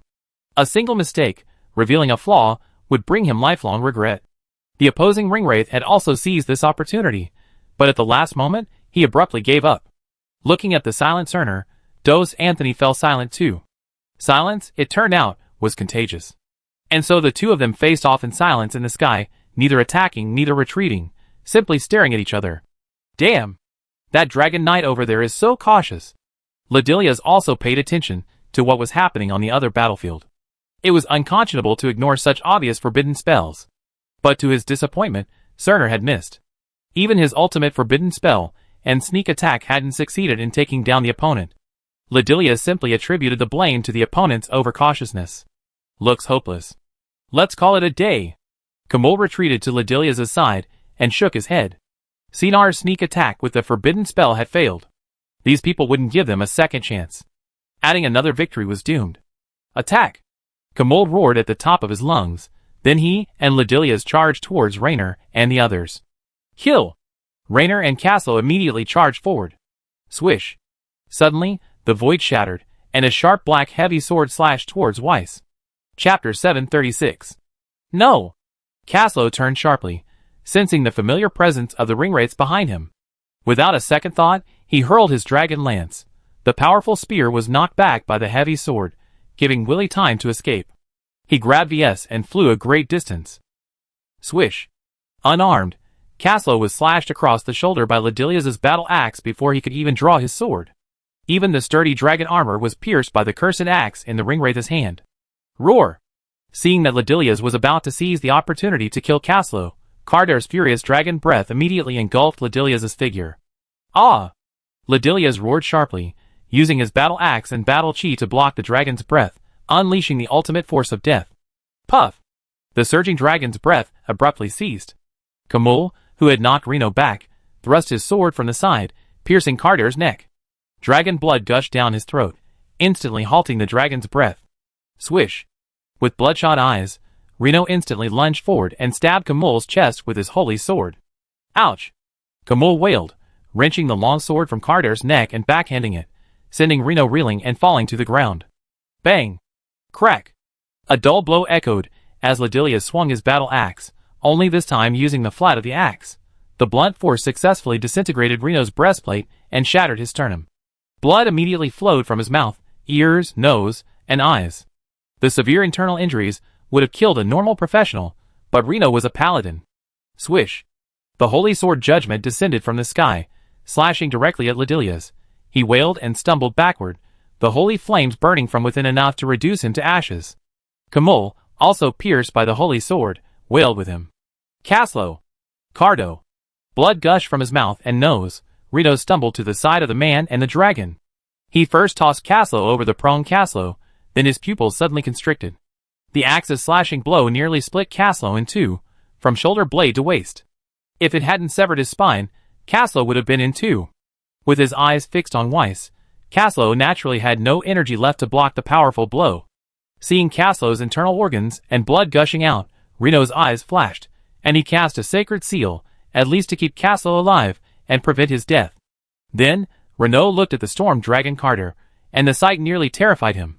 Cardar's neck had been nearly severed, and dragon blood gushed out meters high like a fountain. The entire dragon lay twitching in a pool of blood. Holy seal! Reno could only continue to seal the wound to keep him alive. Go! Sensing something, Reno suddenly turned around and slashed Ledilia's, who had risen, with a blast of his holy sword, over 10 meters long. As for Kamul, he was still kneeling on the ground, wailing and struggling with the holy flame within him. Puff! The sword swing was a bit too strong, and Reno spat out a mouthful of blood from his mouth and nose. Holy heal! With a flash of holy light in his hand, Reno finally felt the tightness in his chest ease a little. Bastard! Dos Anthony exclaimed. When the 9 rings burst through the air, Dos Anthony had a premonition of disaster. When Caslo was knocked to the ground and Cardo collapsed, wailing, he could no longer contain his anger. He gritted his teeth and ignored Cinar's attempt to force his way to support Reno and the others. But then, out of the corner of his eye, he noticed that Cinar, who had confronted him just a moment ago, had vanished. This nearly frightened Dos Anthony to death, but his impulsive mind finally sobered up with Rainer's actions. He had to hold this ringwraith back. He couldn't drag anyone else into the fight and cause more trouble. Dos Anthony's eyes scanned the area, searching for someone. He had to hold Cerner back. Boom! A sonic boom echoed as a flying dragon spear collided with a heavy sword. The heavy sword, knocking the dragon spear away, was ultimately slowed down enough for Willie and Vess to escape. Scum! Vess growled, flying in midair, at the figure that emerged from the void. It was obvious this person wasn't a friend. TSK. Uvesa, having missed his target, was feeling incredibly unlucky. He almost killed the dragon rider with a single blow. Just a rookie, but still a dragon rider, right? He wouldn't be able to run for much longer, though. Become the new ornament beneath my throne. Uvesa didn't hide his murderous intent, his eyes blazing as he gazed at Weiss and Willie. Such a prize wasn't easy to find. After all, dragons aren't easy to slay, and dragon riders are even harder. And now, he had a chance to achieve a double kill. Uvesa then vanished into the void. This instantly made Weiss and Willie's hair stand on end. The profound power of space was awe-inspiring, and Weiss wasn't about to try cutting through space. Be careful. Willie dodged, dragon power transforming into a shield that enveloped him and Weiss, then dodged again. The next second, Uvesa dodged, brandishing his heavy sword. Interesting? An evil dragon? Can it see through space? Uvesa was stunned. Had the dragon predicted him? Or had it seen him directly? Willy's dragon eyes flickered. As high-ranking dragons of the dragon clan, the Golden Dragon, Silver Dragon, Fairy Dragon, and Magic Dragon all possess the ability to see through space, or perhaps possess some mastery of space-time techniques. For the evil dragons, who faced off against the Golden Holy Dragon, their bloodlines were no less powerful than those of the royal family. Seeing through space was commonplace for them, the only difference was whether they were willing to observe. For Willy, a newly born evil dragon, his ability to utilize space-time techniques might be far less advanced, but that didn't prevent him from discerning what kind of space-time technique the opponent was employing. Let's see how long you can hide. Uvesa chuckled cruelly. Playing with his prey before death brought him great pleasure, and Uvesa didn't mind a little cat and mouse with Weiss. Shoo! After Willy narrowly avoided Uvesa's attack, Uvesa emerged from the void once more. Forget it, we're done playing. Time's almost up. Looking at the devastated battlefield below, Uvesa couldn't afford to delay. If they didn't kill the Dragon Rider with a single blow, they never have another chance. While the Dragon Rider and his dragon were gravely wounded, the two ringwraiths were also seriously injured. So Uvesa wasn't going to delay any longer. Void Slash. The dimensional blade sliced through the void and hurled itself straight at Vess. Vess's defensive scrolls exploded, but they couldn't stop the dimensional blade for even a moment. The defensive magic cast by the scrolls was mercilessly annihilated by the force of space, each one reduced to ash. But Willy still couldn't dodge the attack. Damn it! Vess and Willy tried their best to block the dimensional blade, but their dragon shields, like foam, crumbled at the slightest poke, unable to withstand Uvesa's attack. At that moment, VS was in despair. Grandpa, I'm sorry. Vess muttered, watching the seemingly slow, but in fact extremely fast dimensional blade. Ah! Suddenly, a soft sigh sounded in Weiss's ear, and then his wrist suddenly felt hot. A black figure stood in front of him, and easily destroyed the seemingly invincible space blade. Chapter 737. Scener? Are you crazy? Uvesa had never dreamed that it would be Scener who would stop him. He trembled with excitement, unwilling to believe what he saw. Tread over my corpse. Scener said nothing more, simply raising his scythe before him, just as he had raised his holy sword. Reinforcements? Let me see what's going on. Who's coming? Oh. Holy crap. Dos Anthony, whose heart was in his throat, saw his powerless attack blocked and thought it was reinforcements from the kingdom. But when he saw who it was, his heart was completely broken. The ringwraith he was facing actually ran off to fight another ringwraith. This was simply insane. Has the world gone this crazy? Or was he blinded by a sleepless night? This world must be crazy. Dos Anthony muttered to himself. Are all the ringwraiths crazy now? Kurt exclaimed in shock. Your Highness has reached into Mordor? Are there spies among the enemy's high command? Dos Anthony didn't dare to think about it. It was terrifying. No wonder Cerner didn't kill him just now. It turned out to be one of our own. King Roland is awesome. He even tricked the ringwraiths back. Roland, so? Cerner, are you crazy? Get out of the way. I can pretend I didn't see anything. Uvesa's entire ringwraith trembled. You, a ringwraith, are using a knight's opening move on me? What? Nostalgia? Over my dead body. Cerner remained unmoved, still firmly blocking Vess, his soul scythe stubbornly raised. You beast. Traitor. Bastard. Do you really think I wouldn't dare attack you? Uvesa was utterly disappointed. This ringwraith must have had his soul fire burned out. He was wielding a sickle and striking a knight's starting stance. Do you really think you're a knight, Cerner? So? The Black Knight isn't a knight? Bang! With a clash of heavy sword and sickle, Uvesa and Cerner were sent flying backwards. A second later, they both steadied themselves and collided again. I must be crazy! After repelling Ladilia's, Raynor panted, gazing at the ringwraiths fighting in the sky and the helpless Vess Dragon Knight standing nearby. Is Cerner one of us? When did the kingdom's tentacles reach deep into Mordor? Raynor said dully, bandaging Caslo's wounds, while letting Kaldor return to his dragon flute. As expected? Middle-earth is simple, it's the people who are complex. Looks like we can't stay any longer. Caslo needs treatment. Raynor retreated and gasped. Prepare to retreat. I can't hold on any longer. Renault's legs felt like lead, and he gritted his teeth as he addressed the approaching Dos Anthony. Crack! A thunderclap exploded, sending both Camul and Ladilis flying far away. Dos Anthony didn't expect to kill them, So he simply grabbed Caslo and Renault in one hand each and flew backwards. Lord Sinar. Wise. Retreat. Dos Anthony's voice carried through the wind, and he fled without a backward glance. Of course, he wasn't an idiot. Why would he take two disabled duo with him as targets? Surely Weiss and Sinar, both intact, should be able to escape easily. Hurry, hurry, hurry! Evacuate! Evacuate!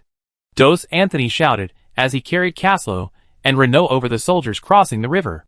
He then rushed into Lulong Fortress with them. Dos Anthony didn't believe any place around here was safe except Lulong Fortress. Hurry up! Lafitte Anthony frowned. He vaguely saw Dos Anthony carrying the two men. Thinking of the commotion over there, Lafitte Anthony's face paled. After all, he wasn't an idiot. The descendants of the Anthony family still had some common sense. They must have suffered a crushing defeat, otherwise the kingdom's dragon knights wouldn't have fled without the infantry. Leave the west bank quickly. Luckily, Lafitte Anthony was cautious and didn't plan to defend Wilhelm. Instead, he had everyone cross the river and return to Lulong Fortress. Wilhelm couldn't escape there anyway, and if they were surrounded by orcs, even a single mishap would be disastrous. So, after defeating the orcs, Lafitte Anthony led his soldiers directly inward, even taking the last remaining group with him as Dos Anthony retreated. Thank goodness I didn't stay. Otherwise, we would have been surrounded by either orcs or the ringwraiths. Lafitte Anthony gazed towards the Mirkwood with lingering fear. When they left, Raynor and his men had acted so respectably, but when they returned, TSK, TSK, TSK. Lafitte Anthony couldn't imagine anything other than the ringwraiths and the level 6 orcs that could have beaten them so badly. Let's go! Cerner looked at VS and nodded slowly. He simply wanted to protect VS, not fight these ringwraiths. You can't leave. Sinar. You traitor. Ladilla screamed at the top of his lungs, his finger trembling as he pointed at Sinar. The resentful woman looked as if she thought Sinar had done something to him. Traitor. You betrayed His Majesty Sauron. Do you think you can escape the Lord's punishment? Kamul expelled the divine power from his body, soaring into the sky and gazing at Cerner. Do not block the knight's path home. Either get out of the way, or walk over my body. Cerner calmly gazed at the ringwraiths, forming a triangle around him. See how a true knight fights. Cerner suddenly turned to Ves and instructed. Ves was stunned. Bang! Before Ves could react, Cerner had slammed Ladilla's, who was behind him, deep into the ground, like a game of whack-a-mole. You're hiding so well. The soul fire in Kamul's pupils suddenly shrank. How could this third ringwraith be so powerful? What had he been doing before? A single exchange of soul power had completely neutralized Kamul's death force. The immense spiritual power completely suppressed the evil force. Impossible. Uvesa, whose spatial slicing was blocked by the mental realm, was stunned. His invincible spatial slicing was bogged down in Cerner's mental realm, unable to make any progress. Nothing is impossible. Trash. Cerner's eyes flashed with a flicker of soul fire, a trace of disdain for a brute who could only crudely manipulate spatial forces. Ah! Uvesa screamed and fled into the void. When he reappeared, his cloak was torn and his breastplate slashed, wisps of black air slowly dissipating into the air. Trash. Trash completely corrupted by the ring. Cerner's eyes grew filled with disdain. These ringwraiths, who only relied on the ring's power, were no match for him. Chapter 738. The power of the night is infinitely glorious. Cerner swung his scythe wildly, his battle aura crisscrossing like flowing clouds, halting the three ringwraiths in their tracks. They weren't likely to die, but they were not invincible. Facing a mad ringwraith who had turned against them, they had no reason to trade their lives for his. Traitor. I curse you. Kamul pushed himself back, distanced himself, and surrounded Cerner and the other two again. Take back your dragon. He's of no use now. If you don't want to be a target. Cerner whispered. If Olveza, the 9 rings, hadn't existed, Ves could have ridden away in a swagger. But now, surrounded by 3 ringwraiths, Cerner wasn't sure Ves could escape Olveza's pursuit alone. Whoosh! A hazy mental force erupted, forming a shield that enveloped Ves. Cerner protected him behind him, gazing at Ladilia's and Kamul ahead. As for Olveza, he simply ignored him. After all, the mental barrier formed by his soul force, a form of mental power, was a natural counter to spatial power. Spatial power, which could easily slice through the void, was like a drop in the ocean against soul force. After all, a strong mind is indestructible. When did you become like this? Olveza didn't choose a sneak attack from behind. They were all 1,000-year-old ringwraiths. There was no need to play Mordor. They were all too familiar with each other. Alveza knew his sneak attack wouldn't succeed. He saw the image of the Witch King of Anmar, Lord of the Ringwraiths, in Cerner. That immense power was something even he couldn't ignore. It was a power distinct from that of the Ringwraiths. Perhaps I was like this from the beginning, perhaps. Cerner lost himself in recollection. He often fell into confusion and bewilderment, and at these moments, he had no idea who he truly was. Cerner! You are one of the Nazgul! You are one of us, not standing beside our enemies, swinging your sword against them. Kamul's voice flowed through Cerner's heart like poison. Cerner? Via stared curiously at the Ringwraith who had protected him. He had only just learned his name. Boom! A terrifying pressure emanated from Cerner. Visa's whisper seemed to trigger a switch, causing the soul fire pulsing in Cerner's pupils to turn from scarlet to azure. What the hell did I do before? Cerner muttered, opening his right hand and staring at his palm. That is. The soul fire in Uvasa's eyes suddenly shrank. Heroic spirit, Kamul said hoarsely. How is this possible? This is impossible. Ladilias exclaimed in shock. How could a paladin corrupted by the ring become a heroic spirit? How could a ringwraith, whose knightly glory had been completely extinguished, become a heroic spirit again? Alas! Cerner raised his eyes, his irises pulsing with the azure flame of his soul, devoid of a trace of emotion. He calmly extended the soul scythe he grasped, and before the astonished gaze of the crowd, he fiercely crushed it. Amidst the scattering shards of the scythe, Cerner calmly drew his least-used great sword from his back. This is a long story, so long it would take ages to record. I am a sinner. I betrayed my own honor, but I have never fallen completely. I still long for redemption. The despair deep within my heart drags me towards the abyss. Cerner spoke to himself, stroking his sword, without paying attention to the other ringwraiths. The three ringwraiths were horrified. The legendary weapon, the soul scythe, was shattered by a bare hand? Who among the family members was the villain? I have seen the prosperity of Inuminas, the capital of the kingdom of Arnor. Cerner intoned softly. I have seen the light of the Palantir. I have seen the darkness of Middle-earth. I have seen the kingdom divided into three. I have embraced the light. I have held glory. When did I become like this? Cerner gently stroked his sword, an inexplicable light flickering within his soulfire. Wes listened to Cerner's low moan with a tingling sensation. A coldness enveloped him like a tide, freezing even his soul. If Caslow were here, he would have told him that he was facing a top-tier professional in the realm of unconscious release. Crack! Wes's teeth chattered. He clasped his arms around his chest, wrapping his cloak tightly around himself. He huddled and shivered within the shield Cerner had conjured for him with his soul power. The other three ringwraiths in the distance were paralyzed. Why had the third ring suddenly gone mad for no apparent reason? If it weren't for the ring, they would have been smitten long ago. After all, there was no point in arguing with a psychopath. But Cerner still held a ring, which made them hesitant. After all, the one ring hadn't been found yet. If another of the 9 rings of mankind was lost, Sauron would probably be cannibalistic. Souls wandering the abyss will eventually be redeemed. Darkness cannot consume my will. Decay cannot erase my glory. You call me Nazgul. But you've forgotten my former name.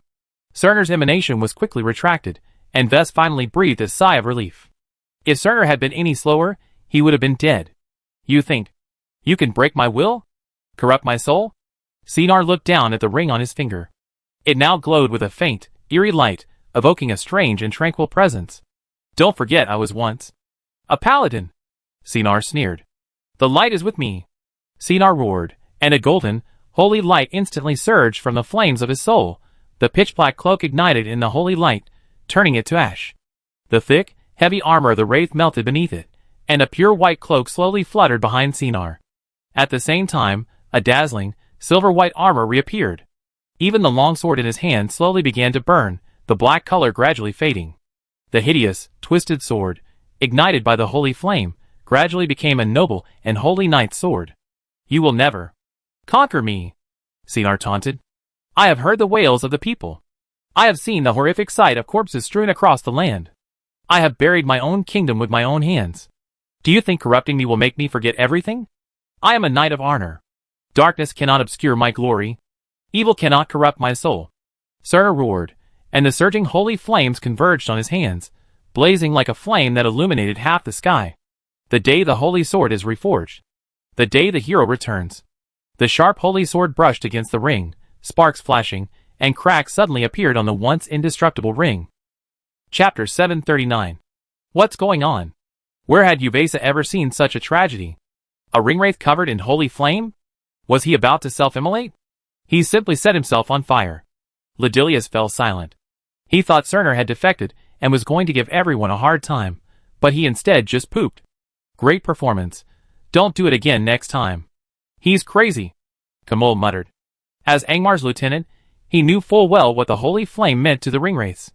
This was like eating rat poison. Didn't they see how a 5th-level Renault, relying on his status as a paladin, dared to act so arrogantly in front of the ringwraiths? And the ringwraiths couldn't do anything about it? Crack! The ring in Cerner's hand, pierced by the holy flame and slashed by the holy sword, finally gave way. As the holy flame poured into the cracks, a large amount of black energy was ignited and purified, and the entire ring began to tremble. Bang! A soft sound drew everyone's gaze to Cerner's hand. As the 3 ringwraiths watched, the ring shattered into several pieces before dispersing in the wind. The ringwraiths exchanged glances, their souls blazing with horror. The ring was shattered? Heretics. Be judged. What caught the ringwraith's eyes was the gradually enlarging holy sword. Its platinum golden edge, like an eraser, wiped away the clouds of war that had belonged to the ringwraiths, slicing through the clear blue sky. Clang! Hastily, the 3 ringwraiths could only raise their weapons to defend themselves, trying to avoid being slain by Cerner's sword. Boom! Boom! Boom! 3 explosions erupted, and 3 large, human-shaped craters appeared on the ground. You cannot stop the Knight's will. You cannot extinguish my humanity. Cerner slowly descended from the void, sternly gazing at the 3 ringwraiths. How could this happen? This is impossible. Kamul's soul fire trembled. He had actually regained his human will? The Nazgul had broken free from the ring's control? This was simply unbelievable. How could a mere human be possible? I come in the holy light, bringing the judgment of light. Heretics who desecrate the soul, accept the judgment of the holy light. In the name of Lord Arner, judge you on behalf of the kingdom. Cerner's voice was emotionless. Get out of the way. Uvesa grabbed Kamul and hid in the void, while kicking Ledilius hundreds of meters away. Holy sword. Judgment. A holy sword, hundreds of meters long, plummeted from the sky, hanging upside down. The flaming sword, shrouded in streams of holy light, made the ringwraiths wish they were dead. As the paladin's ultimate ability, Holy Sword Judgment's power could be ranked among the forbidden spells, but it was one of the few abilities that possessed the power of forbidden spells, but wasn't on the same level. The reason was simple. Besides being able to be used multiple times in a short period of time, Holy Sword Judgment also lacked the residual environmental damage of other forbidden spells. Naturally, this powerful, no-effect skill wasn't considered a forbidden spell. Ah! A shrill scream sounded, and Uvesa fell out of the void with Kamul. Half of their bodies were burning with holy flames. Uvesa was just covered in dust, but Kamul, who had been severely injured by Renault, was in a miserable state. The holy flame that he had suppressed with great difficulty began to burn again in his body, and the hot and holy flame cleansed his soul. At this moment, Kamul could be said to be in ecstasy. The holy flame burning inside and outside almost burned out the child's CPU. He never expected that this holy sword judgment not only had the effect of destroying space, but also had the ability to ignite other holy flames. Leave here, child. It's not safe here. They have no time to care for you now. As Cerner and the other 3 ringwraiths engaged in a fierce battle, Vess heard Cerner's voice. Senior then? Vess looked at Cerner in surprise. Don't worry about me. I already died once. Nothing in this world can frighten me anymore, Cerner said calmly. Whether it was the ringwraiths or the heroic spirits, they were all in the afterlife. Fundamentally, he shouldn't be here. The dead shouldn't exist in the world of the living. Cerner waved his hand, and a spatial vortex appeared behind Vess, sucking him in. Short-range spatial exile was still possible for Cerner, but as for how he get out, his dragon would protect him. Now let's settle the score. You soul-desecrating bastards. Cerner waved his left hand, and a sleek, white holy shield appeared in his hand. Without further ado, he swung his great sword and launched a strike. By now, Kamul and the others had finally experienced what it meant to be a dragon in shallow waters, bullied by shrimps, or a tiger in plain sight, bullied by dogs. After being injured by Raynor in exchange for his life, Ledilius and Kamul were both in poor condition. A single 5th-level tender candy had already disgusted them to death, let alone Cerner's transformation into a 6th-level tender candy.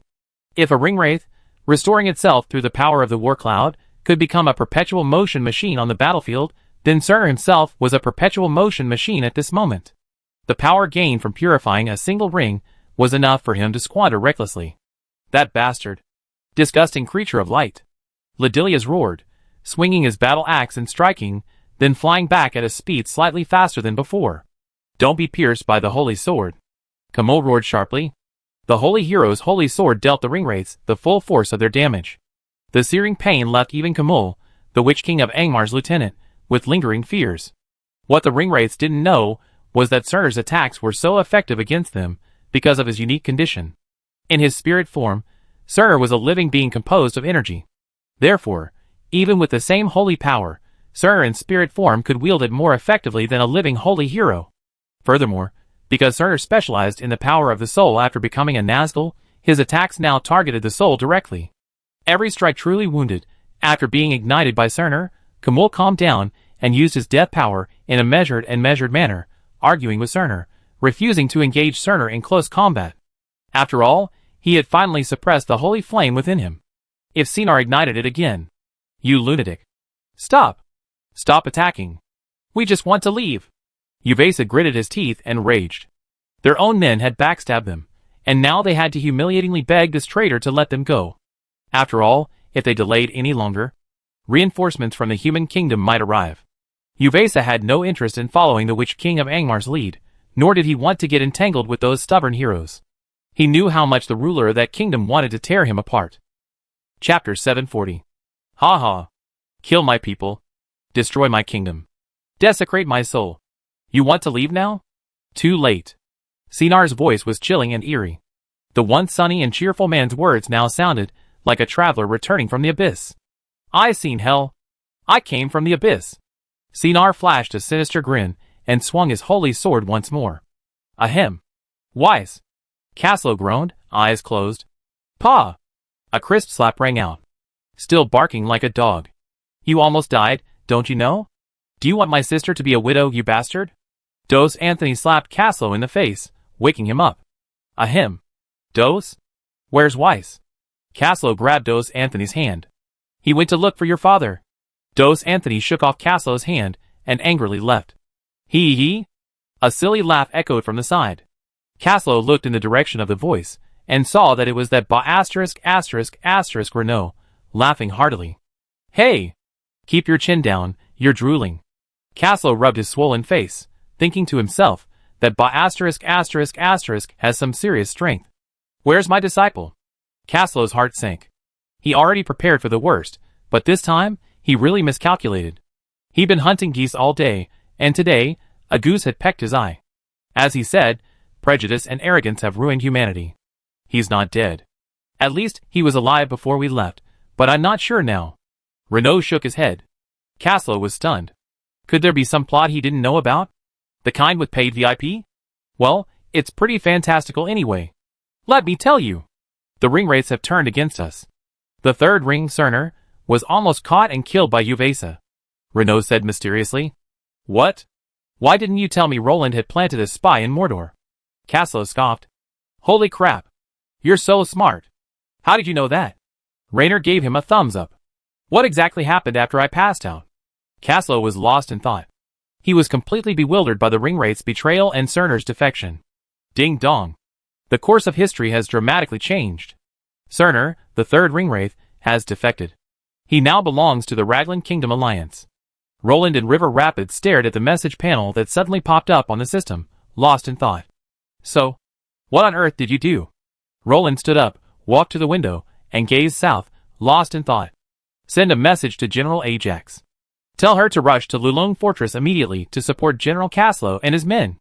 Roland thought for a moment, and waved to the guards beside him. Setter! You lunatic. Are you going to kill yourself?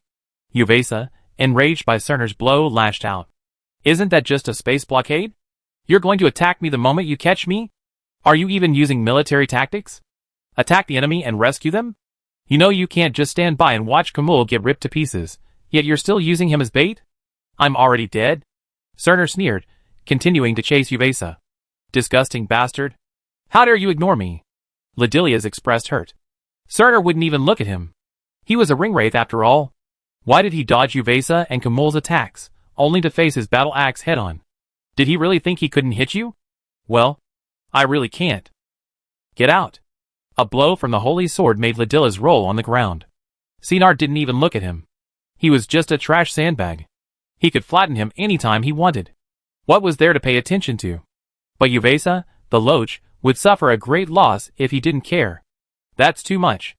Uvesa's attempt at a space jump failed again due to the spatial blockade, and his face instantly turned red. The soul fire in his eyes danced wildly, and the vast dark clouds of war twisted into a tornado, rolling towards his body. I will kill you. The magic ring in Uvesa's hand flickered with an eerie light. Sinar shook his head slightly. This guy's life was over. He was doomed to failure if he lost his composure. The weak wouldn't even stand a chance. Scum! You ignored me. I will tear you apart. Seeing Uvesa's desperate attempt, Ladilius activated his magic ring without reservation. The crimson battle aura wrapped around him, making him look eerie and terrifying. He raised his axe and roared. Kamul glanced at Uvesa, his soul fire flickering, and then he also activated the power of the magic ring. The three terrifying pressures immediately caused the creatures in the forest to flee. The terrifying aura of the superior sent them fleeing, including earth dragons and other subdragons. Sacrifice. Cerner smiled carefreely. Faced with three ringwraiths eager to go all out, Cerner chose to oblige. After all, if they didn't act now, they wouldn't have another chance. The ringwraiths faltered. They were fighting tooth and nail, but this guy was simply risking his life. Just casually using the sacrifice? Did the ringwraiths not understand how reckless knights were these days? A mutually assured skill made them feel like using regular skills. As Cerner activated the sacrifice, his entire being began to burn, even his body becoming ethereal. The blazing power of his soul illuminated the sky, and a pressure even more terrifying than that of the ringwraiths swept across the dark forest. Sacrifice? Such a terrifying pressure? Who was it? Renault and his men were the first to sense this aura in Lulong Fortress across the river. The majestic yet tragic pressure clearly indicated a sacrifice. What happened? Peter Grow slowly opened his eyes from his slumber. The star barrier was his eyes, and as the barrier sensed the aura, Peter Grow was awakened. Whose demigod has fallen? Star Dragon Guys asked in confusion. I have the Rangers investigate. Peter Grow shook his head. You have no chance. Ladilius roared, swinging his axe and attacking first, only to be sent flying by Sinar's sword. Ah! A shrill scream echoed. Ladilius, his body ablaze with holy flames, howled in agony. If you don't fight, you die? Sinar raised his head, his eyes cold. Kill! Uvesa and Kamul exchanged glances, roaring as they charged at Sinar. Whoosh! A raging holy flame swirled around Cerner, who waited in a state of alert for the ringwraiths. Whoosh! The void suddenly shattered, and a spatial portal instantly opened behind the still wailing Ladilius. Uvesa flashed in front of Ladilius and kicked him through, even as he was suppressing the holy flame. Then, grabbing Kamul, he dived inside. Looking for death. Cerner's calm voice suddenly rose an octave. His terrifying soul force transformed into a long sword, slashing through the void. He had never expected that the ringwraiths would only find Ladilius, a man of integrity, after all his pretense. Uvesa and Kamul had already been planning their escape. Ah! A shrill scream echoed from the void. Cerner frowned, staring at a left arm falling from the air, unsure whether it belonged to Uvesa or Kamul. TSK? Cerner frowned. He wasn't good at spatial tracking, and now he had the trouble of locating where these three had gone. Was it worth it? A gentle voice rang out. You? You? The azure soul fire in Cerner's eyes flickered. Was it worth it? The speaker stood in the sunlight, his back turned so no one could see his face. It's not worth it. The moment the ring shattered, I was destined to be a wandering ghost. At least now, I can die as a human. Cerner smiled brightly, not a trace of regret. Ah. The man sighed, turned, and stepped into the void. Space trembled like ripples before returning to a calm. My time is running out. The future is yours. Thank goodness I can die a hero. Not a puppet of the ring. Cerner reached out, glanced at his already fading soul, thrust the holy sword back into his back, and vanished in a flash. Huff, huff, huff. Weiss panted, recalling the scene with lingering fear. Hey! Kid! Cerner's voice echoed behind him. Chapter 741. Ah! Thus was nearly frightened to death by the sudden appearance of Cerner behind him. After all, in the dark forest, Anyone suddenly appearing behind someone would be utterly terrified. You? Vess faltered. Finding you was easy. Did you forget the mark I left on you? Cerner, his somewhat ethereal form, pointed at Vess's wrist. Okay, to cut a long story short, I'm running out of time. Cerner frowned, his eyes flickering with soul fire, his flames growing stronger. You're... Vess realized that the flames igniting Cerner's body were soul fire, clearly the manifestation of a sacrificial skill being activated. It doesn't matter. I should have been buried in the dust of history. I shouldn't have lived on this land. Cerner shook his head with a sigh. I made so many mistakes in my life. The ring bewitched my mind and corrupted me. I missed so much, and made so many mistakes. Cerner said sadly. It's okay. You acknowledged your mistakes and repented. No one can place blame on you, Vess said, looking at Cerner. No one could place the blame for the ring's fall on them. After all, they were victims too. The true culprit was Sauron, not these ringwraiths, who were merely tools. It's too late. My hands are stained with the blood of innocence. The holy sword guards the defenseless, yet I turned it against them. I'm guilty. I always been a sinner. Cerner shook his head with a wry smile. If I had died on the battlefield, perhaps that would have been the best outcome. Cerner said with a nostalgic look. What can I do for you, Senior? Vess fell silent. He knew the end of his sacrifice, and the only thing he could do was help this doomed soul fulfill its wish. No, it's not about what you can do for me, but what I can do for you, child. Cerner walked over to Vess, knelt on one knee, looked up at Vess and smiled. You are the most talented Dunedain I have ever met since I was awake.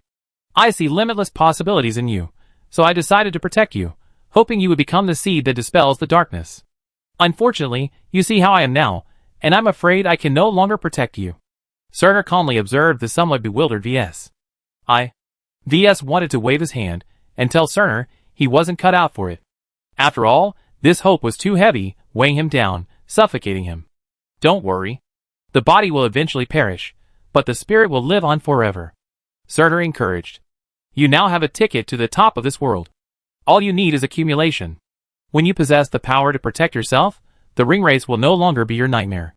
Cerner stood up, his voice as gentle as flowing water. You? Vess's eyes welled up, and he choked as he gazed at the towering Cerner before him. Cerner now no longer resembled the fearsome and gloomy image of a ringwraith. His silver armor, shrouded in holy light and blazing with soulfire, made Cerner appear incomparably sacred. Summon your dragon. Cerner smiled. Your Majesty, the third Nazgul Cerner has betrayed you. Uvesa, clutching his broken left arm, knelt in agony before Sorin. Bastards. You worthless. Sorin roared, kicking Uvesa, who had fallen to his knees. Having gathered strength during the Dark Ages, Sorin could no longer condense his former form. He now wore black armor, and a ferocious iron thorn helm, a crimson glow gleaming from the crevices of his helmet. Where are Khamul and Ladilias? Sorin calmed his feelings of betrayal, and then asked slowly. As the ringwraiths, who had been operating alongside Cerner, Sorin now doubted their loyalty. They were severely wounded by a human paladin. Then, they were backstabbed by Cerner. Now they retreated to Dol Guldur Fortress to recuperate. Uvesa said awkwardly, practically telling Sorin that the two ringwraiths were acting in a coy manner, fearing the Northern Alliance would notice their arrival and expose them to public attention. A bunch of worthless people. Tell them that if they can't defeat them, then return. Ultimately, Sorin couldn't abandon his men. Although Cerner had betrayed them, the others remained loyal. Stop provoking the men of the North. Sauron paused. Those men of the North were truly as hard and stinky as a cesspool. Since he was still gathering strength, he let them off the hook. Because Sauron wouldn't rebuild Barad-dûr, the Black Tower, until 2951 of the Third Age, the crystal of true wisdom in his hand wasn't yet sufficient to oversee all of Middle-earth. He still had only a limited understanding of the men of the North. So, to play it safe, Sauron voluntarily abandoned the idea of provoking them during this time. After all, Gondor in the south was easy to bully and wealthy, so it made no sense for Sauron to pick on the weak. As you command, Your Majesty, Uvesa said respectfully. Recover. The damage to your soul is no less than any other. A direct hit to your chest would have shattered your very soul. Following the principle of better with worse than worse, Sorin consoled Uvesa and warned him of the dangers of the attack. Cerner's vengeful blow had directly damaged Uvesa's soul, and his left arm wouldn't be able to grow back for some time. Is all this really worth it? The figure that had appeared before Cerner reappeared from the distant treetops. He stepped weightlessly on the treetops, gazing at Cerner in the distance, lost in thought and emotion.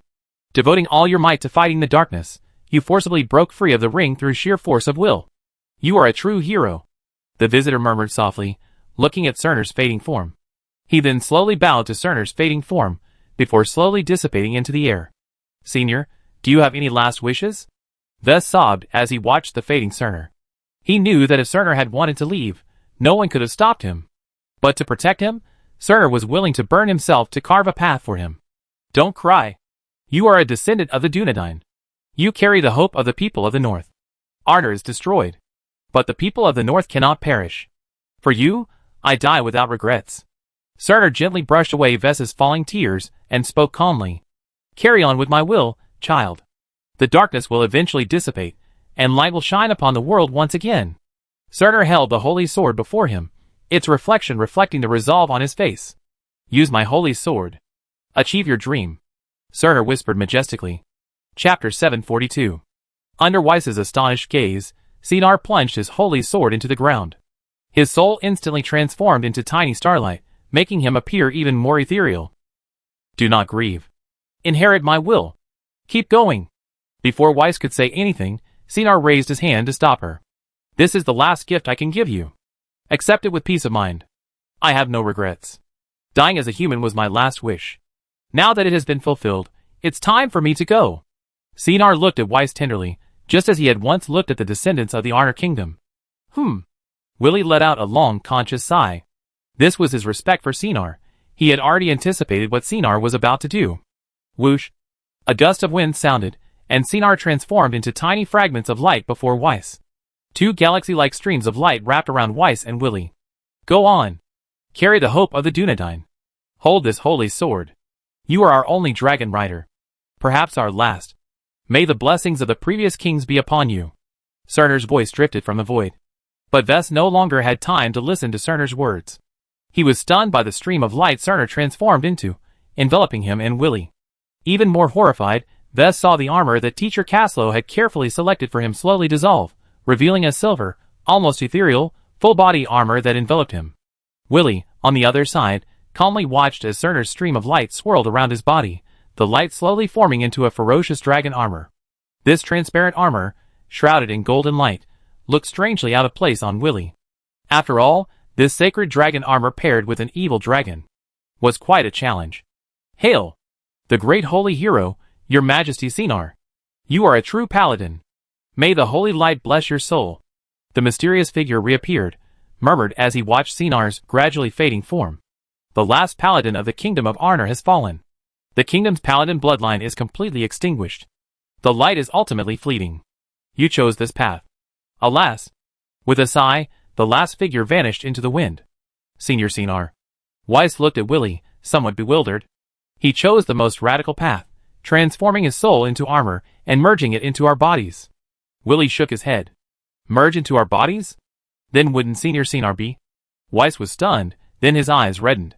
Yes, he used his soul to forge 2 sets of soulbound equipment. So his soul. Willie looked down at his dragon armor, which then slowly retracted into his body. Ves slumped to the ground, somewhat distraught. He knew Cerner was destined to die, but he hadn't expected such a horrific death. He transformed himself into armor, guarding him. Why? Why would he choose me? We clearly had no connection. Ves muttered to himself, distraught, hugging his knees. Didn't he already tell you the answer? You carry the blood of the kingdom of Arnor. You must be the most gifted Dunedain he's ever met. He passed on the mantle to you in the hope that you would restore the glory of the Dunedain. Willie shook his head. In some ways, you're the last lord of Arnor. Willie's eyes were quizzical. Not only did Cerner leave Ves a considerable legacy. Besides a luxurious suit, he also left behind a holy sword proving his identity.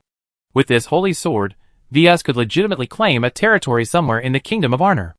Roland would probably laugh in his dreams. Now he had a legitimate claim to rule the West. He could simply raise Cerner's holy sword and shout, since ancient times. Ves's mouth twitched speechlessly. He carefully drew the holy sword before him, the flowing cloud pattern on its blade reflecting Ves's bewildered face. Don't disappoint his hopes. Although you're not a paladin, he hopes that the light of the paladin can be passed down through you. Willie calmly gazed at the holy sword in Ves's hand. The long sword, emitting a sacred aura, strangely balanced Ves's sinister fighting spirit. Perhaps because Cerner had been corrupted into a ringwraith for so long, the evil power had been deeply imbued into the blade. I understand, Weiss said firmly, gripping the hilt of her sword. This is just insane. A demon dragon actually wears holy armor one day. Willie muttered, shaking his head. He felt like a light bulb. To prevent the holy dragon armor from turning him into a light bulb, Willie secretly decided to never wear it again unless in a fight. Someone might think he betrayed the demon dragon clan. Let's go! We should go back. They're probably waiting impatiently. Weiss gathered herself, placed the holy sword of center in her arms, and patted Willie's scales. No! I have to go check. Cerner can't hold off 3 ringwraiths alone. Weiss might be in danger after not coming back for so long. Ouch! Caslow frowned, finally leaping off the bed, though his teeth grimaced from the scratched wound. Go back. Raynor, who was resting nearby, didn't even glance at Caslow. He thrust his scabbard directly at him, sending Caslow flying back onto the bed. I don't want Ajax to kill me. News just came from Stormwind. King Roland sent Ajax to support us. Your wife is here. Don't you have anything to say? Raynor sneered, glancing over. He wanted to see if Caslow would still be able to hold his ground once Ajax arrived. Caslow glanced at Raynor, then sat back on the bed obediently silent. Dose. Where's Caslow? Is he okay? Where is he? Ajax's anxious voice faintly rang from outside the door. Sister, why do you care about him? He cares about his apprentice more than you do. Why do you even care if he lives or dies? It would be better to let him and the ringwraiths fend for themselves. Then, Dos Anthony's voice muttered. Reno glanced over with pity, only to find that Caslow had already crawled under the covers at some point, looking as if he were dying, his face incredibly pale. You're such a genius. You're ruining your life by micro-manipulating your battle energy like that. Reno exclaimed, giving Caslow a thumbs up as he watched him, his face pale from controlling his battle energy. Chapter 743. Ahem. A gleam flashed in Caslow's narrowed eyes, and then he feigned death, coughing a few times with apparent sincerity. Hi. Truly hi. Renault was also amazed. It must be said that a tree without bark is doomed, and a shameless person is invincible. Caslow, are you okay? How could you be so careless? Ajax, who had been furious, entered and saw the half-dead man lying on the bed, with Renault standing there in stunned silence.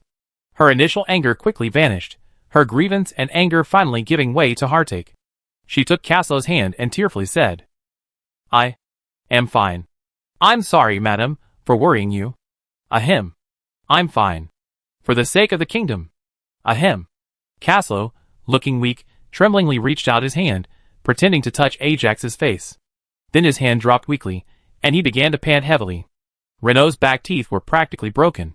This little expression would take him 2 lifetimes to learn. Why hadn't he realized this kid was such an acting talent before? No, bro. Sis. He, Dos Anthony, following behind, widened his eyes, his expression completely out of control. Did this guy have 2 faces? Shut up. Can't you see he's already injured? Get lost. Ajax suddenly turned around and growled. Puff. Caslow used his battle chi to force out a mouthful of reverse blood, going all in on the whole act. Him. Dos Anthony pointed at Caslow, his eyes widening. This guy was even more energetic than me before you showed up. Dos Anthony was so anxious, he was practically talking. I'm leaving now. I won't disturb General Caslow while he recovers. Renault wiped the sweat from his forehead, signaling he couldn't take it any longer. If he didn't leave, he'd be in trouble if he laughed out loud. Don't worry, he's fine. Just focus on recuperating. Renault walked to the door and left without looking back. What? Want me to treat you? Ajax glared at Dos Anthony, a hint of murderous intent etched in her eyes, nearly revealing the flaws in Caslow, who was feigning madness on the bed.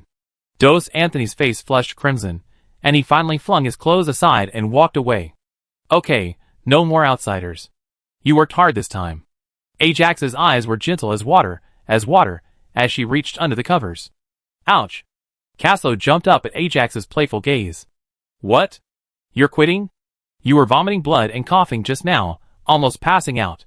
How come you're alive and kicking now? A medical miracle?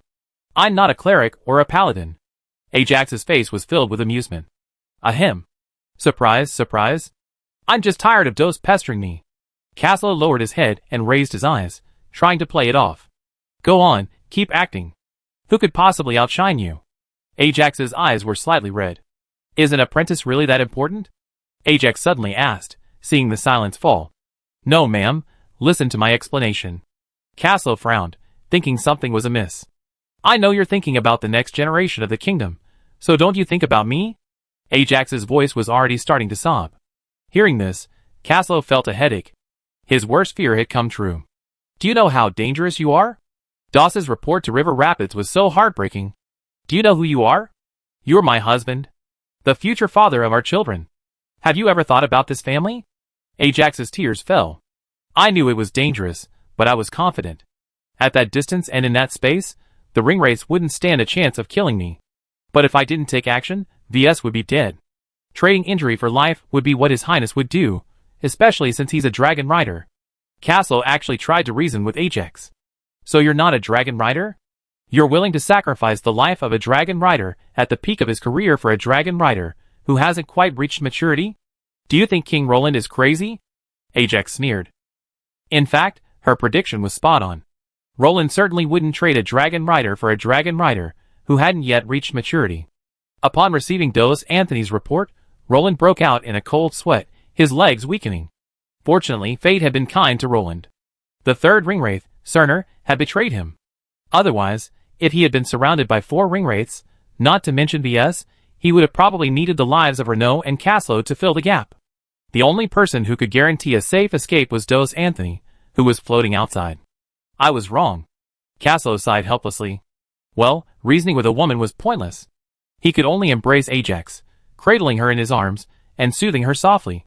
As Caslo patted her, Ajax collapsed into his arms, and burst into tears. Ouch!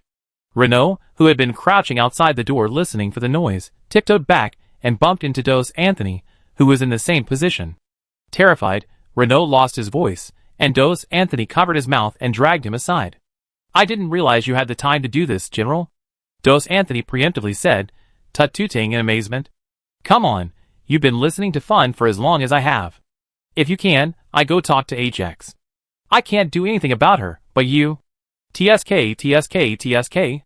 Renault crossed his arms, glanced at Dos Anthony, and let out a villainous laugh. Dos Anthony's face turned green. He had to admit that Renault was right. Ajax eating, drinking, and beating her brother were perfectly natural. The biggest worry was that Dos Anthony, a Tier 4 Dragon Rider, couldn't defeat Ajax Anthony, a Tier 5 Dragon Rider. And Kurt, the Thunder Dragon, was no match for Renoil, the Scorching Wing Fire Dragon. From human to dragon, they were completely suppressed, and with the added pressure of their ancestral bloodline. TSK, TSK, TSK. This is going to be miserable. Ding, ding, ding. The alarm bells at Lulong Fortress suddenly rang. Renault, who had been chatting with Dos Anthony, suddenly looked up. What happened? Renault leaped into the watchtower atop the main fortress and grabbed the sentry. Dragon! There's a dragon coming! The sentry dismounted from the eye of distance, a magical telescope, and tremblingly pointed toward the distant sky. 2 dragon knights had already taken off from Lulong Fortress, heading for the dragon's direction. Open your eyes. That's Weiss. Our dragon knight. I told you to be careful. How come the kingdom's dragon knights couldn't see it? Renault grabbed the eye of distance, took a closer look, then jumped down and kicked each of the sentries. Chapter 744. The final result was a joyous one. Aside from one unfortunate lord, who was forced to abandon his territory and flee with his subjects, the war had done little harm to the kingdom. As for the injured Caslo and Rainer, they wouldn't have died instantly. After receiving a positive result from Weiss, Esmir, with a dark face, led his subjects across the rapid river to reclaim their territory. Although the territory hadn't been damaged by the fighting, the city's defenses were riddled with holes, as if they had been gnawed by a dog. Where's Cerner? Rainer raised a brow. After all, Weiss had returned alone.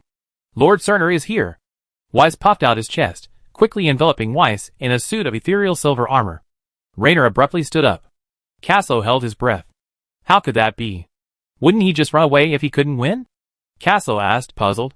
A ringwraith's death was so hasty? Dos Anthony frowned. Sir Dos Anthony, I need to remind you. He is the respected holy hero, His Majesty Cerner. Not the abominable ringwraith you speak of. He is merely a pitiful being corrupted by the ring. Thus his face hardened as he warned Dos Anthony in a cold voice, while his hand on the holy sword slowly pushed it out a little. All right, stop arguing. Be quiet, and continue. Raynor waved his hand, quelling the argument and signaling Vest to continue. So that's how it is. After hearing the story, Casso sighed, looking at the holy sword in Visa's hand. A corrupted paladin finally regained consciousness. This was worse than eternal damnation. This was the most painful punishment. He could clearly recall everything that had happened during his fall. There is no more cruel punishment than having a knight's hand stained with the blood of those he swore to protect. He shouldn't have woken up. How cruel! Raynor instantly understood the pain and torment in Cerner's heart. The heart-wrenching, soul-shattering pain tormented Cerner. For him, remaining awake was the greatest suffering. Everything is over. Time to get back on track. The ringwraiths will be quiet for a while. It's time for the kingdom to rest.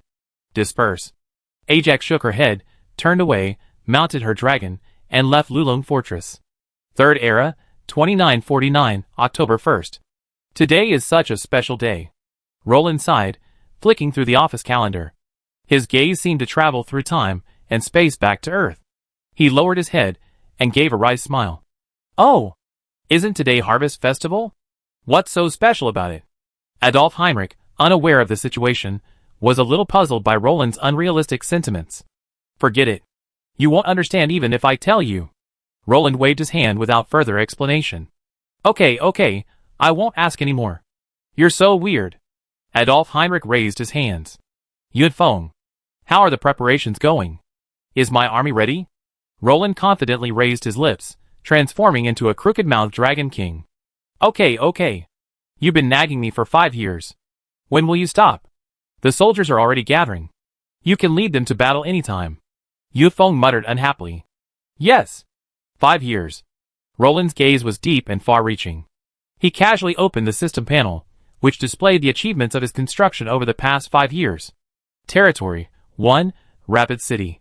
Area, 5 kilometers in radius. Buildings, 1 Lord's Castle, 5,000 ordinary townhouses, intermediate magic rune wall, stone well, blacksmith, barracks, archer's temple, advanced arrow tower, knight's temple, warrior's temple tavern. Generals, Caslo, level 5 dragon rider, Raynor, level 5 paladin commander, Rattle, level 4 war mage, Adela, level 6 hero, Yunfeng, level 6 sage, Omsk, level 6 hero, Rabian, level 4 knight commander, Huolin, level 4 knight commander, Luke Leopold, Merc Leopold, Ajax Anthony, 5th tier dragon rider, Lafitte Anthony, 3rd tier grand knight, Varen Angus, 3rd tier warrior, Dos Anthony, 4th tier dragon rider Umaj Ran, 4th tier knight commander, Verve, 6th tier hunter, Adolf Heinrich, 6th tier sage, Darian Knight Blade, 6th tier Creed assassin, Weiss, 3rd tier dragon rider, Ollie Star, 3rd tier goblin knight. Vassals, Apophis Brio, level 4 knight, Ismir, level 3 druid, special personnel, Ivy, level 4 war priest, Grand Duke Nyx, level 4 dragon mage, Nina Bon, level 3 archmage, Rule, level 2 warrior. City defense officer, Marcus, level 4, administrator, Lance, level 2, troopers, 20,444. Holy Glory Knights, 150 level 2 Raglan Empire Vanguard Knights. Raglan City Guards, 2,000, level 2, Bodnia Archers, 5,000, level 2, Dewinian Heavy Swordsmen, 1,000, level 2, El Nino Rangers, 200, level 2, Lordaeron Rangers, 300. Tier 2, Livran Royal Guards, 500, Tier 3, Speedstream Legion, 9,000 Speedstream Infantry. Priests, 1 Tier 2 Priest Regiment, 50 members, 1 Tier 3 Priest Squad, 10 members, Mages, 1 Tier 3 Forbidden Spellcaster Squad, 5 Tier 3 Fire Mages, 5 Tier 3 Air Mages, 30 Mages of all levels, including Tier 1, 2, and 3, Crossbowwinia Knights, 20, Tier 2, Crusaders, 100 Cuirassiers, 100 Crusader Crossbowmen, 300 Crusader Hoplites.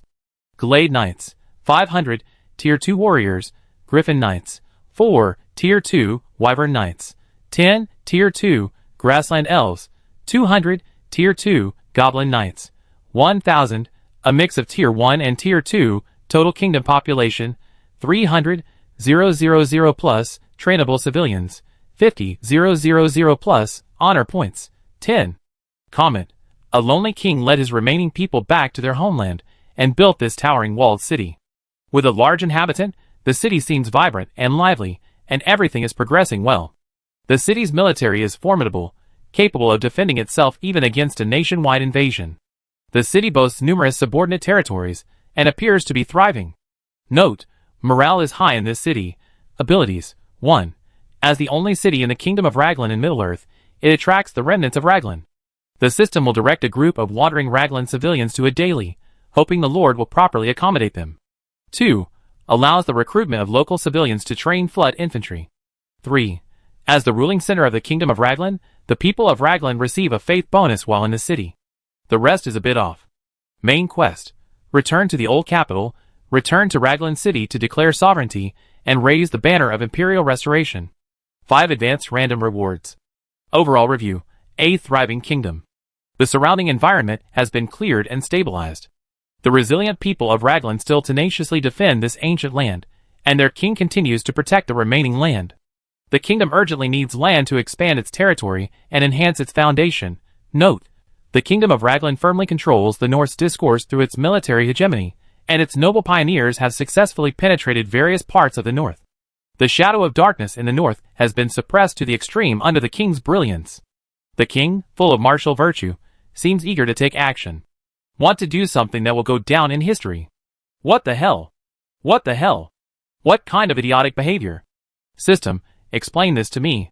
Am I Luo, the peace lover, the restorer of the empire, the heir to the kingdom, the elector, the boss of the North, the leader of the North, the rightful heir to the Raglan Empire, the great golden dragon rider, the destroyer of orcs, the victim of the ring wraiths, the enemy of Sauron, the avenger of the holy light, the friend of women, crossed out, the good husband of the kingdom, Lon, that kind of person?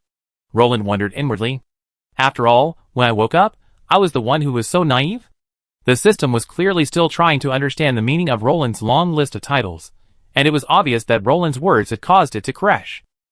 So the piece you're referring to is the massacre of 100,000 Dongi orcs in batches?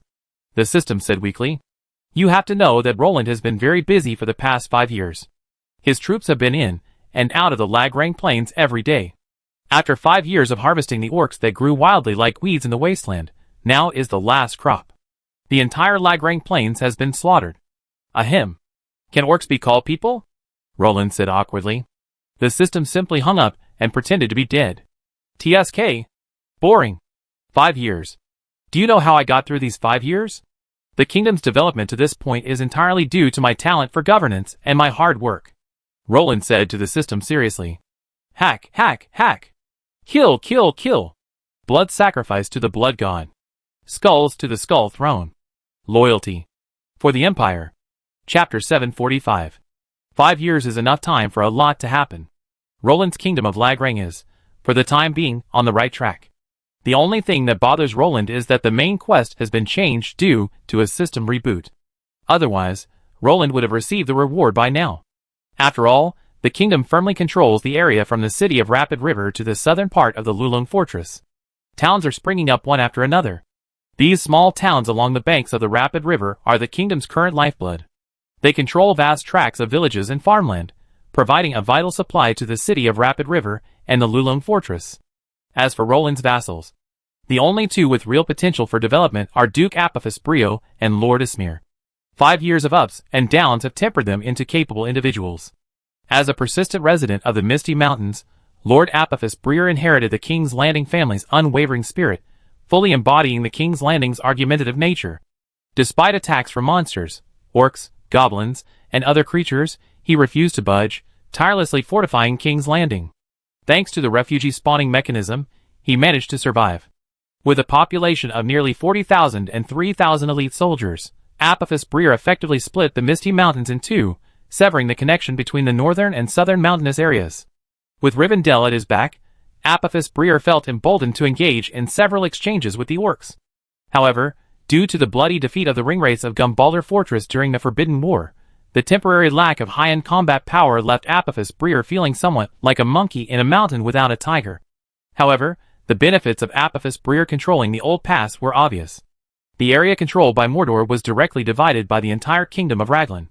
The Kingdom of the Woodland, Bjornland, King's Landing, and Rivendell. The connection between the northern fortress of Gunbadel and the Orc kingdom of the Misty Mountains and Mordor was cut off.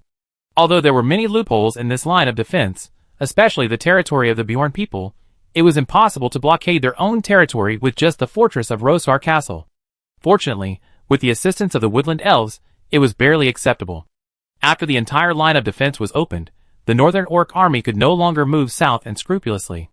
If they wanted to move south quietly, they could only choose to go around the northern wasteland and then to Mordor via the Easterlings. It was not that Roland looked down on the Orcs, but with the Orcs' organizational ability, it was estimated that there would be few people left when they reached the Easterlings. Of course, there's another example of an action. Lord Ismir, the shameless ruler of Windhelm, is a true Middle-earth troll. He's been praised repeatedly by King Roland for his mastery of his craft. With a population of less than 5,000, he's managed to assemble an army of 300 professional warriors, nature guardians, and 200 goblin knights. He's truly the epitome of the kingdom's new era of aggressive warlords. Perhaps it was because 3 years ago, Windhelm, then known as Windhelm, was sacked by wandering trolls. After hundreds of soldiers were killed or wounded, Lord Ismir experienced an epiphany amid the war-torn ruins of Windhelm, and from then on, the wheels of fate began to turn. Ismir, along with Emer and the surviving residents, rebuilt Windhelm and expanded it into Windhelm City. Then, as if his Ren and Du meridians had been opened, he honed his skills in guerrilla warfare, pillaging, and fighting to support his war. Leading the fleet-footed goblin knights deep into the dark forest to forage, he truly inherited the nomadic tradition. Then, atop Windhelm, which had risen from the ruins, he shouted the slogan, "Where the enemy goes, so shall I go," transforming himself into the little Khan of the dark forest. Ismir, transformed into a werewolf, forced all the alien tribes within 100 miles to relocate. The most ridiculous thing was that he was the first ally to reach Dol Guldur after the Battle of Windhelm, the battle where Surtur defected. Due to the powerful deterrent power of the kingdom of Lagran, Camul and Ladilias, fearing a plot, suppressed their anger and watched Ismir, and the goblin knights shrugged their shoulders without a sound. In truth, Ismir had no idea he had reached Dol Guldur. Inheriting Roland's unique ability to get lost, Ismir only realized he had been charging back and forth in Dol Guldur when he stumbled upon the gates of a star elf's home. Ismir, thus becoming a stalker of the dark forest, finally calmed down after being pursued by a group of armored earth dragons. However, he had already recorded the dragons' territories in his notebook, intending to team up with the king to take down the dragons someday. If things had continued this way, it would have been fine. Unfortunately, Roland was destined to be a man of few resources. With the primary city in his hands, there was no reason for him to give up control of the Raglan Plains. He had to pin down Raglan City and defend it against the Orcs south of the Rapids River. And to the north, the dwarves of the Iron Hills patrolled the area. The vast Raglan Plains would become the largest casualty of the north. Roland dared to say, "I can fight you for a whole year just relying on the Raglan Plains." So, Roland chose to embark on the kingdom's great expedition. This was destined to be a campaign as grand as the Battle of Azanulbazar. The vanguard knights have departed. General Omsk and his knights are leading the way, Renaud said, tightening his armor. The kingdom is in great trouble. Do your duty? Protect the kingdom for me, Roland said, gently patting Renaud's shoulder. I will. As long as I'm alive, Lulong Fortress won't fall.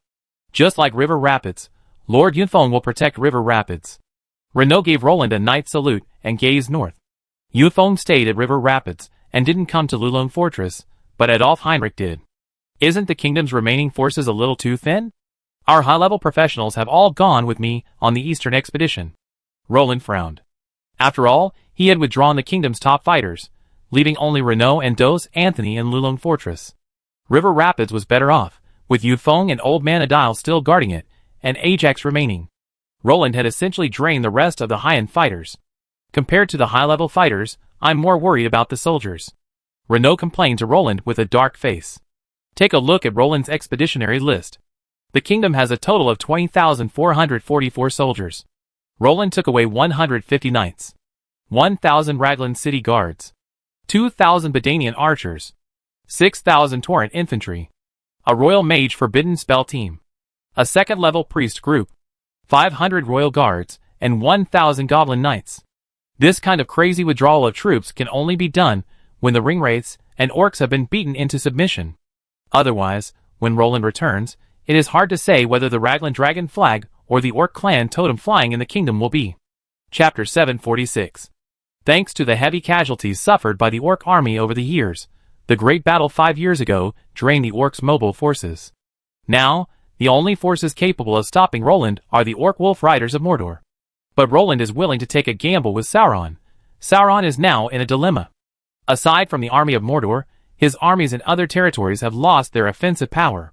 Even if they have recovered some of their strength over the past 5 years, they can only maintain a defensive formation. Forget whether Sauron is aware of Roland's great crusade. Even if he knows about it, he couldn't reach far. Too few troops and Roland would wipe them out, too many, and they'd be crippled, leaving him without a commander. The elite Orc Wolf Riders are far superior to the Orc infantry. The price of a human life is dozens of times greater. Come back alive. Rainer patted the shoulders of the brothers Luke Leopold and Merc Leopold. They would serve as commanders of the 2 Torrent infantry legions in the Great Crusade. I will, General. Wait for us to come back for a drink. Luke Leopold smiled. Renaud nodded. The journey was long, and no one knew what the future held. But wasn't that what humanity was all about? Fearlessness and curiosity drove humanity, allowing this race to spread across Middle-earth. Click! Click! Click! Heavy footsteps echoed with the rustling of armor, and a turquoise torrent of spears slowly moved across the land. In front of them were the Logron guards, arranged in 4 rows. Behind them were the Bedanian archers, armed with longbows and mithril armor-piercing hammers. As for Roland, he was surrounded by the royal guards and trailed behind with the rest of the troops. It wasn't that Roland was cowardly and preferred to stay at the back, but rather that they were responsible for escorting a herd of over 1,000 Shire horses.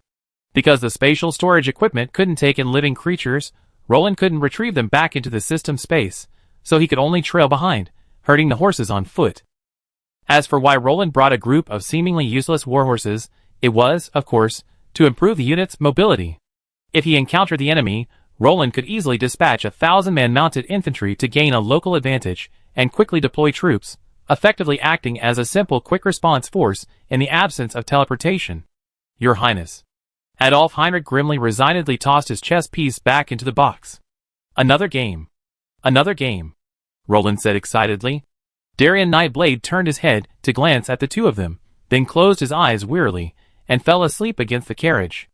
Ever since leaving, King Roland had been pestering His Excellency Adolf Heinrich to play some kind of Gamoku. At first, Adolf Heinrich was astonished by King Roland's imagination. How could a novice like him possibly be Roland's opponent? But after being brutally beaten by Roland for a long time, he realized that a sage is a sage. His powerful mental power allowed him to deduce countless chess moves. And then Roland never won again. Now Roland is no longer a winner. It was a matter of losing. Ever since Roland realized he couldn't beat Adolf Heinrich, he started thinking of a devious plan. Under Darien Nightblade's horrified gaze, he unleashed a series of classic cheating techniques, including unlimited sleeves, star-absorbing technique, and heaven and earth shift. Finally, Adolf Heinrich noticed with a twitch in his eye that the pieces on his chessboard were dwindling. He pulled Roland's hand and took a look. Wow! There were only a few of his own white pieces, all of them Adolf Heinrich's black pieces. Roland had turned to go. Farewell, Your Highness, let me get some sleep. Adolf Heinrich shook his head, rejecting Roland's suggestion. He then wrapped himself in a blanket and huddled in the corner of the carriage. Don't look at me, Your Highness. This journey is destined to be treacherous. You better focus more on those blind men. Darien Nightblade saw the look Roland glanced at him, and immediately knew what Roland was up to. It wasn't that Darien Nightblade was afraid of Roland's trickery, but rather that their chess game was simply too boring. After all, Darien Nightblade, an assassin, was also a master at it. By the end of the game, there were only a few pieces left on the board, except for the color of the pieces in their hands. Well, another day of missing my wife. Roland didn't force it, but instead feigned a look of grievance and shrank back. Darien Nightblade didn't respond. After all, he knew exactly what Roland had done. Forget missing my wife, he even personally led the Great Crusade. If he had been 2 steps later, the escort order from Queen Nyx would have arrived, otherwise Roland wouldn't have set off so anxiously. If he had truly cared about his wife, he would have returned long ago. How about I send you back? I think with General Caslow looking after us and General Omsk in charge, we shouldn't have too much trouble.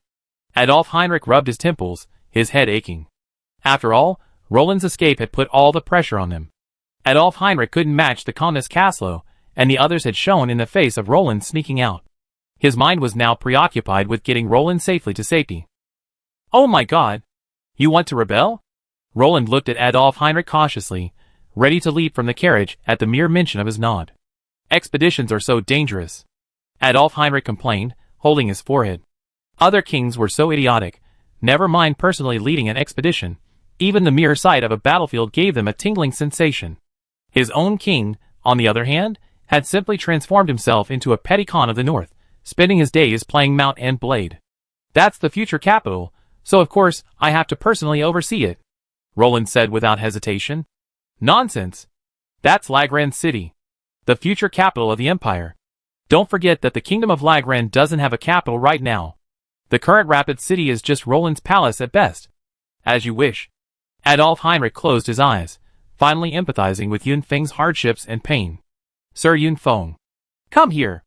Switch places with me. Adolf Heinrich's headache was so intense that he had unknowingly activated a mental resonance. Before he could shut it off, a message from afar traveled through his mental energy. Take him far away. Thank you for your hard work. Yun Feng's liberated thoughts echoed through his radiant mental energy. It was clear that, free from Roland's clutches, Lord Yun Feng could finally enjoy a few days of comfort. Your Highness. Something's not right. Alistar, the savage goblin chieftain, appeared outside Roland's carriage on a tuk-tuk and whispered to the carriageway. What happened? Roland frowned. I don't know, but it's definitely not right. It's too quiet. A dead silence. Alistar shook his head. Are you overthinking it? Darien Nightblade looked at Alistar suspiciously. No. I led the knights across the surrounding area for dozens of miles. Although there's nothing unusual, I just feel something's off. Alistar said firmly. Any evidence? You know, Omsk and the knights paved the way for us. Roland shook his head at Alistar. Unfounded doubts were an attack on Omsk's work. Feeling, Alistar said firmly. Chapter 747. Swish. Vannerway suddenly bent his bow, the elven longbow in his hand stretched to a full moon. Blazing fire flames instantly crept onto the arrow. Then, under the astonished gaze of the crowd, he released the bowstring, and the long arrow instantly vanished. No need to feel it anymore. Vannerway shook his head, and sheathed the arrow in his hand. I already shot it down. Vannerway pursed his lips. Yes. The sense of voyeurism is gone. Alistar nodded in agreement. With a wave of his hand, the goblin knights beside him left to search for the creature Vannerway had shot. You're back. Alistar beckoned the knights, who had gone out to search. Let me see what it is. Roland waved curiously. TSK. Trouble. Dongy trained eagles. Before Roland could get a closer look, Vannerway frowned. Don't look at me like that. We used to roam the wasteland dealing with these guys all the time. And don't the dragon riders on patrol ever check this thing? Vannerway watched Roland turn his gaze towards him, shrugged helplessly, and waved the patrol eagle in his hand. Everyone's eyes turned to Caslow and his group of dragon riders. Caslow, Weiss, and Dos Anthony exchanged glances, their faces flushed. I didn't realize this thing was human-powered. Caslow grumbled. What kind of good person would use a dragon knight to shoot birds in the sky? That's like lighting a furnace with a nuclear bomb. Forget it. Such a large-scale march is impossible to conceal anyway. The reckless knights ahead have already exposed us. Adolf Heinrich sighed, clutching his forehead. A reinforced knight group of 100 men was rampaging recklessly across the wasteland. Anyone with a clue knew this knight group would be back with some special products. Sure enough, these special products were not only tough but also filling. The main attraction was so good you couldn't finish them all. You have to know that Omsk and his knights had already spearheaded the fight, decimating and crushing the roaming orc tribes along the way. With so much blood and gore, it was inevitable that some would slip through the net. It was only a matter of time before the dark forces got wind of this. Roland's army had only just reached the middle reaches of the swift stream before they attracted attention, which was a long time to hide. So the hyenas are targeting us? Roland sneered. The Ringwraith ambush 5 years ago wasn't over yet. Roland had a lot of accounts to settle with one of the 9 rings. If it weren't for advancing the main quest, Roland wouldn't even have considered reclaiming Raglan City first. He was heading south. I'm very interested in taking Dol Guldur directly. You know, Roland is the king of Romania. But right now, not a single inch of Romania belongs directly to him.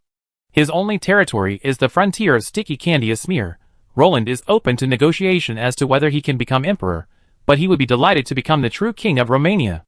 And the joy of kicking a fallen dog, who knows? Only 2 ringwraiths remain in Dol Guldur. It's secure. Everything is secure. If you long to wash away your rage with blood, then you can sleep peacefully. Dreams are yours. Verway twitched his lips. Surveillance isn't a direct attack. No Dark Force leader would be so foolish as to charge directly at us, right? Adolf Heinrich rubbed his brow. The hastily assembled troops were no match for Roland's meticulously prepared army. Mustering elite troops for battle took time, and Adolf Heinrich hadn't seen any signs of the Donnie and orcs possessing teleportation abilities. So for a long time, these eagle trainers could only watch helplessly as they drew closer and closer. If this continues, the final battle will most likely be outside of Raglan. Caslow unfolded the map and examined it. Neither the orcs nor the Easterlings were able to send their forces directly across the swift river. Their only option was to gather their forces and strike a powerful blow wherever the humans appeared. The only possible location was the confluence of the Swift River and the Redwater River, perfectly situated at the midpoint, where the Easterlings and Mordor met. A single river crossing would allow both sides to form a coalition, making it the perfect meeting point. Then let them come. I endured those greyskins and barbarians for so long. Who do they think they are? Who do they think I am? Do they still think I'm the muggle from 5 years ago, who couldn't even muster a legion? If they want war, then give them war. Roland's eyes gleamed dangerously. His willingness to give the orcs a chance to confront him head-on showed he was already giving them a lot of respect. I'm thinking, shouldn't we send troops ahead to occupy this strategic fulcrum? That way, at least they won't be able to successfully cross the river? Olistar scratched his head and unleashed his famous think power. As expected, the goblin's thoughts set everyone's brains into a tailspin. That makes sense. So, Sir Olistar, I order you to lead the vanguard. Ignore the orc tribes and monsters along the way. Your goal is to show up here and hold the line. Don't let the orcs and the Dongi barbarians organize the vanguard to cross the river and establish a bridgehead. Roland frowned, ultimately trusting Olistar and placing high hopes on him. He then pointed to the target, which was the location of Raglan City. As you command, Your Highness. Olistar gave a rather comical, uncharacteristic knight salute before quickly leading the main force to gather his own people. Brothers, fellow citizens, children, following the Highness's command, we will bring our talents to... Roland vaguely overheard Alistair's pep talk and nearly fell out of the carriage. He vaguely imagined an old man spreading his hands in a classic Cleveland-style gesture. What nomadic dynasty declaration? Roland's eyelids twitched. He had to admit, for a moment, he truly thought a great king had transmigrated into the body of this tiny goblin. Can they do it? Darien Nightblade toyed with his wind-listening blade. Garuda looked at Roland curiously. He couldn't understand why Roland would send a Goblin Banner Knight regiment, 1,000 men, into battle. These Goblin Knights weren't as useful as shock troops, charging into the enemy lines, rather than grinding them up like orcs and Dongi on the front lines. Even if their true combat power was far inferior to that of a true human knight, the pig riders were still capable of fighting. Don't underestimate them. They learned real knight skills now, and their grinding abilities aren't any worse than anyone else's. Besides, can you find a highly mobile unit like them? Roland asked. Chapter 748. Roland dared to send this Goblin Knight order to the front lines precisely because he knew it was different from the other Goblin Knights. These Goblin Knights, trained by humans, were far more powerful than the original savage goblins. Moreover, the Goblin Knights, numbering 1,000, had already achieved a qualitative change. They surprise us, Roland whispered. He trusted these Goblin Knights just as he trusted his own Holy Glory Knights. There was no reason why 1,000 Goblin Knights wouldn't be as powerful as 100. Hurry, hurry! Resupply. We're ready to depart. Travel light. Abandon all burdens except for war supplies. Olistar commanded as he walked among his tribesmen. Hey, boy! Put down that pot. Are you planning on using it as a shield? Olistar snatched an iron pot, taller than a goblin, from a tribesman's hand with a grumble. The weight made Olistar frown. Hurry, hurry! Everyone bring 5 days' worth of rations and water, along with medicine and tents. Olistar commanded. The reason for only 5 days was to facilitate the team's rapid maneuvering. In 3 days, Olistar would deploy the pre-prepared supplies from the spatial equipment Roland had gifted him. Move out. Forward. Olistar urged his men forward, their figures quickly obscured by the dust raised by the Goblin Knights. Darien! Alert! The Dragon Knights will handle the spying from above, and I need you to help me catch the rats on the ground. Roland squinted at Darien Nightblade. He glanced at the sky. Excellent. It was still light. If it had been dark, Darien Nightblade's attempts to sneak around and catch rats would have been impossible. After all, the yellow flashes in the darkness. Puff. Yes, your highness. Darien Nightblade nodded silently. He swung the Garuda in his hand, and it vanished into the air, leaving only a ripple like water. Maybe only the eyes of heaven are watching us. Roland sighed. Order the army to camp. No more marching, it will soon be dark. Roland ordered. After all, the soldiers were human, not beasts of burden. Nearly 10 hours of intense marching a day was already insane enough. Remember, Roland's troops were all heavily armored. These armored beasts of burden, marching dozens of kilometers daily, were already insane. All right.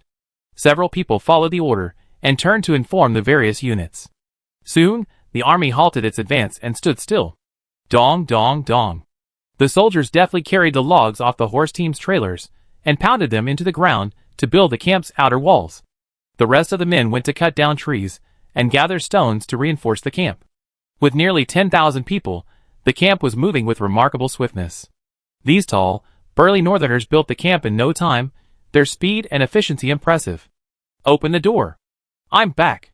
Omsk stood outside the camp, reins in hand, followed by the knights, who had returned with him. Creaky. The soldiers struggled to open the camp gate, and Omsk immediately led the knights through. His Highness has orders, upon your return, go find him. The captain of the soldiers guarding the gate said respectfully to Omsk. Okay, I understand. Omsk nodded, signaling his soldiers to leave. He handed his horse to another soldier, adjusted his clothes, and then headed towards Roland's tent. Back? Roland stared at the map without even raising his eyelids. Yes. Omsk nodded, perplexed. He could hear the silence and indifference in Roland's tone. He had no idea how he had offended Roland. Take a look at this. Roland threw the trained eagle, still pierced with arrows, at Omsk's feet. After you left, someone used a trained eagle to conduct aerial reconnaissance of us, but I spotted it and shot it down. I predict there will be more surveillance. Verway shrugged. Good fellow. Trained eagles? These tankmen are so bored they use them to spy on us? Omsk laughed in anger. Everywhere we go, there are trained eagles spying on us. Looks like we have our hands full. Omsk's mouth curled up in a sneer, clearly recalling some good memories. These hawks are just ordinary hawks. Their hawkers can't be far away. I guess they're still hanging around us. Omsk said after a moment's thought. These hawks weren't monsters. They couldn't possibly have the ability to cross the entire Lagrang plains and relay messages. I guess they're relaying. We probably only shot down hawks in a certain area. Don't tell me there's only one hawk in the entire Lagrang plains. Omsk pouted. If they really relied on this one hawk to deliver the message to the Donny, its speed would probably be only a fraction of Roland's army. Find him and kill him. I'm not used to having rats around me when I sleep, Roland said with a scowl. Being watched by a hawk once was enough. There was no point in being watched by them every day. Besides, for the Dongy people, hawk trainers who could train hawks were highly sought after. If Roland didn't kill those hawks, he'd be running naked before them. What is this? Roland looked at the corpse in front of him, its neck half broken. He wore a heavy leather jacket, his face stained with blood, and the wound on his neck gushed out like a fountain. A beast trainer. This falcon trainer's master. Darien Nightblade pointed at the falcon trainer still lying on the ground and kicked its corpse to its master's side. The whole family was leaving in perfect order. Yes. That hyenas. Omsk gritted his teeth. Their actions made them look like clowns in the eyes of these falcon trainers, which made Omsk very uncomfortable. He had painstakingly planned the route, and to conceal their movements, the knights who set out first had also been responsible for silencing all creatures along the way. For this reason, after breaching the camp, Omsk had directly ordered everyone to be eliminated. Unexpectedly, the escapees didn't reveal the secrets, but instead, he had gathered a complete picture from his own aerial reconnaissance. Caslow, this thing is up to you. Get rid of them. Roland kicked the trained hawk on the ground. Roland had no habit of letting others observe him too early, so that he could be seen completely from the sky. Okay, your highness. We will do our best to ensure that these creatures never appear before you again. Unless they are dead.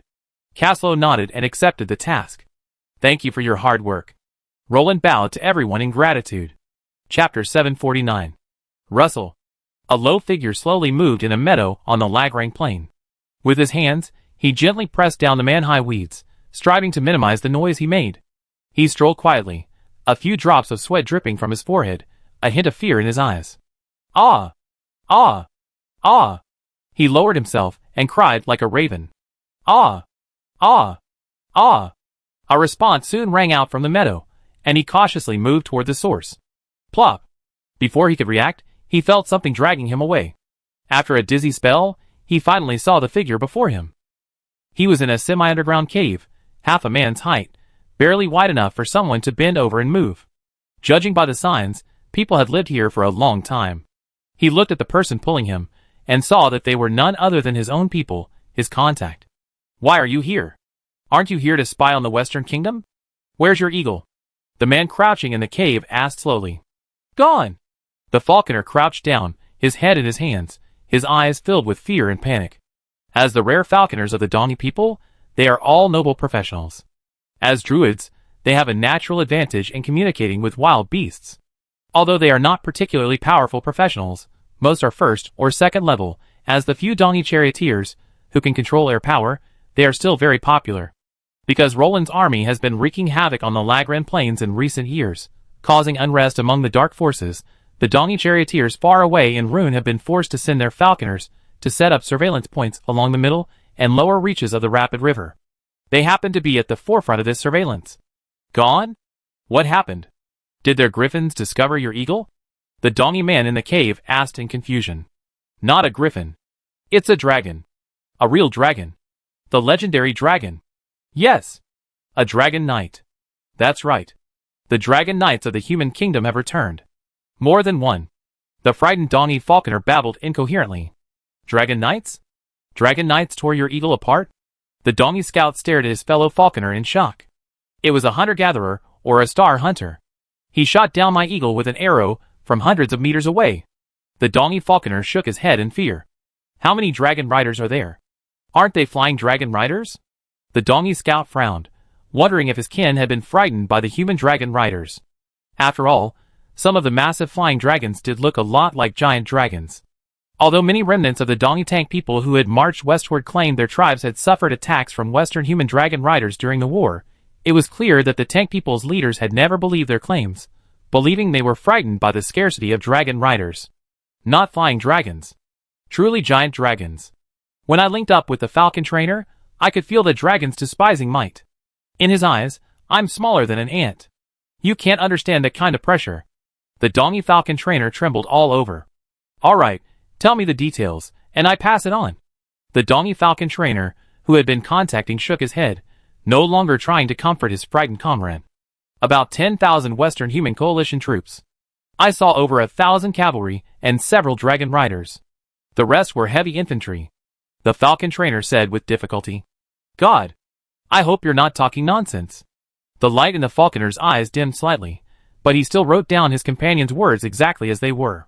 Then he pulled his own falcon from the cave, tied the letter to the letterbox on the falcon's leg, and quietly emerged from the cave to release the falcon. TSK. These rats are quite good at hiding. Caslo smiled. Those falcons can't fly very far. A few dragon riders can easily cover their hiding places. If you can't find them, you're just useless. Cardo sarcastically complained to Caslo. Okay. If you're good, come find them. Cardo made Caslo laugh. After all, he only had 2 eyes, and he didn't have any idea how far he could see. How could he see dozens of miles by himself? Alright, useless. I found them. Cardo's voice was filled with surprise. He was lucky to have spotted the falcons flying out of the meadow at a glance. Roar! Cardo roared, and a ferocious dragon might spread. The eagle trainer instantly stood upright under the dragon's might. The eagle trainer, pausing to move, performed a free fall from the sky. Paw! The eagle trainer's life proved to all flying units that in the clash of sky and earth, it is always the sky that suffers. Let me take a look. Caslo then jumped down and landed beside the eagle trainer's corpse, examining it carefully. Yes, it's the Dongi eagle trainer. It looks like they infiltrated quite deeply. Let me see what they wrote. Caslo curiously unfolded the letter. Ha. Sure enough, they've been keeping an eye on us for a long time. The number of people and the composition of the soldiers are pretty much the same. They're quite capable. Caslo took a few glances, and could only say that these Dongi people should not be underestimated. They even knew to send outposts to monitor the Lagran Kingdom's march all the way. Although it was useless, Caslo still felt that they had neglected their duties. Allowing the enemy to see them clearly was simply unforgivable. What if these trained eagles were replaced by flying dragons and giant dragons? Caslow couldn't imagine how heavy the casualties would be. Can you catch these rats? Caslow asked Cardo softly. Of course. Dragon eyes saw through their flaws long ago. Cardo's smile was cold. Damn it! My trained falcon is dead. Dragon Rider. The falconer who responded looked grim and grieved, his face pale, as he gazed at the first falconer. You're right. There really are dragon riders. The human dragon riders have returned. We, the Dongi, are finished. The falconer closed his eyes in agony. You have to remember that during the war, both the southern and eastern humans essentially chose to join Soren, leading to the long-standing resentment between eastern and western humans during the war. Now, when these Dongi people think about how they treated the western humans, they can only imagine the hard times they will face in the future. Prepare to retreat. The falconers knew they had to, otherwise they would never be able to. They weren't stupid, work was work. There was no point challenging the western human army for a few trivial matters. Why retreat? Are you crazy? There's a dragon knight roaming around outside. Do you really want to die? Or do you really think you can escape from a dragon knight? Wake up, you bastard. Another falconer kicked his comrade as he was about to leave, then pinned him down and covered his mouth, snarling fiercely. The falconer, pinned down, quickly nodded with a sob. It seemed the cold ground had rapidly cooled his brain, and his sanity had instantly returned. He sat weakly in a corner, hugging his knees, and remained silent. Wait until dark. That's our only way to leave. Leaving now will undoubtedly attract the Dragon Knight's attention. If the Dragon Knight can find us here, it means we've been exposed. But thankfully, only our approximate location has been determined. The Dragon Knight is now waiting. Leaving would be courting death. The falconer inside explained to the falconer in the corner, fear visible on both of their faces. Chapter 750. I hope we can return home safely. The falconer prayed devoutly. I'm sure we can. Boom! Before the other falconer could finish his words, a loud bang completely interrupted their conversation. The raging war energy and flame swept away and shattered the meadow where the two had hidden, leaving only bare earth before them. They stared at each other in bewilderment, stunned by the scene before them. Hi! Good afternoon, gentlemen. Caslow's devilish laughter suddenly echoed from outside. The next moment, the two huddled in the cave were startled to see a flash of light overhead. It was the storm dragon Cardo, ripping up the earth with a single claw, creating a celestial ceiling for them. Ah! The piercing scream made Caslow's face twist. This seemingly minor, yet profoundly insulting, act seemed unforgivable to Caslow. Duang! Duang! Swinging his scabbard, Caslow easily helped the two charioteers' falconers sleep. Looking at the EST man, who was sleeping like a baby, Caslow nodded in satisfaction. Damn rats. Did you really think I couldn't find you? Caslow grumbled. If they'd just been quiet, like rats in the gutter, finding them in the wilderness would have been a real challenge. But these self-righteous EST people actually dared to release their trained falcons right in front of the dragon riders? They were truly looking for trouble. The dragon riders' dominance extends beyond combat. Are you kidding me with your void search? Suddenly, a trained falcon flies out of the clear sky? Do you think the dragon rider is a fool, or do you think the dragon is a fool? Let's go! Let's go back. These two mice are enough. Caslow shook his head and said to Weiss and Dos Anthony, who had just landed. A couple of live ones would be enough to report back, and they'd done Roland justice. Okay. Dos Anthony nodded. He had never particularly enjoyed the whole rat-catching business, so he was naturally in favor of ending his boring days. As for Weiss, he followed Caslow's orders without hesitation. As Caslow's loyal disciple and devoted lackey, Weiss never compromised on Caslow's orders. Your Highness! We caught the mice. Caslow entered, carrying two falconers. Snap! The two royal guards in the tent immediately drew their swords and charged forward. It's nothing. Just two clowns. Back off. Roland waved his hand, signaling his guards to relax. He was, after all, a fourth-tier holy dragon knight. He wouldn't be outmatched by two first-tier druids, could he? As you command, Your Highness. The two royal guards exchanged glances, patting their chests as they stepped aside. Wake them up. Roland waved his hand sleepily. After all, these two looked like the kind of extras who didn't even have names. Focusing attention on them was a waste. Splash. Caslow flipped the two men over without hesitation, pulled out his water bag, and doused them in the face. Puff. The two men choked on the water, and instantly woke. They looked around blankly, until they saw the golden-armored man high up in the tent. Their pupils shrank. "How dare you? How dare you look directly at your highness? You bastards!" Before Roland could say anything, the nearby royal guards, as if insulted, rushed forward and kicked the two Donny men, knocking them over. "Kneel!" Several royal guards rushed forward and lectured the two men on how to properly address their king. "Tell me, you gutter rats. How long have you been spying on us? How many of you are there?" Roland's lips curled into a sneer. "What? You're the first outpost?" Adolf Heinrich's face darkened, and Vinervi, watching the excitement from the side, rarely let go of his characteristic elven smile. "Drag them out." Caslow waved his hands at the royal guards in frustration. "Mercy! Your Highness! Mercy! We be your dogs! Mercy! Your Highness!" The two falconers, shaking like shreds, clawed at the ground, crying out for mercy. But the ferocious royal guards only tugged lightly, and as their shrill cries of pleas faded, only two traces remained. "It can't be what I thought," Roland said, his face darkening as he looked at the crowd for confirmation. "If you're thinking the worst, unfortunately, we share the same view, Your Highness." Adolf Heinrich spoke as his advisor. "It seems we've been discovered," Roland said with a scowl. They had all assumed the Lagrang Kingdom's army had already been discovered by the Dark Forces, so Roland had rushed the Goblin Knights to seize a favorable position. Now, they've been told this is the first dark outpost they encountered. Disgusting. "This is simply infuriating," Roland exclaimed angrily. He felt like he'd been battling wits with the air for a long time, only to be foolishly helping the Dark Forces illuminate the fog of war. Now, Roland felt like he had the word cerebral palsy etched on his forehead. "The Goblin Knights will expose our presence," Venerway said with a wry smile. "Is it too late to recover them now?" Roland asked anxiously. "What do you think? We're all back.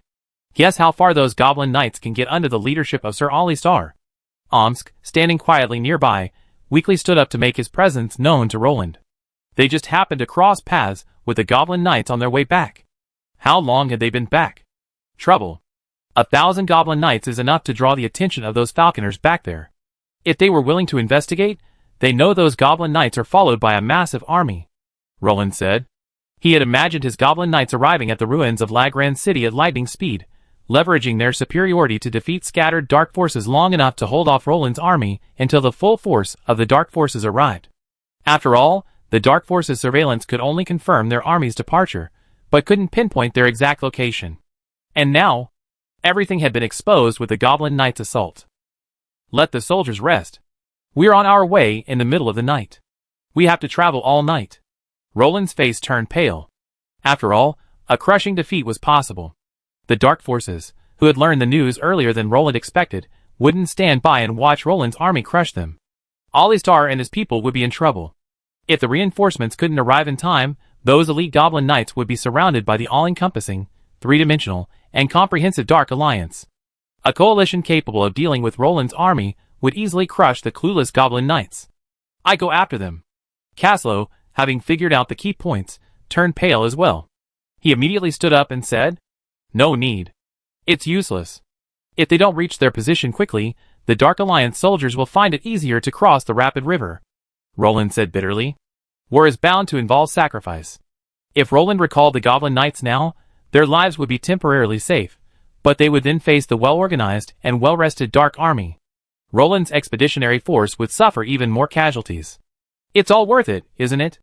Roland asked softly, as if to explain himself to the others and perhaps to save face. "It's worth it, but it's not necessary." Adolf Heinrich shook his head slowly. "Victory can be built on blood and sacrifice, but not on shameful exploitation and betrayal. They are not cannon fodder." "Huh. I understand. We begin the force march tomorrow. We won't win by betraying our comrades," Roland ordered calmly, his gaze steady and composed. Chapter 751. The Human Kingdom's army has marched. A falconer in the rear received the information from the falconer in front. He casually fed his falcon a dried fish and released it, then tied the information to his falcon's leg and released it. And so, when the Goblin Knights' iron hooves awakened the spies along the way, the news of the kingdom's advance on the Lagrang Plains could no longer be concealed. Falcons rained down on the Rune region. Who? What do those Western humans want? Do they think they can be our enemies? A chariot chieftain stood up. "Those bastards dared to march on us? It seems the blood of the Gondorian king hasn't silenced them. An East barbarian chieftain angrily threw down his wine glass. If they choose war, then let them have war.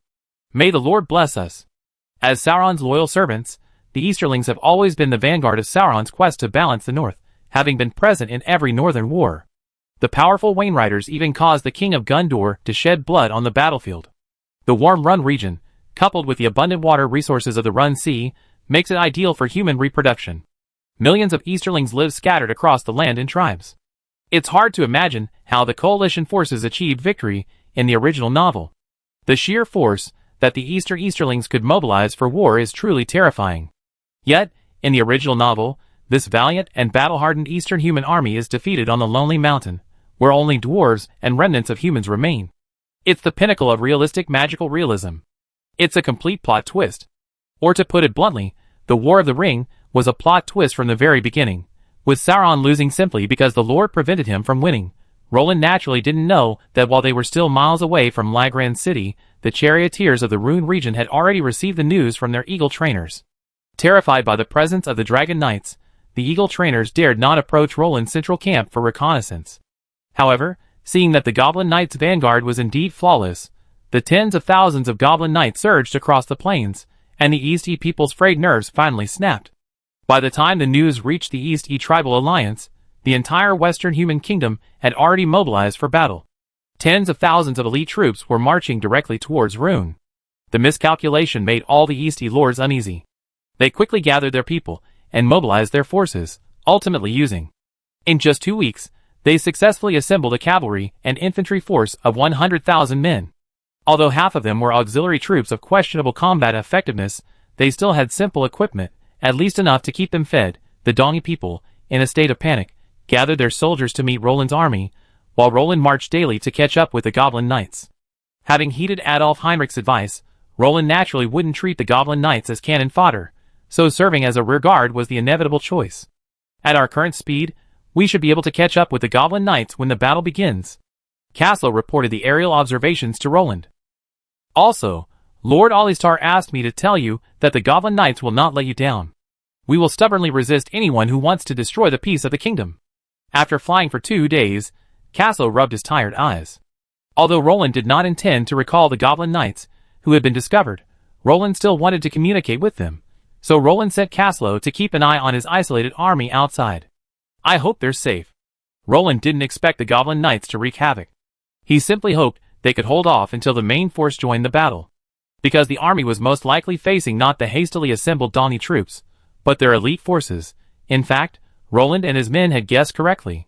The 100,000 Donny troops were the highest honor bestowed upon Roland by the chariot people. Of course, this surprise still awaited him. Chief, His Highness's order. A goblin centurion leaned over and whispered to Olistar. What order? I received no such order. The Goblin Knights will demonstrate their loyalty to the Empire with blood and military exploits.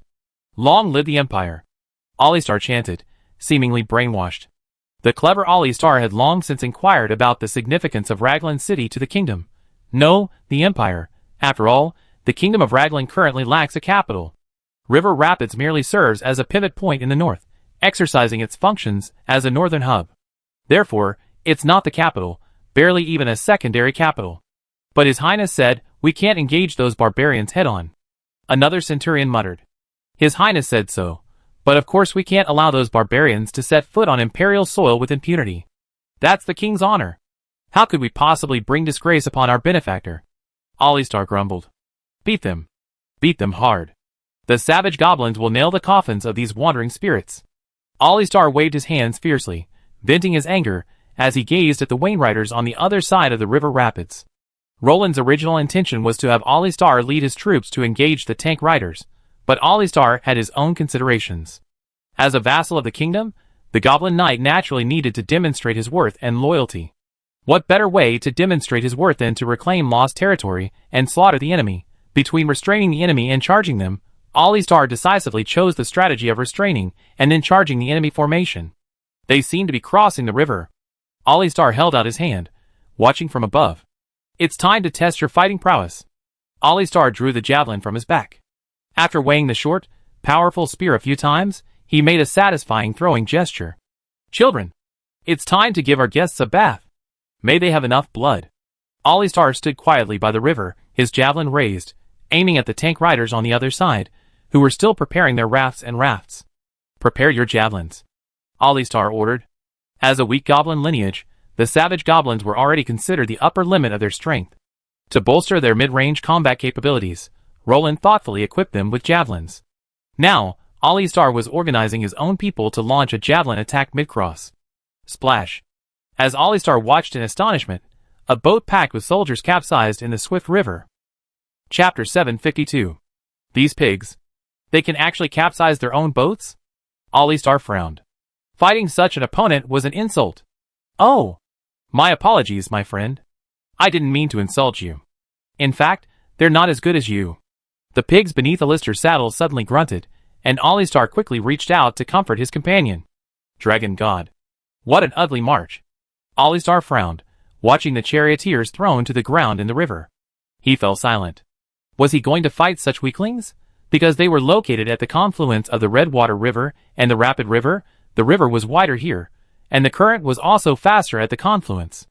Naturally, the Dongi people, who had lived on horseback and in chariots for years, would make all sorts of mistakes during the tense armed swim. Boom! The sound of water exploding echoed. Ollie Star looked in the direction of the explosion, and saw an aquatic monster attacking a wooden boat. This made Alistair's mouth twitch. What's the saying, when it rains it pours? Misfortunes always come to the unfortunate?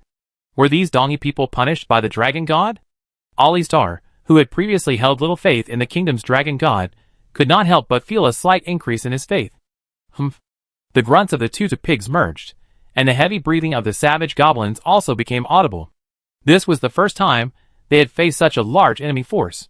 The Dongi vanguard, numbering at least several thousand, pressed towards them in a black mass. Raise your guns, Ollie Star said calmly. A general is a soldier's courage. He couldn't panic. Besides, the powerful goblin banner knights were not something they could easily shake. Throw! Ollie Star poured his battle energy into the short javelin in his hand, swung his left arm with all his might, and flung it forward fiercely. The javelin, blazing with battle energy, flew straight and steady. Nearly 1,000 javelin followed closely behind it. This was a skill Roland had specially designed for the goblin knights. The savage goblin's small stature made them poorly suited for long-range weapons. Bows and arrows their size could draw were barely powerful enough, and crossbows were inconvenient. So, after careful consideration, Roland decided to equip them with an ancient and effective long-range armor-piercing weapon. The javelin. The Imperial Standard 1.2-meter long javelin was a perfect match for the goblin knights. It's a bit long, but that's finesse. The shrewd dwarf will take action. A 1-meter-long javelin is presented. The javelin with a triangular, armor-piercing tip combines both penetration and damage. Javelin, a core skill for Imperial infantry, is a rarity among Imperial knights. The noble knights disdain using small weapons. It's simply not as convenient as holding a lance flat. In search of a javelin-specific skill suitable for knights, Roland searched the kingdom's senior knights, finally finding one from Treasure Old Man. Projectile. It grants the target a 100% range increase and 25% penetrating damage. Old Man Adile is truly a treasure. He possesses all sorts of bizarre knight skills. Roland went to great lengths to get the arrogant old man to lower his status and teach the goblin mercenaries he once disdained. While the old man was loyal to the king, he wasn't unconditionally obedient. This demand, which the old man considered an insulting clause, was a complete desecration of his heroic status. In the end, Roland's persuasion, exhausted to the point of exhaustion, failed to change Adile's mind. It was Nyx's casual remark that these goblin knights would be the vanguard of the kingdom's counterattack on Raglan City that triggered the old man's mysterious switch, allowing the goblin knights to learn the knight's skill. Projectiles. Puff! Puff! Splash! Swish! As javelins rained down, the Dongi charioteers on their rafts and boats fell into the water like dumplings or were pinned to their boats. The thud of missed javelins, accompanied by the screams and wails of those who hadn't quite died, formed a terrifying symphony. As blood splattered into the river, the entire surface turned a pale red. The scent of blood attracted predators from the water. Even the aquatic beasts joined in the bloody feast. Kill! Ah! Kill those beasts! Shoot! Shoot! Dazed by the barrage of spears, the Eastman Wainriders finally came to their senses. They frantically attacked the monsters in the water, while angrily retaliating against the goblin knights on the shore. Don't underestimate the archers of the Eastman Wainriders. Many nomads among the Eastman Wainwriters are skilled archers. Among the Eastman Wainwriters professionals, archers make up the largest proportion. These Eastman Wainwriters have even shot down the King of Gondor from their moving walls. Their danger level is second only to the Eastman Guerrilla Knights. Rune not only gave birth to the Lordaeron Knights of the Imperial Elf Principality of Lordaeron, but even before the Empire conquered this land, the Eastman Guerrilla Knights roaming here were still deadly. Compared to the somewhat incongruous lightly armored shock cavalry of the Lordaeron Knights, the Eastman Guerrilla Knights were masters of kite warfare tactics. They instinctively maneuvered within and outside enemy range. Their tactical distinction stemmed from their abandonment of the lance in favor of the scimitar and longbow. While their refusal to charge with the lance robbed them of their unparalleled impact, it also granted them a high degree of mobility unmatched by other knights. Furthermore, they forego the noble plate armor of the knights in favor of lightweight leather and mail. Armoring their vital areas maximized their mobility, making them one of the few archery knights in Middle-earth.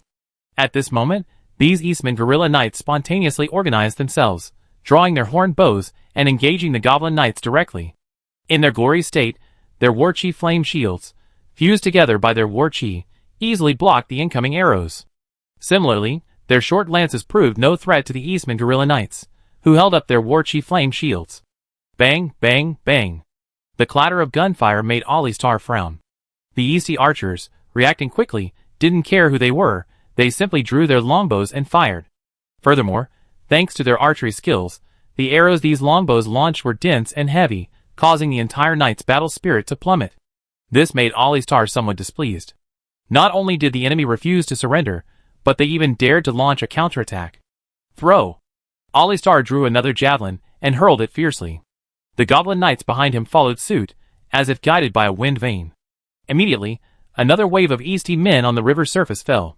Alistar, with his sharp eyes, even noticed that some Eastie archers had been killed. Retreat! Alistar, always ready to withdraw, while seeing an opportunity, naturally wouldn't stand still and be pelted by a hail of arrows. Chapter 753. Run, run, run!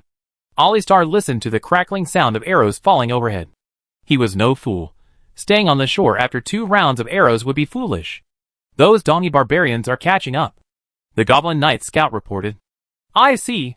Halt. Form ranks. Alistar smiled grimly. The frantically rowing Dongi were already halfway across the river, and most of the rafts were nearing shore. The Dongi charioteers, their vigilance relaxed, now fired arrows relentlessly at the Goblin Knights. Javelin. Alistar pulled out a javelin and hurled it with all his might. Whoosh! A tooth-grinding sound of piercing air echoed, and the Dongi charioteers, who were hurling their weapons with all their might, couldn't help but look up at the sky. When they saw the precise nature of the tiny black specks falling from the sky, their spirits instantly trembled. Puff! Swish! The Dongi archers, whether professional or ordinary soldiers, who were leaning back to fire, were as fragile as paper against the powerful and heavy spears, infused with battle chi. Hee hee. The wounded Dongi charioteers lying on the raft struggled desperately, gurgling as blood bubbles formed from their mouths. Their blood flowed through the cracks in the raft into the river, once again dyeing it a vibrant pink. Splash!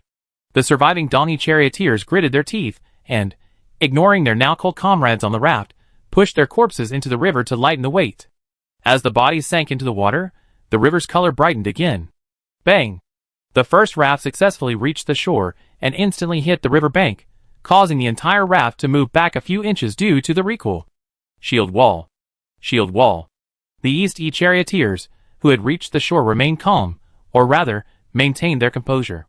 They knew they couldn't defeat the shorter cavalry on their own, so they united on the riverbank, forming a shield formation for defense. The enemy isn't stupid. It looks like there's no hope of annihilating another wave of vanguards, Alistar said with some regret. Although the 3 rounds of javelins had taken out thousands of Eastie charioteers, they had also expended invaluable fighting spirit. The enemy's vanguard was boundless, but their Goblin Knights were finite. Furthermore, Alistar wasn't so ruthless as to trade Goblin Knights for ordinary Eastie barbarians. Retreat! Alistar said with all his heart. As the rain of arrows descended upon him, he knew it was time to retreat. If he didn't, he'd be a target. He didn't like being picked off. Turn around. Throw your javelin. Alistar's ability to seize the opportunity was undeniable. The moment the Goblin Knight turned and fled, the Eastie people instantly dropped their guard.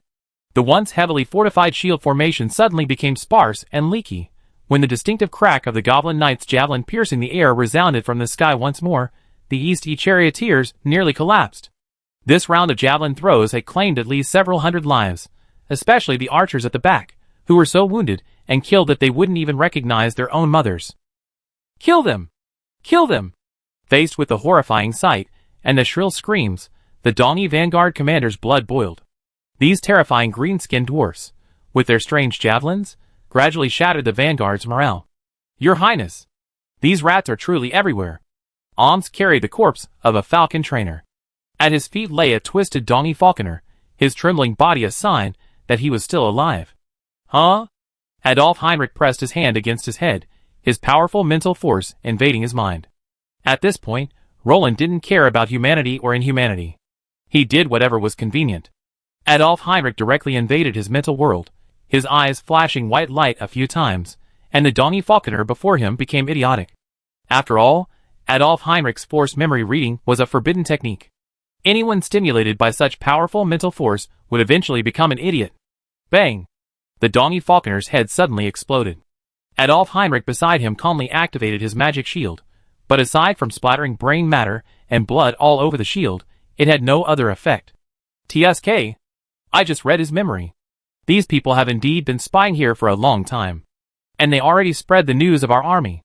Adolf Heinrich waved his hand, and the blood and tissue on the shield instantly slid off. Looks like our cover-up has failed. Roland sighed, still hoping for a lucky break. He had originally thought he could build Lagrange City unnoticed. But now the Dongi people knew better than he did when he should arrive. Looks like we just have to fight them to the death. Roland frowned bitterly. By the way, Weiss, you can go to the front lines and practice. Time is limited, they can't transport this heavy siege equipment. You go ahead. Destroy the enemy's fulcrum. Roland had a flash of inspiration, and began to command in an orderly manner. Caslow, don't move. You stay in the center. Roland looked at Caslow with trust. Facing the Dongi vanguard, which had little air control, letting Weiss kill the young and grab the fries was quite a relief. It would not only hone Weiss's skills, but also improve his mental fortitude. Caslow didn't really need that. After all, what was a battle-hardened dragon knight doing here? Fighting for fries with a newbie? Alas, I too have the potential to become a world-renowned general. Roland sighed, using the river as a mirror as he gazed at the surging river. Absolutely not. Luke Leopold and Merc Leopold exclaimed amidst the bewildered gazes of the others. Others might not know Roland's true abilities, but didn't they? Roland was, at best, a makeshift team. If one could truly rely on him for everything, his subjects wouldn't even exist. Roland's chest tightened with anger at the two brothers' rebuke. Even if he were incompetent, he wouldn't be the one they described as having absolutely no chance of success. Had they formed their formation? Alistar gazed at the goblin scouts before him, lost in thought. The first group of East charioteers who had landed had already begun forming their formation, while the chariots behind them were still being transported inwards one by one across the vast river. It seemed the East, having left their chariots, wouldn't attack until all the chariots were in place. Form a formation. Prepare to charge. Show them what happens if they underestimate us.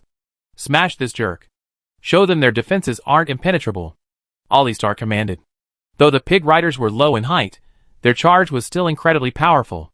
No one doubted the impact of these knights, often compared to the Death Knights, especially their forte in charging these infantry phalanxes. The knights are natural breakers. They are no exception. Form a formation. Charge the formation. Speed. Speed. Show efficiency. We are the reputable goblin mercenaries. Don't let Master Roland underestimate us. Show our momentum. Break through the enemy's defenses in one go. Alistar quickly boosted morale, as he himself moved to the sharpest point of the arrow formation, becoming the spearhead and charging the enemy. Chapter 754. Humph. The pigs grunted loudly, their short, stubby limbs moving frantically as they charged. A layer of battle flames gathered in front of them, forming a semicircular shield that reduced resistance to their charge, and helped them block attacks from the front. Charge! Charge! Charge! Alistar roared, raising his lance high. The Dongi charioteers, before him, hadn't yet transported their chariots and horses to the other side. A group of infantrymen, relying on a shield formation, wanted to stop the charging knights. They really underestimated the pig riders, who were also one of the three knights. For his highness! For gold! For gold! The goblin knights shouted their battle cry. although they weren't particularly enthusiastic about fighting for humanity, considering that Master Roland's golden coins and plentiful food were real contributions. The Goblin Knights didn't mind offering their loyalty to their generous boss. Honestly, to the Goblin Knights, their lives were actually quite worthless. Despite their nickname, the Pig Riders, this barbaric goblin tribe, before encountering Roland, was no different from their own kind. Lacking armor or weapons, they were prime battlefield cannon fodder. The glory of the Goblin Knights remains the truth. Glory belongs to the goblins. Empowered by the skills of human knights, the Goblin Knights became ferocious after unleashing their charged skill. Shouting the name of glory and victory, though such things never belonged to goblins, they launched a frenzied charge towards the Dongy charioteers. Stop them! Stop them! Anyone who retreats will be killed. All of you, push forward. No retreat allowed? The officers of the Dongy tank people were clearly very savvy. Facing the charging knights, there was no other option but to fill them with human lives. It might seem cruel, but it was their only choice. Retreat! The vanguard is doomed. Luwaku, the Dongy vanguard commander, who was lingering behind to cross the river, instantly ordered upon seeing the charging Goblin Knights. The fence-riding formations had already chilled his heart. What was the point of Goblin Knights, who could use a wide range of knightly skills and charge? Luwaku said he had already given away many lives. There was no need to give away more. This small-scale river crossing was undoubtedly the most advantageous tactic for the knights.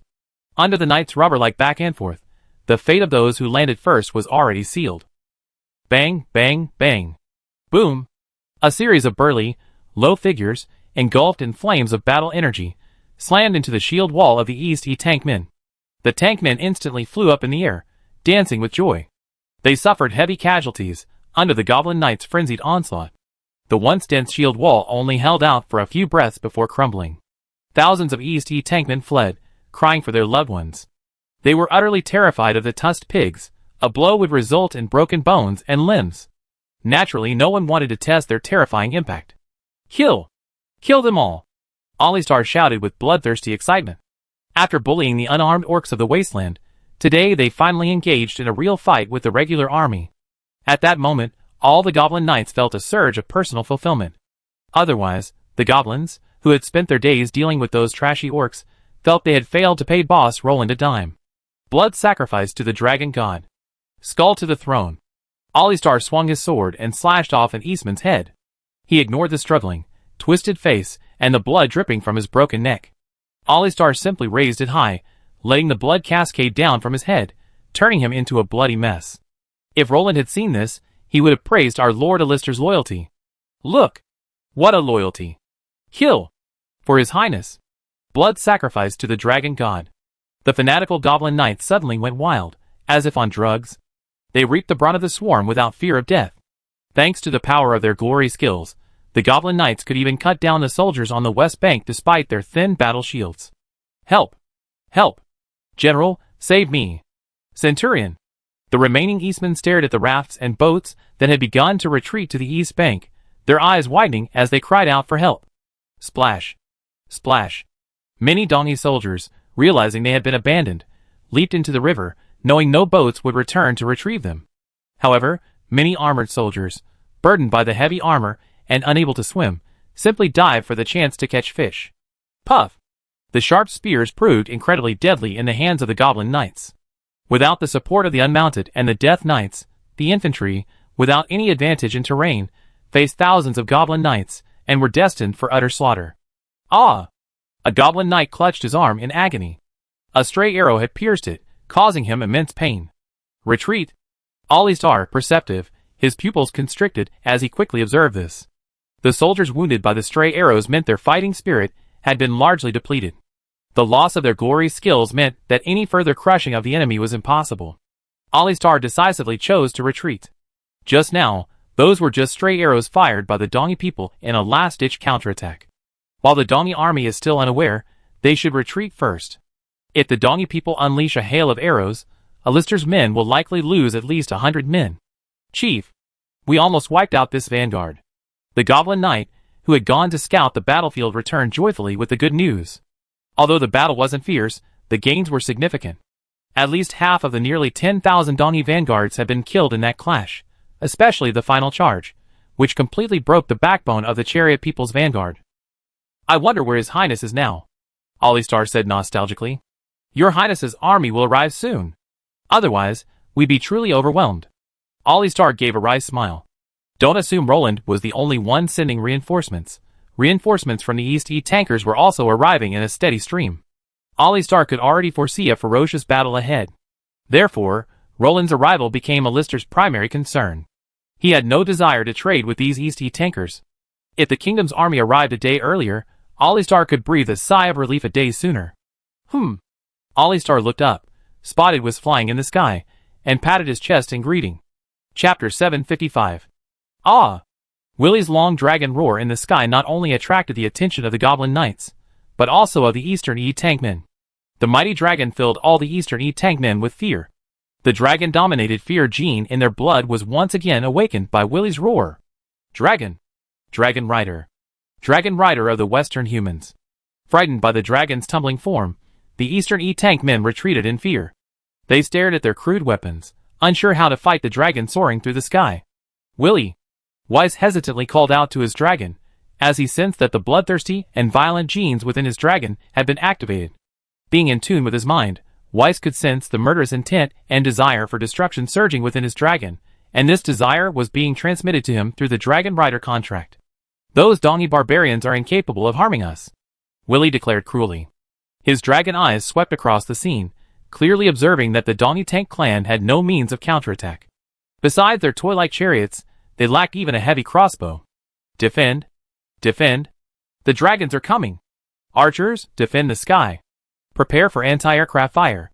Form a formation! Don't run! The Dongy Tank clan officers began commanding their men to block Weiss. They formed a crude shield formation around the chariots, hiding their archers within the shields and awaiting their opportunity. Go! Weiss! Willie's bloodlust grew. Such a large, invincible target was as good a piece of cake as a piece of cake to the evil dragon's nature. Be careful. We can't retreat immediately, Weiss said hesitantly. After all, the image of Caslow being struck by an orc's black arrow was still etched in his memory, and this psychological trauma would probably take time to heal. However, Weiss knew how hard Willie had to suppress himself in the kingdom. Powerful dragons naturally yearn for freedom, and having been deprived of that freedom, Willie was left with only his innate desire for aggression and destruction. Willie's happiest moments were when he wiped out the wandering orcs on the Lagran plains. Normally, fearing the unintended destruction he might cause the kingdom, Willie retreated to the dragon flute. So, Weiss hesitated for a moment before deciding to let his dragon vent. Ah! Willie roared excitedly, eager to tear these Dongy barbarians apart. Watching Willie swooping down, the Dongy charioteers were probably feeling rather unhappy. Dragon! He's coming down! Shoot! Shoot! Shoot! Shoot him! Shoot him now! Lewaku, the vanguard commander of the Dongy charioteers, was now filled with regret.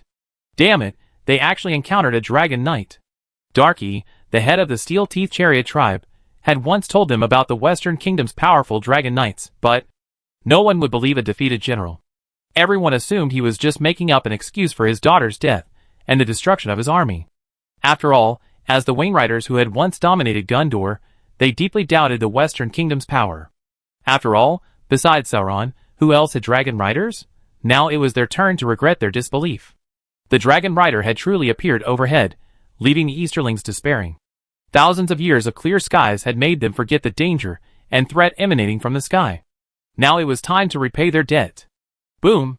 The dragon's breath slammed fiercely into the ranks of the East Wainriders. The shockwave, mixed with human remains, scattering everywhere.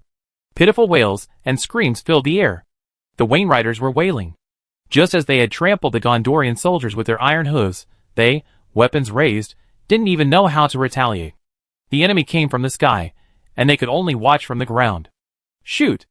The officers who had survived stepped forward, shouting orders to the surviving soldiers. The soldiers instinctively raised their bows and arrows, showering the air with sparse arrows. Useless resistance. Weiss shook his head and flicked the bloody dragon spear. Just now, when Willie swooped down, he had also used his dragon spear to carve a bloody path. He looked at the remnants of the Dongy Tank men gathered together inside. Humans are strange social animals. When faced with danger, they instinctively gather together to resist it. It's human nature, but they often overlook that their very presence can actually put them in danger. What fools! Trying to resist? Willie snorted. At this moment, Willie was almost laughing at these Dongy tankmen. It seemed that they really had no experience facing dragon attacks. And that was right. The Rune region didn't produce flying dragons, or wild dragons. The flying creatures they saw most often were probably migratory birds and the like. Of course, they didn't realize that dispersing in the face of a dragon attack was the best option. Are you gathering in a group, hoping to make yourself a target for the dragon? Here's a special compliment to the orcs.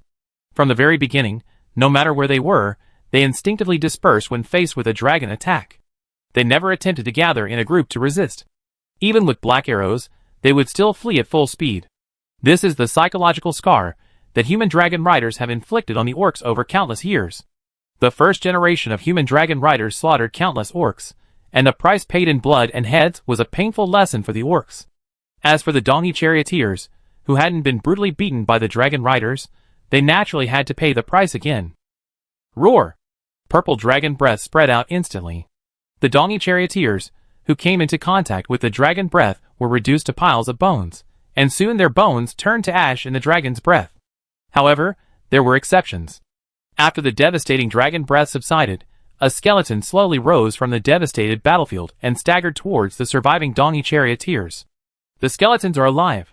The dead have been resurrected. Don't come over here. Ah! Ah! The evil force not only annihilated most of the Dongy charioteers, but also transformed a few of the slain Dongy into wandering skeletons. This minor effect was child's play for the blasphemous evil force, and the skeletons didn't cause much harm, but the psychological impact on the Dongy charioteers was undoubtedly immense. Many of the Dongy charioteers were trembling with fear. Scatter! Escape for your lives! Scatter! As Willie charged down to slaughter the Dongy again, Luwaku, the Dongy charioteer commander, finally learned his lesson and reacted. He roared at his soldiers to disperse. Staying together would undoubtedly make them a huge target. However, for the Dongy vanguard, this order came too late. What good would it do for the remnant of less than 2,000 men to flee? Chapter 756. Roar! Willie spread his enormous wings, and dragon power surged along them. Obscure dragon language magic runes began to appear on his body. The surging dragon power began to condense and radiate, and a terrifying aura of primitive desolation began to envelop the entire sky, instantly turning a deep purple. Gulp! Ollystar swallowed nervously, the tension in his eyes evident. Although he knew the attack wasn't aimed at him, the aura, like a natural disaster, still made him want to flee. Dragon language forbidden spell. Ollystar stared dazedly at the growing purple-black sphere in the sky. The dragon power contained within it could easily destroy a city, even if he just thought about it. Had these Dongy barbarians violated the divine commandments? Ollystar looked at the fleeing Dongy charioteers with a touch of pity. This wasn't just any dragon tongue forbidden spell aimed at them. As a clan of evil demon dragons once on par with the golden dragon, their forbidden spells were unmatched by other dragons. But Ollystar was mistaken. This wasn't a dragon tongue forbidden spell at all. It was a great dragon tongue forbidden spell. For its power, please refer to Doss's dragon riding spell that nearly ripped Iron Hill Riding's skull apart. At this moment, Ollystar was completely unaware of the severity of the situation. Even his goblin knights huddled together to watch. As expected, no matter what world, gossip is everyone's favorite pastime. Hee. A group of goblin pigs keenly sensed that something was wrong. They let out mournful cries to alert their knights and foreshadow the approach of danger. However, in return, they were comforted by their knights. A group of goblin knights comforted the goblin pigs under their mounts and laughed at each other's cowardice. After all, these goblin pigs had also experienced forbidden spells. When clearing the orc tribe in the Lagran plain, Caslo used forbidden spells to clear the way. Alright, be quiet. It's just a forbidden dragon language spell. Ollystar consoled the tuk-tuk, which towered over the others, half a head taller than the others. His prowess was known throughout the clan, yet his mount had been frightened into a limp state. Chief, why do I feel something's amiss? A goblin knight captain approached, hesitantly gazing at the evil dragon, lonely, raging in the sky. Humph.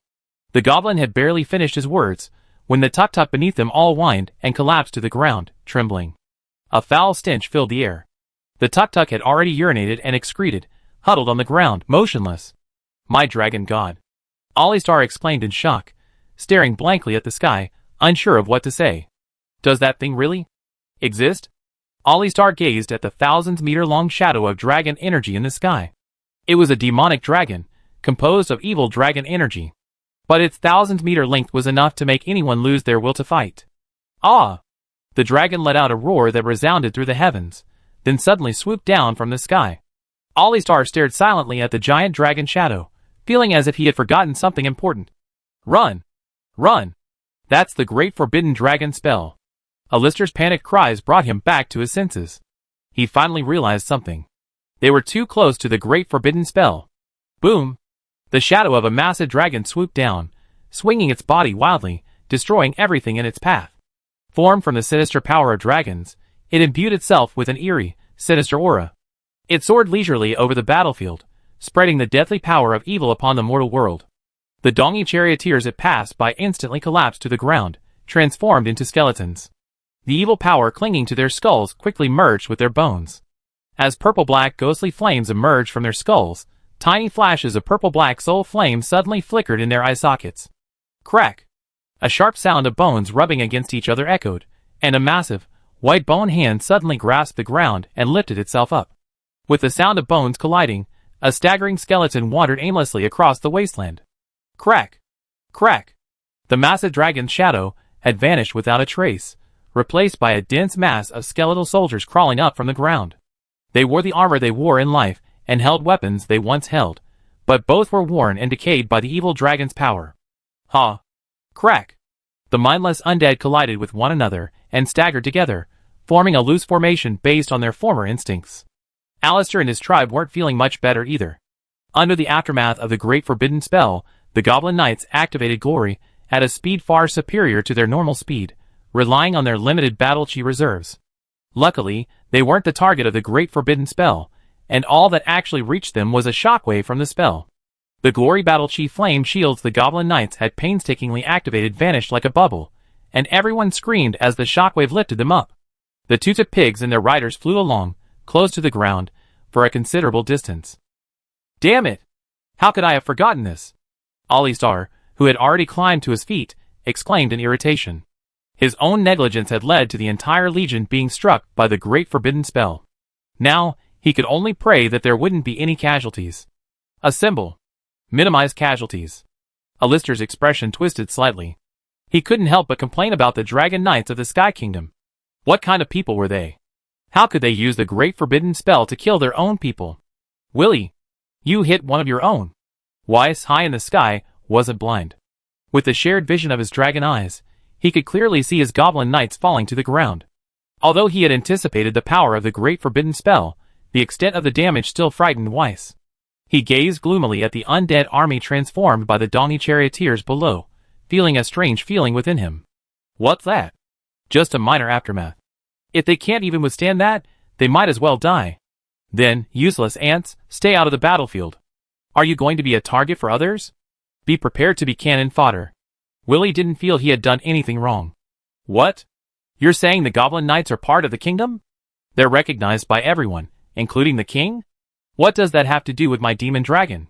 A professional army that can't even withstand the aftermath of a Great Forbidden Spell might as well go home and nurse their children. A mere Great Forbidden Spell in the dragon language of the Demon Dragon clan. Even the evil dragon's evolving demon realm can't withstand it. And that's not even the strongest offensive Great Forbidden Spell of the Demon Dragon clan. Such control-focused Great Forbidden Spells are already quite weak. Willie automatically equated the Goblin Knights' combat effectiveness with that of the kingdom's army. He truly believed these Goblin Knights could charge into the face of a forbidden spell like the Holy Glory Knights. If you dare cast a forbidden spell on your teammates again, you'd be done for. Weiss, regardless of his thoughts, began to lecture him. After all, casting a great forbidden spell on yourself is incredibly damaging. Chapter 757. Chief, our men are badly wounded. Several Goblin Knight captains came over with sullen faces to report. No one was killed. Alistar's expression brightened slightly. At least everyone was still alive. No, the glory shield blocked the initial shockwave. The injured were injured by the aftermath. Indeed, the Goblin Knight's primary casualties were caused by the aftershocks of the dragon language Great Forbidden Spell. The evil dragon's evolving demonic domain's instantaneous fall. The short, stocky-limbed tug-of-war pigs could at best shake off the dirt and get back on their feet. But the Goblin Knights, who were blown away, were different. Their thin arms and legs were already severely damaged by the fall of their miniature knight armor, and with the impact of other falling objects. The goblin knights, who rolled into a ball, were spared, a blessing from the dragon god. How are the wounded? Alistar asked worriedly. Sometimes, being injured is worse than dying. After all, death is the end of everything. Soldiers still need to care for the wounded, they can't just leave them to die. Sometimes, too many wounded forces can lead to a split in the army, potentially laying the groundwork for defeat. After all, even a military genius wouldn't stand it if half the troops were injured before a battle, then left the other half to care for the wounded. Most of them are broken bones, the knight captain said grimly. After all, that's easy to understand. Give them a can of Spam and let them experience free fall, then open it and see what's inside. These goblin knights haven't suffered any internal injuries or severe bleeding thanks entirely to their professionalism. Alistar clenched his fists, then released them feebly. Spending so much time with Roland, he naturally picked up his catchphrases. Under Roland's guidance, the Lagrangians had, it must be said, opened the door to a new world. The warm Zon culture, which prioritized parents, 9 clans, and 18 generations, had given these unworldly Middle-earth primitives, who could only manage a few slang words, a glimpse into the magnanimity of a great nation. Alistar understood one thing. Even if he was the commander of a 1,000-man knight order, he was still insignificant when facing a single dragon knight. After all, they were the goblin knights, no match for the human knights. If it were the commander of the human banner knights, he'd be grabbing Vest by the neck and cursing. Take care of the wounded first.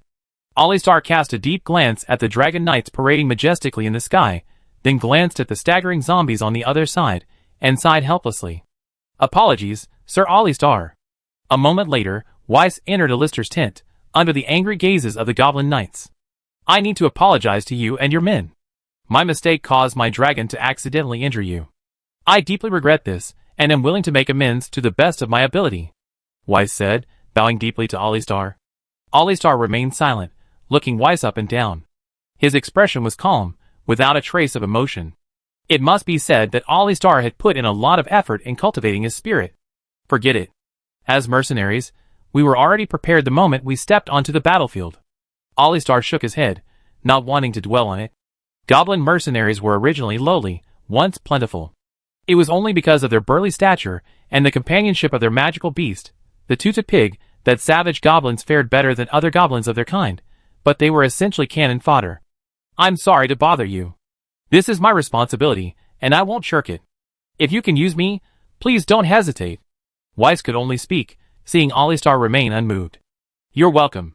Alistar extended his hand as a gesture of farewell, rising to see Weiss off.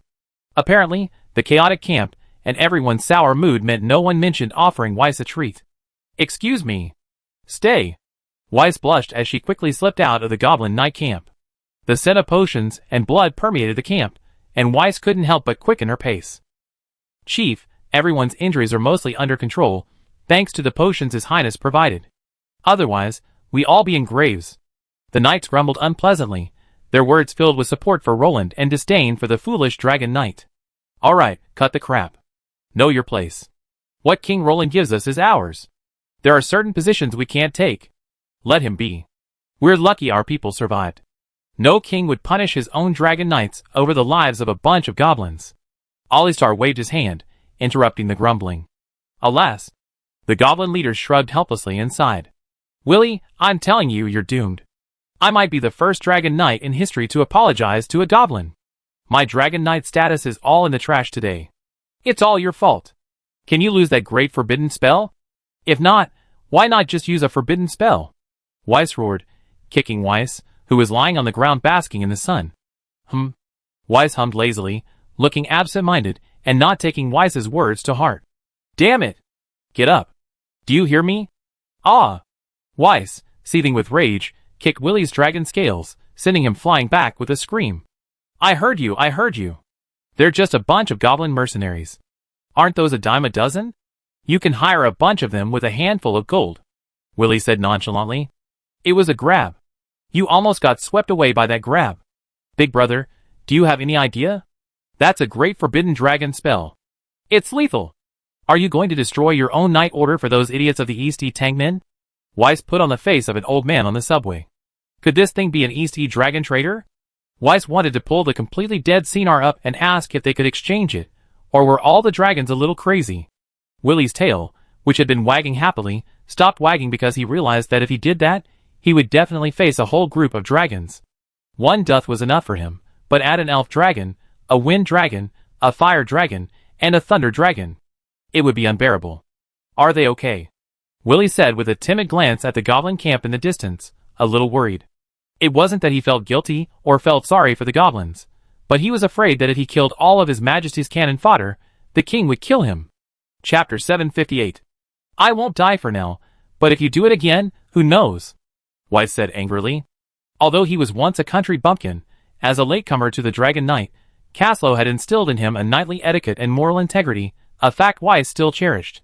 He wouldn't listen to a single word of the great forbidden spell cast upon his own head. While he wasn't the strongest Dragon Knight, he certainly wasn't the most amateur either. However, after learning about this, Caslow stared at Weiss for the entire afternoon. Perhaps he himself couldn't understand why. Would a Dragon Knight cast a forbidden spell on his own men? Isn't mastering the damage range of a skill a fundamental Dragon Knight skill and professional ethics? Caslow said, you pose no threat to me in high-level battlefields, but you could ruin my reputation in the Midder world. You grown up, boy. Caslow, who had arrived to provide support, patted Weiss's shoulder with immense relief after landing. Worried about Weiss, a novice dragon rider, Caslow followed after Weiss left. Wind dragons are the fastest flying dragons, and even with a considerable gap, Caslow stayed close behind. You're here so soon? Where's your highness? Weiss glanced back, thinking Roland's army had arrived. Don't look. King Roland will need some time. Those heavy infantrymen are no match for the knights. How fast do you expect them to run? Caslow shook his head speechlessly. Ah? So you're here? King Roland's safety, Weiss said in surprise. He couldn't believe Caslow had actually abandoned Roland and run over. Ah? Do you look down on Vannerwee or Adolf Heinrich? With so many level 6s surrounding him, and he's a dragon rider himself, he's much safer than you, Caslow said angrily. Is this the legendary emperor's lack of anxiety for the eunuchs? He's just a nobody, and doesn't have to worry about anything else? What's the situation with the goblin knights? I saw traces of the great forbidden spell on the other side, and there are those wandering skeletons. Did you take action? Caslow looked teachable. After all, why did he send Weiss to support the goblin knights? Caslow was the best choice. Weiss was chosen because Roland and Caslow wanted to use this opportunity to hone Weiss's abilities. After all, dragon riders are no pushovers. Yes, those Dongy Tankman vanguards were overwhelmed by the goblin knights mid-crossing. I cast the great forbidden spell and captured them all. Weiss nodded. Of course, he hadn't cast the great forbidden spell, it was simply Willy's itching to kill someone. What about the goblin knights' casualties? I see their camp is in disarray, as if they suffered a heavy blow? Caslow wondered. It shouldn't be like that. Even with the support of the dragon knights, how could they suffer such heavy casualties at the hands of the Dongy charioteers' vanguard? Alistar, thank you so much. Don't send dragon knights for support next time. You almost got us killed. After all, an army's camp can generally reflect its state. A well-organized and heavily guarded camp at least shows that the army is well-organized and well-trained. And the goblin knights Caslow had just seen in the sky were completely different from their previous situations. Something unexpected happened. Weiss blushed slightly, and spoke hesitantly. However, Caslow wasn't paying attention to him at the moment, so he didn't notice Weiss's abnormality. Caslow was currently thinking about the goblin knights' current situation, and what missions they could undertake next. After all, they didn't have much time. Roland's hastily launched great expedition had caught everyone off guard. It wasn't just the orcs and the East charioteers who were caught off guard, but also everyone in the kingdom. The year 2949 of the Third Age should have been an ordinary one, but Roland's great crusade after the autumn harvest etched that otherwise ordinary year into the history books. According to the kingdom's war preparations, the kingdom of Lagrang should have launched the campaign to recapture the city of Lagrang in 2954, 10 years later. However, Roland, concerned that Sauron would openly reveal himself in Middle-earth in 2951, abruptly halted the two 5-year plans midway. Roland made a decision. The Eastern expedition would be brought forward. It should be noted that the kingdom of Lagrang currently lacked a true capital. The city of Rapids existed only as a secondary capital, and the capital's appearance. The cohesion and control it brings are unmatched by any other annexed city. Plus, the Lagran Empire has the bonus of an emperor guarding the borders, so it's no problem for the capital to be located in a frontier city. And Roland just so happens to have a dream of becoming a king on horseback. What a coincidence. A perfect match. The hasty eastern expedition certainly caught the donkey charioteers off guard, but it also caught the kingdom's logistics off guard. The most fatal flaw was the number of soldiers far short of the original plan. Remember, over the 2 5-year plans, the final eastern expedition force included at least 10 flood infantry legions. At least 30,000 troops. The total force for the eastern expedition is now less than a third of the original plan. Therefore, Caslow valued every bit of his men's fighting power, let alone the goblin knights, who aimed to mince their flesh. What? The great forbidden spell fell on you? Caslow jumped up, nearly knocking Alistair's tent over. General Caslow, don't get excited. It's true. Most of our wounded are from Lord Weiss's great forbidden spell. Although Alistar didn't want to backstab others, he still had to report to him truthfully. I'm sorry, Chief Alistar, I wronged you. I convey your dedication and professionalism to the king. You fulfilled your obligations and done your best. We failed you. I apologize, on behalf of the kingdom's dragon knights. Caslow, his mental awareness radiating, quickly closed his eyes in pain and stood up. Without a word, he bowed and apologized. He was honored to be the second dragon knight in history to humble himself to the goblins, and the first dragon knight general. No. We didn't circumvent it properly.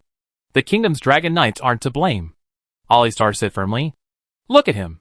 So sensible, it's heartbreaking. What do you mean by fail to circumvent it properly? Forbidden spells can't be circumvented by ordinary people? Alistar immediately absolved most of the responsibility from Weiss. Clearly, he knows how to behave. Wrong is wrong. His Highness will be here soon. If you have any requests, please convey them to His Highness. I will do my best to help you achieve your desired conditions. Caslow shook his head, ignoring Alistair's humility. After all, mistakes must be remedied promptly. Caslow couldn't be like someone who, unable to solve a problem, would only solve the one who raised it. What difference would that make? His Highness is coming soon? Alistar perked up. Yes. The great King Roland. The Raglan Empire's restorer is about to arrive in his loyal Raglan city. Caslow said proudly, looking at Alistar, as if Roland were already seated in the palace of Raglan City, crowned. Chapter 759. Here, a figure draped in a black cloak stood at the edge of the battlefield, a figure from a short time ago. He reached out and gently stroked the turbulent elemental currents streaking through the air, the soul fire in his eyes flickering. Great forbidden spell. Who had these dongy people offended? Has the kingdom of Laglang unleashed the great forbidden spell? The visitor was somewhat speechless. After all, it wasn't a common sight. In recent years, only one forbidden spell war had erupted in the north. Elsewhere, let alone seeing a great forbidden spell, even forbidden spells were rarely seen. Crack! Crack! A disembodied skeleton staggered towards them. Through the tattered armor, one could barely identify the figure as Luwaku, the vanguard commander of the Dongi charioteers. Brandishing his broken sword, he staggered towards the black-robed figure. Swish! A silver sword flashed, and before the now skeletal Luwaku could react, space had cleaved him down the middle, splitting him in two. Crack! A pile of bones, free of soul restraints, scattered to the ground. Are thousands of people worth a great forbidden spell? The newcomer lifted his cloak, revealing a ferocious helmeted face. Crimson soulfire flickered and danced. Clearly, this ringwraith's rotten brain hadn't yet grasped the idea that any random person could be carried away by a great forbidden spell. Had the great forbidden spell become so extravagant now that it was only used for menial tasks? The Raglan Vanguard team doesn't even have high-level professionals? Are they so confident? The observing ringwraith, after surveying the battlefield, turned his gaze towards the Raglan camp on the other side. After carefully feeling around, he discovered no high-level professionals.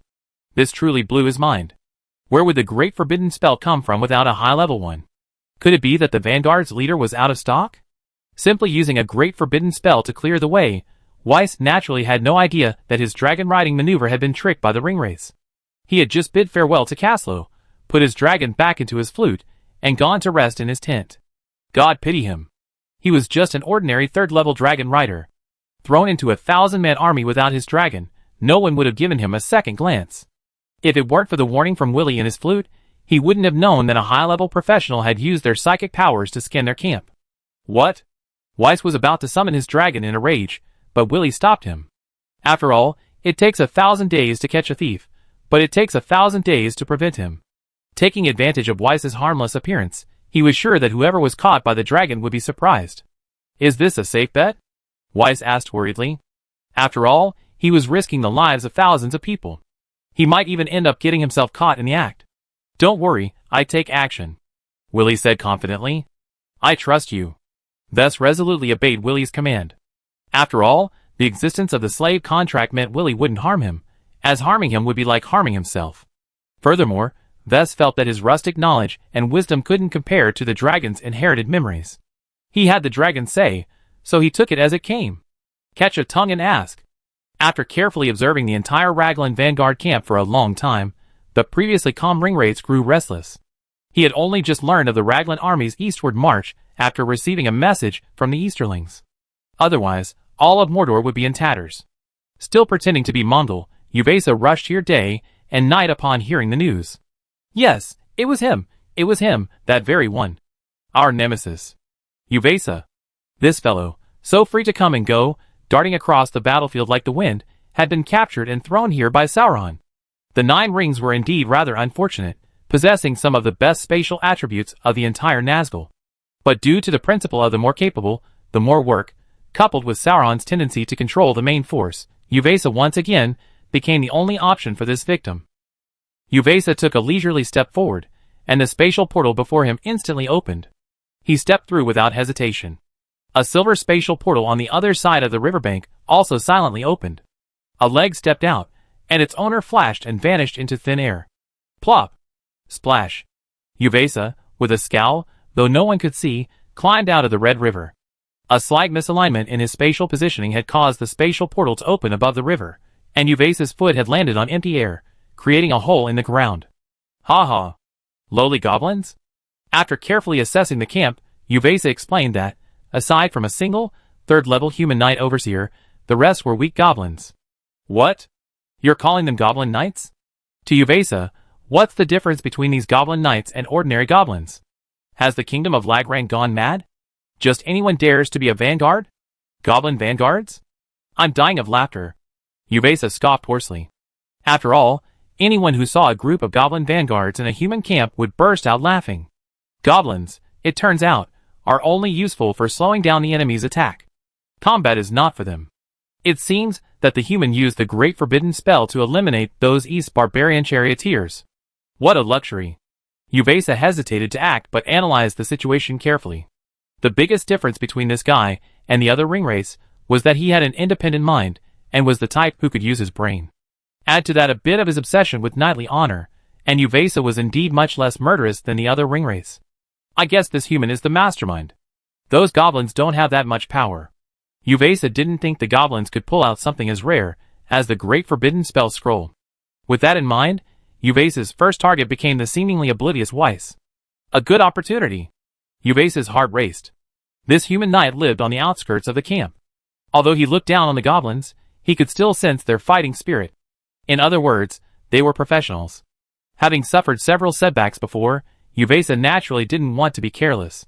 An easy abduction was better than the arduous capture. Hee. Uvesa laughed heartily. After all, what child cries all the time? What gambler loses every day? Isn't avoiding those perverts a piece of cake? A sure thing? Huh. Uvesa stepped through the space portal and appeared directly behind Weiss. His large hand reached out to grab his shoulder, apparently trying to capture him. Had he been exposed? Chapter 760. Roar! A deafening dragon roar exploded beside Weiss. Uvesa extended his hand and met the waiting Willie. The surging dragon breath propelled Uvesa forward. No matter how hard Uvesa tried to figure out how a third-level knight could have a dragon beside him, he remained in this position, quietly being propelled by the dragon's breath. Only after flying hundreds of meters did he remember that the knight looked familiar. Perhaps he had seen him during that heartbreaking battle 5 years ago.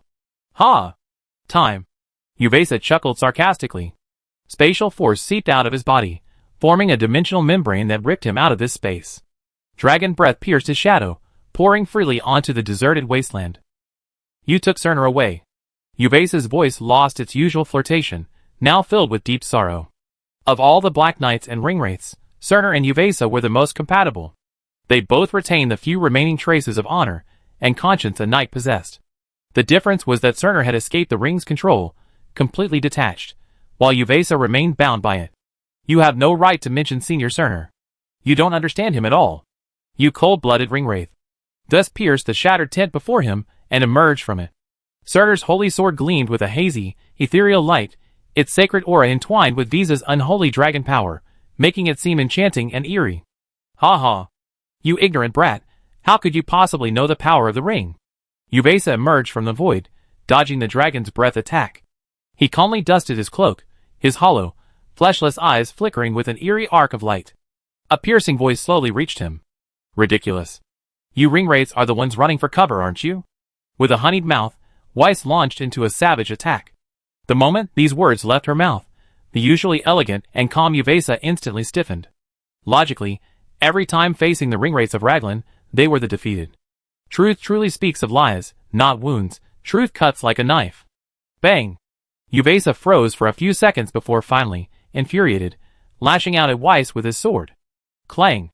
Vili, clad in soul dragon armor, raised his tail and directly caught Uvesa's angry, resentful blow. Bang! With a powerful swipe of the dragon's tail, Uvesa vanished from the spot. Whoosh! Before Weiss could react, Vili carried him up into the air. The next second, the very spot where he had landed was shattered by the space blade. You bastard! Insidious! Weiss looked down at the shattered earth below with a disgusted expression. Luckily, Willie had knocked Uvesa far away from them at the outset of the battle, and Alistar, a man of his time, had already fled far away with the Goblin Knight. You skeleton, you can't do anything but hide in the gutter and ambush people? Weiss, free from all worries, engaged in Roland's boastful outburst. What? You've been defeated so many times, and old dog Soren hasn't punished you? If I had, I have chopped you off. Weiss's mouth chattered like honey, and Uvesa, already furious, was visibly depressed. Old dog. Don't you have the ability? Come on. Come up. Let me see what you can do. Trash. Idiot. Who do you think you are? You think you are a dragon rider, just because you fly with a fighting spirit? I have never seen a ringwraith. I'm so scared. Weiss continued to attack Uvesa with an emotional and rhythmic voice, like a speech. Poor Uvesa's originally dark face had turned into a black hole. You're looking for death. Uvesa's voice faded from its hoarseness and anger, and with his teeth grinding, he swung his sword. Good fellow? Didn't you eat? You weren't a wimp back when you were a paladin? After all these years, you can't even hold a sword steady? Weiss asked, his voice tinged with concern. Ha ha. You're dead. Uvesa's voice was cold and terrifying. With a smirk of rage, he now considered Weiss a dead man. Uvesa gave Weiss a deep look before turning and vanishing into thin air, leaving only a ripple of space trembling. He's coming. Willie narrowed his eyes. Even a powerful dragon wouldn't be able to locate a space-based professional intent on concealing himself. After all, while a demon dragon possessed space attributes, it wasn't specialized in them like a silver dragon. Roar! Willie's heart tightened, and his wings suddenly wrapped around his chest and abdomen, flipping his body. Swish! A strange spatial blade emerged from the void like a wave, passing within an inch of Weiss's neck, sending a cold sweat cascading down his face. Fuck! Weiss gasped. He admitted that he regretted his decision in that instant. That old Uvesa guy was truly skilled. Defend. Swish. The dragon power shield was suddenly slashed apart, and a gleaming silver blade pierced Weiss's heart from the void. Clang. At the last moment, Weiss raised the holy sword of Sinar to block the thrust. The sharp spatial blade grazed his breastplate, sending a trail of sparks flying. Madman. Weiss's holy sword swirled and thrust down, but Uvesa retreated into the void like a non-stick pan, disappearing into obscurity. Boom! A ball of dragon energy exploded, spreading across nearly 1,000 meters. Uvesa, who had circled behind Weiss, waiting for an opportunity to strike, was instantly ejected from the void by Willie's blow and propelled backward. Resistance skills. The soul fire in Uvesa's eyes flickered. He was no fool. Seeing himself plucked from space, he naturally wouldn't remain in midair to fight the Dragon Knight head-on. Without hesitation, he plunged back into the void. Die! The dragon energy, imbued with Weiss's fury, slammed fiercely into Uvesa's back. Uvesa stumbled in midair, a cloud of black mist spraying from his back before disappearing into the void. Is this by **** all he knows how to run? Weiss exclaimed, a little furious. Willie nearly rolled his eyes at the words. He wasn't allowed to exploit his stat advantage? If he had dared to be a target like that, King Roland wouldn't have told him to run. TSK? Is this the air you chose? A mysterious figure suddenly appeared on the previously empty riverbank, looking up at Weiss, who was battling Uvesa in the sky. His courage is commendable, but his experience is lacking. If this continues, Uvesa will behead him. That young dragon can't protect him. The mysterious figure observed carefully for a moment, and suddenly sighed. After all, Willie was just a newborn dragon. Even with the experience and memories of his ancestors, he would always make mistakes when he really performed in battle. Chapter 761. What a foolish child. The mysterious man sighed helplessly, gazing up at VS in the sky. His experience clearly revealed that VS had already fallen into Uvesa's meticulously laid trap. Willie, a dragon inheriting the power of his ancestors, hadn't fully absorbed their combat experience, otherwise he wouldn't have missed the shifting battlefield. Uvesa deliberately avoided Visa's back, causing Visa's defensive focus to gradually shift to his chest, neglecting his back. As a cunning and treacherous representative of the ringwraiths, Uvesa naturally had no shortage of experience dealing with dragon riders. Defeating their knights was the ultimate solution. With the exception of a few dedicated dragons, most contracted dragons would hastily withdraw from battle after a knight's death to dispose of their remains.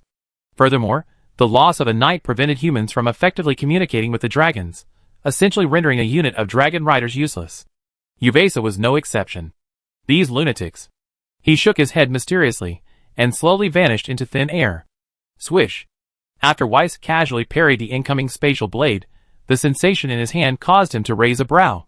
The force was too light. It didn't look like a killing move at all. Damn! This is... Weiss's heart pounded, and the hairs on his back instantly stood on end. Crack! A rusty, illusory longsword, at the critical moment, blocked Uvesa's all-out blow from behind. As the battle energy and flames collided, a terrifying shockwave slammed directly into Weiss's back. The protective dragon power trembled, and the powerful impact caused a trickle of blood to flow from the corner of Weiss's mouth. Scumbags! VS cursed, turning the dart around and preparing to fight for his life. Turning his head, he saw two skeletons clashing with each other. Willie blinked his enormous dragon eyes, speechless for a moment. Are the ringwraiths always like this? Why do they always turn against us?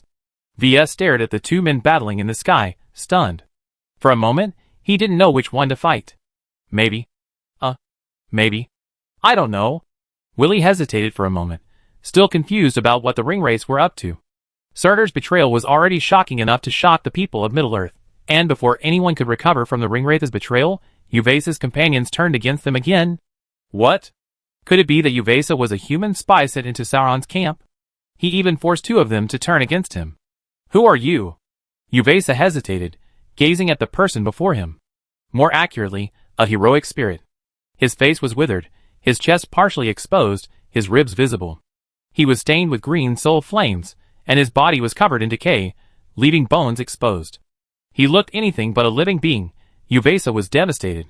He suspected Sauron was cheating on him. After all, no one had told him he had a fellow ringwraith. And the most infuriating thing was, had he turned against him? Who I am doesn't matter. What matters is that you are doomed to return empty-handed. The mysterious heroic spirit grinned recklessly, his nick mouth wide. That creepy laugh was so unbelievable that Uvesa wouldn't believe him if he weren't a ringwraith. You're playing tricks. Uvesa's soul fire flashed, and he vanished into thin air. The next second, a sharp space blade pierced Vesa's back. Roar! Already on guard, Willie naturally wouldn't let his knight run naked any longer. He directly reinforced his shield with powerful dragon power, layer upon layer blocking the space blade. Even with its sharpness, the space blade's progress was slowed down. Bang! A thick spear light shot out from Weiss's dragon spear, and the surging dragon power swept directly towards Uvesa. Bang! Uvesa raised a silver-shining space shield with one hand, deflecting Weiss's spear light. Then, with a look of horror on his face, he dodged. The next second, a longsword burning with a faint green flame slashed down on him. Scum! Weiss, relentless, pulled the dragon and prepared to force a charge. I remember you. Uvesa glared at the mysterious man fiercely before vanishing into thin air. Gone! VS was startled by Uvesa's decisive action. After all, judging by the ringwraith's usual relentless fighting spirit, they wouldn't leave cleanly unless they were completely suppressed and their mission hopeless. What was going on now? The mysterious heroic spirit made no sound. When VS noticed him again, he was standing beside her, quietly observing her. Fuck! VS was so startled that he nearly jumped off the dragon's back. Don't be afraid, child. I mean no harm, the mysterious heroic spirit said calmly, his eyes filled with sincerity. Who are you, sir? VS, having recovered his composure, naturally knew that this mysterious heroic spirit bore him no ill will. Otherwise, he would have been nearly stabbed to death by Uvase's sword. Furthermore, if VS died, Willie wouldn't have survived alone. It was like wiping out an entire unit of Dragon Knights. While Weiss was likely certain the mysterious figure, who appeared later, wasn't a bad guy, he wasn't certain he was a good one. Who am I? What a good question. The mysterious heroic spirit twitched his bony chin pretentiously, his shriveled right hand startling Weiss. Who I am isn't important. What's important is who you are. The mysterious heroic spirit suddenly smiled at Weiss. He extended his hand and simply pointed at Weiss, and the Sir Dragon Armor and Dragon Armor involuntarily emerged from Weiss and Willie. Weiss's pupils suddenly shrank. He hadn't imagined someone could circumvent his control and summon Cerner's relics from the depths of his soul. This instantly sent Weiss into a state of panic, and he nearly took Willie and ran off. Don't be so nervous. You seem wary of me? Don't worry. If I were to deal with you, you'd be dead long ago. Ha ha ha.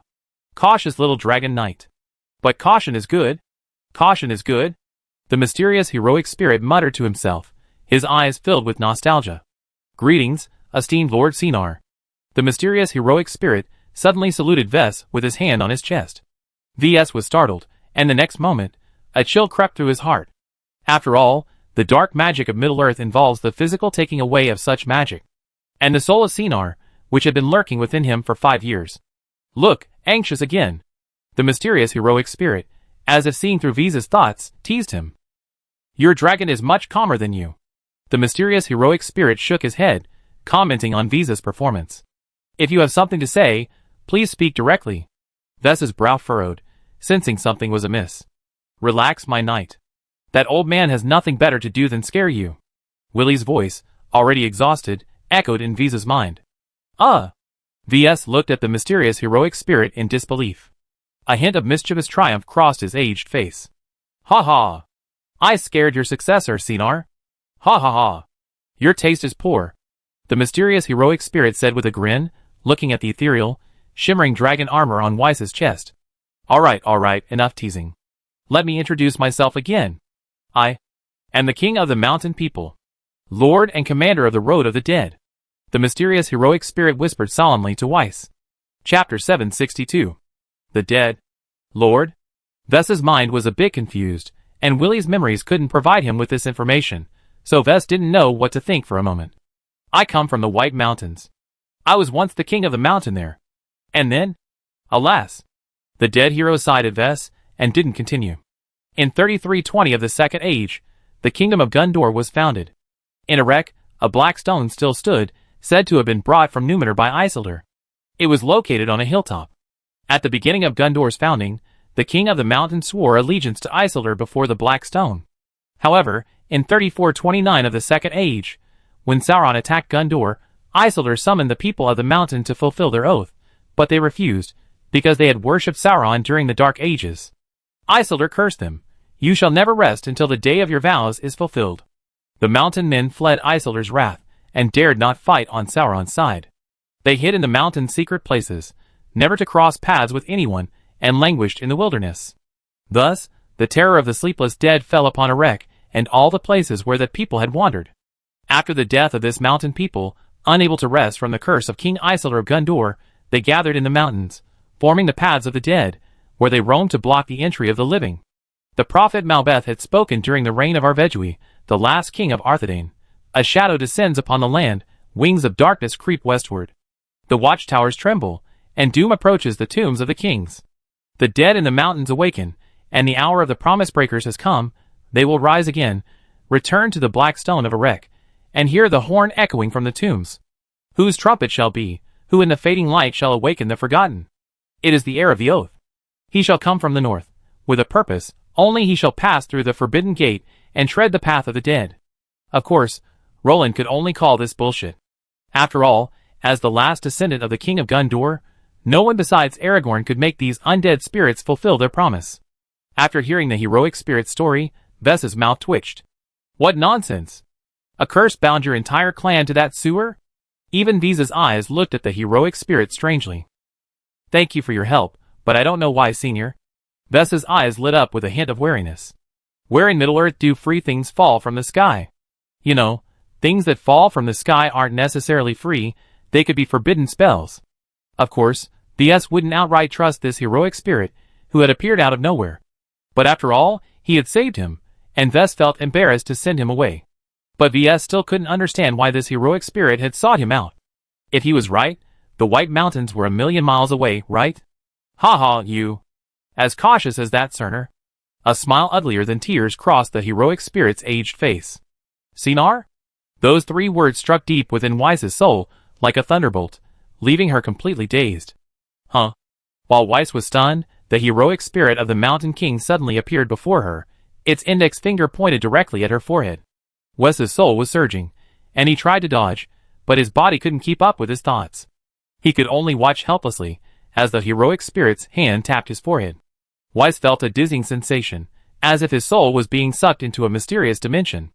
As his vision darkened and then brightened, he emerged into a vast, pure white space. This is, Vess said in a panic. Child. The spirit of the king of the mountain had appeared beside him at some point. Where is this? Where have you dragged me? Vess was horrified. Middle-earth had dimensional exile magic. If Vess were truly exiled with his current abilities, Roland would have to find a silver dragon to find him in the void. As Vess panicked, the entire space began to shake violently. It felt as if invisible gusts of wind were swirling through the air, making it seem as if the entire space was crumbling. Cerner, your heir is not capable, the king of the mountain said with a hint of sarcasm. Calm down, little one. Then a gentle and familiar voice echoed in Visa's ears. Senior Cerner? You don't. Vess turned his head in shock. Cerner, dressed in a knight's uniform, was looking at him with a smile. He now looked like a young human, no longer the ferocious look of his ringwraith days. Thank you for allowing me to die as a human again. Sinar shook his head, interrupting Weiss. So what are you doing? Weiss was a little confused. He stared at Sinar's figure, his mind blank. This is your spiritual world, your soul realm. To put it bluntly, I'm just a ghost taking up residence. The fact that we can meet means you successfully met the king of the mountain. Sinar's voice was gentle and calm. Actually, I found him. The king of the mountain shrugged. Ha ha ha.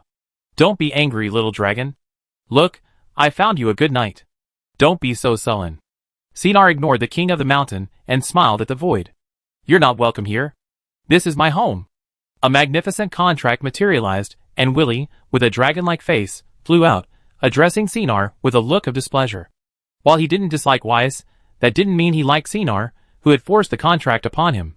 Don't worry, don't worry. I be leaving soon. Sinar raised a hand to soothe Willie. Willie didn't press him. He saw Sinar's current state. A dragon like him wouldn't stoop so low as to challenge the spirit of a dead man. Time is running out, Lord Sinar. The Mountain King glanced at Sinar and whispered.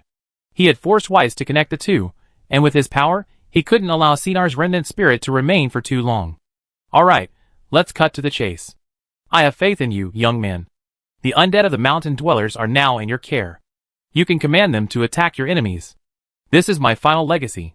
Sinar pursed his lips, suddenly feeling a little sad. Treat those poor souls kindly. They've been betrayed by Gundur and Sauron. You shouldn't let them shed tears anymore. If peace reigns, let them rest in peace. Cerner whispered, gazing into Visa's eyes. Ah? VS was stunned. Why had he entrusted the undead to him? Don't forget, you two are a Dunedain. It's not just the son of prophecy, who can raise the holy sword and command the undead. There are also knights, who wield my holy sword. I see the future in you. Perhaps you're not the son of prophecy, but you still have a bright future. Forge your own path. Keep going. Carry our hopes and blessings.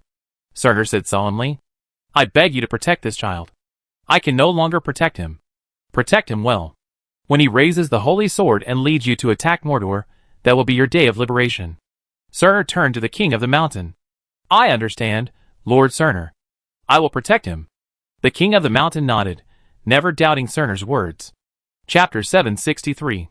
The road ahead depends on you.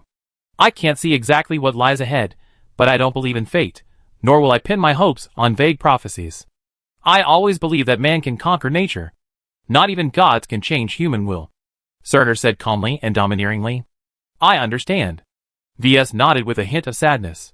He knew he would most likely never see Cerner again. With the last vestiges of his soul fading, Middle-earth would no longer have a sacred hero named Surtur. I once searched for the legendary child of prophecy under Sauron's command, but I don't believe in fate. Compared to him, I believe you are more worthy of lifting my holy sword. The kingdom is the kingdom of the Dunedain, not the kingdom of the king. I have no obligation to hold such corrupted beliefs, and serve a royal family that can't even protect its own country. Surtur snorted coldly.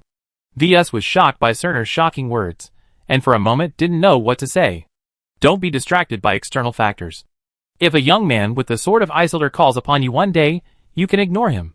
Your king is a good one, Surtur said meaningfully. He truly feared the heir he had chosen would foolishly run off to serve someone else. Although Surtur couldn't confirm the identity of the child of prophecy, his years of investigation had yielded some clues.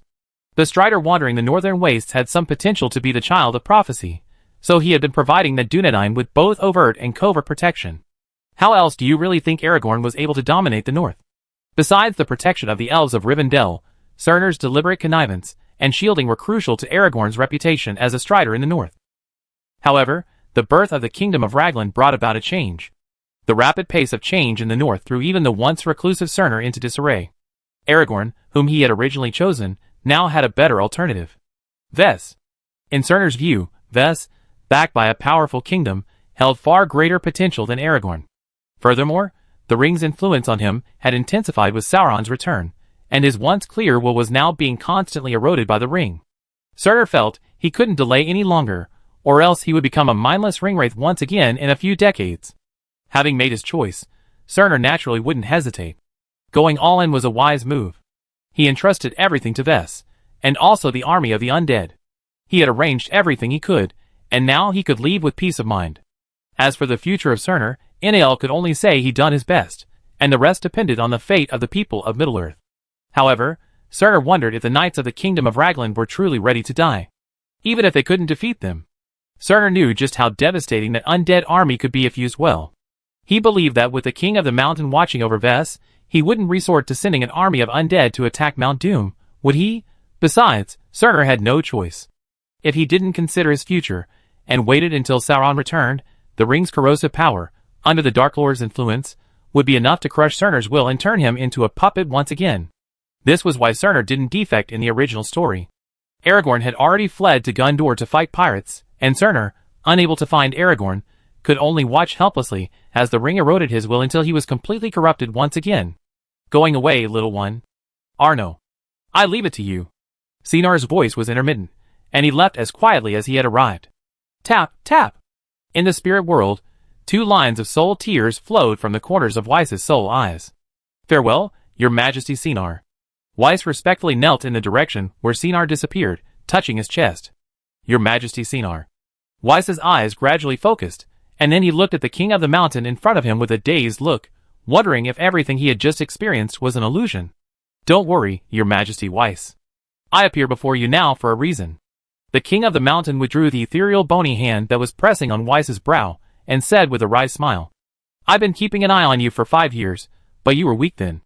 I entrusted everything to you, fearing you might have undue suspicions, the king of the mountain explained. After all, Surtur had left his entire inheritance to Ves, yet Ves only received the most precious portion 5 years later. The king of the mountain hurriedly explained, fearing Ves might be worried. Aragorn was born in Eriador on March 1, 2931 of the Third Age, while Ves was born in 2932 of the Third Age, a year younger than Aragorn. 5 years ago, he was only 11 or 12 years old. Beyond simple swordplay, suddenly being subjected to such immense pressure would likely have crushed him. So the king of the mountain waited and observed for 5 years, only today deciding to carry out Surtur's will. Although he had great faith in Surtur, he couldn't afford to neglect a matter so crucial to their complete liberation. If Ves was truly a hopeless case, the king of the mountain wouldn't mind returning to the path of kings and waiting for the child of prophecy to find him. But now Weiss is also satisfied. A brave, hard-working, and sincere dragon knight is the best choice for the undead on the road of the dead. What? Isildur's curse? The king of the mountain declared that a joke. Essentially, it's a manifestation of authority, a manifestation of the High King of Gondor and Arnor. Lifting it isn't just the king of Gondor who can do it. Any human lord with equal authority can do it, like Sauron and Roland. Sauron is out of the question, but the king of the mountain thinks Roland is handsome, and still has his charm. At Roland's current pace, wouldn't it be easy for him to claim the title of High King in the North in his lifetime? A few kind words from Weiss would be enough for Roland to say, right, Mountain. What foolishness would the King of the Mountain have to wait for the Son of Prophecy to come with a holy sword to rally them? He leave the High King of the North standing before him, and instead join a self-made Son of Prophecy from nowhere?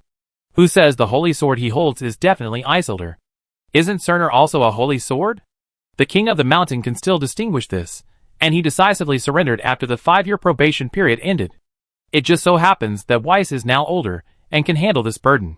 The King of the Mountain even fantasizes about giving Weiss the throne in the future.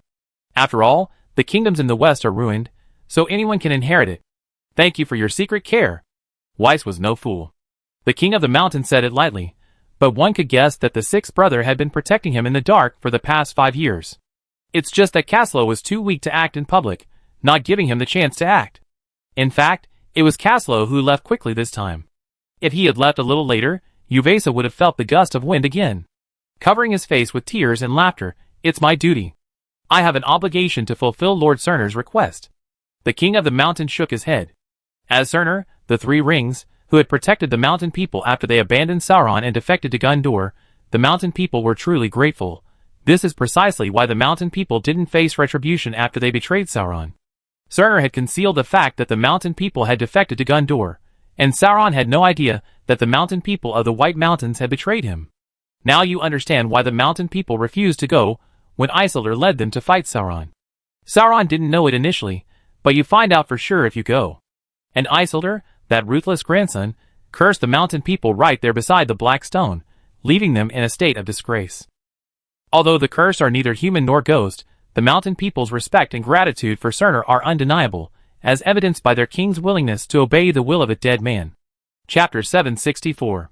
So, to sum up, the King of the Mountain is happy to serve Ves, not the Son of the Prophecy. After all, this curse was brought upon you by Gondor's ancestors. You would be grateful if your enemies relieved you of the pain they had forcibly inflicted. Ves glanced at the holy sword in his hand, feeling a bit lost for a moment. He couldn't just summon the undead army, could he? Even if he did, it seemed possible. The kingdom was about to go to war with the Wainriders, and the undead army could still help fill the gaps and mince the meat. What's the matter, Lord Ves? Perhaps I can help you? The King of the Mountain approached and asked kindly, but his ferocious spirit face marred his friendly image. By the way, I haven't asked for your name, Senior. Ves turned around and realized he didn't even know the King of the Mountain's name. The King of the Mountain fell silent, a rare moment of reflection. He pondered for a long time, before slowly shaking his head, a look of relief on his face. I've forgotten my own name. It's been so long I've forgotten so many things. Forget it, you can call me King of the Mountain or Lord of the Mountain People from now on. The King of the Mountain's aged face held only a calm and relieved expression. Well, I'd like to ask how I can command your people? Weiss asked. After all, he wasn't a necromancer or a creature of the undead. These things still seemed quite novel to him. While Willie could corrupt others into undead skeletons, he couldn't control them. Those undead possessed only instincts, not intelligence, or perhaps their soul fire was incomplete. Perhaps countless years of nurturing would allow them to regain the potential for intelligence. Will you recruit them for battle? The King of the Mountain drew his king's sword with a solemn expression. Behind him, a series of dark green portals opened like the mouth of the abyss. Through one of the portals, Ves could clearly see the Death Knights, undead warriors, and other undead creatures waiting behind them. No thanks. Ves shuddered. Well, this thing was much more efficient than he imagined. Who could withstand a direct teleport? It's not as exaggerated as you think. Teleporting takes a lot of time.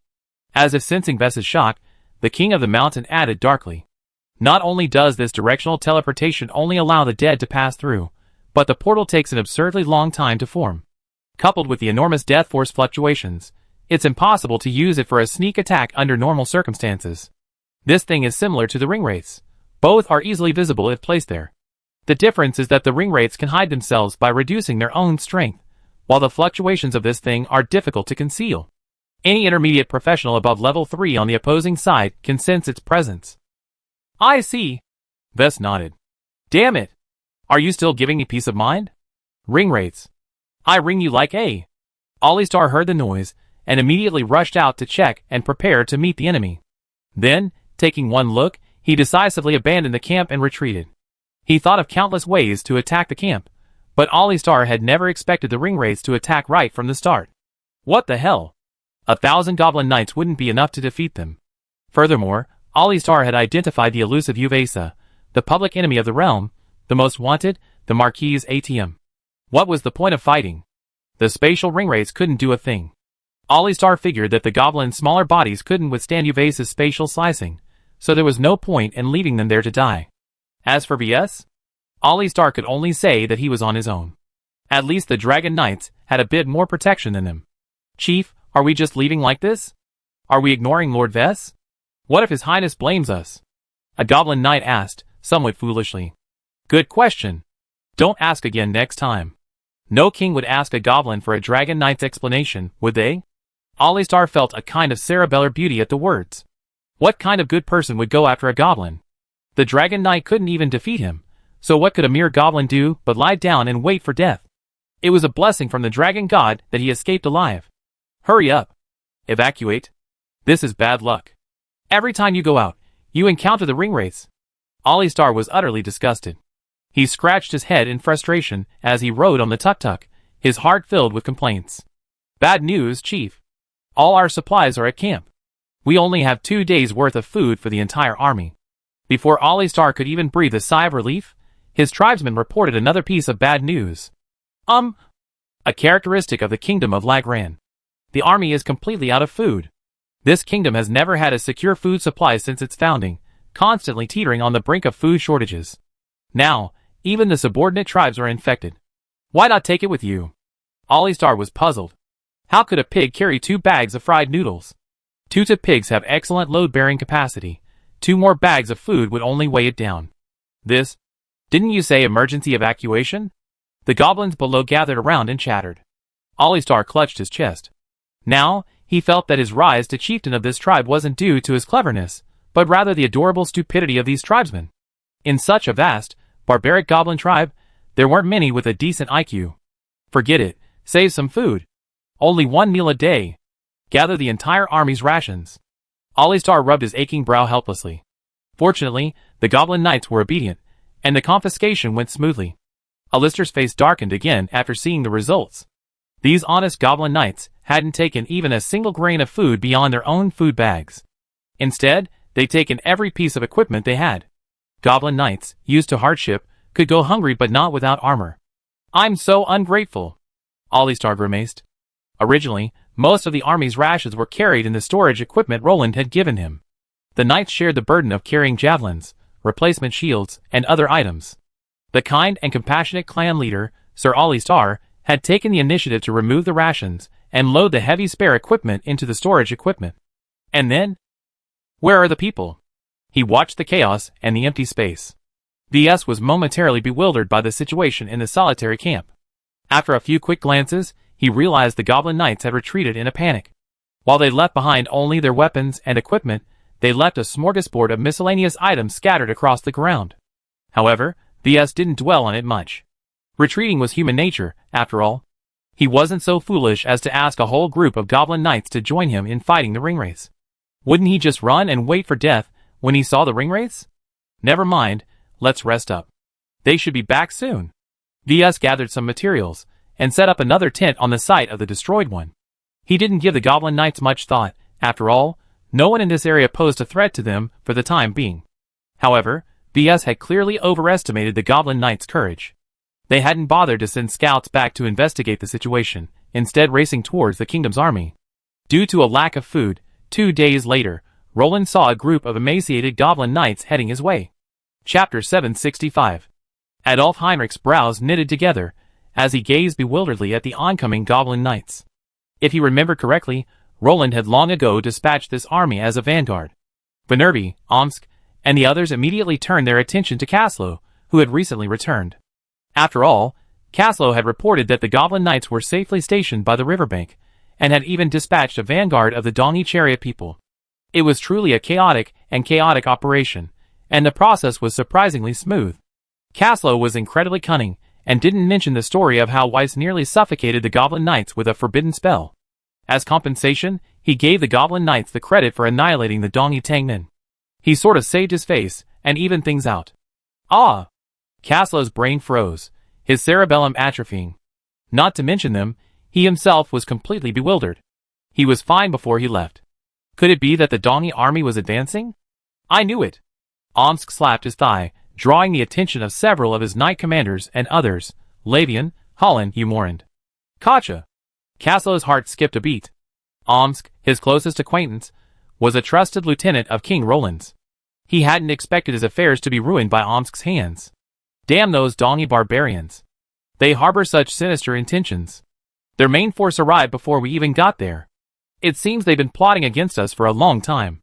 If it weren't for your highness's wisdom and bravery, they wouldn't have reacted until they were at our doorstep. Omsk's expression, as if he had seen through the situation, was truly convincing. Caslow's mouth twitched. Sure enough, he overestimated Omsk. A man with muscles so large he could wield a lance, yet he still expected him to discover his little secret? Rather than trusting him to see through people's hearts, it's better to hope the goblins can lead the Alliance's war. Alright. Vanner we immediately retreated with a tactical move, truly stunned by Omsk's astonishing rhetoric. Middle-earth was indeed simple, but it was the people who were complex. Sure enough, the pure hearts of elves were ill-suited to the complex social relationships of humans. Hiss! Darien Nightblade's teeth clenched. He glanced at Adolf Heinrich and realized that this guy was now looking straight at his nose, and his nose at his heart. Oh my! Damn! This is awesome! This is awesome! Master, I want to learn this. Merc Leopold and Luke Leopold exchanged glances, each reading the other's inner cries.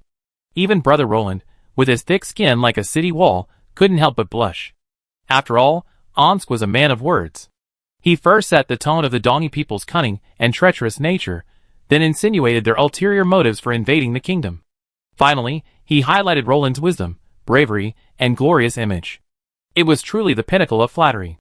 Your Highness is wise and brave. Your Highness is majestic and powerful. Your Highness is fire. Your Highness is light. Your Highness is the kingdom's only hope. Omsk was devout and resolute at this moment, his expression more resolute than that of a duke. Ahem. Alright. Even if I'm wise and brave, I have to ask what's going on. Send Olistar to see me. Roland waved his hand, signaling Omsk to calm down. Any more flattery would be shameless. As you command? Before anyone could speak, Darien Nightblade, who had been unable to contain himself behind Roland, vanished from sight. He was afraid he would make a scene in front of Roland and cause him to lose face. I, Raglan, even have my own yellow flash. Roland couldn't help but exclaim with pride, watching the wisps of light left by Darien Nightblade's disappearance. While this Creed assassin's attributes might be a bit chilling, his strength was undeniable. Besides, what's wrong with a power attack assassin? Haven't you seen someone who's always obsessed with their mother become an assassin? Your Majesty Darien? Quick! I want to see King Roland. A frail Olistar appeared before Darien Nightblade, covered in dust. Before Darien Nightblade could speak, he grabbed hold of his cloak. Your Majesty Olistar, are you alright? Darien Nightblade grasped the shaky Olistar, fearing he would die in his hands. Olistar and his companions were now experiencing the same difficulty, as they transitioned from frugality to luxury. After a few years of good times, they had completely forgotten their earlier days of starvation. After 2 days of carrying heavy loads without food or water, they nearly starved to death on the road with the Goblin Knights. Fortunately, thanks to the blessing of their goblin ancestors, the dormant anti-starvation gene in their bodies awakened. Otherwise, Roland might not have seen a group of knights now, instead of a bedraggled group, but a group of knights short of soldiers and generals. The Goblin Knights still loved their mounts, and they gave all their limited rations to the tuk-tuk pigs. Hurry! I want to see King Roland. Olistar said nothing else, only insisting on seeing Roland. Ah? A ringwraith attack? What the hell? Caslow stood up in disbelief. Calm down, Caslow, sit down. Roland waved his hand to silence Caslow. Go on. Roland nodded at Olistar. Okay, Your Highness. Olistar began to recount the story honestly, from their arrival at camp, to their discovery of the Donny Charioteer's vanguard, to their attack mid-river, to Visa's great forbidden spell striking them in the face. As expected, when Olistar described Visa's great forbidden spell striking them in the face, Caslow felt countless gazes piercing him. He shyly raised his head, only to be met with Roland's half-smile, and instantly died. Okay. Caslow, you thick-browed, big-eyed fellow, actually lied about military intelligence?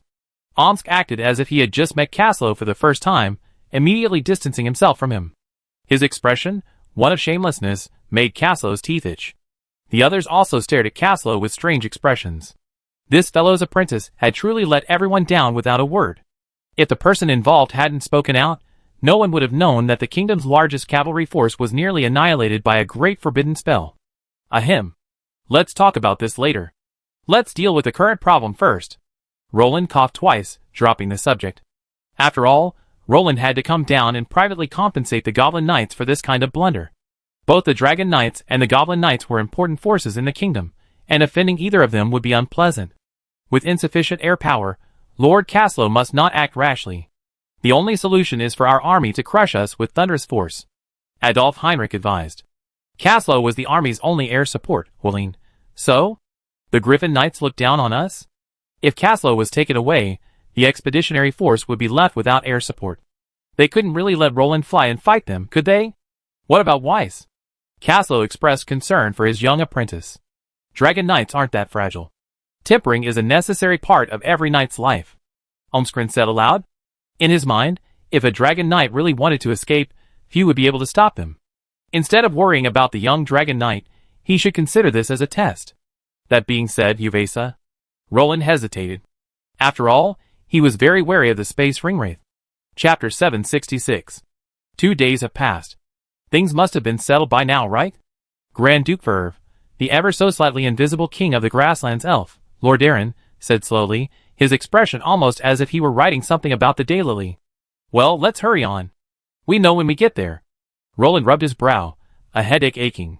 He hated to admit it, but Verve was right. If nothing was wrong, then nothing was wrong. If something had happened, 2 days had already passed. He probably softened and hardened. As you command? A cloud of gloom fell over everyone.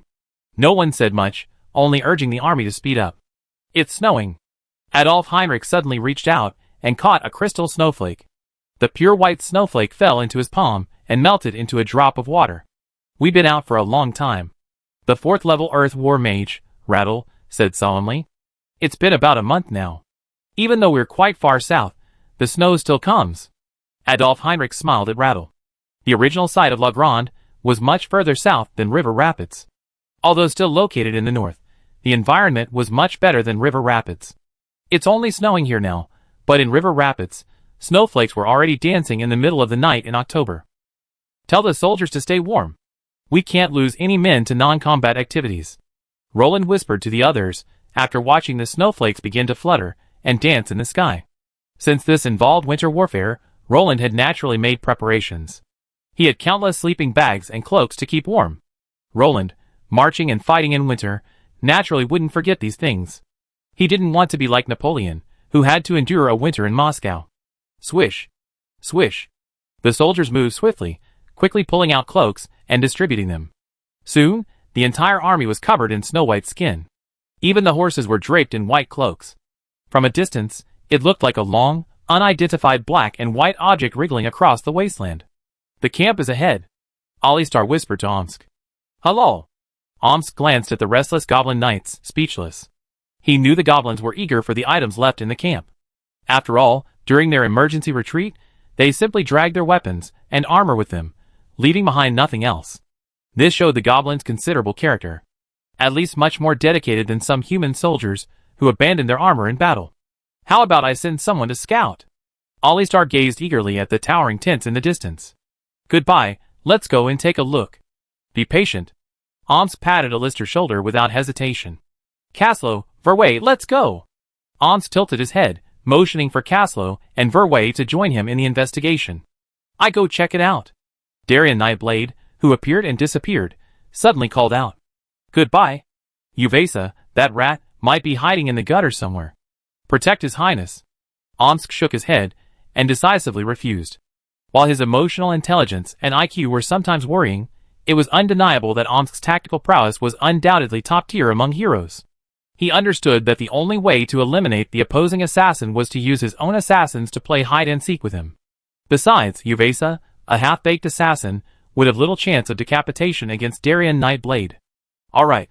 Darien Nightblade nodded succinctly, then vanished from Roland's side again, leaving only a faint, intermittent outline. No movement. Something seems to be alive? Omsk said cautiously, drawing his sword. Let's go! Stupid. That's Weiss. He's asleep. Caslow's mouth twitched, and he couldn't help but slap the helmet of the frightened Omsk. Through his dragon eyes, Caslow could clearly see what was happening inside the tent. The fabric couldn't block the dragon's vision at all, and he saw Weiss snoring soundly inside. Hey! Young man, your butt's out in the sun. Vanderway came in and kicked Weiss's butt. The guy was so careless, completely unprepared, but perhaps the little dragon curled up next to him gave him the confidence to sleep soundly. Vanderway couldn't help but grumble. If he had a dragon, he'd be even more arrogant than Weiss. Teacher? His Majesty Omsk. His Majesty Verve. Weiss, who had been drowsy, suddenly jumped up from the spot, his whole body tense. How could he wake up with so many powerful people around him after just a nap? Where's Uvesa? Omsk raised his sword with a stern look, as if the words slash him were written all over his face. He ran away, Weiss said, sounding very honest. Run away? Can you defeat Uvesa? Omsk looked at VS with suspicion. He might have trusted the other ringwraiths, but Uvesa was forcing Omsk to fight. Was VS going to fight him? Well, since Uvesa has retreated, forget it. We have a chance to settle accounts with him later. Now, let's prepare to welcome His Highness. Caslow interrupted Omsk. Everyone has secrets, and he could tell VS seemed to be hiding something, but Caslow didn't care, and neither did the Lord. As long as he was loyal to the kingdom, that was all that mattered. Delving too deeply into other people's secrets would only alienate them. Omsk was heartless, but Caslow couldn't let that happen. Oh, right, His Highness is waiting. Omsk patted his head and ran out happily. Vanderway glanced at the two of them and turned back, leaving the master and apprentice alone. I know you have a secret. You can hide it. No one will delve into it. As long as you remain loyal to this country. Caslow could see what Weiss was about to say. Before the hesitant Weiss could speak, Caslow reassured him that the kingdom would not delve into his secrets. As for how Uvesa escaped, no one would delve into it. Even if you tricked him into leaving by selling a hook, that was your skill. Let's go and see His Highness. After all, you'd done something meritorious. Caslow shook his head, signaling Weiss not to dwell on it. King Roland was open-minded and naturally wouldn't take it too seriously. Your Highness. Weiss saluted, then glanced nervously at Roland. More accurately, at the languid golden lizard on Roland's shoulder. That feeling gave Weiss the creeps of a natural enemy, a tingling sensation all over his body. Being stared at by the golden dragon made him feel uneasy. Interesting. Roland glanced at Weiss casually before giving him a mysterious smile. This only made Weiss even more panicked. He felt as if his soul had been seen through. After all, colluding with undead creatures was considered treason, no matter how you looked at it. The Horn of the Oath? Roland wondered inwardly. He was still very concerned about his little brother. Upon arrival, he carefully scanned his condition and found that Weiss was fine, except for a new entry on his holy sword, Horn of the Oath. Roland glanced curiously at this inexplicably new entry, then a meaningful expression crossed his face. Chapter 767. Horn of the Oath. Raise the holy sword to declare your rule, and summon the mountain dwellers to battle. Roland noticed the newly appeared entry for Weiss, and immediately realized something. He looked at Weiss with a strange look in his eyes. After all, how did this guy get connected to the mountain dwellers in the White Mountains? The Lagran Plains wasn't far from the White Mountains. Roland, who had already decided not to investigate further, accidentally noticed that Weiss had a buff. The Oath of the Dead. Under Cerner's will, the Mountain King swore allegiance to Weiss and fought for him. Roland narrowed his eyes. So that's why. No wonder the mountain dwellers and Weiss were connected, it was Cerner's legacy. For a moment, Roland felt a little jealous of Weiss's good luck.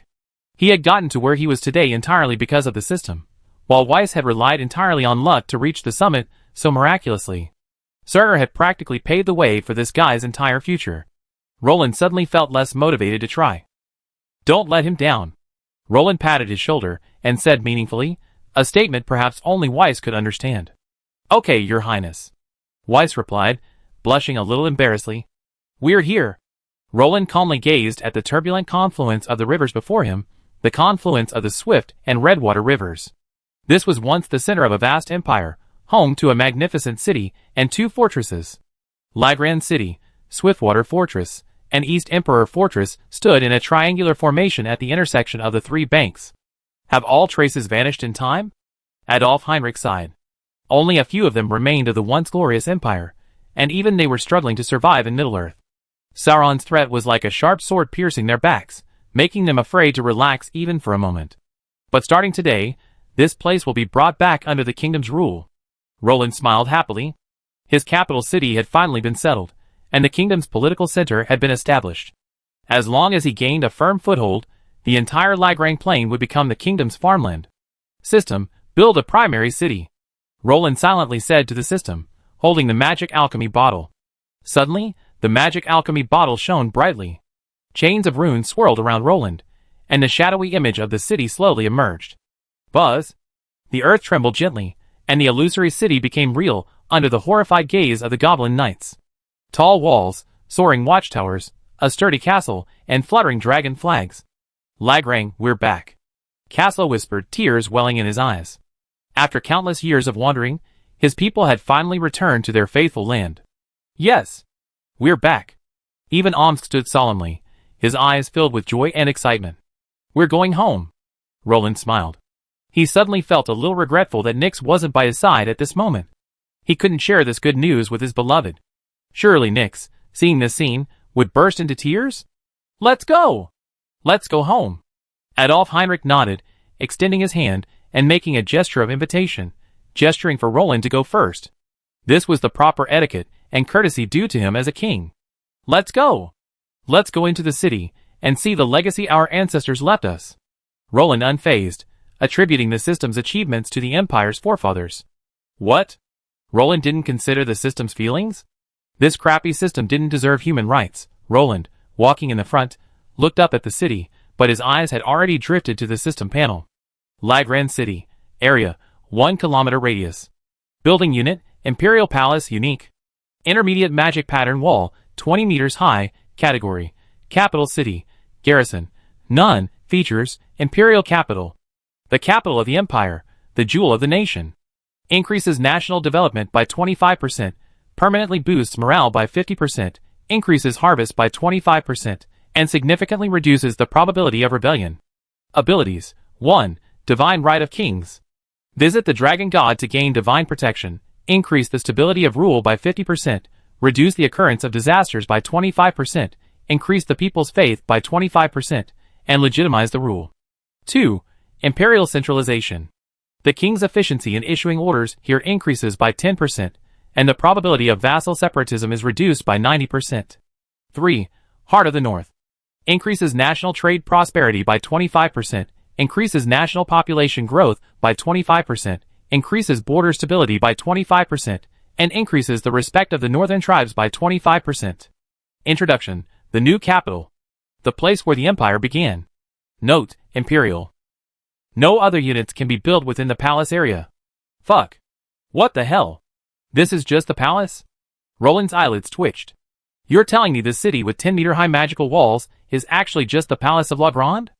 Okay, although the palace of the historical Lagrand imperial capital was several times larger, Roland needs a capital city that can function as a capital now. With just the palace, where are the other people going? Are they going to set up camp outside the city? What's wrong, King Roland? You don't seem particularly happy? Van Arway, with his keen sense of nature, instantly caught Roland's low mood and subconsciously leaned over to whisper. He cared deeply about Roland now. After all, the grassland elves depended on him for survival. If anything happened to Roland, the kingdom would surely fall apart. Van Arway didn't want his people to live in such precarious conditions again. After all, living in the ancient war tree was too comfortable. It's okay. Roland waved his hands weakly, trying to hide his emotions. According to the system, Lagrand City was currently only the inner city of the Imperial Palace, and there was no way to build civilian facilities or residences. This meant that the city could not currently provide shelter for the people, and could only be used as a fortress and royal residence. But Roland thought, with only 2 members of the entire Lagrand royal family, how could they build enough to fill the 1-kilometer radius? Let the soldiers enter the city first. Those enemies could attack at any time, Roland ordered. This battle would be fought sooner or later.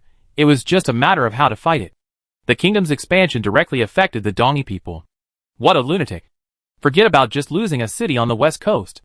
If they'd taken Dongwang Fortress or Jilyu Fortress and dropped them on the south or east coast, Those donkey charioteers would have been stung by wasps. What a magnificent city. My God. I can't even stand on these walls, and they can't even attack me. Those donkey barbarians are pathetic. How did they have the courage to attack the city? These were goblin knights, who had never seen the world. After all, while Gilia City's 10-meter-high walls looked impressive, they were nowhere near the rich history of Lagrang City. This city always gave people a sense of security. Dragon God. Lagrang, I'm back. Mom. Did you see that? We're home. These were the human soldiers of the kingdom. They shed tears outside the city gates like wanderers returning home. No one understood the pain of the loss of their capital better than they did. Dasong, so? Are you cursing again? What's going on? System? Something seems off about this city? Roland sensed the city's unique heaviness and quickly inquired about the system, fearing it might cause some unexpected problems that would make it difficult for him to resolve the situation. Chapter 768.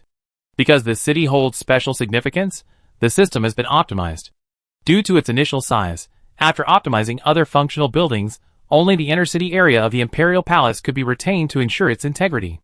The system, always sparing with words, unexpectedly gave Roland a detailed explanation. Otherwise, Roland would never have imagined such an odd situation where, after building a primary city, there would only be the Imperial Palace. Ultimately, it's because Lagrang City is already a megacity in Middle-earth, with a permanent and floating population of 1 to 2 million. As the administrative center of the empire, the Imperial Palace naturally couldn't be too small. So, for the original empire, this area was probably barely enough for the Imperial Palace's inner city. Although Roland was speechless, he still understood the system's adjustments. After all, when Lagrang returned to the empire under his rule, the imperial capital would inevitably need expansion and renovation. If that were to involve a multitude of trivial matters, it would inevitably hinder progress. It would be better to set the tone early to leave room for future adjustments. Roland could only grit his teeth and accept this. While getting everything done right away might seem ridiculous, it was better than wasting money and manpower later. Furthermore, Roland suspected that the system's nature would allow him to directly replicate the in-game city of Lagrange. The next expansion would still be the Imperial City. However, considering that Lagrange City was a massive metropolis covering hundreds of miles in radius, Roland reluctantly accepted the situation. Your Highness, there's something wrong with this city. Adolf Heinrich, who had already made a complete tour, approached Roland with a quizzical expression. As the army slowly entered the city, many details previously invisible from the outside gradually emerged. The nobles could clearly sense the city's lingering nobility, and even the illiterate soldiers could tell it was unique. What's wrong? Roland said stoically. This city seems misplaced, doesn't it? It seems more like a family estate, a noble fiefdom, than a fully functioning city. Adolf Heinrich asked, somewhat puzzled. It wasn't surprising that Adolf Heinrich noticed something was amiss. The city was simply too unusual. A large amount of land was used for gardens and nurseries, while the rest were various aristocratic-inspired buildings and temples dedicated to the dragon god. This city didn't look like one for ordinary people at all. Yes, this thing is most likely a component of the inner city of the Imperial Palace, part of the backup city of the former Imperial capital. Roland could only guide Adolf Heinrich's thoughts in his favor, and simply blame everything on the non-existent Lagrange Empire. Okay, I see. That'd make it easier for us to expand later. Adolf Heinrich nodded in understanding, without the questioning Roland had anticipated. Adolf Heinrich's memories held the history of the Empire's glory days, and what Roland described actually aligned with his understanding of history. A kilometer-wide city was indeed only fit for use as the inner city of the Imperial Palace. Let's go, let's take a closer look at this city, Roland said to the group with great interest. After all, this was his future home, so there was no reason not to observe it carefully. Dragon God. Has this place really never been considered for defensive or garrison purposes? Verway stared at the humans in shock. He couldn't understand when humans had become so unbridled in their urban design. Looking at the entire city, aside from the walls, which were reputable, the other buildings were simply utilitarian. A castle designed without any consideration for practicality. Defensible at all, leaking everywhere. A vast garden. Useless and wasteful design. A pond dividing the city. Dragon God. This thing is enough to make the soldiers mobilizing across the city want to crush its designer. Verway concluded that the flower stand was more useful than him. Well, actually, this thing is barely enough to deal with those dongy people, Roland said with a somewhat awkward smile. It's impossible to say that defensive capabilities weren't considered for this thing, right? When it was first built, It didn't even have any defensive indicators. How could the inner city of the Imperial Palace need to defend against imaginary enemies? If the enemy could actually reach here, the entire royal family would probably be wiped out. It's not without its merits, it's just not very useful. Adolf Heinrich tapped his head wearily. While the city's poor physical defenses were noteworthy, its magical defenses were definitely among the best in Middle-earth. This was because the shield it created was capable of defending against divine forbidden spells. While physical attacks had been difficult to inflict on this city throughout the Empire's history, magical attacks were no exception. The long-range attacks left the Raglan Emperor feeling a thorn in his side. Thanks to the efforts of numerous alchemists, the city of Raglan possessed the most powerful magical defenses in Middle-earth, and the core of this defensive formation lay within the inner city. Verway's mouth twitched. What kind of a nest of gold and silver is this? What's so worthy of using a divine forbidden spell? Could Sauron come and take it out personally? Otherwise, who in all of Middle-earth could fully cast a divine forbidden spell? To Verway, this thing was useless. After all, Sauron couldn't come and destroy this place himself. Of course, Verway didn't know that for countless years afterwards, Sauron would constantly harp on the fact that he hadn't destroyed Raglan City. Ignoring the bickering and joking, Roland went alone to the highest floor of the castle, the 6th floor watchtower. He excitedly opened the system to check the rewards. After all, he had finally completed a main quest. Return to the old capital. Return to the old capital rewards have been issued, please check. A new main quest has been updated. Empire's Twilight. The system's voice chimed. The somewhat mechanical system sound was like heavenly music to Roland's ears. He had been waiting for this moment for a long time. He was excited about the main quest rewards. Advanced Random Rewards *5. Roland found his reward in his warehouse, and clicked on it. He discovered a lottery wheel. The millstone-sized wheel was densely covered with various rewards. Roland saw noble dragon knights, powerful noble families, and even a reorganized military banner knight order. Roland's mouth watered at the rows of rewards. Damn it! I was so careless. Isn't this just a souped-up version of the daily sign-in? The only difference is that signing-in gives you garbage, while this one just gives you good stuff. Roland frowned as he looked at the densely packed roulette wheel. There were good and bad prizes on it. From the Flood Infantry Squad to the Bandit Cavalry and the Robbery Gang, it was practically everything the Empire had. The most outrageous thing was that Roland even saw a militia squad among them. Yeah, those old farmers with dung forks. Roland wondered if he hadn't offended the system. How did this thing get into the prize pool? Letting gamblers gamble their lives again? Roland hesitated. Just 5 consecutive draws. If they were all rotten fish and dregs, Roland probably wouldn't be able to sleep tonight. However, the system saw through Roland's gambler nature, and after burning incense and washing his hands, Roland couldn't help but click on the gift bag. Chapter 769. Ahem, open the pack. Open the pack. Roland stretched out his hand, and a brilliant golden light suddenly illuminated his eyes. Dragon Knight. 6th rank. Imperial Standing Legion. Big Horse. Ahem. Get rid of the last one. Roland prayed heartily, as he gazed at the card effects, which resembled the opening of a pack in Fallout Shelter. Buzz. As the golden light converged on the 4 sides of the card, the image within was finally revealed. It was a handsome man holding a high battle flag. Behind him followed a group of armored generals and robed nobles. If that were all, Roland wouldn't have been so shocked, but when he saw the banner this man was carrying, his pupil shrank. My, the weightlifting king of Middle-earth.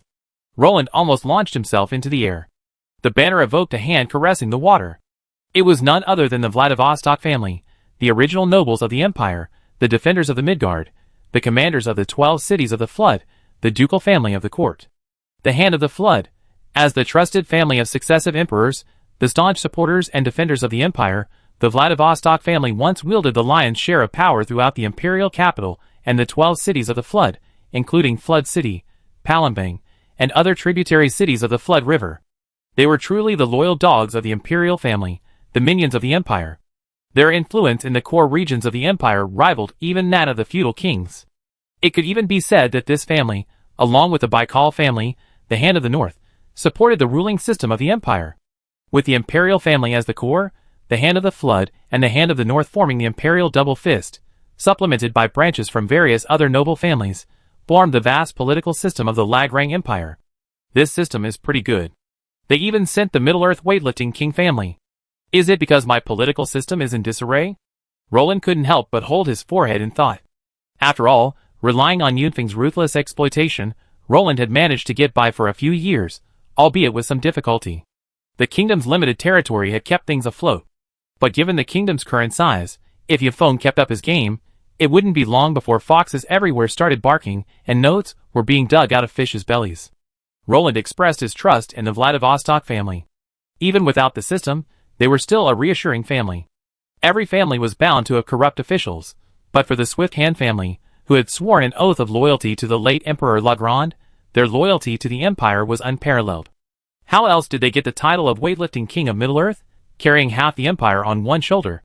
The Vladivostok family dedicated themselves to the cause, even to the bitter end. At least when the game empire collapsed, aside from the Grand Duke of the North, this family was the last to hold high the banner of restoring the empire, fighting until their last copper coin was spent and their last male member died. What? Where was the other Baikal family, the one who carried half the empire? This loyal and brave family had pledged their loyalty since the fall of the Northern Wall. Looking at it this way, the empire's double fists were indeed worthy of Emperor Lagrange. As a noble family holding the original shares of the empire, no one could accuse them of failing. At least they had lived up to their oath. Middle-earth still holds oaths very seriously, including Kyushu. The only difference is that Sima-E hasn't appeared in Middle-earth yet. While after Sima-E of Kyushu farted at the Luo River, no one believed in oaths anymore. Fortunately, the protection of oaths in Middle-earth is incomparable to that in Kyushu. In addition to being abandoned by God, one will also be attacked by the whole world. The price of breaking an oath is still very high. For Roland, the arrival of the Hand of the Swift Current was enough to keep his territory in good working order. Even the previously clueless land reclamation and development efforts were neatly arranged by the Hand of the Swift Current. He was grateful to that unfortunate Emperor Lagrange, who treated the imperial fists like slaves like Yunfeng. The end result was that the imperial family became warmongers, and the imperial fists became slaves to the empire's needs. Therefore, the imperial fist skill tree was perfectly developed. They could wield martial arts to pacify the world, and they could cultivate the land with their literary talents. As slaves of the empire, the successive emperors of Lagrange were truly certified. Yunfeng, thank you so much, Hand of the Swift Current, for the slaves. Thank you, Big Brother, for helping me escape. The time has come to serve our country. The void suddenly ripped apart, and a middle-aged man clad in the dragon armor of the Grand Duke of the Empire emerged, his long, dark gold hair flowing in the cold wind. Chief, what's going on? As more and more people emerged behind him, the crowd couldn't help but ask. We slumbered for too long and now, the Empire is calling. The man produced an exquisitely shaped crystal ball, murmured as he gazed at the magnificent light within. Chief, I believe you should know that once we leave this time, we can never return. A heavily armored knight said in a muffled voice. It's all right, let's go home. The man's eyes suddenly filled with tears. The crystal in his hand suddenly shattered, and a burst of light enveloped everyone. December 7th, 2949 of the Third Era, 7 years into the Empire's resurgence. The Vladivostok family of the Hand of the Stream has returned. Boom! A towering pillar of light appeared outside the city of Lagrange, the tremendous movement alerting everyone in the city. Roland, who was about to draw his second shot, was nearly frightened to death, his initial enthusiasm for the lottery gone. Guards! Guards! Alert! Where are all the people? Roland shouted in terror, unaware of the scourge on the faces of the royal guards below. They had just told no one to disturb him, and now they were complaining about the lack of people around. How despicable. Is this forbidden spell coming? Omsk's eyes lit up. The forbidden spell had nearly struck everyone. Buzz! A pale golden shield rose. It was obvious that Adolf Heinrich had urgently activated the city shield. The beam of light had also frightened him. What's going on? Adolf Heinrich appeared. How should I know? Omsk looked terrified. It seems a group of people have emerged? Verwey squinted at the distant spot where the beam of light had landed. Cough! Cough! Damn it! Dragon God! Where is this place? Someone coughed and cursed. This is the remains of the teleportation array in the center of Laglang City. The middle-aged clan leader shook his head. There was no trace of the former empire here. They were teleported here solely because the coordinates of the teleportation crystal were set here. Clan leader, are we really here in the right place? Could we be mistaken? The young clan member asked. How is that possible? I clearly felt the teleportation crystal's message. Laglang City has been activated. The clan leader chattered. Look! His wife then grabbed him and tugged at his sleeve. What? Is this the Imperial City? What's going on? Is the inner city here? Where's the outer city? Where's the entire Imperial capital? The clan leader of the Swiftstream Hand's mind was completely confused. Anyone who looked up to see the Imperial City would be surprised, but then followed by endless fear. Where had my huge city of Laglang gone? There's someone up there. Clan leader? Someone exclaimed. I'm not blind. They even activated their city shields. It seems the noise of the teleportation just now scared them. The leader of the Swift Hand sighed. Let's go and take a look. He shook his head and said to his tribe. Chapter 770. Who are you? Verway's voice echoed like a mighty wave, and he casually fired an arrow in front of the Flood Hand's troops. It was clear that Verway had noticed that these people didn't seem like they were coming to attack the city. After all, who would bring women and children with them? War in Middle-earth hadn't reached such a level of recklessness. Mogus raised the banner. The current clan leader, Joltia, turned to the clan's guardian hero. As you command, Chief Joltia. Guardian hero Mogus immediately raised the Flood Hand banner. A pale green banner depicting a hand caressing a river fluttered in the wind. Wow! What a strange banner! Verway asked curiously. Puff! Omsk and Adolf Heinrich, who had seen the banner clearly, both gasped. I've been ordered to come and see. Holy crap! Flood Hand. Darien Nightblade, who had arrived on orders, glanced outside the city and immediately began to curse. Resurrected? Darien Nightblade suddenly turned to look at Adolf Heinrich, his eyes filled with confusion and ignorance. How should I know? Didn't this family die long ago? Adolf Heinrich's eyes were filled with shock no less than Darien Nightblade's. While the men above were arguing, Joltia and his clansmen arrived below, arriving in a mighty procession at the foot of the city. Vladivostok. Knock on the door, Joltia said with a sullen face to the young man in finery behind him. As a rising star of the Vladivostok family, he possessed exceptional ability and courage, and was a key candidate for the family's training. Hey! Who are you? You are before the great Vladivostok family, the hand of the swift current. This is the current clan leader, His Excellency Joltia. Who is the current emperor? Why didn't you send anyone to greet us? Vladivostok was clearly displeased. From the city walls, Verv looked at the people below with a look of surprise, then at his bewildered colleagues nearby. For a moment, he didn't know what to say. Were all the people of Middle-earth so brave? He spoke to others like that. The arrogance in his words baffled Verv.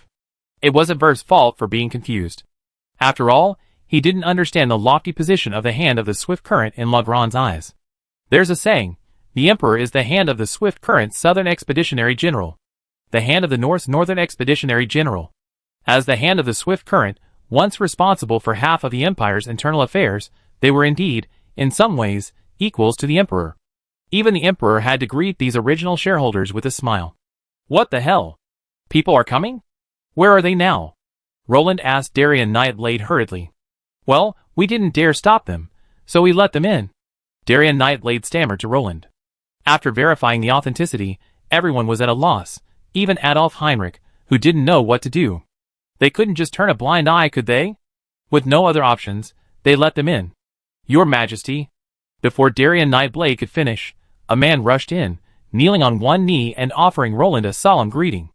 Oh my God! Roland nearly flew off his feet at the sudden appearance of the stranger. Who are you? Roland screamed, twisting, dark, and trembling as he pointed at the newcomer. Your Highness, this is Lord Joelstia, Patriarch of the Flood Hand family. Darien Nightblade said awkwardly to Roland. Hello, Hand of the Swift Current, Your Excellency the Duke of the Courtyard, I am Roland, the current king of the Kingdom of Lagran. Roland regained his composure, and said solemnly to Joelstia. Greetings, Your Majesty. I'm glad to see you. The Hand of the Flow has finally found its purpose. A touch of relief crossed Joltia's face after Roland called him the Duke of the Courtyard. The two families' dedication to the damn Guba imperial family was worthy, at least the heirs hadn't forgotten them. The Duke of the Courtyard was the title originally reserved for the Hand of the Floward. Lagran will never forget you, nor will the imperial family, nor will the people. Nor will they. You can walk the lands of the kingdom with your heads held high. You were once this country's most steadfast defenders. The title of Duke of the Courtyard will remain forever valid for the Vladivostok family. Roland touched his chest and bowed slightly to Joltia before him. He knew the man before him was once one of the backbones of the empire, one of the few who had the ability and the desire to pull the empire back from the abyss. Thank you for your generosity. The hand of the flowing river family has failed the late emperor's trust. Joelstia choked up. As the chosen heir apparent of successive emperors and the imperial consul, the hand of the flowing river shouldered the heavy responsibility of steering this vast empire steadily. Yet, during his tenure, the empire capsized. It's all in the past. By the way, I remember the hand of the flowing river family shouldn't. Roland hesitated, not wanting to say it directly. After all, the family had lost every last vestige of blood. Don't laugh at me, but when hope of restoring our nation was lost, we had no choice but to exile our entire clan into the void, awaiting the arrival of the imperial restorer. We only returned to Middle-earth after receiving news of the reopening of Lagran's city. Joelstia said respectfully. Thanks to the Empire's powerful magical research, the ability to send people into slumber in exile space had been developed by its sages. These magical technologies are undoubtedly mythical in today's Middle-earth. I see. Roland knew about spatial exile, but he hadn't expected the system's excuses to be so convincing. Now, Roland wasn't afraid of summoning any more bizarre characters. He'd just as easily have survived the moment and entered the void slumber. This is the family's guardian hero. The stone hero Mogus. Your Majesty. Joelstia, as if realizing something, quickly pulled Mogus, who was patting his chest from behind, toward him. Oh! Hello, Your Majesty Mogus. Roland nodded as a greeting. By the way, I'm still the king, so I can't call you Your Majesty. Roland corrected Joelstia with a smile. That's fine. Your Majesty is just a title. You're destined to become Lagran's Majesty sooner or later. Don't worry too much. Joelstia's words comforted Roland. Being able to talk is a plus. Alright, go down and get some rest. You just returned and need to adjust. I had the kitchen prepare some food. Just make sure you have something to eat. Roland said to Joelstia and the others. Yes, Your Majesty. Joelstia and Mogus bowed respectfully before turning to take their leave. By the way, Your Majesty, I have something else for you. Joelstia pulled 3 golden military tokens from his bosom and respectfully placed them before Roland. What are these? Roland narrowed his eyes, staring at Joelstia in disbelief. After all, he had these things himself, and only 5 of them. These are the Royal Crossbow Guard's military tokens. The Vladivostok family took 300 of them with them when they evacuated. Now it's time to return them to their rightful owners. Joelstia looked at Roland calmly. Actually, you could stay, Roland said after a moment's silence. After all, with their status and achievements, the Swift Hand family could easily intercept this group. It was our oath that the Swift Hand would not command the army, and the Vladivostok family will never break that oath. Joelstia touched his chest, saluted, and then gracefully departed without waiting for Roland to speak. The Swift Hand family has returned.